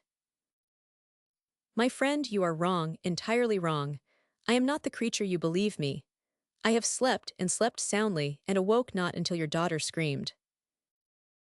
Scoundrel, liar, base wretch, you shall not remain alive to injure those who have but one life to lose. As he spoke, the ferryman made a desperate rush at the vampire, and seized him by the throat, and a violent struggle ensued, in which the superior strength of the ferryman prevailed, and he brought his antagonist to the earth, at the same time bestowing upon him some desperate blows. Thou shalt go to the same element from which I took thee, said the ferryman, and there swim or sink as thou wilt until someone shall drag thee ashore, and when they do, may they have a better return than one. As he spoke, he dragged along the stranger by main force until they came to the bank of the river, and then pausing, to observe the deepest part, he said, Here then you shall go. The vampire struggled and endeavored to speak, but he could not. The grasp at his throat prevented all attempts at speech, and then, with a sudden exertion of his strength, the ferryman lifted the stranger up, and heaved him some distance into the river. Then in deep water sank the body. The ferryman watched for some moments, and farther down the stream, he saw the body again rise upon the current and struggling slightly, as for life no whirled around, and then carried forward with the utmost velocity. This continued as far as the moonlight enabled the ferryman to see, and then, with a slow step and clouded brow, he returned to his cottage, which he entered and closed the door. Chapter 90. Dr. Chillingworth at the Hall. The encounter of mystery, the conflict, the rescue, and the picture. PNJ. There have been many events that have passed rapidly in this our narrative, but more have yet to come before we can arrive at that point which will clear up much that appears to be most mysterious and unaccountable. Dr. Chillingworth, but ill satisfied with the events that had yet taken place, determined once more upon visiting the hall, and there to attempt a discovery of something respecting the mysterious apartment in which so much has already taken place. He communicated his design to no one. He resolved to prosecute the inquiry alone. He determined to go there and await whatever might turn up in the shape of events. He would not for once take any companion. Such adventures were often best prosecuted alone. They were most easily brought to something like an explanatory position. One person can often consider matters more coolly than more. At all events, there is more secrecy than under any other circumstances. Perhaps this often is of greater consequence than many others, And moreover, when there is more than one, something is usually overdone. Where one adventurous individual will rather draw back in a pursuit, more than one would induce them to urge each other on. In fact, one in such a case could act the part of a spy, a secret observer, and in that case, can catch people at times when they could not under any other circumstances be caught or observed at all. "I will go," he muttered. "And should I be compelled to run away again, why, nobody knows anything about it and nobody will laugh at me." This was all very well, but Mr. Chillingworth was not the man to run away without sufficient cause. But there was so much mystery in all this that he felt much interested in the issue of the affair. But this issue he could not command. At the same time, he was determined to sit and watch, and thus become certain that either something or nothing was to take place. Even the knowledge of that much, that some inexplicable action was still going on, was far preferable to the uncertainty of not knowing whether what had once been going on was still so or not, because, if it had ceased, it was probable that nothing more would ever be known concerning it, and the mystery would still be a mystery to the end of time. "It shall be fathomed if there be any possibility of its being discovered," muttered Chillingworth. "Who would have thought that so quiet and orderly a spot as this, our quiet village, would have suffered so much commotion and disturbance? Far from every cause of noise and strife, it is quite as great a matter of mystery as the vampire business itself. I have been so mixed up in this business that I must go through with it. By the way, of the mysteries, the greatest that I have met with is the fact of the vampire having anything to do with so quiet a family as the Bannerworths." Mr. Chillingworth pondered over the thought, but yet he could make nothing of it. It in no way tended to elucidate anything connected with the affair, and it was much too strange and singular in all its parts to be submitted to any process of thought, with any hope of coming to anything like a conclusion upon the subject that must remain until some facts were ascertained, and to obtain them, Mr. Chillingworth now determined to try. This was precisely what was most desirable in the present state of affairs. While things remained in the present state of uncertainty, there would be much more of mystery than could ever be brought to light. One or two circumstances cleared up, the minor ones would follow in the same train, and they would be explained by the others. And if ever that happy state of things were to come about, why, then there would be a perfect calm in the town. As Mr. Chillingworth was going along, he thought he observed two men sitting inside a hedge, close to a hayrick, and thinking neither of them had any business there, he determined to listen to their conversation, and ascertain if it had any evil tendency, or whether it concerned the late event. Having approached near the gate, and they being on the other side, he got over without any noise, and unperceived by either of them, crept close up to them. "So you have not long come from sea?" "No, I have just landed." "How is it you have thrown aside your seaman's clothes, and taken to these?" "Just to escape being found out." "Found out? What do you mean by that? Have you been up to anything?" "Yes, I have, Jack. I have been up to something, worse luck to me, but I am not to be blamed either." "What is it all about?" inquired his companion. "I always thought you were such a stedigwing old file that there was no going out of the even path with you." "Nor would there have been, but for one simple circumstance." "What was that?" "I will tell you, Jack, I will tell you. You will never betray me, I am sure." "Never, by heavens." "Well then, list in it was this. I had been some time aboard our vessel. I had sailed before, but the captain never showed any signs of being a bad man, and I was willing enough to sail with him again. He knew I was engaged to a young woman in this country, and that I was willing to work hard to save money to make up a comfortable home for us both, and that I would not sail again, but that I intended to remain ashore, and make up my mind to a shore life." "Well, you would have a house then." "Exactly, and that's what I wish to do. Well, I made a small venture in the cargo, and thought, by so doing, that I should have a chance of realizing a sum of money that would put us both in a comfortable line of business. Well, we went on very smoothly until we were coming back. We had disposed of the cargo, and I had received some money, and this seemed to cause our captain to hate me, because I had been successful, but I thought there was something else in it than that, but I could not tell what it was that made him so intolerably cross and tyrannous. Well, I found out, at length, he knew my intended wife. He knew her very well, and at the same time he made every effort he could to induce me to commit some act of disobedience and insubordination. But I would not, for it seemed to me he was trying all he could to prevent my doing my duty with anything like comfort. However, I learned the cause of all this afterwards. It was told me by one of the crew.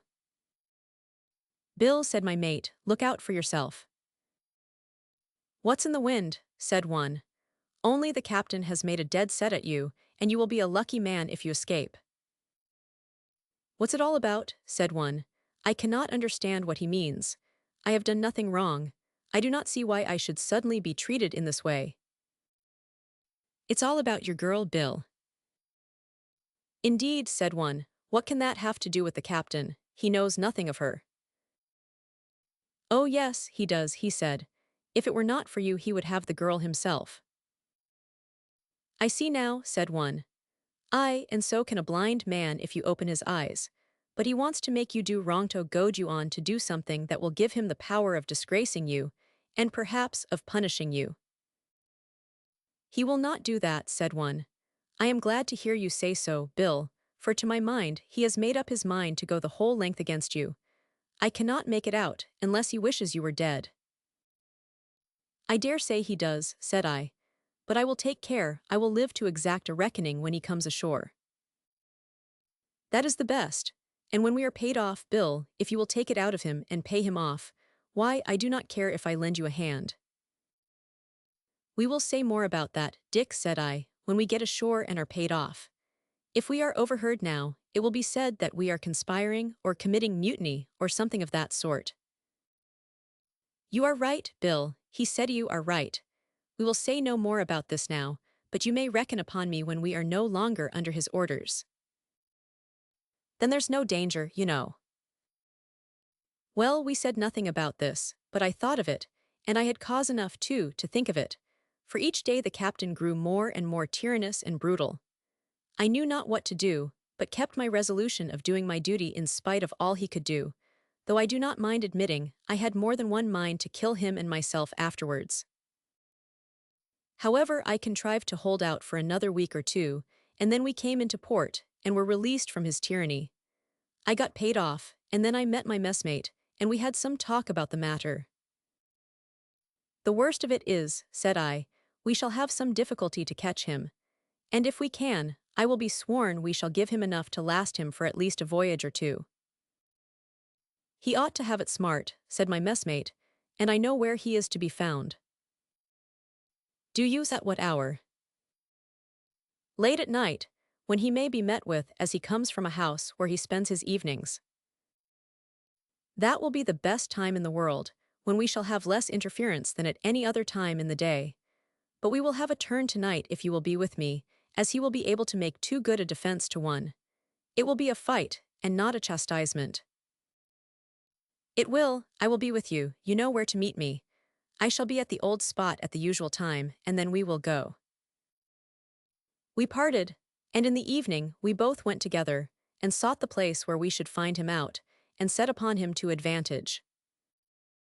He was nearly 2 hours before he came, but when he did come, we saluted him with a rap on the head that made him hold his tongue, and then we set to and gave him such a tremendous drubbing that we left him insensible. But he was soon taken away by some watchmen, and we heard that he was doing well, but he was dreadfully beaten. Indeed, it would take him some weeks before he could be about in his duties. He was fearfully enraged, and offered £50 reward to anyone who could give him information as to who it was that assaulted him. I believe he had a pretty good notion of who it was, but he could not swear to me. But still, seeing he was busying himself too much about me, I at once walked away and went on my way to another part of the country. To get married. And to get into business. Then, things are not quite so bad as I thought for at first. No, not so bad, but what they might have been worse a great deal. Only I cannot go to sea any more, that's quite cert. You needn't regret that. I do not know. Why not know? Are you not going to be married? Ain't that much better? I cannot say, replied the sailor. There's no knowing how my bargain may turn out.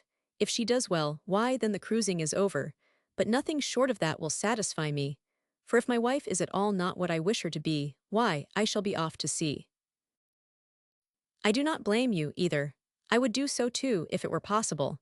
But you see, we cannot do so well on land as you do at sea.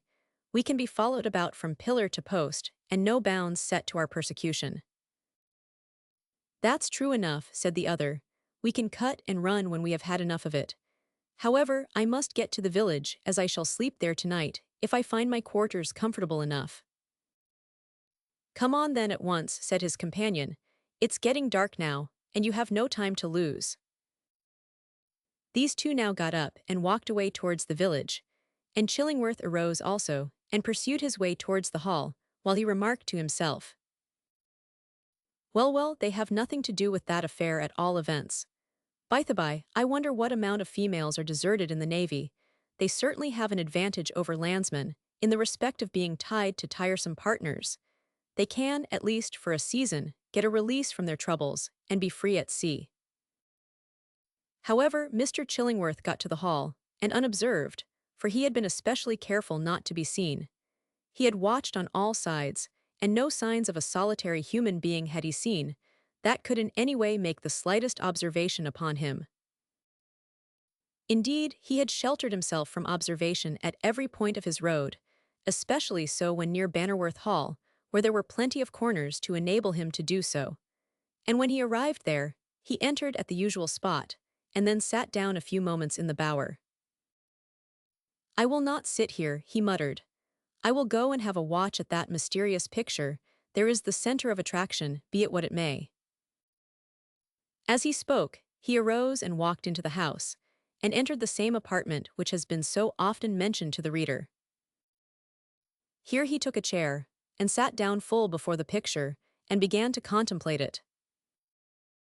Well, for a good likeness, I cannot say I ever saw anything more unprepossessing. I am sure such a countenance as that could never have won a female heart. Surely, it is more calculated to terrify the imagination than to soothe the affections of the timid and shrinking female. However, I will have an inspection of the picture, and see if I can make anything of it. As he spoke, he put his hand upon the picture with the intention of removing it, when it suddenly was thrust open, and a man stepped down. The doctor was for a moment completely staggered. It was so utterly unexpected, and he stepped back a pace or two in the first emotion of his surprise. But this soon passed by, and he prepared to close with his antagonist, which he did without speaking a word. There was a fair struggle for more than 2 or 3 minutes, during which the doctor struggled and fought most manfully. But it was evident that Mr. Chillingworth had met with a man who was his superior in point of strength, for he not only withstood the utmost force that Chillingworth could bring against him, but maintained himself, and turned his strength against the doctor. Chillingworth panted with exertion, and found himself gradually losing ground, and was upon the point of being thrown down at the mercy of his adversary, who appeared to be inclined to take all advantages of him, when an occurrence happened that altered the state of affairs altogether. While they were struggling, the doctor borne partially to the earth but yet struggling, suddenly his antagonist released his hold, and staggered back a few paces. There you swab take that. I am yardarm and yardarm with you, you piratical-looking craft you lubberly, buccaneering son of a fishfag. Before, however, Jack Pringle, for it was he who came so opportunely to the rescue of Dr. Chillingworth, could find time to finish the sentence, he found himself assailed by the very man who, but a minute before, he had, as he thought, placed hors de combat. PNJ. A desperate fight ensued, and the stranger made the greatest efforts to escape with the picture, but found he could not get off without a desperate struggle. He was, at length, compelled to relinquish the hope of carrying that off, for both Mr. Chillingworth and Jack Pringle were engaged hand to hand. But the stranger struck Jack so heavy a blow on the head that made him reel a few yards, and then he escaped through the window, leaving Jack and Mr. Chillingworth masters of the field, but by no means unscathed by the conflict in which they had been engaged. Chapter 91. The Grand Consultation broken up by Mrs. Chillingworth and the disappearance of Varney. PNJ. Remarkable was the change that had taken place in the circumstances of the Bannerworth family. From a state of great despondency, and, indeed, absolute poverty, they had suddenly risen to comfort and independence. It seemed as if the clouds that had obscured their destiny had now, with one accord, dissipated, and that a brighter day was dawning.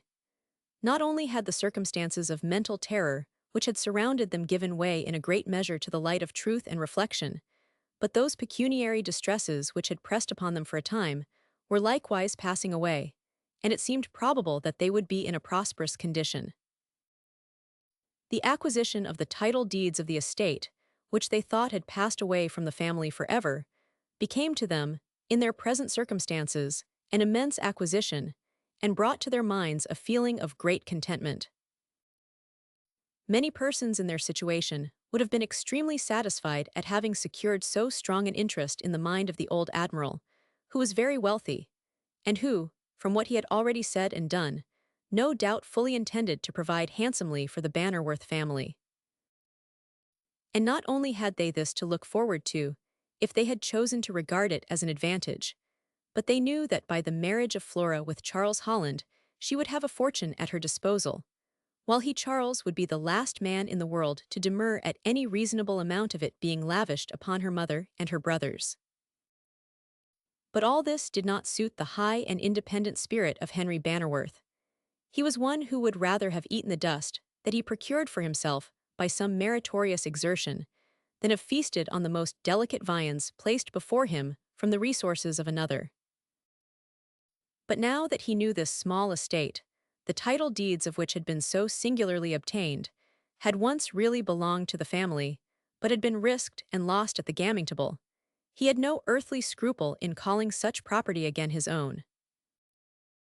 As to the large sum of money which Sir Francis Varney, in his confessions, had declared to have found its way into the possession of Marmaduke Bannerworth, Henry did not expect, and scarcely wished to become possessed of wealth through so tainted a source. No, he said to himself frequently, no, I care not if that wealth be never forthcoming, which was so badly got possession of. Let it sink into the earth, if indeed it be buried there, or let it rot in some unknown corner of the old mansion. I care not for it. In this view of the case he was not alone, for a family more unselfish, or who cared so little for money, could scarcely have been found. But Admiral Bell and Charles Holland argued now that they had a right to the amount of money which Marmaduke Bannerworth had hidden somewhere, and the old admiral reasoned upon it rather ingeniously, for he said, I suppose you do not mean to dispute that the money belongs to somebody, and in that case I should like to know who else it belonged to, if not to you. How do you get over that, Master Henry? I do not attempt to get over it at all, said Henry. All I say is, that I do dislike the whole circumstances connected with it, and the manner in which it was come by. And now that we have a small independence, I hope it will not be found. But, Admiral, we are going to hold a family consultation as to what we shall do, and what is to become of Varney. He has convinced me of his relationship to our family, and although his conduct has certainly been extremely equivocal, he has made all the amends in his power. And now, as he is getting old, I do not like to throw him upon the wide world for a subsistence. You do not contemplate, said the Admiral, letting him remain with you, do you? No, that would be objectionable for a variety of reasons, and I could not think of it for a moment. I should think not. The idea of sitting down to breakfast, dinner, tea, and supper with a vampire, and taking your grog with a fellow that sucks other people's blood. Really, Admiral, you do not really still cling to the idea that Sir Francis Varney is a vampire. I really do not know. He clings to it himself, that's all I can say. And I think, under those circumstances, I might as well give him the benefit of his own proposition, and suppose that he is a vampire. Really, uncle, said Charles Holland, I did think that you had discarded the notion. Did you? I have been thinking of it, and it ain't so desirable to be a vampire, I am sure, that anyone should pretend to it who is not. Therefore I take the fellow upon his own showing. He is a vampire in his own opinion, and so I do not see, for the life of me, why he should not be so in ours." "Well," said Henry, waiving all that, "what are we to do with him? Circumstances seem to have thrown him completely at our mercy.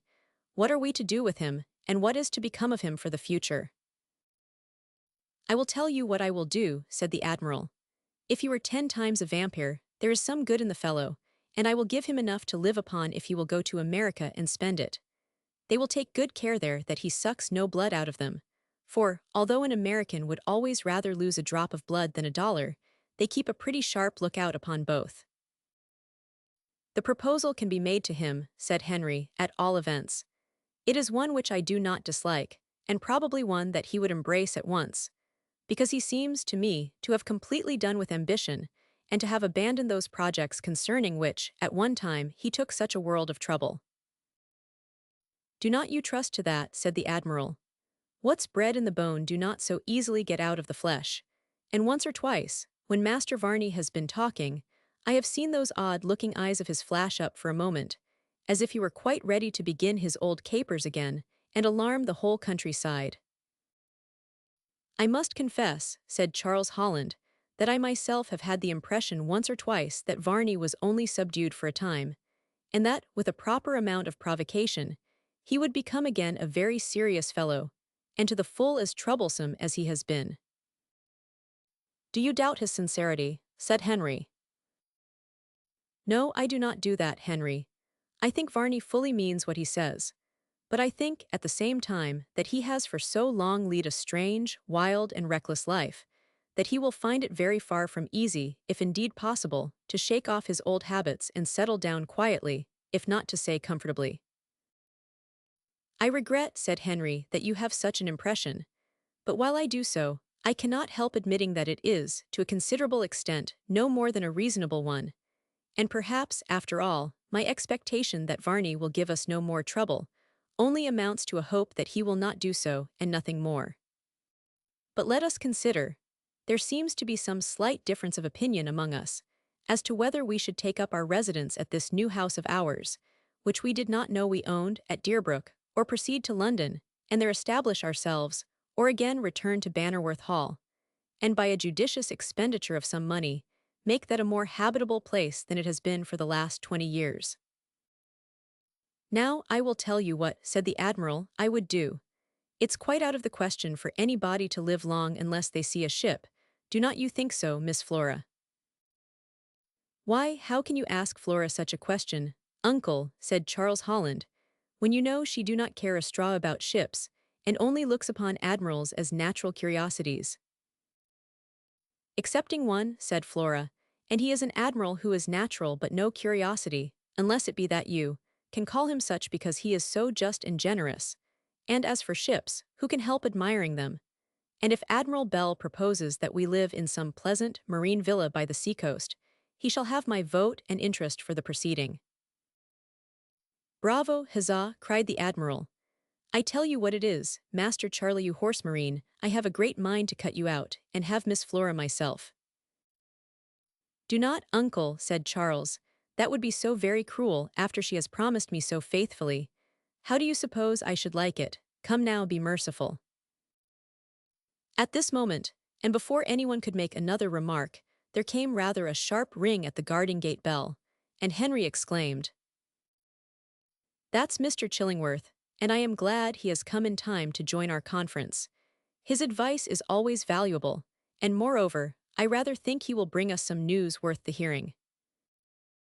The one servant who they had to wait upon them looked into the room and said, "If you please, here is Mrs. Chillingworth." "Mistress, you mean Mr." "No, it is Mrs. Chillingworth and her baby." "The devil," said the Admiral, "what can she want?" "I will come and let you know," said Mrs. Chillingworth, "what I want," and she darted into the room past the servant. "I will soon let you know, you great sea crab. I want my husband, and what with your vampire and one thing and another, I have not had him at home an hour for the past 3 weeks. What am I to do? There is all his patients getting well as fast as they can without him, And when they find that out, do you think they will take any more filthy physic? No, to be sure not. People ain't such fools as to do anything of the sort. I will tell you what we will do, ma'am, said the Admiral. We will all get ill at once, on purpose to oblige ye, and I will begin by having the measles.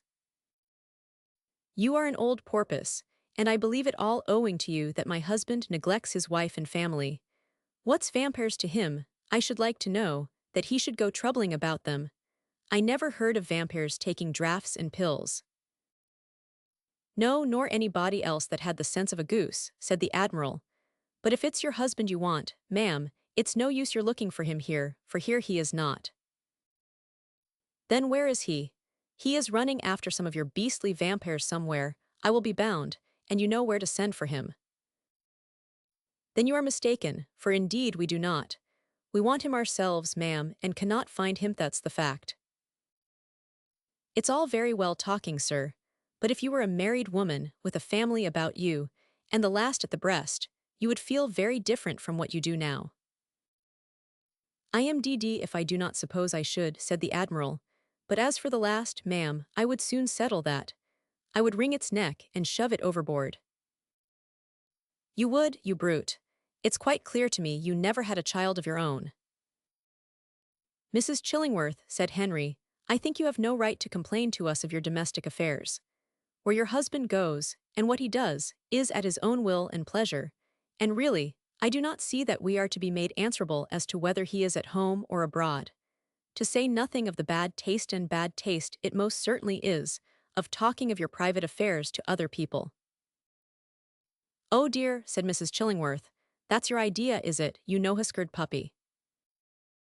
Really, madam, I cannot see what my being destitute of whiskers has to do with the affair, and I am inclined to think my opinion is quite as good without them as with them. I will speak, said Flora to the doctor when I see him.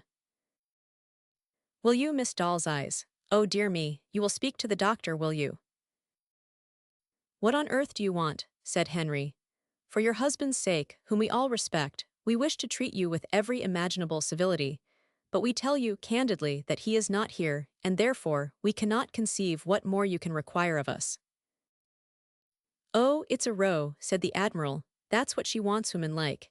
D.D. a bit do they care what it's about as long as there's a disturbance. And now, ma'am, will you sit down and have a glass of grog? No, I will not sit down, and all I can say is that I look upon this place as a den full of snakes and reptiles. That's my opinion, so I will not stay any longer.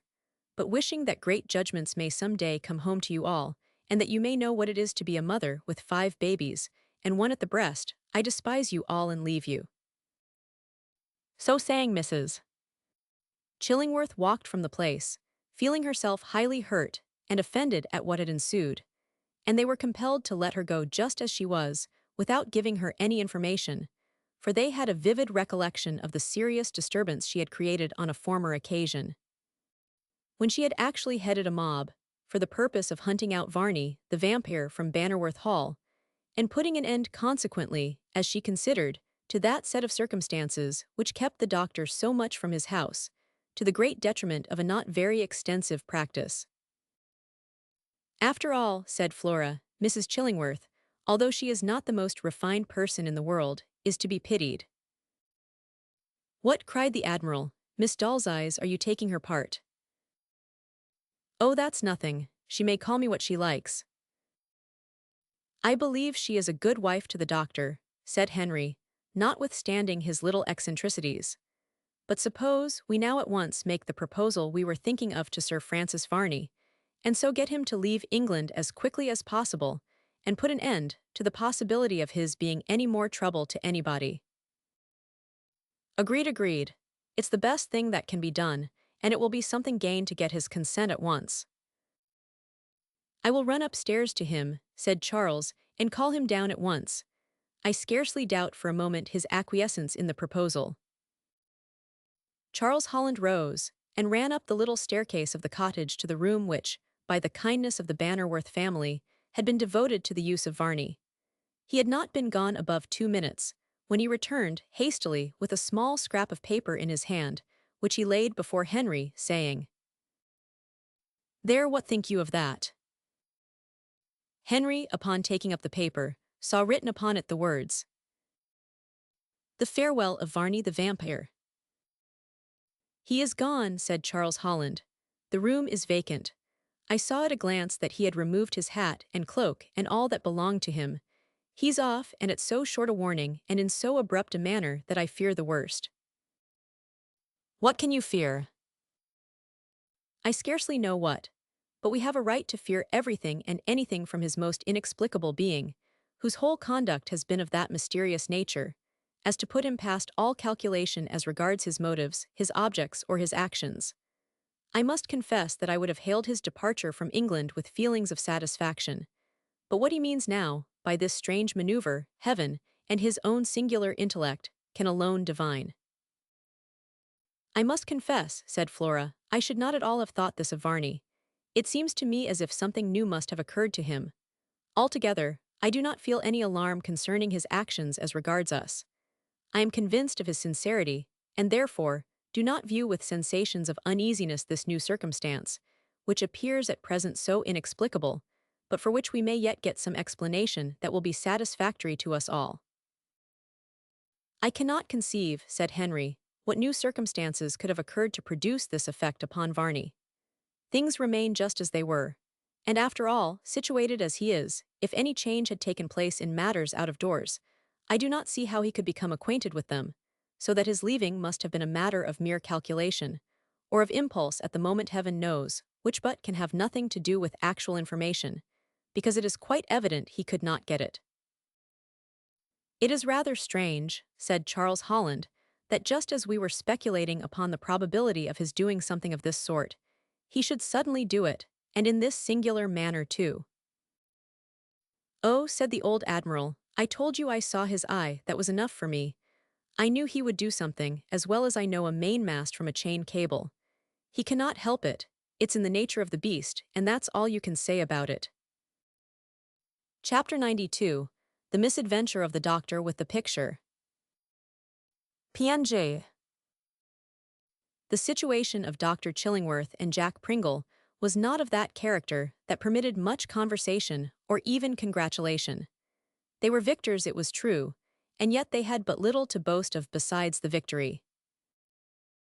Victory is a great thing. It is like a gilded coat, it bewilders and dazzles. Nobody can say much when you are victorious. What a sound! And yet how much misery is there not hidden beneath it? This victory of the worthy doctor and his aide amounted to this. They were as they were before, without being any better, but much the worse, seeing they were so much buffeted that they could hardly speak, but sat for some moments opposite to each other, gasping for breath, and staring each other in the face without speaking. The moonlight came in through the window and fell upon the floor, and there were no sounds that came to disturb the stillness of the scene, nor any object that moved to cast a shadow upon the floor. All was still and motionless, save the two victors, who were much distressed and bruised. Well, said Jack Pringle, with a hearty execration, as he wiped his face with the back of his hand, saving your presence, doctor, we are masters of the field, doctor, but it's plaguey like capturing an empty bandbox after a hard fight. But we have got the picture, Jack, we have got the picture, you see, and that is something. I am sure we saved that. Well, that may be, and a pretty DD-looking picture it is after all. Why, it's enough to frighten a lady into the sulks. I think it would be a very good thing if it were burned. Well, said the doctor, I would sooner see it burned than in the hands of that. What? Exclaimed Jack. I do not know, said Mr. Chillingworth. But thief I should say, for it was somewhat thief-like to break into another man's house and carry off the furniture. A paradia regular landshark.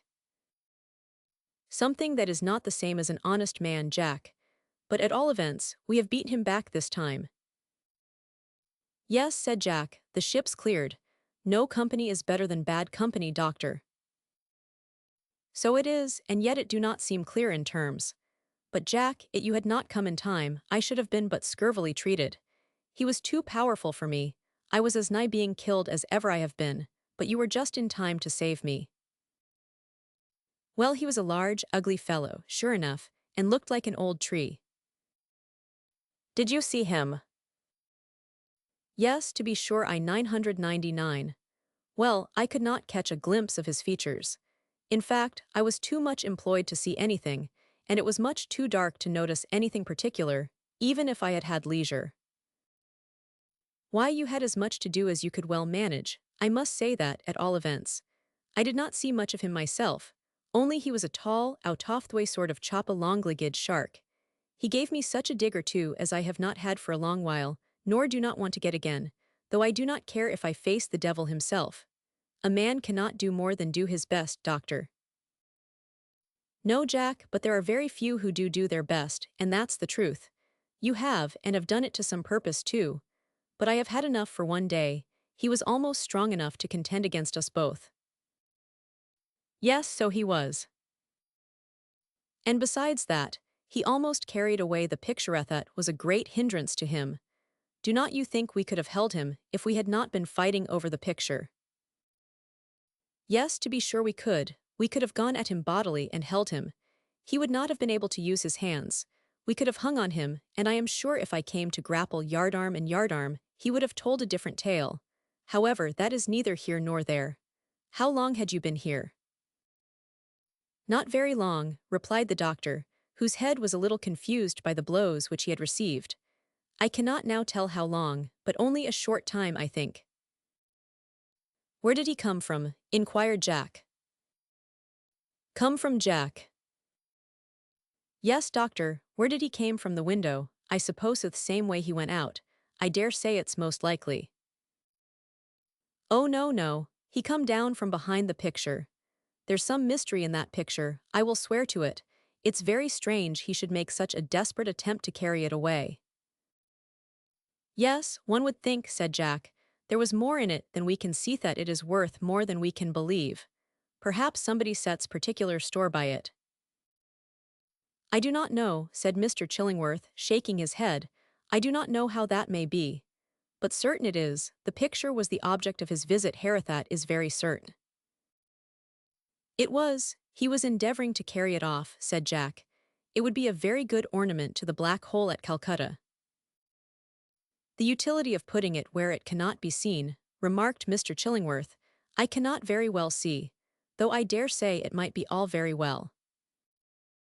Yes, its ugly features would be no longer seen. So far, it would be a good job. But are you going to remain here all night, and so make a long watch of it, doctor? Why, Jack, said the doctor, I did intend watching here, but now the game is disturbed, it is of no use remaining here. We have secured the picture, and now there will be no need of remaining in the house. In fact, there is no fear of robbery now. Not so long as we are here, said Jack Pringle. The smugglers will not show a head while the revenue cutter is on the lookout. Certainly not, Jack, said Mr. Chillingworth. I think we have scared them away, the picture is safe. Yes, so long as we are here. And longer too, I hope.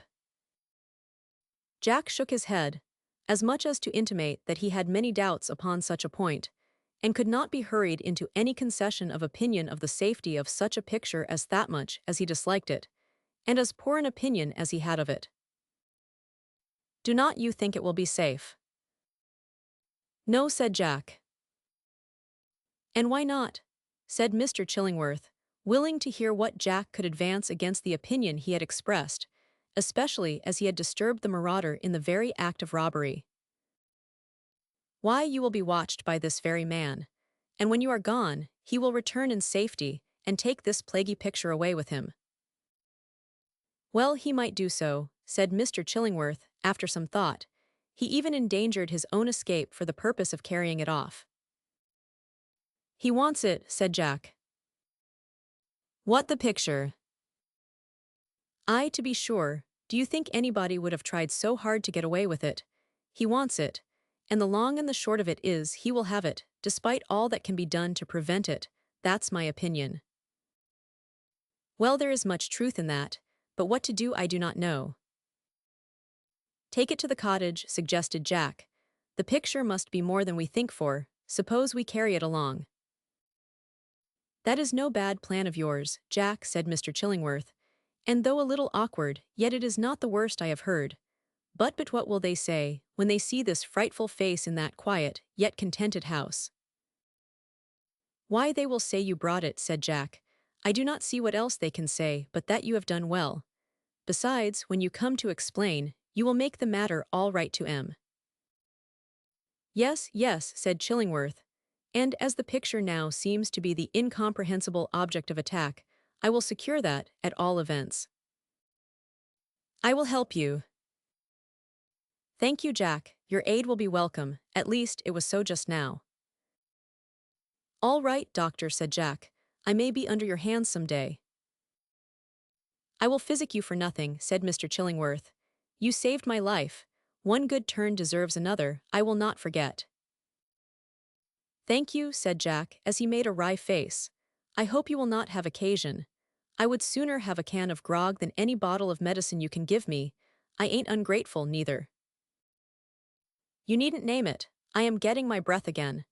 I suppose we had better leave this place as soon as we conveniently can. Exactly. The sooner the better. We can take it the more leisurely as we go. The moon was up. There were no clouds now, but there was not a very strong light because the moon was on the wane. It was one of those nights during which an imperceptible vapor arises and renders the moon somewhat obscure, or at least it robs the earth of her rays. And then there were shadows cast by the moon, yet they grew fainter, and those cast upon the floor of the apartment were less distinct than at first. There seemed scarce a breath of air stirring. Everything was quiet and still. No motion, no sound, save that of the breathing of the two who sat in that mysterious apartment, who gazed alternately round the place, and then in each other's countenances. Suddenly, the silence of the night was disturbed by a very slight but distinct noise, which struck upon them with peculiar distinctness. It was a gentle tap, tap, at the window, as if someone was doing it with their fingernail. They gazed on each other for some moments in amazement, and then at the window, but they saw nothing. And yet, had there been anything, they must have seen it, but there was not even a shadow. Well, said Mr. Chillingworth, after he had listened to the tap, tap, several times, without being able to find out or imagine what it could arise from, what on earth can it be? Do not know, said Jack, very composedly, squinting up at the window. Cannot see anything.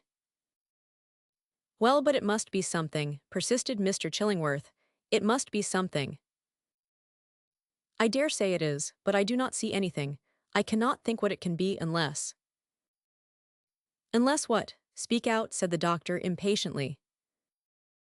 Why, unless it is Davy Jones himself, tapping with his long fingernails, aidling us as how we have been too long already here. Then, I presume, we may as well go. And yet I am more disposed to deem it some device of the enemy to dislodge us from this place, for the purpose of enabling them to effect some nefarious scheme or other they have afloat. It may be, and is, I dare say, a do of some sort or other, said Jack. But what can it be? There it is again, said the doctor, do not you hear it? I can, as plain as I can hear myself. Yes, said Jack, I can hear it plain enough and can see it too, and that is more. Yes, yes, I can tell all about it plain enough. You can? Well then, show me, said the doctor, as he strode up to the window, before which Jack was standing gazing upon one particular spot of the shattered window with much earnestness. Where is it? Look there, said Jack, pointing with his finger to a particular spot, to which the doctor directed his attention, expecting to see a long, skinny hand tapping against the glass. But he saw nothing. Where is it?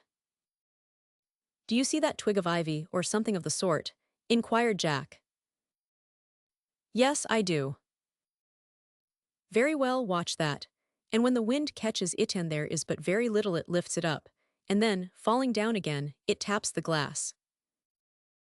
Just as he spoke, there came a slight gust of wind, and it gave a practical illustration to his words, for the tapping was heard as often as the plant was moved by the wind. Well, said Mr. Chillingworth, however simple and unimportant the matter may be, yet I cannot but say I am always well pleased to find a practical explanation of it, so that there will be no part left in doubt. There is none about that, said Jack. None? Well, we are not beset then. we may as well consider of the manner of our getting clear of this place. What sort of burthen this picture may be I know not, but I will make the attempt to carry it. Avast there, said Jack, I will carry it. At all events, I will take the first spell, and if I cannot go on, we will turn and turn about. We can divide the weight from the first, and then neither of us will be tired at all. Just as you please, sir, said Jack Pringle. I am willing to obey orders, and if we are to get in tonight before they are all abed, we had better go at once, and then we shall not disturb them. Good, Jack, said Mr. Chillingworth. Very good. Let us begin to beat our retreat at once. Very good, said Jack. They both rose and approached the picture, which stood up in one corner, half reclining against the wall. The light, at least so much as there was, fell upon it, and gave it a ghastly and deathly hue, which made Mr. Chillingworth feel an emotion he could not at all understand. But as soon as he could, he withdrew his eyes from off the picture, and they proceeded to secure it with some cord, so that they might carry it between them the easier with less trouble and more safety. These preparations did not take long in making, and when completed, they gave another inquiring look round the chamber, and Mr. Chillingworth again approached the window, and gazed out upon the garden below, but saw nothing to attract his attention. Turning away, he came to the picture, with which Jack Pringle had been standing.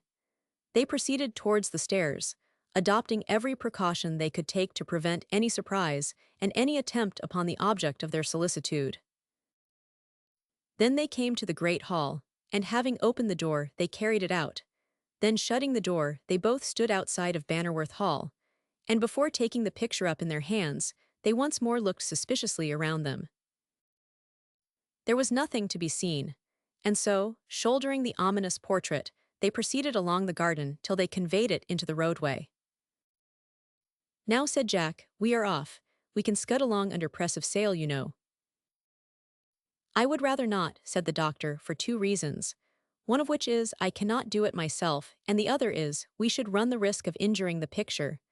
Besides this, there is no reason for so doing. Very well, said Jack, make it agreeable to yourself, doctor. See you, Jack's alive, and I am willing to do all I can to help you. I am very glad of your aid, said Mr. Chillingworth, so we will proceed slowly. I shall be glad when we are there, for there are few things more awkward than this picture to carry. It is not heavy, said Jack, giving it a hitch up that first pulled the doctor back, and then pushed him forward again. No, but stop, do not do that often, Jack, or else I shall be obliged to let go, to save myself from falling, said the doctor. Very sorry, said Jack, hope it did not inconvenience you, but I could carry this by myself.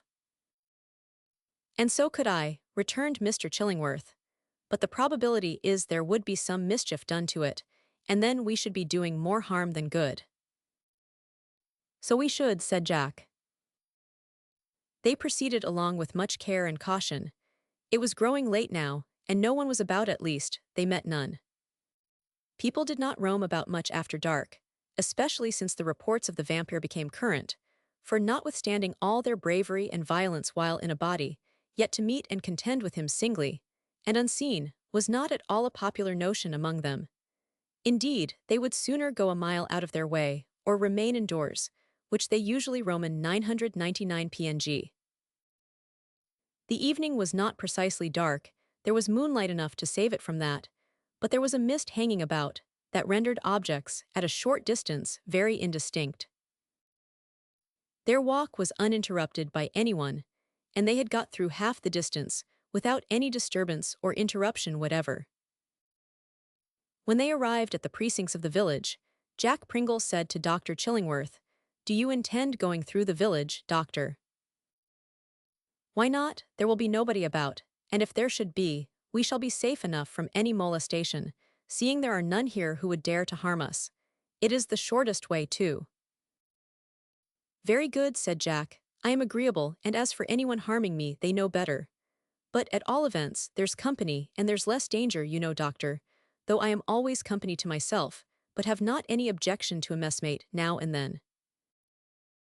They pursued their way in silence, for some distance, the doctor not caring about continuing the talk of Jack, which amounted to nothing. Besides, he had too much to do, for notwithstanding the lightness of the picture, which Jack had endeavored to persuade the doctor of, he found it was heavy and ungainly. Indeed, had he been by himself, he would have had some trouble to have got it away. "We are nearly there," said Jack, putting down his end of the picture, which brought Dr. Chillingworth to a standstill. "Yes, we are, but what made you stop?" "Why, you see," said Jack, giving his trousers a hitch, "as I said before, we are nearly there." "Well, what of that? We intended to go there, did we not?" inquired Chillingworth. "Yes, exactly. That is, you intended to do so, I know, but I did not." "What do you mean by that?" inquired Chillingworth. "You are a complete riddle tonight, Jack. What is the matter with you?"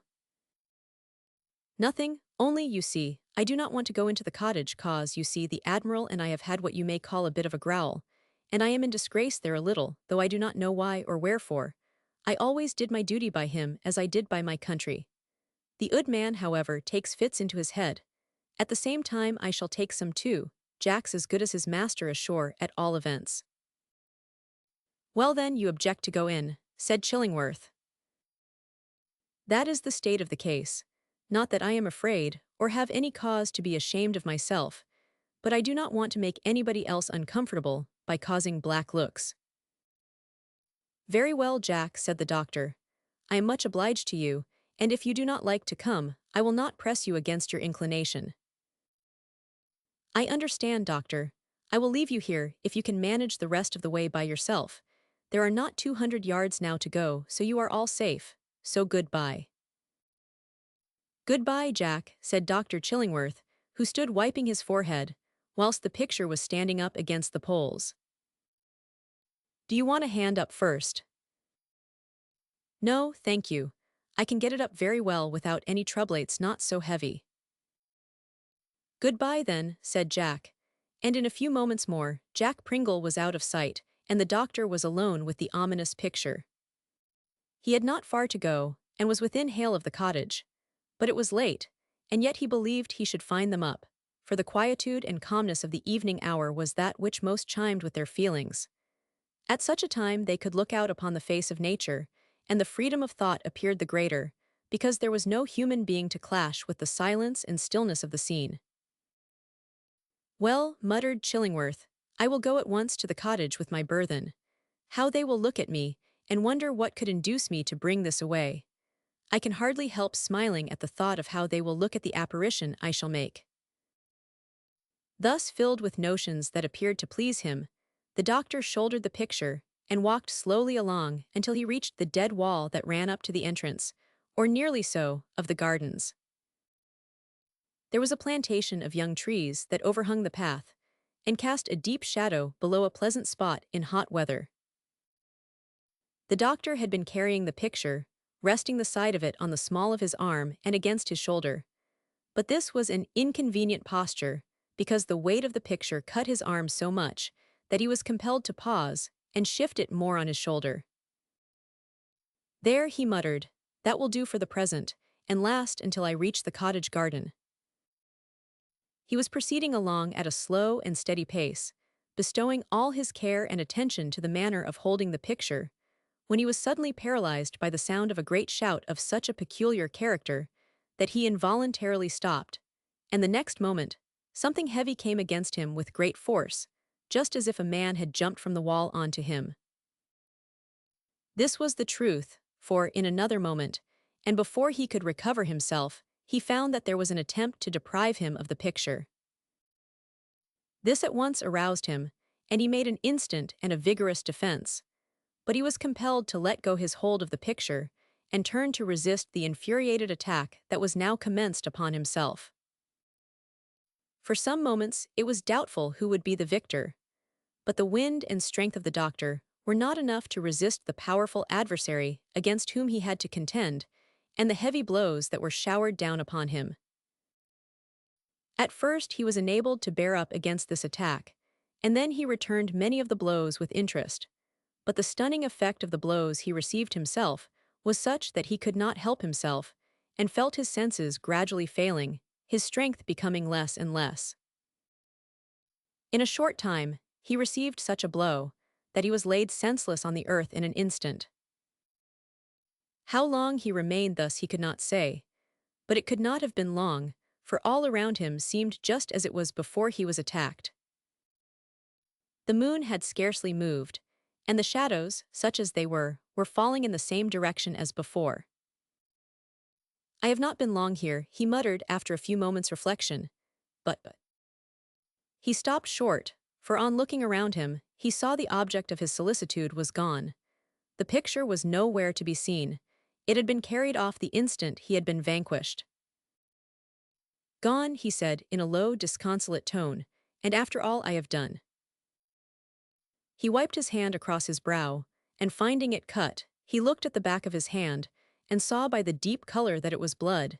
Indeed, he could now feel it trickle down his face. What to do he hardly knew. He could stand, and after having got upon his feet, he staggered back against the wall, against which he leaned for support, and afterwards he crept along with the aid of its support, until he came to the door. He was observed from the window, where Henry and Charles Holland, seeing him come up with such an unsteady gait, rushed to the door to ascertain what was the matter. "What, doctor?" exclaimed Henry Bannerworth, "what is the matter?" "I am almost dead, I think," said Chillingworth. "Lend me your arm, Henry." Henry and Charles Holland immediately stepped out, and took him between them into the parlor, and placed him upon a couch. "What on earth has happened, doctor? Have you got into disgrace with the populace?" "No, no, give me some water, I am very faint. "Give him some wine, or, what's better, some grog," said the Admiral. "Why, he's been yardarm with some pirate or other, and he's damaged about the figurehead. You ain't hurt in your lower works, are you, doctor?" said the Admiral. But the doctor took no notice of the inquiry, but eagerly sipped the contents of a glass that Charles Holland had poured out of a bottle containing some strong Hollands, and which appeared to nerve him much. "There," said the Admiral, "that will do you good. How did all this damage to your upper works come about, eh? Let him wash his face and hands first. He will be better able to talk afterwards." "Oh, thank you," said Chillingworth. "I am much better, but I have had some hard bruises." "How did it happen?" "I went by myself to watch in the room where the picture was in Bannerworth Hall." "Where the picture was," said Henry. "Where it is, you mean, do you not, doctor?" "No, where it was, and where it is not now." "Gone!" "Yes, gone away. I will tell you all about it. I went there to watch, but found nobody or nothing there. But suddenly a man stepped out from behind the picture, and we had a fight over it. After which, just as I was getting the worst of it, Jack Pringle came in." "The dog," muttered the Admiral. "Yes, he came in just in time, I believe, to save my life. For the man, whoever he was, would not have hesitated about it." "Well, Jack is a good man," said the Admiral. "There may be worse, at least." "Well, we had a desperate encounter for some minutes, during which this fellow wanted to carry off the picture." "Carry off the picture?" "Yes, we had a struggle for that, but we could not capture him. He was so violent that he broke away and got clear off." "With the picture?" "No, he left the picture behind. Well, we were very tired and bruised, and we sat down to recover ourselves from our fatigue, and to consider what was best to be done. But we were some time before we could leave, and then we determined that we would take the picture away with us, as it seemed to be coveted by the robber, for what object we cannot tell." "Well, well, where is the picture?" "You shall hear all about it in a minute, if you will let me take my time. I am tired and sore. Well, we brought the picture out, and Jack helped me carry it till he came within a couple of 100 yards of the cottage, and there left me." "The lubber," said the Admiral interjectionally. "Well, I rested a while, and then taking the picture on my shoulders, I proceeded along with it until I came to the wall, when suddenly I heard a great shout, and then down came something heavy upon me, just as if a man had jumped down upon me." And. "Yes," said the doctor, "it was." "Was what?" inquired the Admiral. "Just what you all seem to anticipate. You are all before me, but that was it. A man. Yes, I had a struggle with him, and got nearly killed, for I am not equal to him in strength. I was sadly knocked about, and finally all the senses were knocked out of me, and I was, I suppose, left for dead. And what became of the picture? I do not know, but I suppose it was taken away, as, when I came to myself, it was gone. Indeed, I have some faint recollection of seeing him seize the portrait as I was falling.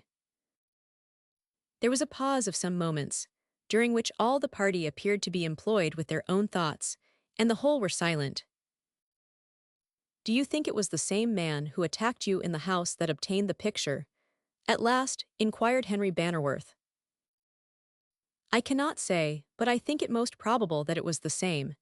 Indeed, the general appearance, as near as I could tell in the dark, was the same, but what I look upon as much stronger is, the object appears to be the same in both cases. That is very true, said Henry Bannerworth, very true, and I think it more than probable myself. But come, doctor, you will require rest and nursing after your dangers. Chapter 93. The Alarm at Anderbury, the Suspicions of the Bannerworth Family, and the Mysterious Communication. PNG. About 20 miles to the southward of Bannerworth Hall was a good-sized market town, called Anderbury. It was an extensive and flourishing place, and from the beauty of its situation, and its contiguity to the southern coast of England, it was much admired, and in consequence, numerous mansions and villas of great pretension had sprang up in its immediate neighborhood.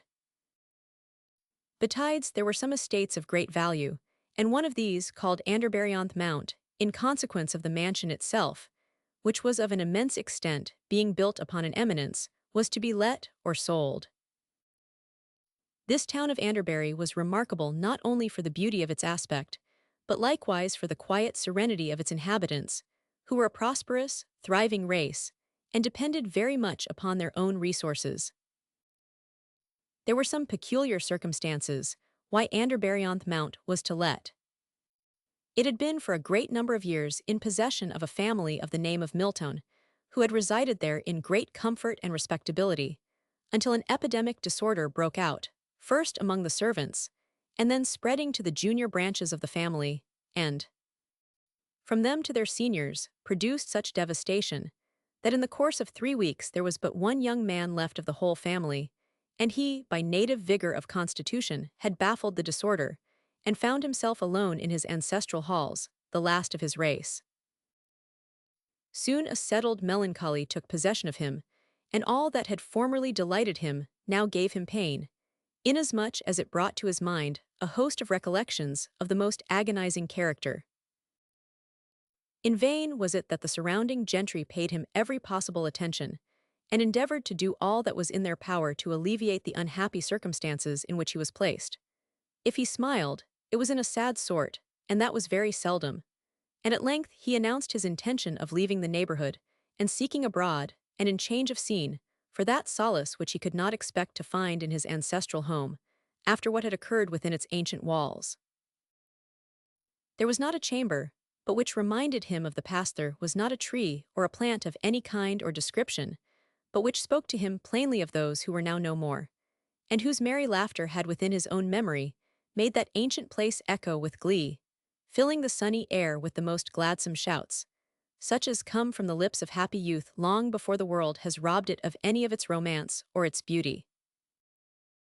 There was a general feeling of regret when this young man announced the fact of his departure to a foreign land, for he was much respected, and the known calamities which he had suffered, and the grief under which he labored, invested his character with a great and painful interest. An entertainment was given to him upon the eve of his departure, and on the next day he was many miles from the place, and the estate of Anderbury-on-Mount was understood to be sold or let. The old mansion had remained, then, for a year or two vacant, for it was a place of too much magnitude, and required by far too expensive an establishment to keep it going, to enable any person whose means were not very large to think of having anything to do with it. So therefore it remained unlet, and wearing that gloomy aspect which a large house, untenanted, so very quickly assumes. It was quite a melancholy thing to look upon it, and to think what it must have once been, and what it might be still, compared to what it actually was. And the inhabitants of the neighborhood had made up their minds that Anderbarionth Mount would remain untenanted for many a year to come, and perhaps ultimately fall into ruin and decay. But in this they were doomed to be disappointed, for, on the evening of a dull and gloomy day, about 1 week after the events we have recorded as taking place at Bannerworth Hall and its immediate neighborhood, a traveling carriage, with 4 horses and an outrider, came dashing into the place, and drew up at the principal inn in the town, which was called the Anderbury Arms. The appearance of such an equipage, although not the most unusual thing in the world, in consequence of the many aristocratic families who resided in the neighborhood, caused, at all events, some sensation, and perhaps the more so because it drove up to the inn, instead of to any of the mansions of the neighborhood, thereby showing that the stranger, whoever he was, came not as a visitor, but either merely baited in the town, being on his road somewhere else, or had some special business in it which would soon be learned. The outrider, who was in handsome livery, had galloped on in advance of the carriage a short distance, for the purpose of ordering the best apartments in the inn to be immediately prepared for the reception of his master. "Who is he?" asked the landlord. "It's the Baron Stallmeyer Salzburg." "Bless my heart, I never heard of him before. Where did he come from? Somewhere abroad, I suppose." "I cannot tell you anything of him further than that he is immensely rich, and is looking for a house. He has heard that there is one to let in this immediate neighborhood, and that's what has brought him from London, I suppose." "Yes, there is one, and it is called Anderbarionth Mount."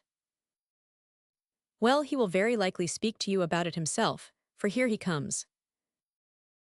By this time the carriage had halted at the door of the hotel, and the door being opened and the steps lowered, there alighted from it a tall man attired in a kind of pelisse, or cloak, trimmed with rich fur, the body of it being composed of velvet.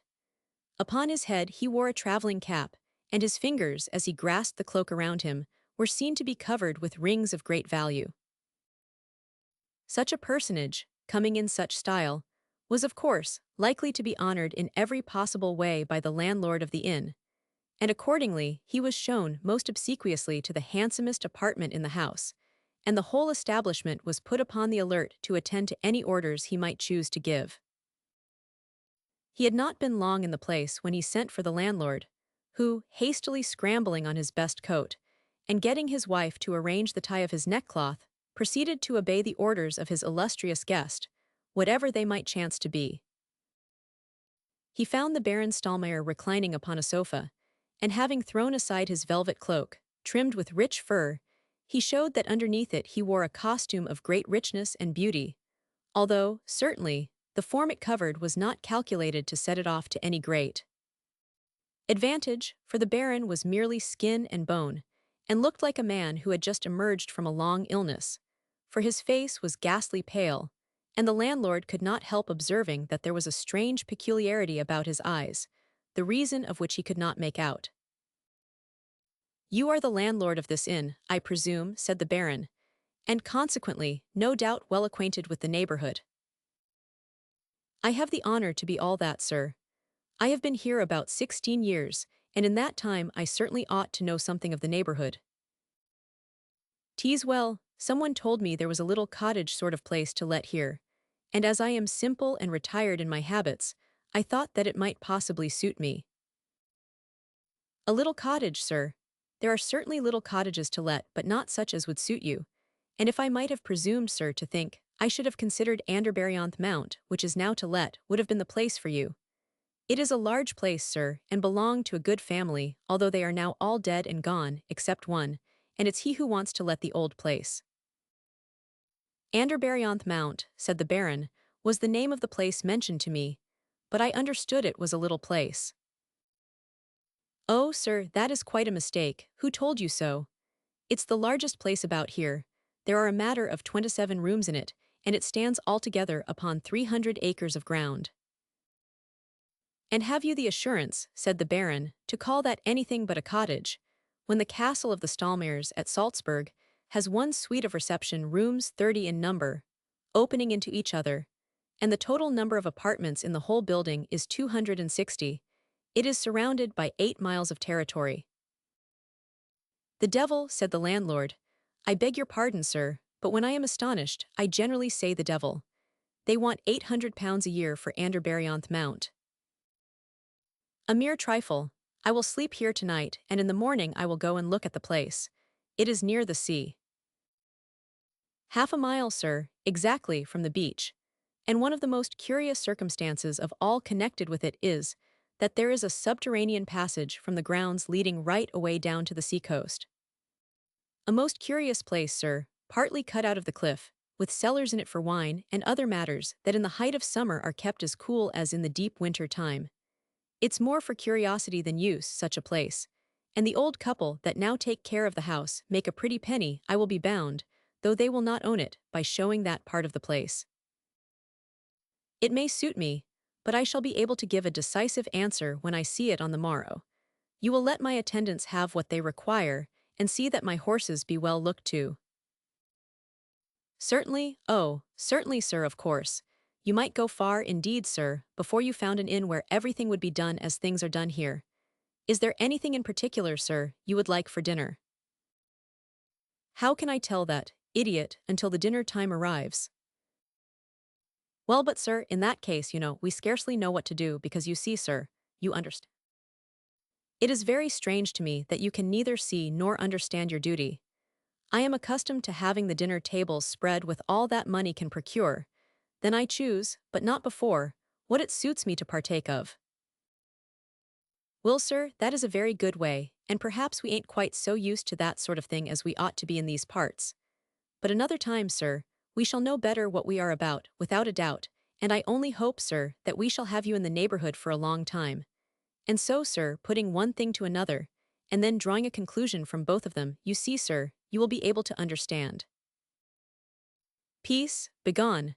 What is the use of all this bellowing? To me I want it not, I care not for it." The Baron spoke these words so furiously that the landlord was rather terrified than otherwise, and left the room hastily, muttering to himself that he had never come across such a tiger, and wondering where the Baron could have possibly come from, and what amount of wealth he could be possessed of, that would enable him to live in such a princely style as he mentioned. If the Baron Stalmere of Salzburg had wished ever so much to impress upon the minds of all persons in the neighborhood the fact of his wealth and importance, he could not have adopted a better plan to accomplish that object than by first of all impressing such facts upon the mind of the landlord of the Anderbury Arms, for in the course of another hour it was tolerably well spread all over the town that never had there been such a guest at the Anderbury Arms, and that he called Anderburyonth Mount, with all its roomsall, its outbuildings, and its 300 acres of ground, a cottage. This news spread like wildfire, awaking no end of speculation, and giving rise to the most exaggerated rumors, so that a number of persons came to the inn on purpose to endeavor to get a look at the Baron. But he did not stir from his apartments, so that these wondermongers were disappointed, and even forced to go away as wise as they came. But in the majority of cases, they made up their minds that in the morning they should surely be able to obtain a glimpse of him, which was considered a great treat, for a man with an immense income is looked upon in England as a natural curiosity. The landlord took his guest at his word as regards the dinner, and provided such a repast as seldom, indeed, graced the board at the Anderbury Armsa, repast sufficient for 20 people, and certainly which was a monstrous thing to set before one individual.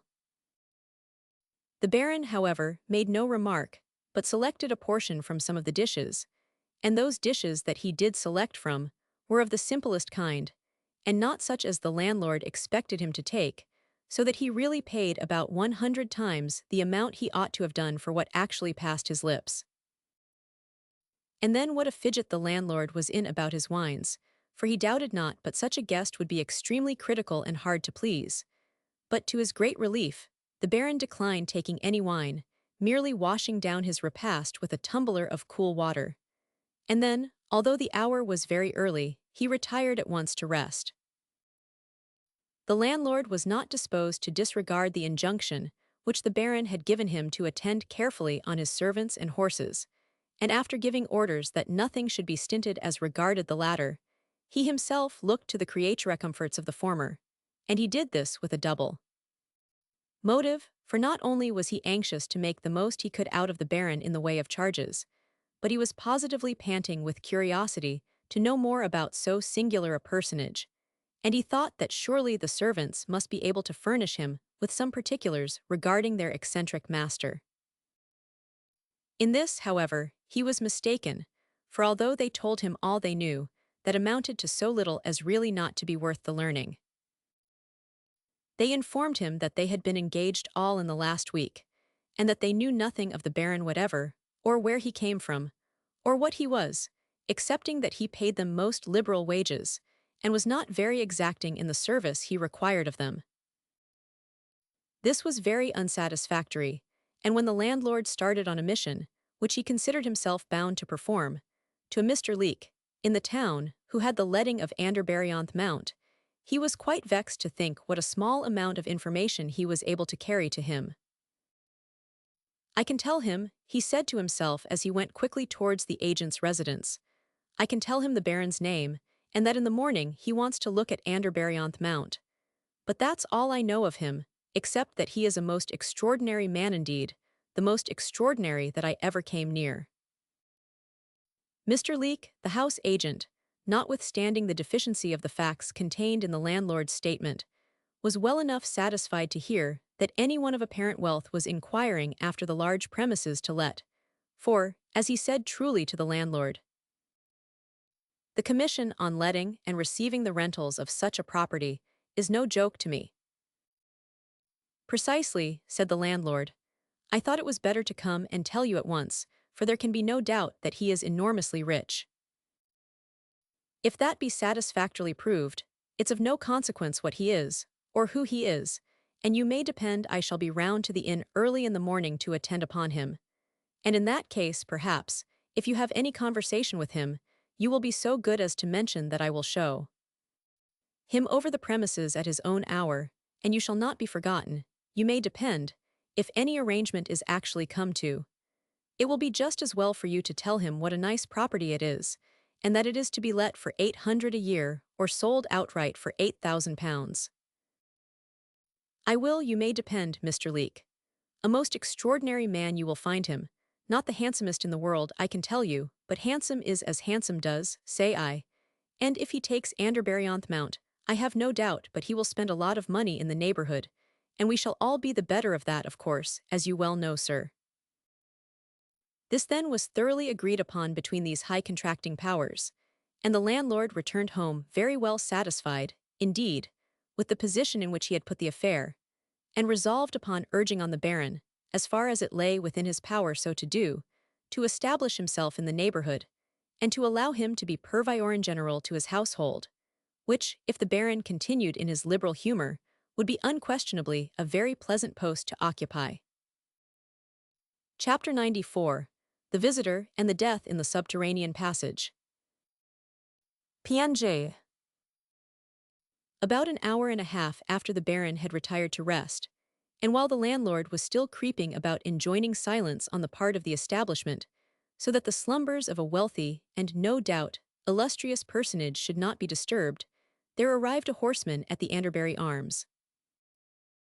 He was rather a singular-looking man, with a shifting, uneasy-looking glance, as if he were afraid of being suddenly pounced upon and surprised by someone. And although his apparel was plain, yet it was good in quality, and his whole appearance was such as to induce respectful attention. The only singular circumstance was, that such a traveller, so well mounted, should be alone, but that might have been his own fancy, so that the absence of an attendant went for nothing. Doubtless, if the whole inn had not been in such a commotion about the illustrious and wealthy Baron, this stranger would have received more consideration and attention than he 999. Upon alighting, he walked at once into what is called the coffee room of the hotel, and after ordering some refreshments, of which he partook but sparingly, he said, in a mild but solemn sort of tone, to the waiter who attended upon him, "Tell the Baron Stallmeyer, of Salzburg, that there is one here who wants to see him." "I beg your pardon, sir," said the waiter, "but the Baron is gone to bed." It matters not to me. If you nor no one else in this establishment will deliver the message I charge you with, I must do so myself. I will speak to my master, sir. But the Baron is a very great gentleman indeed, and I do not think my master would like to have him disturbed. The stranger hesitated for a time, and then he said, "Show me the Baron's apartment. Perhaps I ought not to ask any one person connected with this establishment to disturb him, when I am quite willing to do so myself. Show me the way." Well, but sir, the Baron may get in a rage, and say, very naturally, that we had no business to let anybody walk up to his room and disturb him, because we would not do so ourselves. So that you see, sir, when you come to consider, it hardly seems the right sort of thing. Since, said the stranger, rising, I cannot procure even the common courtesy of being shown to the apartment of the person whom I seek, I must find him myself. As he spoke, he walked out of the room, and began ascending the staircase, despite the remonstrances of the waiter, who called after him repeatedly, but could not induce him to stop. And when he found that such was the case, he made his way to the landlord, to give the alarm that, for all he knew to the contrary, someone had gone upstairs to murder the Baron. This information threw the landlord into such a fix that he knew not what to be at. At one moment, he was for rushing upstairs and endeavoring to interfere, and at another he thought the best plan would be to pretend that he knew nothing about it. While he was in this state of uncertainty, the stranger succeeded in making his way upstairs to the floor from which proceeded the bedrooms, and apparently, having no fear whatever of the Baron Stallmayer's indignation before his eyes, he opened door after door, until he came to one which led him into the apartment occupied by that illustrious individual. The Baron, half undressed only, lay in an uneasy slumber upon the bed, and the stranger stood opposite to him for some minutes, as if considering what he should do. It would be easy, he said, to kill him, but it will pay me better to spare him. I may be wrong in supposing that he has the means which I hope he has, but that I shall soon discover by his conversation. Stretching out his hand, he tapped the Baron lightly on the shoulder, who thereupon opened his eyes and sprang to his feet instantly, glancing with fixed earnestness at the intruder, upon whose face shone the light of a lamp which was burning in the apartment. Then the Baron shrunk back, and the stranger, folding his arms, said, "You know me, let our interview be as brief as possible. There needs no explanations between us, for we both know all that could be said. By some accident you have become rich, while I continue quite otherwise. It matters not how this has occurred, the fact is everything.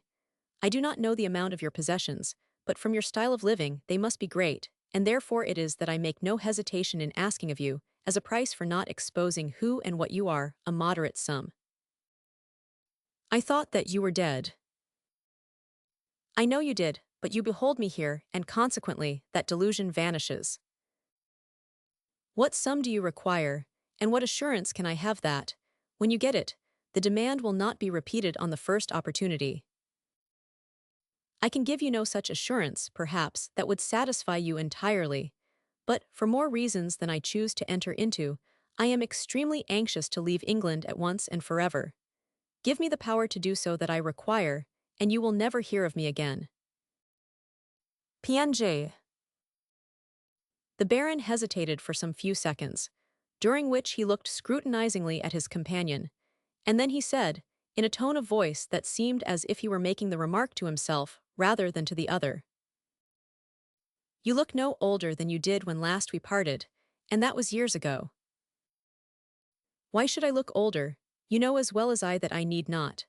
But to be brief, I do not wish to interfere with any plans or projects you may have on hand. I do not wish to be a hindrance to you. Let me have £5,000, and I am off at once and forever, I tell you." 5,000, the man raves £5,000. Say 1,000 and it is yours. "No, I have fixed my price, and if you do not consent, I now tell you that I will blazon forth, even in this house, who and what you are, and, let your schemes of ambition or of cupidity be what they may, you may be assured that I will blast them all. This is no place in which to argue such a point. Come out into the open air. Walls have ears, but come out, and I will give you such special reasons why you should not now press your claim at all, that you shall feel much beholden to me for them, and not regret your visit. If that we come to terms, I no more desire than you can do that anyone should overhear our conversation. I prefer the open air for any conference, be it whatever it may much prefer it, and therefore most willingly embrace your proposition. Come out. The Baron put on his traveling cap, and the rich velvet cloak, edged with fur that he possessed, and leaving his chamber a few paces in advance of his strange visitor, he descended the staircase, followed by him. In the hall of the hotel they found the landlord and almost the whole of the establishment assembled, in deep consultation as to whether or not anyone was to go upstairs and ascertain if the stranger who had sought the Baron's chamber was really a friend or an enemy. But when they saw the two men coming down, at all events apparently amicably, it was a great relief, and the landlord rushed forward and opened the door, for which piece of service he got a very stately bow from the Baron, and a slight inclination of the head from his visitor, and then they both passed out. I have ascertained, said the man who came on horseback, that for the last week in London you have lived in a style of the most princely magnificence, and that you came down here, attended as if you were one of the first nobles of the land. These things amuse the vulgar, said the Baron. I do not mind admitting to you that I contemplate reciting on this spot, and perhaps contracting a marriage. Another marriage. And why not? If wives will die suddenly, and no one knows why, who is to help it? I do not pretend to control the fates. This, between us, is idle talk, indeed most idle, for we know there are certain circumstances which account for the strangest phenomena, but what roaring sound is that which comes so regularly and steadily upon the ear? It is the sea washing upon the coast. The tide is no doubt advancing, and as the eddying surges roll in upon the pebbly shore, they make what, to my mind, is this pleasant music. I did not think we were so near the ocean. The moon is rising, let us walk upon the beach, and as that sound is such pleasant music, you shall hear it while I convince you what unpleasant consequences will arise from a refusal of the modest and moderate terms I offer you. We shall see, but I must confess it does seem to me most extraordinary that you ask of me a positive fortune, for fear you should deprive me of a portion of one, but you cannot mean what you say. While they were talking, they reached a long strip of sand which was by the seashore, at the base of some cliffs, through which was excavated the passage from the coast into the grounds of Anderbury House, and which had been so expatiated upon by the landlord of the inn, in his description of the advantages attendant upon that property. There were some rude steps, leading to a narrow arched doorway, which constituted an entrance to this subterraneous region, and as the moonlight streamed over the wide waste of waters and fell upon this little doorway in the face of the cliff, he became convinced that it was the entrance to that excavation, and he eyed it curiously. "What place is that?" said his companion. "It is a private entrance to the grounds of a mansion in this neighborhood." "Private enough, I should presume, for if there be any other means of reaching the house, surely no one would go through such a dismal hole as that towards it. But come, make up your mind at once. There need be no quarreling upon the subject of our conference, but let it be a plain matter of yes or no. Is it worth your while to be left alone in peace, or is it not?" "It is worth my while, but not at such a price as that you mentioned, and I cannot help thinking that some cheaper mode of accomplishing the same object will surely present itself very shortly." "I do not understand you. You talk ambiguously." "But my acts," said the Baron, "shall be clear and plain enough, as you shall see. Could you believe it possible that I was the sort of person to submit tamely to any amount of extortion you chose to practice upon me? There was a time when I thought you possessed great sense and judgment, when I thought that you were a man who weighed well the chances of what you were about. But now I know to the contrary, and I think for less than £1,000 I may succeed in ridding myself of you." "I do not understand you. You had better beware how you tamper with me, for I am not one who will be calmly disposed to put up with much.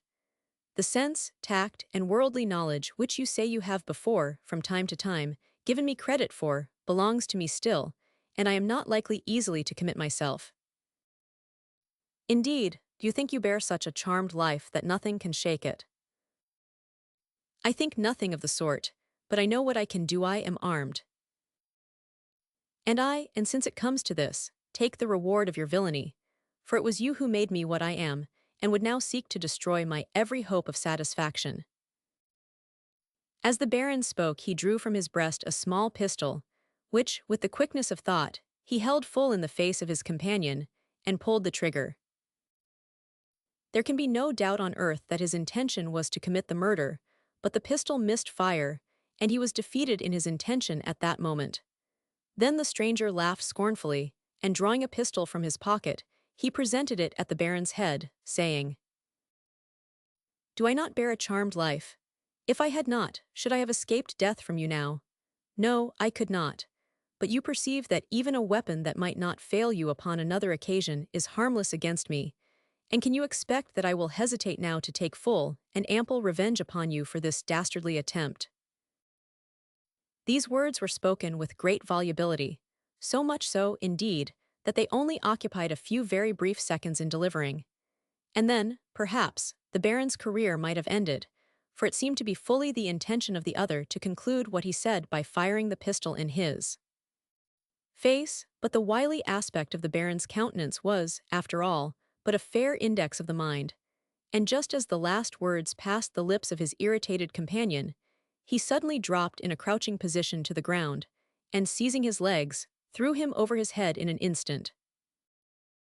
The pistol was discharged at the same moment, and then, with a shout of rage and satisfaction, the Baron sprang upon his foe, and kneeling upon his breast, he held aloft in his hand a glittering dagger, the hylipolist blade of which caught the moonbeams, and reflected them into the dazzled eyes of the conquered man, whose fate now appeared to be certain.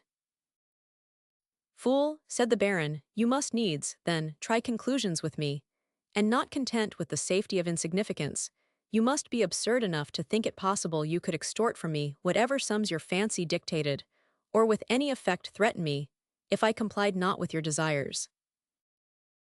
Have mercy upon me. I meant not to take your life, and therefore why should you take mine? You would have taken it, and therefore you shall die.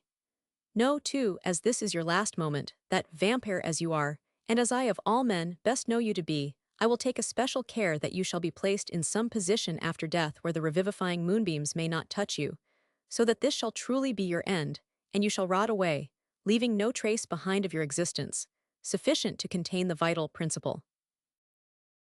No, you can it will not, you will have mercy. Ask the famished tiger for mercy, when you intrude upon his den." As he spoke, the Baron ground his teeth together with rage, and, in an instant, buried the poniard in the throat of his victim. The blade went through to the yellow sand beneath, and the murderer still knelt upon the man's chest, while he who had thus received so fatal a blow tossed his arms about with agony and tried in vain to shriek. The nature of the wound, however, prevented him from uttering anything but a low gurgling sound, for he was nearly choked with his own blood, and soon his eyes became fixed and of a glassy appearance. He stretched out his two arms and dug his fingers deep into the sand.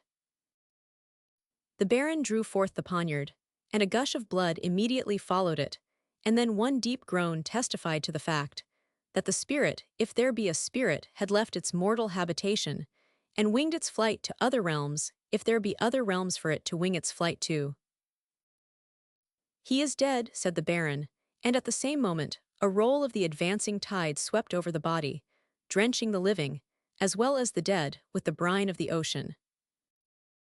The Baron stooped and rinsed the dagger in the advancing tide from the clotted blood which had clung to it, and then, wiping it carefully, he returned it to its sheath, which was hidden within the folds of his dress. And rising from his kneeling posture upon the body, he stood by its side with folded arms, gazing upon it, for some minutes, in silence, heedless of the still advancing water, which was already considerably above his feet. Then he spoke in his ordinary accents, and evidently caring nothing for the fact that he had done such a deed. "I must dispose of this carcase," he said, "which now seems so lifeless, for the moon is up, and if its beams fall upon it, I know from former experience what will happen. It will rise again and walk the earth, seeking for vengeance upon me, and the thirst for that vengeance will become such a part of its very nature that it will surely accomplish something, if not all that it desires. After a few moments' consideration, he stooped, and with more strength than one would have thought it possible a man reduced almost, as he was, to a skeleton could have exerted, he lifted the body, and carried it rapidly up the beach towards the cliffs. He threw it down upon the stone steps that led to the small door of the excavation in the cliff, and it fell upon them with a sickening sound, as if some of the bones were surely broken by the fall. The object, then, of the Baron seemed to be to get this door open, if he possibly could, but that was an object easier to be desired than carried into effect, for, although he exerted his utmost power, he did not succeed in moving it an inch, and he began evidently to think that it would be impossible to do so. But yet he did not give up the attempt at once, but looking about upon the beach, until he found a large heavy stone, he raised it in his arms, and approaching the door, he flung it against it with such tremendous force that it flew open instantly, disclosing within a dark and narrow passage. Apparently rejoiced that he had accomplished this much, he stopped cautiously within the entrance, and then, taking from a concealed pocket that was in the velvet cloak which he wore a little box, he produced from it some waxlights and some chemical matches, which by the slightest effort he succeeded in igniting, and then, with one of the lights in his hand to guide him on his way, he went on exploring the passage, and treading with extreme caution as he went, for fear of falling into any of the ice wells which were reported to be in that place. After proceeding about 20 yards, and finding that there was no danger, he became less cautious. But in consequence of such less caution, he very nearly sacrificed his life, for he came upon an ice well which seemed a considerable depth, and into which he had nearly plunged headlong. He started back with some degree of horror, but that soon left him, and then, after a moment's thought, he sought for some little nook in the wall in which he might place the candle, and soon finding one that answered the purpose well, he there left it, having all the appearance of a little shrine, while he proceeded again to the mouth of that singular and cavernous-looking place. He had, evidently, quite made up his mind what to do, for without a moment's hesitation, he lifted the body again, and carried it within the entrance, walking boldly and firmly, now that he knew there was no danger between him and the light, which shed a gleam through the darkness of the place of a very faint and flickering character. He reached it rapidly, and when he got to the side of the well, he, without a moment's hesitation, flung it headlong down, and listening attentively, he heard it fall with a slight plash, as if there was some water at the bottom of the pit. It was an annoyance, however, for him to find that the distance was not so deep as he had anticipated, and when he took the light from the niche where he had placed it and looked earnestly down, he could see the livid, ghastly-looking face of the dead man, for the body had accidentally fallen upon its back, which was a circumstance he had not counted upon, and one which increased the chances greatly of its being seen, should anyone be exploring, from curiosity, that not very inviting place. This was annoyance, but how could it be prevented unless, indeed, he chose to descend and make an alteration in the disposition of the corpse? But this was evidently what he did not choose to do. So, after muttering to himself a few words expressive of his intention to leave it where it was, he replaced the candle, after extinguishing it, in the box from whence he had taken it, and carefully walked out of the dismal place. The moonbeams were shining very brightly and beautifully upon the face of the cliffs, when he emerged from the subterranean passage, so that he could see the door, the steps, and every object quite distinctly. And to his gratification, he found that he had not destroyed any fastening that was to the door, but that when it was slammed shut, it struck so hard and fast that the strength of one man could not possibly move it, even the smallest fraction of an inch. "I shall be shown all this tomorrow," he said, "and if I take this house I must have an alteration made in this door, so that it may open with a lock instead of by main violence as at present. But if in the morning, when I view Anderbury House, I can avoid an entrance into this region, I will do so, and at my leisure, if I become the possessor of the estate, I can explore every nook and cranny of it." He then folded his cloak about him, after pulling the door as closely as he could. He walked slowly and thoughtfully back to the inn. It was quite evident that the idea of the murder he had committed did not annoy him in the least, and that in his speculations upon the subject, He congratulated himself much upon having so far succeeded in getting rid of certainly a most troublesome acquaintance. "'Tis well indeed," he said, "that just at this juncture he should throw himself in my way, and enable me so easy to feel certain that I shall never more be troubled with him. Truly, I ran some risk, and when my pistol missed fire, it seemed as if my evil star was in its ascendant, and that I was doomed myself to become the victim of him whom I have laid in so cold a grave. But I have been victorious, and I am willing to accept the circumstance as an omen of the past that my fortunes are on the change. I think I shall be successful now, and with the ample means which I now possess, surely, in this country, where gold is loved so well, I shall be able to overcome all difficulties, and to unite myself to someone, but no matter, her fate is an after consideration." Chapter 95. The Marriage in the Bannerworth Family Arranged. PNJ. After the adventure of the doctor with regard to the picture about which such an air of mystery and interest has been thrown, the Bannerworth family began to give up all hopes of ever finding a clue to those circumstances, concerning which they would certainly have liked to have known the truth, but of which it was not likely they would ever hear anything more. Dr. Chillingworth now had no reserve, and when he had recovered sufficiently to feel that he could converse without an effort, he took an opportunity, while the whole of the family were present, to speak of what had been his hopes and his expectations. "You are all aware," he said now, "of the story of Marmaduke Bannerworth, and what an excessively troublesome person he was, with all deference to you, Henry. First of all, as to spending all his money at the gaming table and leaving his family destitute. And then, when he did get a lump of money which might have done some good to those he left behind him, hiding it somewhere where it could not be found at all, and so leaving you all in great difficulty and distress, when you might have been independent." "That's true enough, doctor," said Henry, "but you know the old proverb that ill-gotten wealth never thrives, so that I do not regret not finding this money, for I am sure we should have been none the happier with it, and perhaps not so happy." "Oh, bother the old proverb. 30 or 40,000 pounds is no trifle to be talked lightly of, or the loss of which to be quietly put up with, on account of a musty proverb. It's a large sum, and I should like to have placed it in your hands. But as you cannot, doctor, there can be no good possibly done by regretting it." "No, certainly, I do not mean that. Utter regret is always a very foolish thing. But it's questionable whether something might not be done in the matter, after all, for you, as it appears, by all the evidence we can collect, that it must have been Varney, after all, who jumped down upon me from the garden wall in so sudden a manner. And if the picture be valuable to him, it must be valuable to us. But how are we to get it? And if we could, I do not see that it would be of much good to anybody, for after all, it is but a painting." "There you go again," said the doctor, "depreciating what you know nothing about. Now, listen to me, Master Henry, and I will tell you.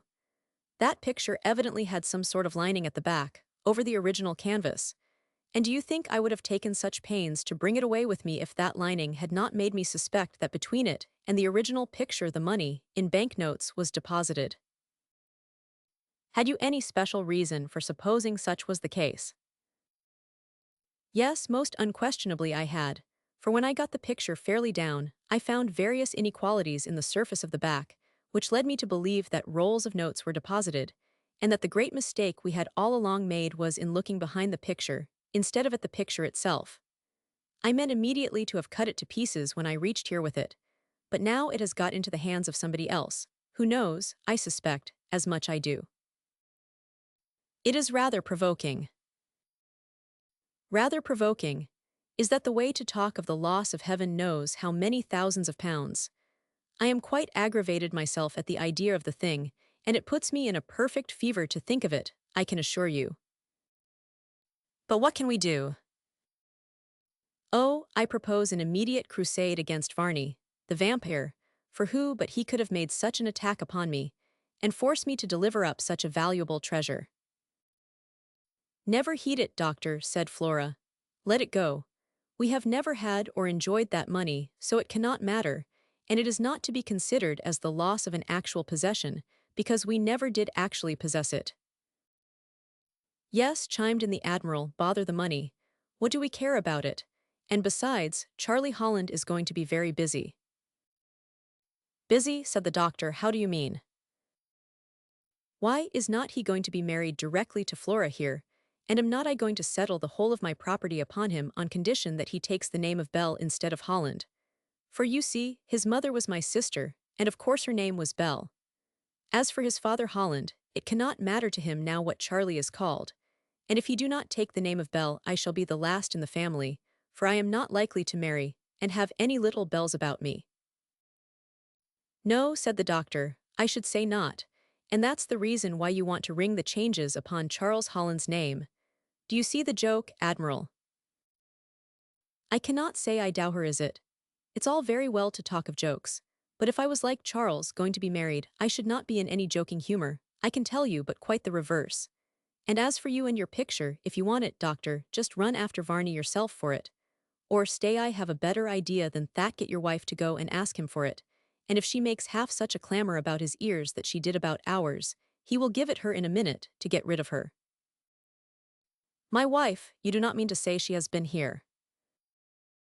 Yes, but she has though. And now, doctor, I can tell you I have seen a good deal of service in all parts of the world, and of course picked up a little experience. And if I were you, some of these days, when Mrs. Chillingworth ain't very well, I would give her a composing draught that would make her quiet enough. Ah, that's not my style of practice, Admiral, but I am sorry to hear that Mrs. Chillingworth has annoyed you so much. Fuh, man, fuh, do you think she could annoy me? Why, I have encountered storms and squalls in all latitudes, and it is not a woman's tongue now that can do anything of an annoying character, I can tell you, far from it, very far from it, so do not distress yourself upon that head. But come, doctor, we are going to have the wedding the day after tomorrow. No, said Flora, the week after next, you mean? Is it the week after next? I will be hanged if I did not think it was the day after tomorrow, but of course you know best, as you have settled it all among you. I have nothing to do with it. Of course, I shall, with great pleasure, returned the doctor, be present on the interesting occasion. But do you intend taking possession of Bannerworth Hall again? No, certainly not, said Henry. We propose going to the Deerbrook estate, and there remaining for a time to see how we all like it. We may, perchance, enjoy it very much, for I have heard it spoken of as an attractive little property enough, and one that anyone might fancy, after being resident a short time upon it. Well, said the Admiral, that is, I believe, settled among us, but I am sure we shan't like it, on account of the want of the sea. Why, I tell you, I have not seen a ship myself for this 18 months. There's a state of things, you see, that will not do to last, because one would get dry mouldy. It's a shocking thing to see nothing but land, wherever you go. From the preceding conversation may be gathered what were the designs of the Bannerworth family, and what progress had been made in carrying them out. From the moment they had discovered the title deeds of the Deerbrook property, they had ceased to care about the large sum of money which Marmaduke Bannerworth had been supposed to have hidden in some portion of Bannerworth Hall.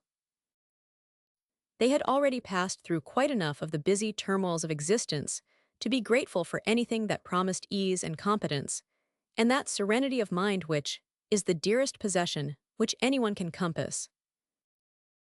Consequently was it that, with one accord, they got rid of all yearning after the large sum which the doctor was so anxious to procure for them, and looked forward to a life of great happiness and contentment.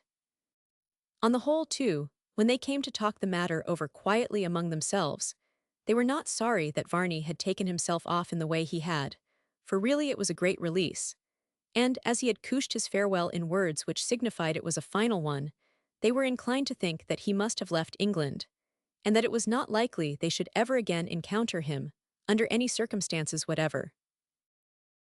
It was to be considered quite as a whim of the old Admiral's, the changing of Charles Holland's name to Bell. But, as Charles himself said, when the subject was broached to him, I am so well content to be called whatever those to whom I feel affection think proper, that I give up my name of Holland without a pang, willingly adopting in its stead one that has always been hallowed in my remembrance with the best and kindest recollections. And thus this affair was settled, much to the satisfaction of Flora, who was quite as well content to be called Mrs. Bell as to be called Mrs. Holland, since the object of her attachment remained the same. The wedding was really fixed for the week after that which followed the conversation we have recorded. But the Admiral was not at all disposed to allow Flora and his nephew Charles to get through such an important period of their lives without some greater demonstration and show than could be made from the little cottage where they dwelt, and consequently he wished that they should leave that and proceed at once to a larger mansion, which he had his eye upon a few miles off, and which was to be had furnished for a time, at the pleasure of anyone. "And we will not shut ourselves up," said the Admiral, "but we will find out all the Christian-like people in the neighborhood and invite them to the wedding, and we will have a jolly good breakfast together, and lots of music and a famous lunch. And after that, a dinner and then a dance and all that sort of thing, so that there shall be no want of fun." As may be well supposed, both Charles and Flora shrunk from so public an affair, but as the old man had evidently set his heart upon it, they did not like to say they positively would not. So, after a vain attempt to dissuade him from removing at all from the cottage until they removed for good, they gave up the point to him, and he had it all his own way.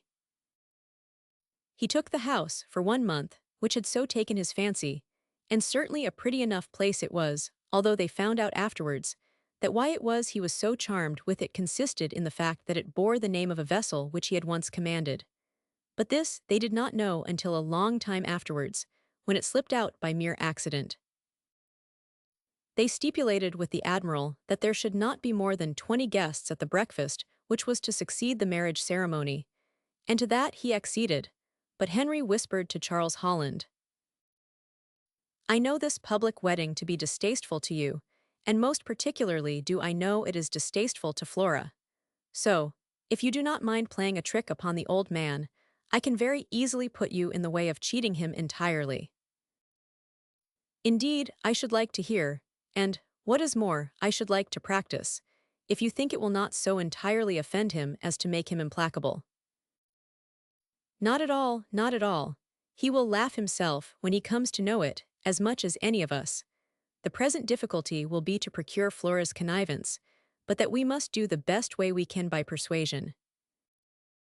What this scheme was will ultimately appear, but certain it is that the old Admiral had no suspicion of what was going on, and proceeded to make all his arrangements accordingly.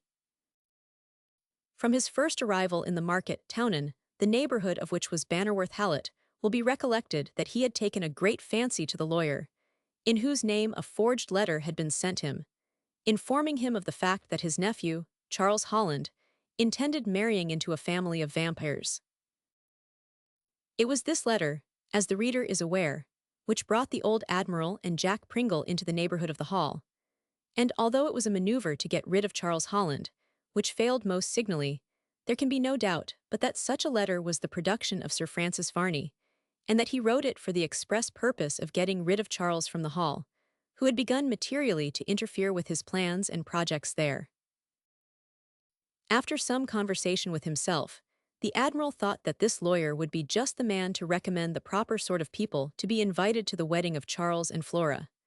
So he wrote to him, inviting himself to dinner, and received back a very gracious reply from the lawyer, who declared that the honor of entertaining a gentleman whom he so much respected as Admiral Bell was greater than he had a right to expect by a great deal, and that he should feel most grateful for his company and await his coming with the greatest impatience. "A devilish civil fellow, that attorney," said the Admiral, as he put the letter in his pocket, and almost enough to put one in conceit of lawyers. "Yes," said Jack Pringle, who had overheard the Admiral read the letter. "Yes, we will honor him, and I only hope he will have plenty of grog, because you see, if he don't d'en it, what's that? Cannot you keep things to yourself?"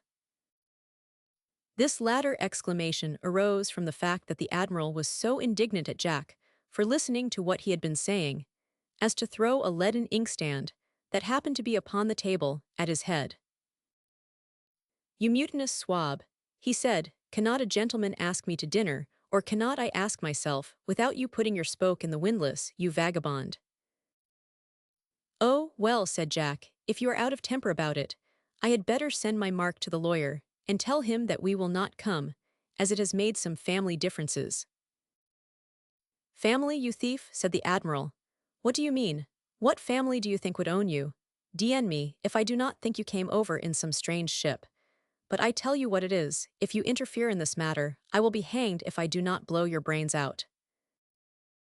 And you will be hanged if you do, said Jack as he walked out of the room. So it's all one either way, old Fizzjig. What, roared the admiral, as he sprang up and ran after Jack. Have I lived all these years to be called names in my own ship, I mean my own house? What does the infernal rascal mean by it? The admiral, no doubt, would have pursued Jack very closely, had not Flora intercepted him, and by gentle violence got him back to the room. No one else could have ventured to have stopped him, but the affection he had for her was so great that she could really accomplish almost anything with him. And, by listening quietly to his complaints of Jack Pringle, which, however, involved a disclosure of the fact which he had intended to keep to himself, that he had sought the lawyer's advice, succeeded in soothing him completely, so that he forgot his anger in a very short time. But the old man's anger, although easily aroused, never lasted very long, and upon the whole it was really astonishing what he put up with from Jack Pringle, in the way of taunts and sneers of all sorts and descriptions, and now and then not a little real abuse. And probably he thought likewise that Jack Pringle did not mean what he said, on the same principle that he, the admiral, when he called Jack a mutinous swab and a marine, certainly did not mean that Jack was those things, but merely used them as expletives to express a great amount of indignation at the moment, because, as may be well supposed, nothing in the world could be worse, in Admiral Bell's estimation, than to be a mutinous swab or a marine. It was rather a wonder, though, that, in his anger some day, he did not do Jack some mischief. For, as we have had occasion to notice in one or two cases, the admiral was not extremely particular as to what sorts of missiles he used when he considered it necessary to throw something at Jack's head. It would not have been a surprising thing if Jack had really made some communication to the lawyer, but he did stop short at that amount of pleasantry, and, as he himself expressed it, for once in a way he let the old man please himself. The admiral soon forgot this little dispute, and then pleased himself with the idea that he should pass a pleasant day with the attorney. Ah, well, he said, who would have thought that ever I should have gone and taken dinner with a lawyer and, not only done that, but invited myself too?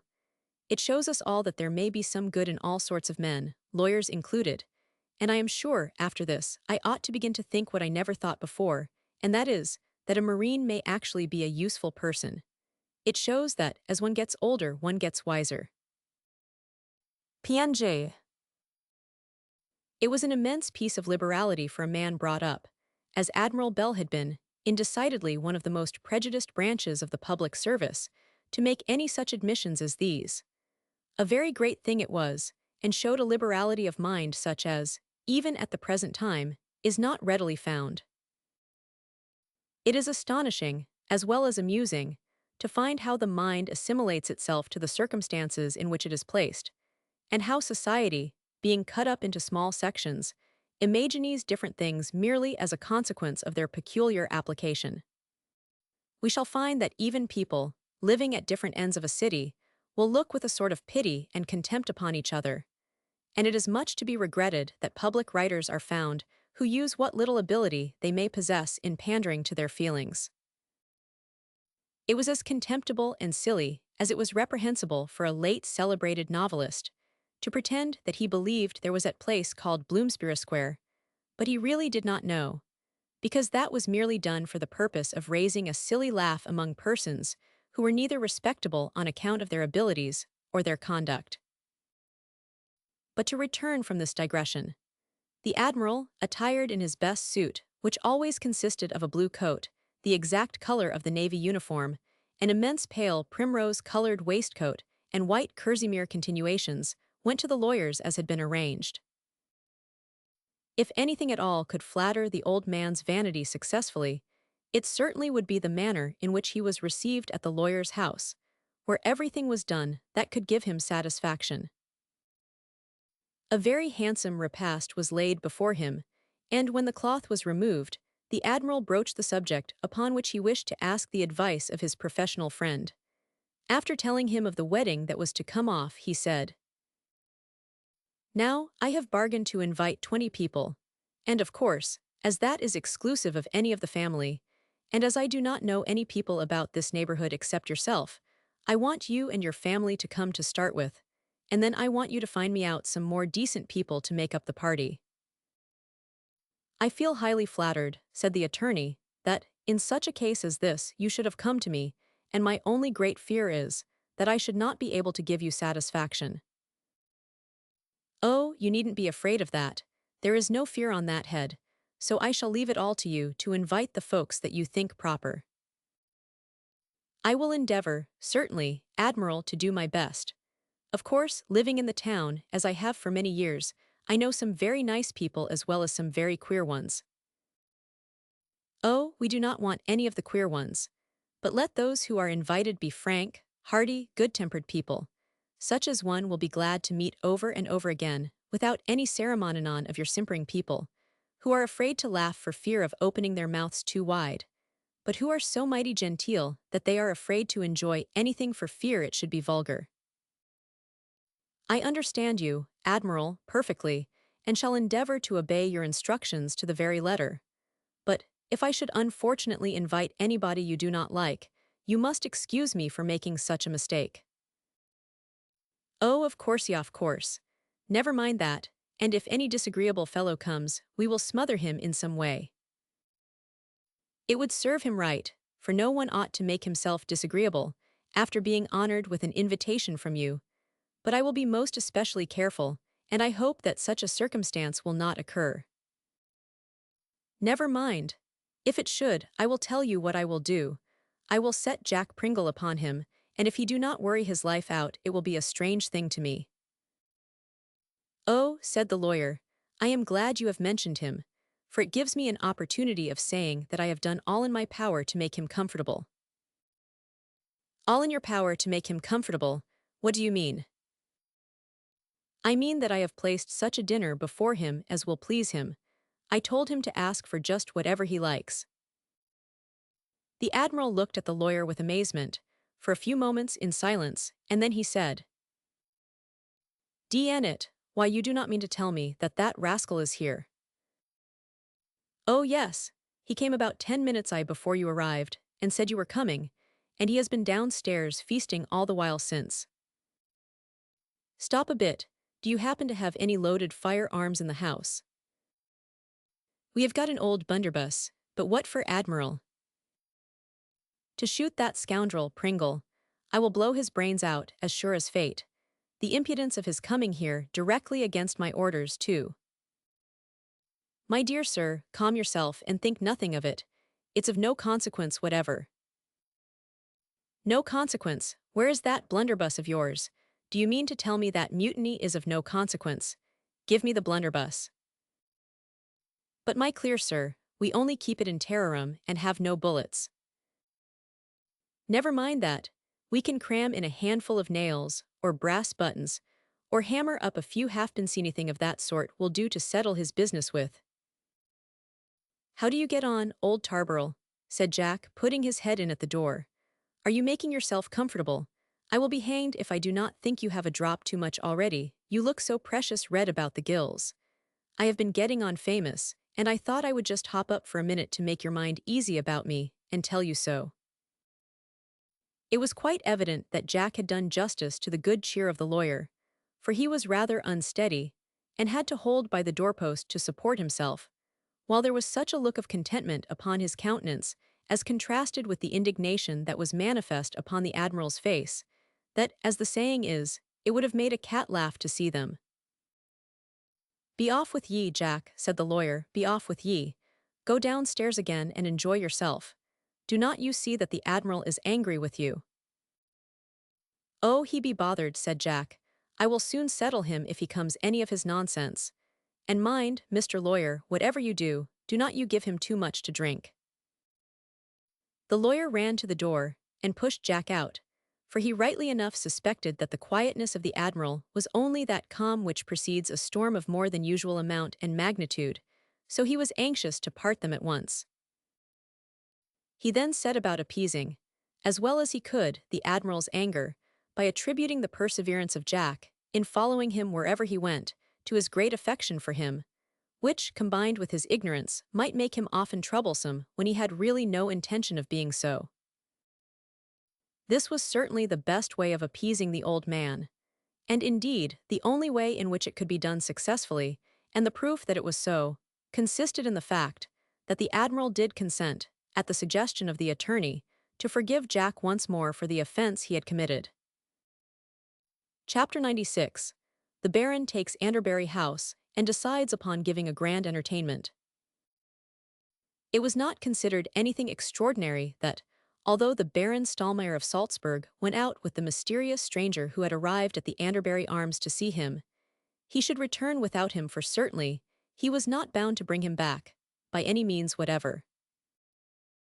Moreover, he entered the inn so quietly, and with such an appearance of perfect composure, that no one could have suspected for a moment that he had been guilty really of the terrific crime, which had been laid to his charge, a crime which few men could have committed in so entirely unmoved and passionless a manner as he had done it. But he seemed to consider the taking of a human life as a thing not of the remotest consequence, and not to be considered at all as a matter which was to put anyone out of the way, but as a thing to be done when necessity required, with all the ease in the world, without arousing or awaking any of those feelings of remorse, which one would suppose ought to find a place in the heart of a man who had been guilty of such monstrous behavior. He walked up to his own apartment again, and retired to rest with the same feeling, apparently, of calmness, and the same ability to taste of the sweets of repose as had before characterized him.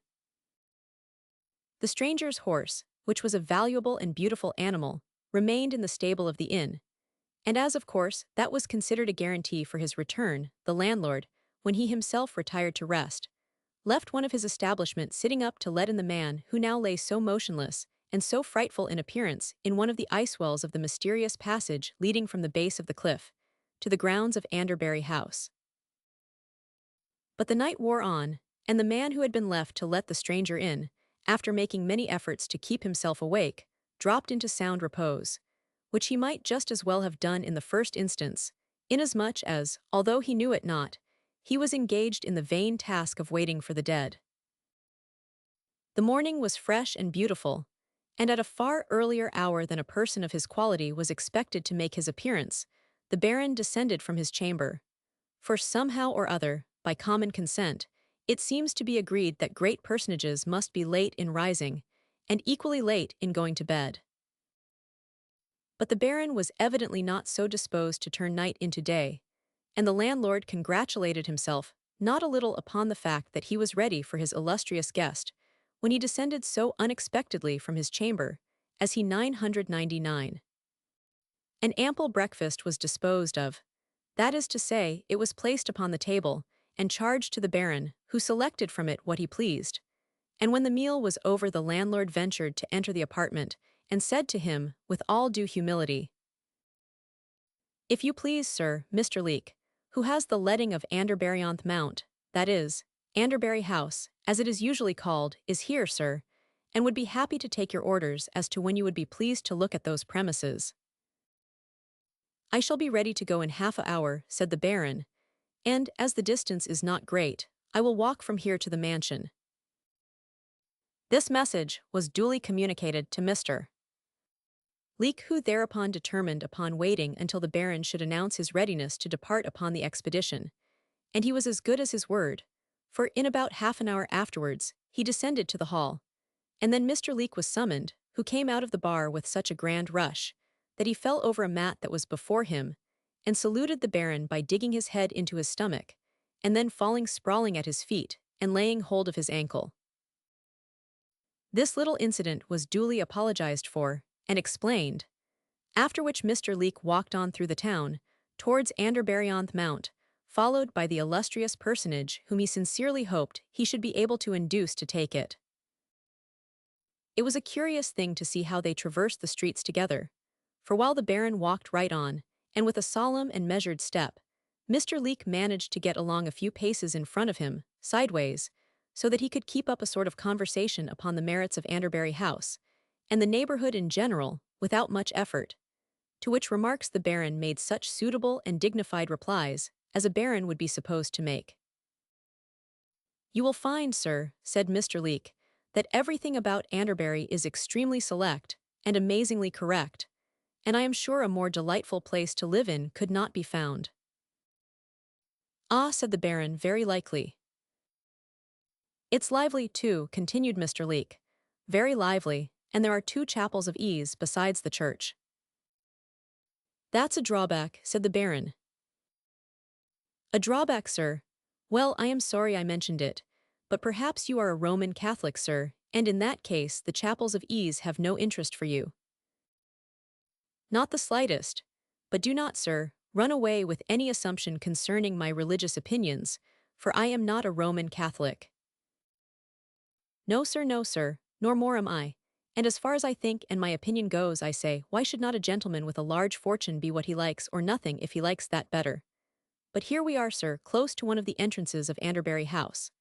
There are 3 principal entrances, you understand, sir, on 3 sides of the estate, and the 4th side faces the sea, where there is that mysterious passage that leads down from the grounds to the beach, which perhaps you have heard of, sir. The landlord of the inn mentioned it. We consider it a great curiosity, sir, I can assure you, in these parts a very great curiosity, and it's an immense advantage to the house, because, you see, sir, in extremely hot weather, all sorts of provisions can be taken down there, and kept at such a very low temperature as to be quite delightful. That is an advantage.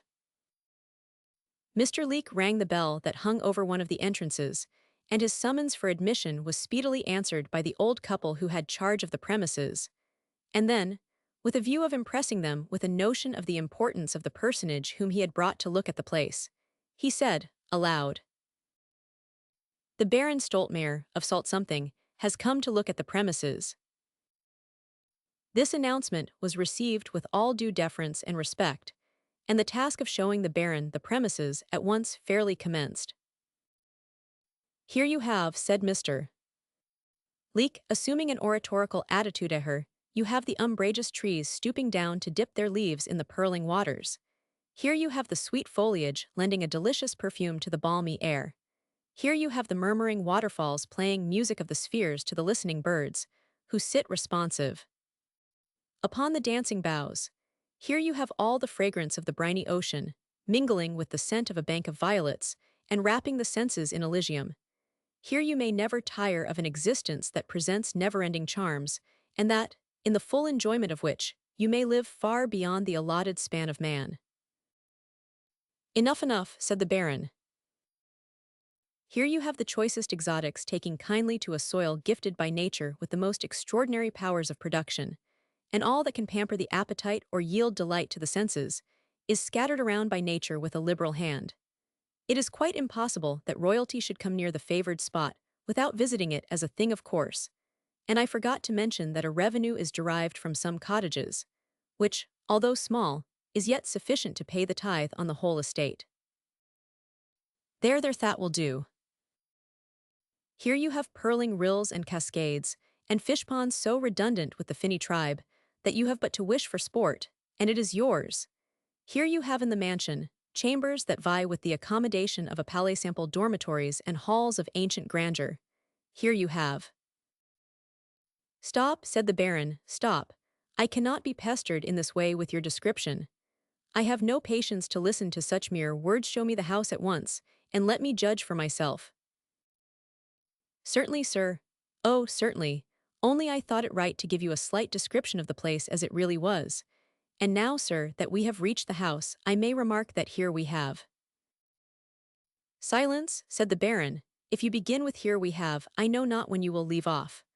All I require of you is to show me the place, and to answer any question which I may put to you concerning it. I will draw my own conclusions, and nothing you can say, one way or another, will affect my imagination." "Certainly, sir, certainly.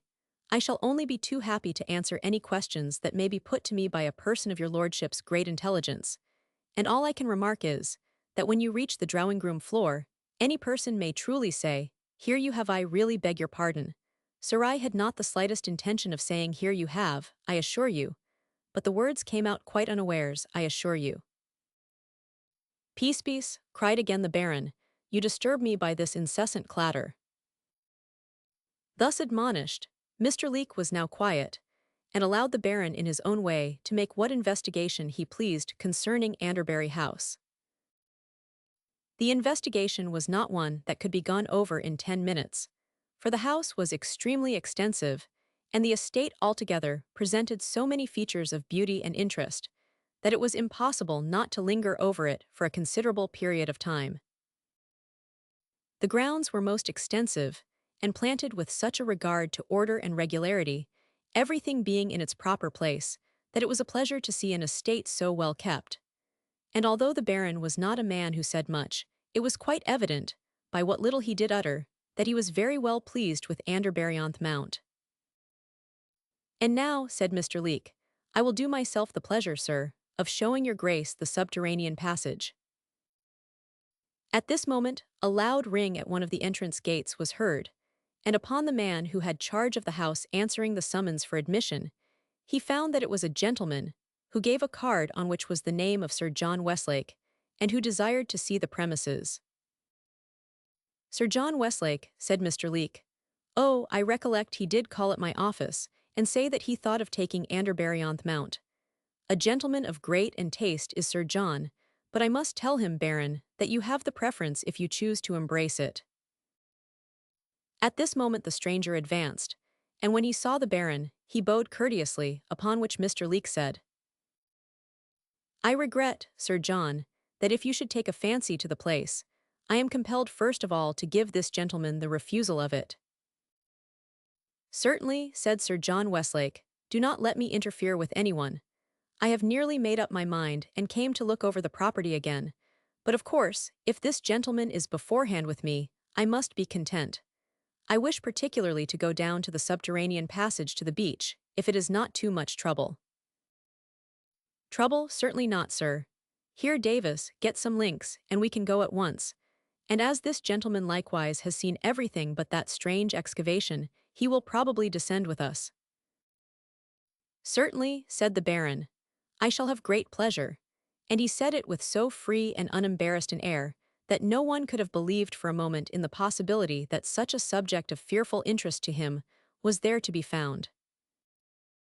The entrance from the grounds into this deep cavernous place was in a small but neat building that looked like a summer house. And now, torches being procured and one lit, a door was opened, which conducted at once into the commencement of the excavation. And Mr. Leek heading the way, the distinguished party, as that gentleman loved afterwards to call it in his accounts of the transaction, proceeded into the very bowels of the earth, as it were, and quickly lost all traces of the daylight. The place did not descend by steps, but by a gentle slope, which it required some caution to traverse, because, being cut in the chalk, which in some places was worn very smooth, it was extremely slippery. But this was a difficulty that a little practice soon overcame, and as they went on the place became more interesting every minute. Even the Baron allowed Mr. Leek to make a speech upon the occasion, and that gentleman said, "You will perceive that this excavation must have been made, at a great expense, out of the solid cliff, and in making it some of the most curious specimens of petrifaction and fossil remains were found. You see that the roof is vaulted, and that it is only now and then a lump of chalk has fallen in, or a great piece of flint. And now we come to one of the ice wells."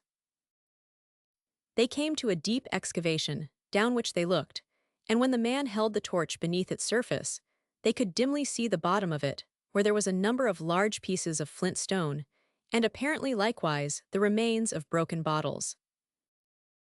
"There used to be a windlass at the top of this," said Mr. Leek, "and the things were let down in a basket. They do say that ice will keep for 2 years in one of these places." "And are there more of these excavations?" said the Baron. "Oh dear, yes, sir. There are 5 or 6 of them for different purposes. For when the family that used to live in Anderbury House had grand entertainments, which they sometimes had in the summer season, they always had a lot of men down here, cooling wines, and passing them up from hand to hand to the house." From the gradual slope of this passage down to the cliffs, and the zigzag character of it, it may be well supposed that it was of considerable extent. Indeed, Mr. Leek asserted that it was half a mile in actual measured length. The Baron was not at all anxious to run any risk of a discovery of the dead body, which he had cast into that ice well, which was nearest to the opening onto the beach. So, as he went on, he negatived the different proposals that were made to look down into the excavations, and succeeded in putting a stop to that species of inquiry in the majority of instances, but he could not wholly do so. Perhaps it would have been better for his purpose if he had encouraged a look into every one of the ice wells, for, in that case, their similarity of appearance might have tired out Sir John Westlake before they got to the last one. But as it was, when they reached the one down which the body had been precipitated, he had the mortification to hear Mr. Leake say, "And now, Sir John, and you, my Lord Baron, as we have looked at the first of these ice wells and at none of the others, suppose we look at the last." The Baron was afraid to say anything, because, if the body were discovered, and identified as that of the visitor at the inn, and who had been seen last with him, any reluctance on his part to have that ice well examined might easily afterwards be construed into a very powerful piece of circumstantial evidence against him. He therefore merely bowed his assent, thinking that the examination would be but a superficial one, and that, in consequence, he should escape easily from any disagreeable consequences. But this, the fates ordained otherwise, and there seemed no hope of that ice well in particular escaping such an investigation as was sure to induce some uncomfortable results. "Davis," said Mr. Leake, "these places are not deep, you see, and I was thinking that if you went down one of them, it would be as well, for then you would be able to tell the gentleman what the bottom was fairly composed of, you understand." "Oh, I do not mind, sir," said Davis. "I have been down one of them before today, I can tell you, sir." "I do not see the necessity," said Sir John Westlake, "exactly of such a thing, but still if you please, and this gentleman wishes." "I have no wish upon the occasion," said the Baron, "and like yourself, cannot see the necessity." "Oh, there is no trouble," said Mr. Leake, "and it's better, now you are here, that you see and understand all about it. How can you get down, Davis?" "Why, sir, it ain't above 14 feet altogether, so I shan't have any difficulty, for I can hang by my hands about half the distance, and drop the remainder." As he spoke, he took off his coat, and then stuck the link he carried into a cleft of the rock that was beside the brink of the excavation. The Baron now saw that there would be no such thing as avoiding a discovery of the fact of the dead body being in that place, and his only hope was that in its descent it might have become so injured as to defy identification. But this was a faint hope, because he recollected that he had himself seen the face, which was turned upwards, and the period after death was by far too short for him to have any hope that decomposition could have taken place even to the most limited extent. The light, which was stuck in a niche, shed but a few inefficient rays down into the pit, and as the Baron stood, with folded arms, looking calmly on, he expected each moment a scene of surprise and terror would ensue. Nor was he wrong, for scarcely had the man plunged down into that deep place than he uttered a cry of alarm and terror, and shouted, "Murder, murder, lift me out! There is a dead man down here, and I have jumped upon him." "A dead man," cried Mr. Leake and Sir John Westlake in a breath. "How very strange," said the Baron. "Lend me a hand," cried Davis. "Lend me a hand out, I cannot stand this, you know. Lend me a hand out, I say, at once." This was easier to speak of than to do, and Mr. Davis began to discover that it was easier by far to get into a deep pit than to get out of one, notwithstanding that his assertion of having been down into those places was perfectly true.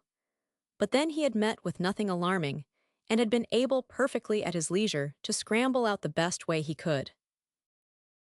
Now, however, his frantic efforts to release himself from a much more uncomfortable situation than he had imagined it possible for him to get into were of so frantic a nature that he only half buried himself in pieces of chalk, which he kept pulling down with vehemence from the sides of the pit, and succeeded in accomplishing nothing towards his rescue.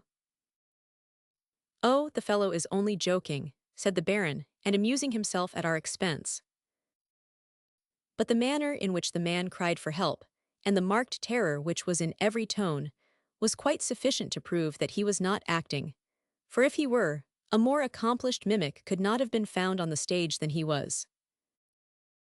"This is serious," said Sir John Westlake, "and cannot be allowed. Have you any ropes here by which we can assist him from the pit? Do not be alarmed, my man, for if there be a dead body in the pit, it cannot harm you. Take your time quietly and easily, and you will assuredly get out." "Aye," said the Baron, "the more haste, the worse speed is an English proverb, and in this case it will be fully exemplified. This man would easily leave the pit, if he would have the patience, with care and quietness, to clamber up its sides." It would appear that Davis felt the truth of these exhortations, for although he trembled excessively, he did begin to make some progress in his ascent, and get so high, that Mr. Leake was enabled to get hold of his hand, and give him a little assistance, so that in another minute or so he was rescued from his situation, which was not one of peril, although it was certainly one of fright. He trembled so excessively, and stuttered and stammered, that for some minutes no one could understand very well what he said. But at length, upon making himself intelligible, he exclaimed, "There has been a murder. There has been a murder committed, and the body thrown into the ice pit.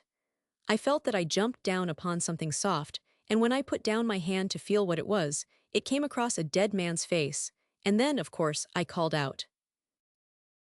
"You certainly did call out." "Yes, and so would anybody, I think, under such circumstances.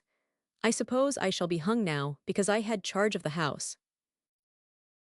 "That did not strike me until this moment," said the Baron, "but if there be a dead body in that pit, it certainly places this man in a very awkward position." "What the deuce do you mean?" said Davis. "I do not know no more about it than the child unborn.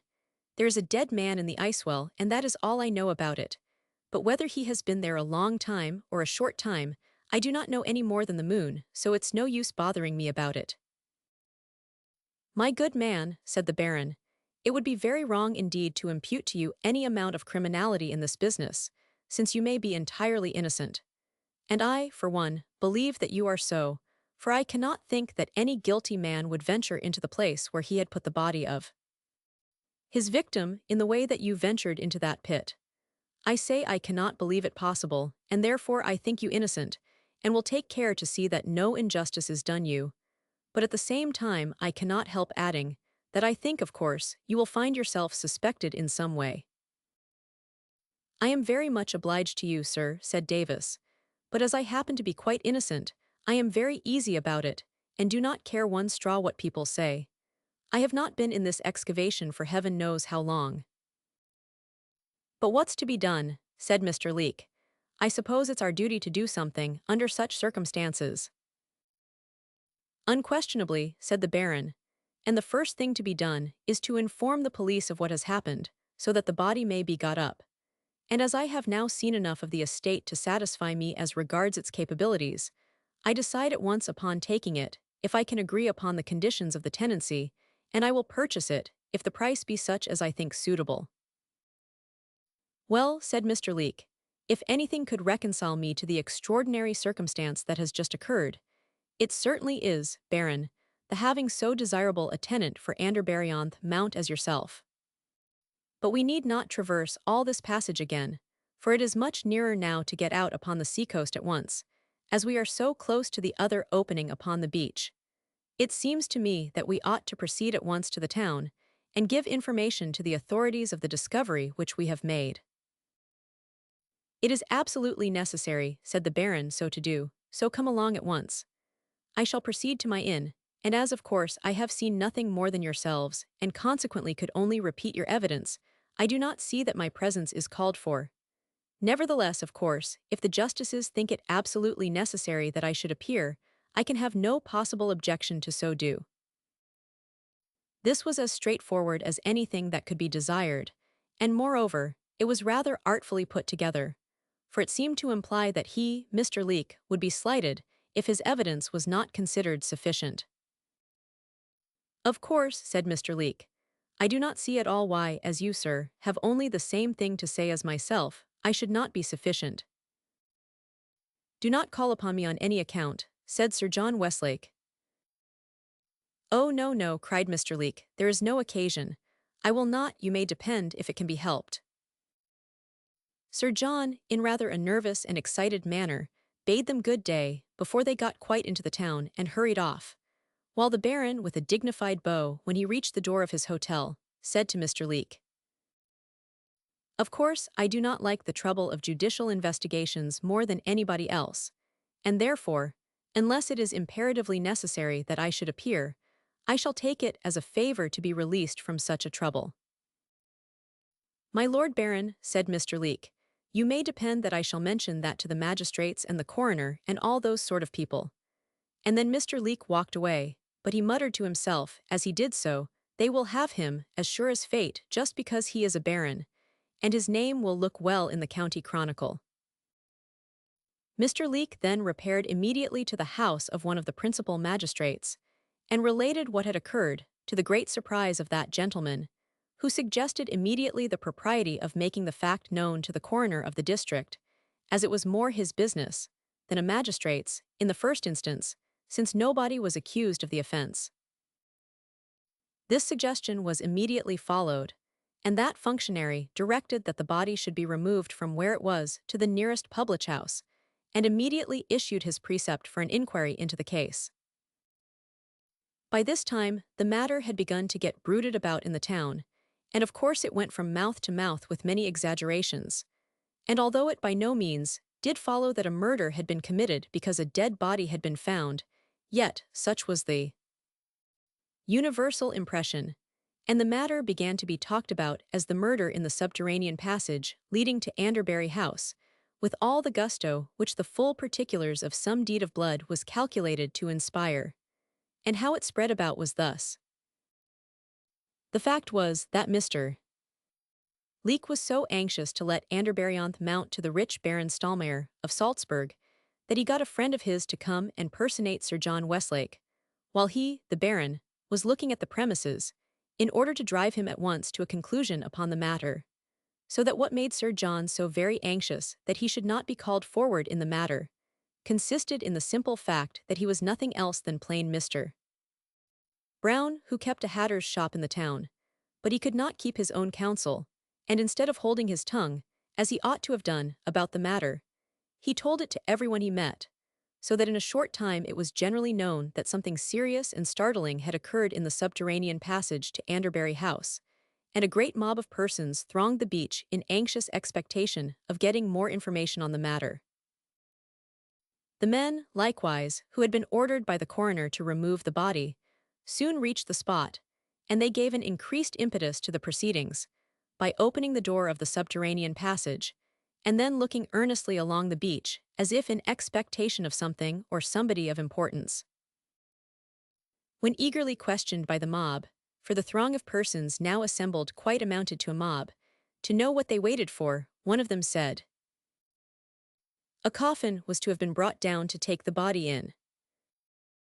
This announcement at once removed anything doubtful that might be in the minds of any of them upon the subject, and at once proclaimed the fact not only that there was a dead body, but that if they looked out, they would see it forthwith. The throng thickened, and by the time two men were observed approaching with a coffin on their shoulders, there was scarcely anybody left in the town, except a few rare persons, indeed, who were not so curious as their neighbors. It was not an agreeable job, even to those men who were not the most particular in the world, to be removing so loathsome a spectacle as that which they were pretty sure to encounter in the ice-well. But they did not shrink from it, and by setting about it as a duty, they got through it tolerably well. They took with them several large torches, and then, one having descended into the pit, fastened a rope under the arms of the dead man, and so he was hauled out, and placed in the shell that was ready to receive him. They were all surprised at the fresh and almost healthful appearance of the countenance, and it was quite evident to everybody that if anyone had known him in life, they could not have the least possible difficulty in recognizing him now that he was no more. And the only appearance of injury which he exhibited was in that dreadful wound, which had certainly proved his death, and which was observable in his throat the moment they looked upon him. PNG. The crush to obtain a sight of the body was tremendous at the moment it was brought out, and a vast concourse of persons followed it in procession to the town, where the greatest excitement prevailed. It was easily discovered that no known person was missing, and some who had caught a sight of the body went so far as to assert that it must have been in the ice well for years, and that the extreme cold had preserved it in all its original freshness. The news, of course, came round, although not through the Baron, for he did not condescend to say one word about it at the inn, and it was the landlord who first started the suggestion of what suppose it is the gentleman who left his horse here. This idea had no sooner got possession of his brain than it each moment seemed to him to assume a more reasonable and tangible form, and without saying any more to anyone else about it, he at once started off to where the body lay awaiting an inquest, to see if his suspicions were correct.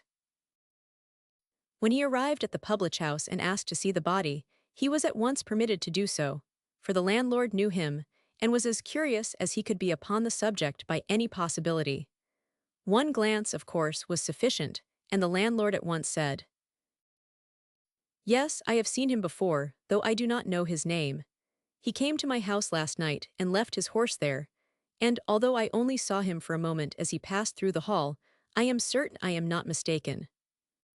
I dare say all my waiters will recognize him, as well as the Baron Stallmere of Salzburg, who is staying with me, and who no doubt knows very well who he is, for he went out with him late and came home alone, and I ordered one of my men to wait up all night in order to let in this very person who is now lying dead before us."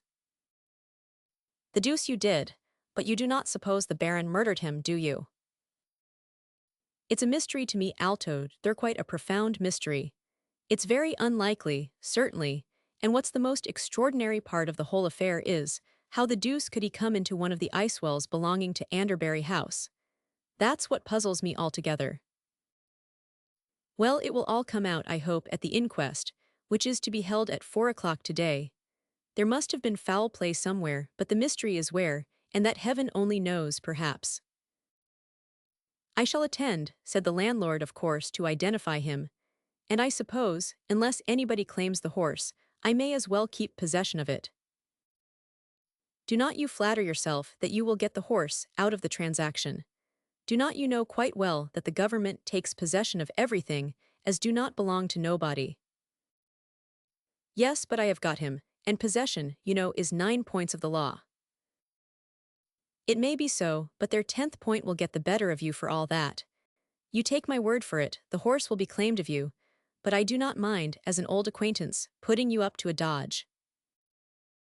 "In what way?" "Why, I will tell you what happened with a friend of mine, but do not think it was me, for if it was I would tell you at once, so do not think it.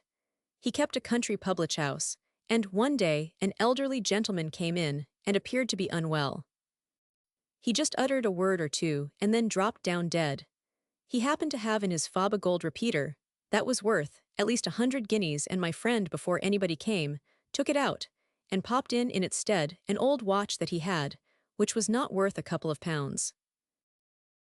It was running a risk.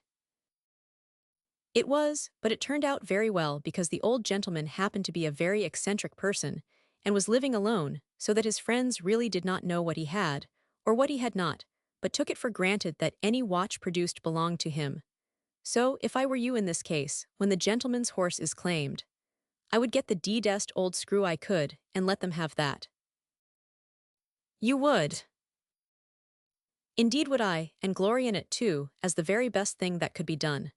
Now, a horse is of use to you." "I believe ye, it is." "Exactly, but what's the use of it to government? And what's more, if it went to the government, there might be some excuse, but the government will know no more about it, and make not so much as I shall. Some jack in office will lay hold of it as a thing of course and a perquisite, when you might just as well, and a great deal better, too, keep it yourself, for it would do you some good, as you say, and none to them." "I will do it, it is a good and a happy thought. There is no reason on earth why I should not do it, and I will. I have made up my mind to it now." "Well, I am glad you have. What do you think now the dead man's horse is worth?" "Oh, 50 or 60 guineas value." "Then very good. Then, when the affair is all settled, I will trouble you for 20 pounds. "You Yes, to be sure. Who else do you suppose is going to interfere with you? One is enough, ain't it, at a time, and I think, after giving you such advice as I have, that I am entitled, at all events, to something.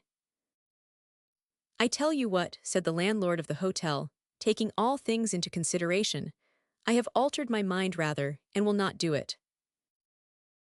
Very good, you need not, only mind if you do, I am down upon you like a shot. The excitement contingent upon the inquest was very great. Indeed, the large room in the public house, where it was held, was crowded to suffocation with persons who were anxious to be present at the proceedings. When the landlord reached home, of course he told his guest, the Baron, of the discovery he had made, that the murdered man was the strange visitor of the previous night. For now, from the frightful wound he had received in his throat, the belief that he was murdered became too rational a one to admit of any doubts, and was that which was universally adopted in preference to any other suggestion upon the occasion. Although, no doubt, people would be found who would not scruple to aver that he had cut his own throat, after making his way into the well belonging to Anderbury House. The landlord had his own misgivings concerning his guest, the Baron, now that something had occurred of such an awful and mysterious a nature to one who was evidently known to him. It did not seem to be a pleasant thing to have such an intimate friend of a man who had been murdered in one's house, especially when it came to be considered that he was the last person seen in his company, and that, consequently, he was peculiarly called upon to give an explanation of how, and under what circumstances, he had parted with him.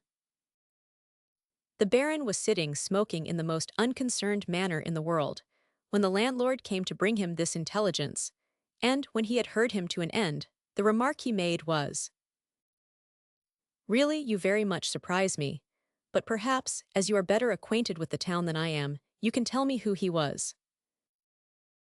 "Why, sir, that is what we hoped you would be able to tell us." "How should I tell you? He introduced himself to me as a Mr. Mitchell, a surveyor, and he said that, hearing I talked of purchasing or renting Anderbury-on-Mount, he came to tell me that the principal side wall, that you could see from the beach, was off the perpendicular." "Indeed, sir." "Yes, and as this was a very interesting circumstance to me, considering that I really did contemplate such a purchase or renting, and do so still, as it was a moonlight night, and he said he could show me in a minute what he meant if I would accompany him, I did so. But when we got there, and on the road, I heard quite enough of him to convince me that he was a little out of his senses, and consequently, I paid no more attention to what he said, but walked home and left him on the beach. It's a most extraordinary circumstance, sir. There is no such person, I assure you, as Mitchell, a surveyor in the town, so I cannot make it out in the least. But I tell you, I consider the man out of his senses, and perhaps that may account for the whole affair. Oh yes, sir, that would, certainly. But still, it's a very odd thing because we do not know of such a person at all, and it does seem so extraordinary that he should have made his appearance, all of a sudden, in this sort of way. I suppose, sir, that you will attend the inquest now that's to be held upon him. Oh yes, I have no objection whatever to that. Indeed, I feel myself bound to do so, because I suppose mine is the latest evidence that can be at all produced concerning him. Unquestionably, sir. Our coroner is a very clever man, and you will be glad to know him, very glad to know him, sir, and he will be glad to know you, so I am sure it will be a mutual gratification. It's at 4 o'clock the inquest is to be, and I dare say, sir, if you are there by 1:30, it will be time enough. No doubt of that, but I will be punctual. We have already said the room in which the inquest was to be held was crowded almost to suffocation, and not only was that the case, but the lower part of the house was crammed with people likewise, and there can be very little doubt but the Baron would have shrunk from such an investigation from a number of curious eyes, if he could have done so, while the landlord of the house would have had no objection, as far as his profit was concerned in the sale of a great quantity of beer and spirits, to have had such an occurrence every day in the week, if possible. The body lay still in the shell where it had been originally placed. After it had been viewed by the jury, and almost everyone had remarked upon the extraordinary fresh appearance it wore, they proceeded at once to the inquiry, and the first witness who appeared was Mr. Leake, who deposed to have been in company with some gentlemen viewing Anderbury House, and to have found the body in one of the ice wells of that establishment. This evidence was corroborated by that of Davis, who had so unexpectedly jumped into the well, without being aware that it contained already so disagreeable a visitor as it did in the person of the murdered man, regarding the cause of whose death the present inquiry was instituted. Then the landlord identified the body as that of a gentleman who had come to his house on horseback, and who had afterwards walked out with Baron Stalmere of Salzburg, who was one of his guests. "Is that gentleman in attendance?" said the coroner. "Yes, sir, he is. I told him about it, and he has kindly come forward to give all the evidence in his power concerning it." There was a general expression of interest and curiosity when the Baron stepped forward, attired in his magnificent coat, trimmed with fur, and tendered his evidence to the coroner, which of course was precisely the same as the statement he had made to the landlord of the house. For, as he had made up such a well-connected story, he was not likely to prevaricate or to depart from it in the smallest particular. He was listened to with breathless attention, and when he had concluded, the coroner, with a preparatory hem, said to him, "And you have reason to suppose, sir, that this person was out of his senses?" "It seemed to me so. He talked wildly and incoherently, and in such a manner as to fully induce such a belief." "You left him on the beach?" I 999. I found when I got there that it was only a very small portion, indeed, of Anderbury House that was visible, and although the moon shone brightly, I must confess I did not see, myself, any signs of deviation from the perpendicular. And such being the case, I left the spot at once, because I could have no further motive in staying, and moreover, it was not pleasant to be out at night with a man whom I thought was deranged. I regretted, after making this discovery, that I had come from home on such a fool's errand. But as, when one is going to invest a considerable sum of money in any enterprise, one is naturally anxious to know all about it, I went, little suspecting that the man was insane. Did you see him after that? Certainly not, until today, when I recognized in the body that has been exhibited to me the same individual. "Gentlemen," said the coroner to the jury, "it appears to me that this is a most mysterious affair. The deceased person has a wound in his throat, which, I have no doubt, you will hear from a medical witness has been the cause of death. And the most singular part of the affair is, how, if he inflicted it upon himself, he has managed to dispose of the weapon with which he did the deed." "The last person seen in his company," said one of the jury, "was the Baron, and I think he is bound to give some better explanation of the affair." "I am yet to discover," said the Baron, "that the last person who acknowledges to having been in the company of a man afterwards murdered must, of necessity, be the murderer." "Yes, but how do you account, sir, for there being no weapon found by which the man could have done the deed himself?" "I do not account for it at all. How do you?" "This is irregular," said the coroner. "Call the next witness." This was a medical man, who briefly stated that he had seen the deceased, and that the wound in his throat was amply sufficient to account for his death, that it was inflicted with a sharp instrument having an edge on each side. This, then, seemed to conclude the case, and the coroner remarked, "Gentlemen of the jury, I think this is one of those peculiar cases in which an open verdict is necessary, or else an adjournment without date, so that the matter can be resumed at any time, if fresh evidence can be procured concerning it. There is no one accused of the offense, although it appears to me impossible that the unhappy man could have committed the act himself. We have no reason to throw the least shade of suspicion or doubt upon the evidence of the Baron Stalmere of Salzburg, for as far as we know anything of the matter, the murdered man may have been in the company of a dozen people after the Baron left him." A desultory conversation ensued, which ended in an adjournment of the inquest, without any future day being mentioned for its reassembling, and so the Baron Stalmere entirely escaped from what might have been a very serious affair to him. It did not, however, appear to shake him in his resolution of taking Anderbury-on-Mount, although Mr. Leake very much feared it would, but he announced to that gentleman his intention fully of doing so, and told him to get the necessary papers drawn up forthwith.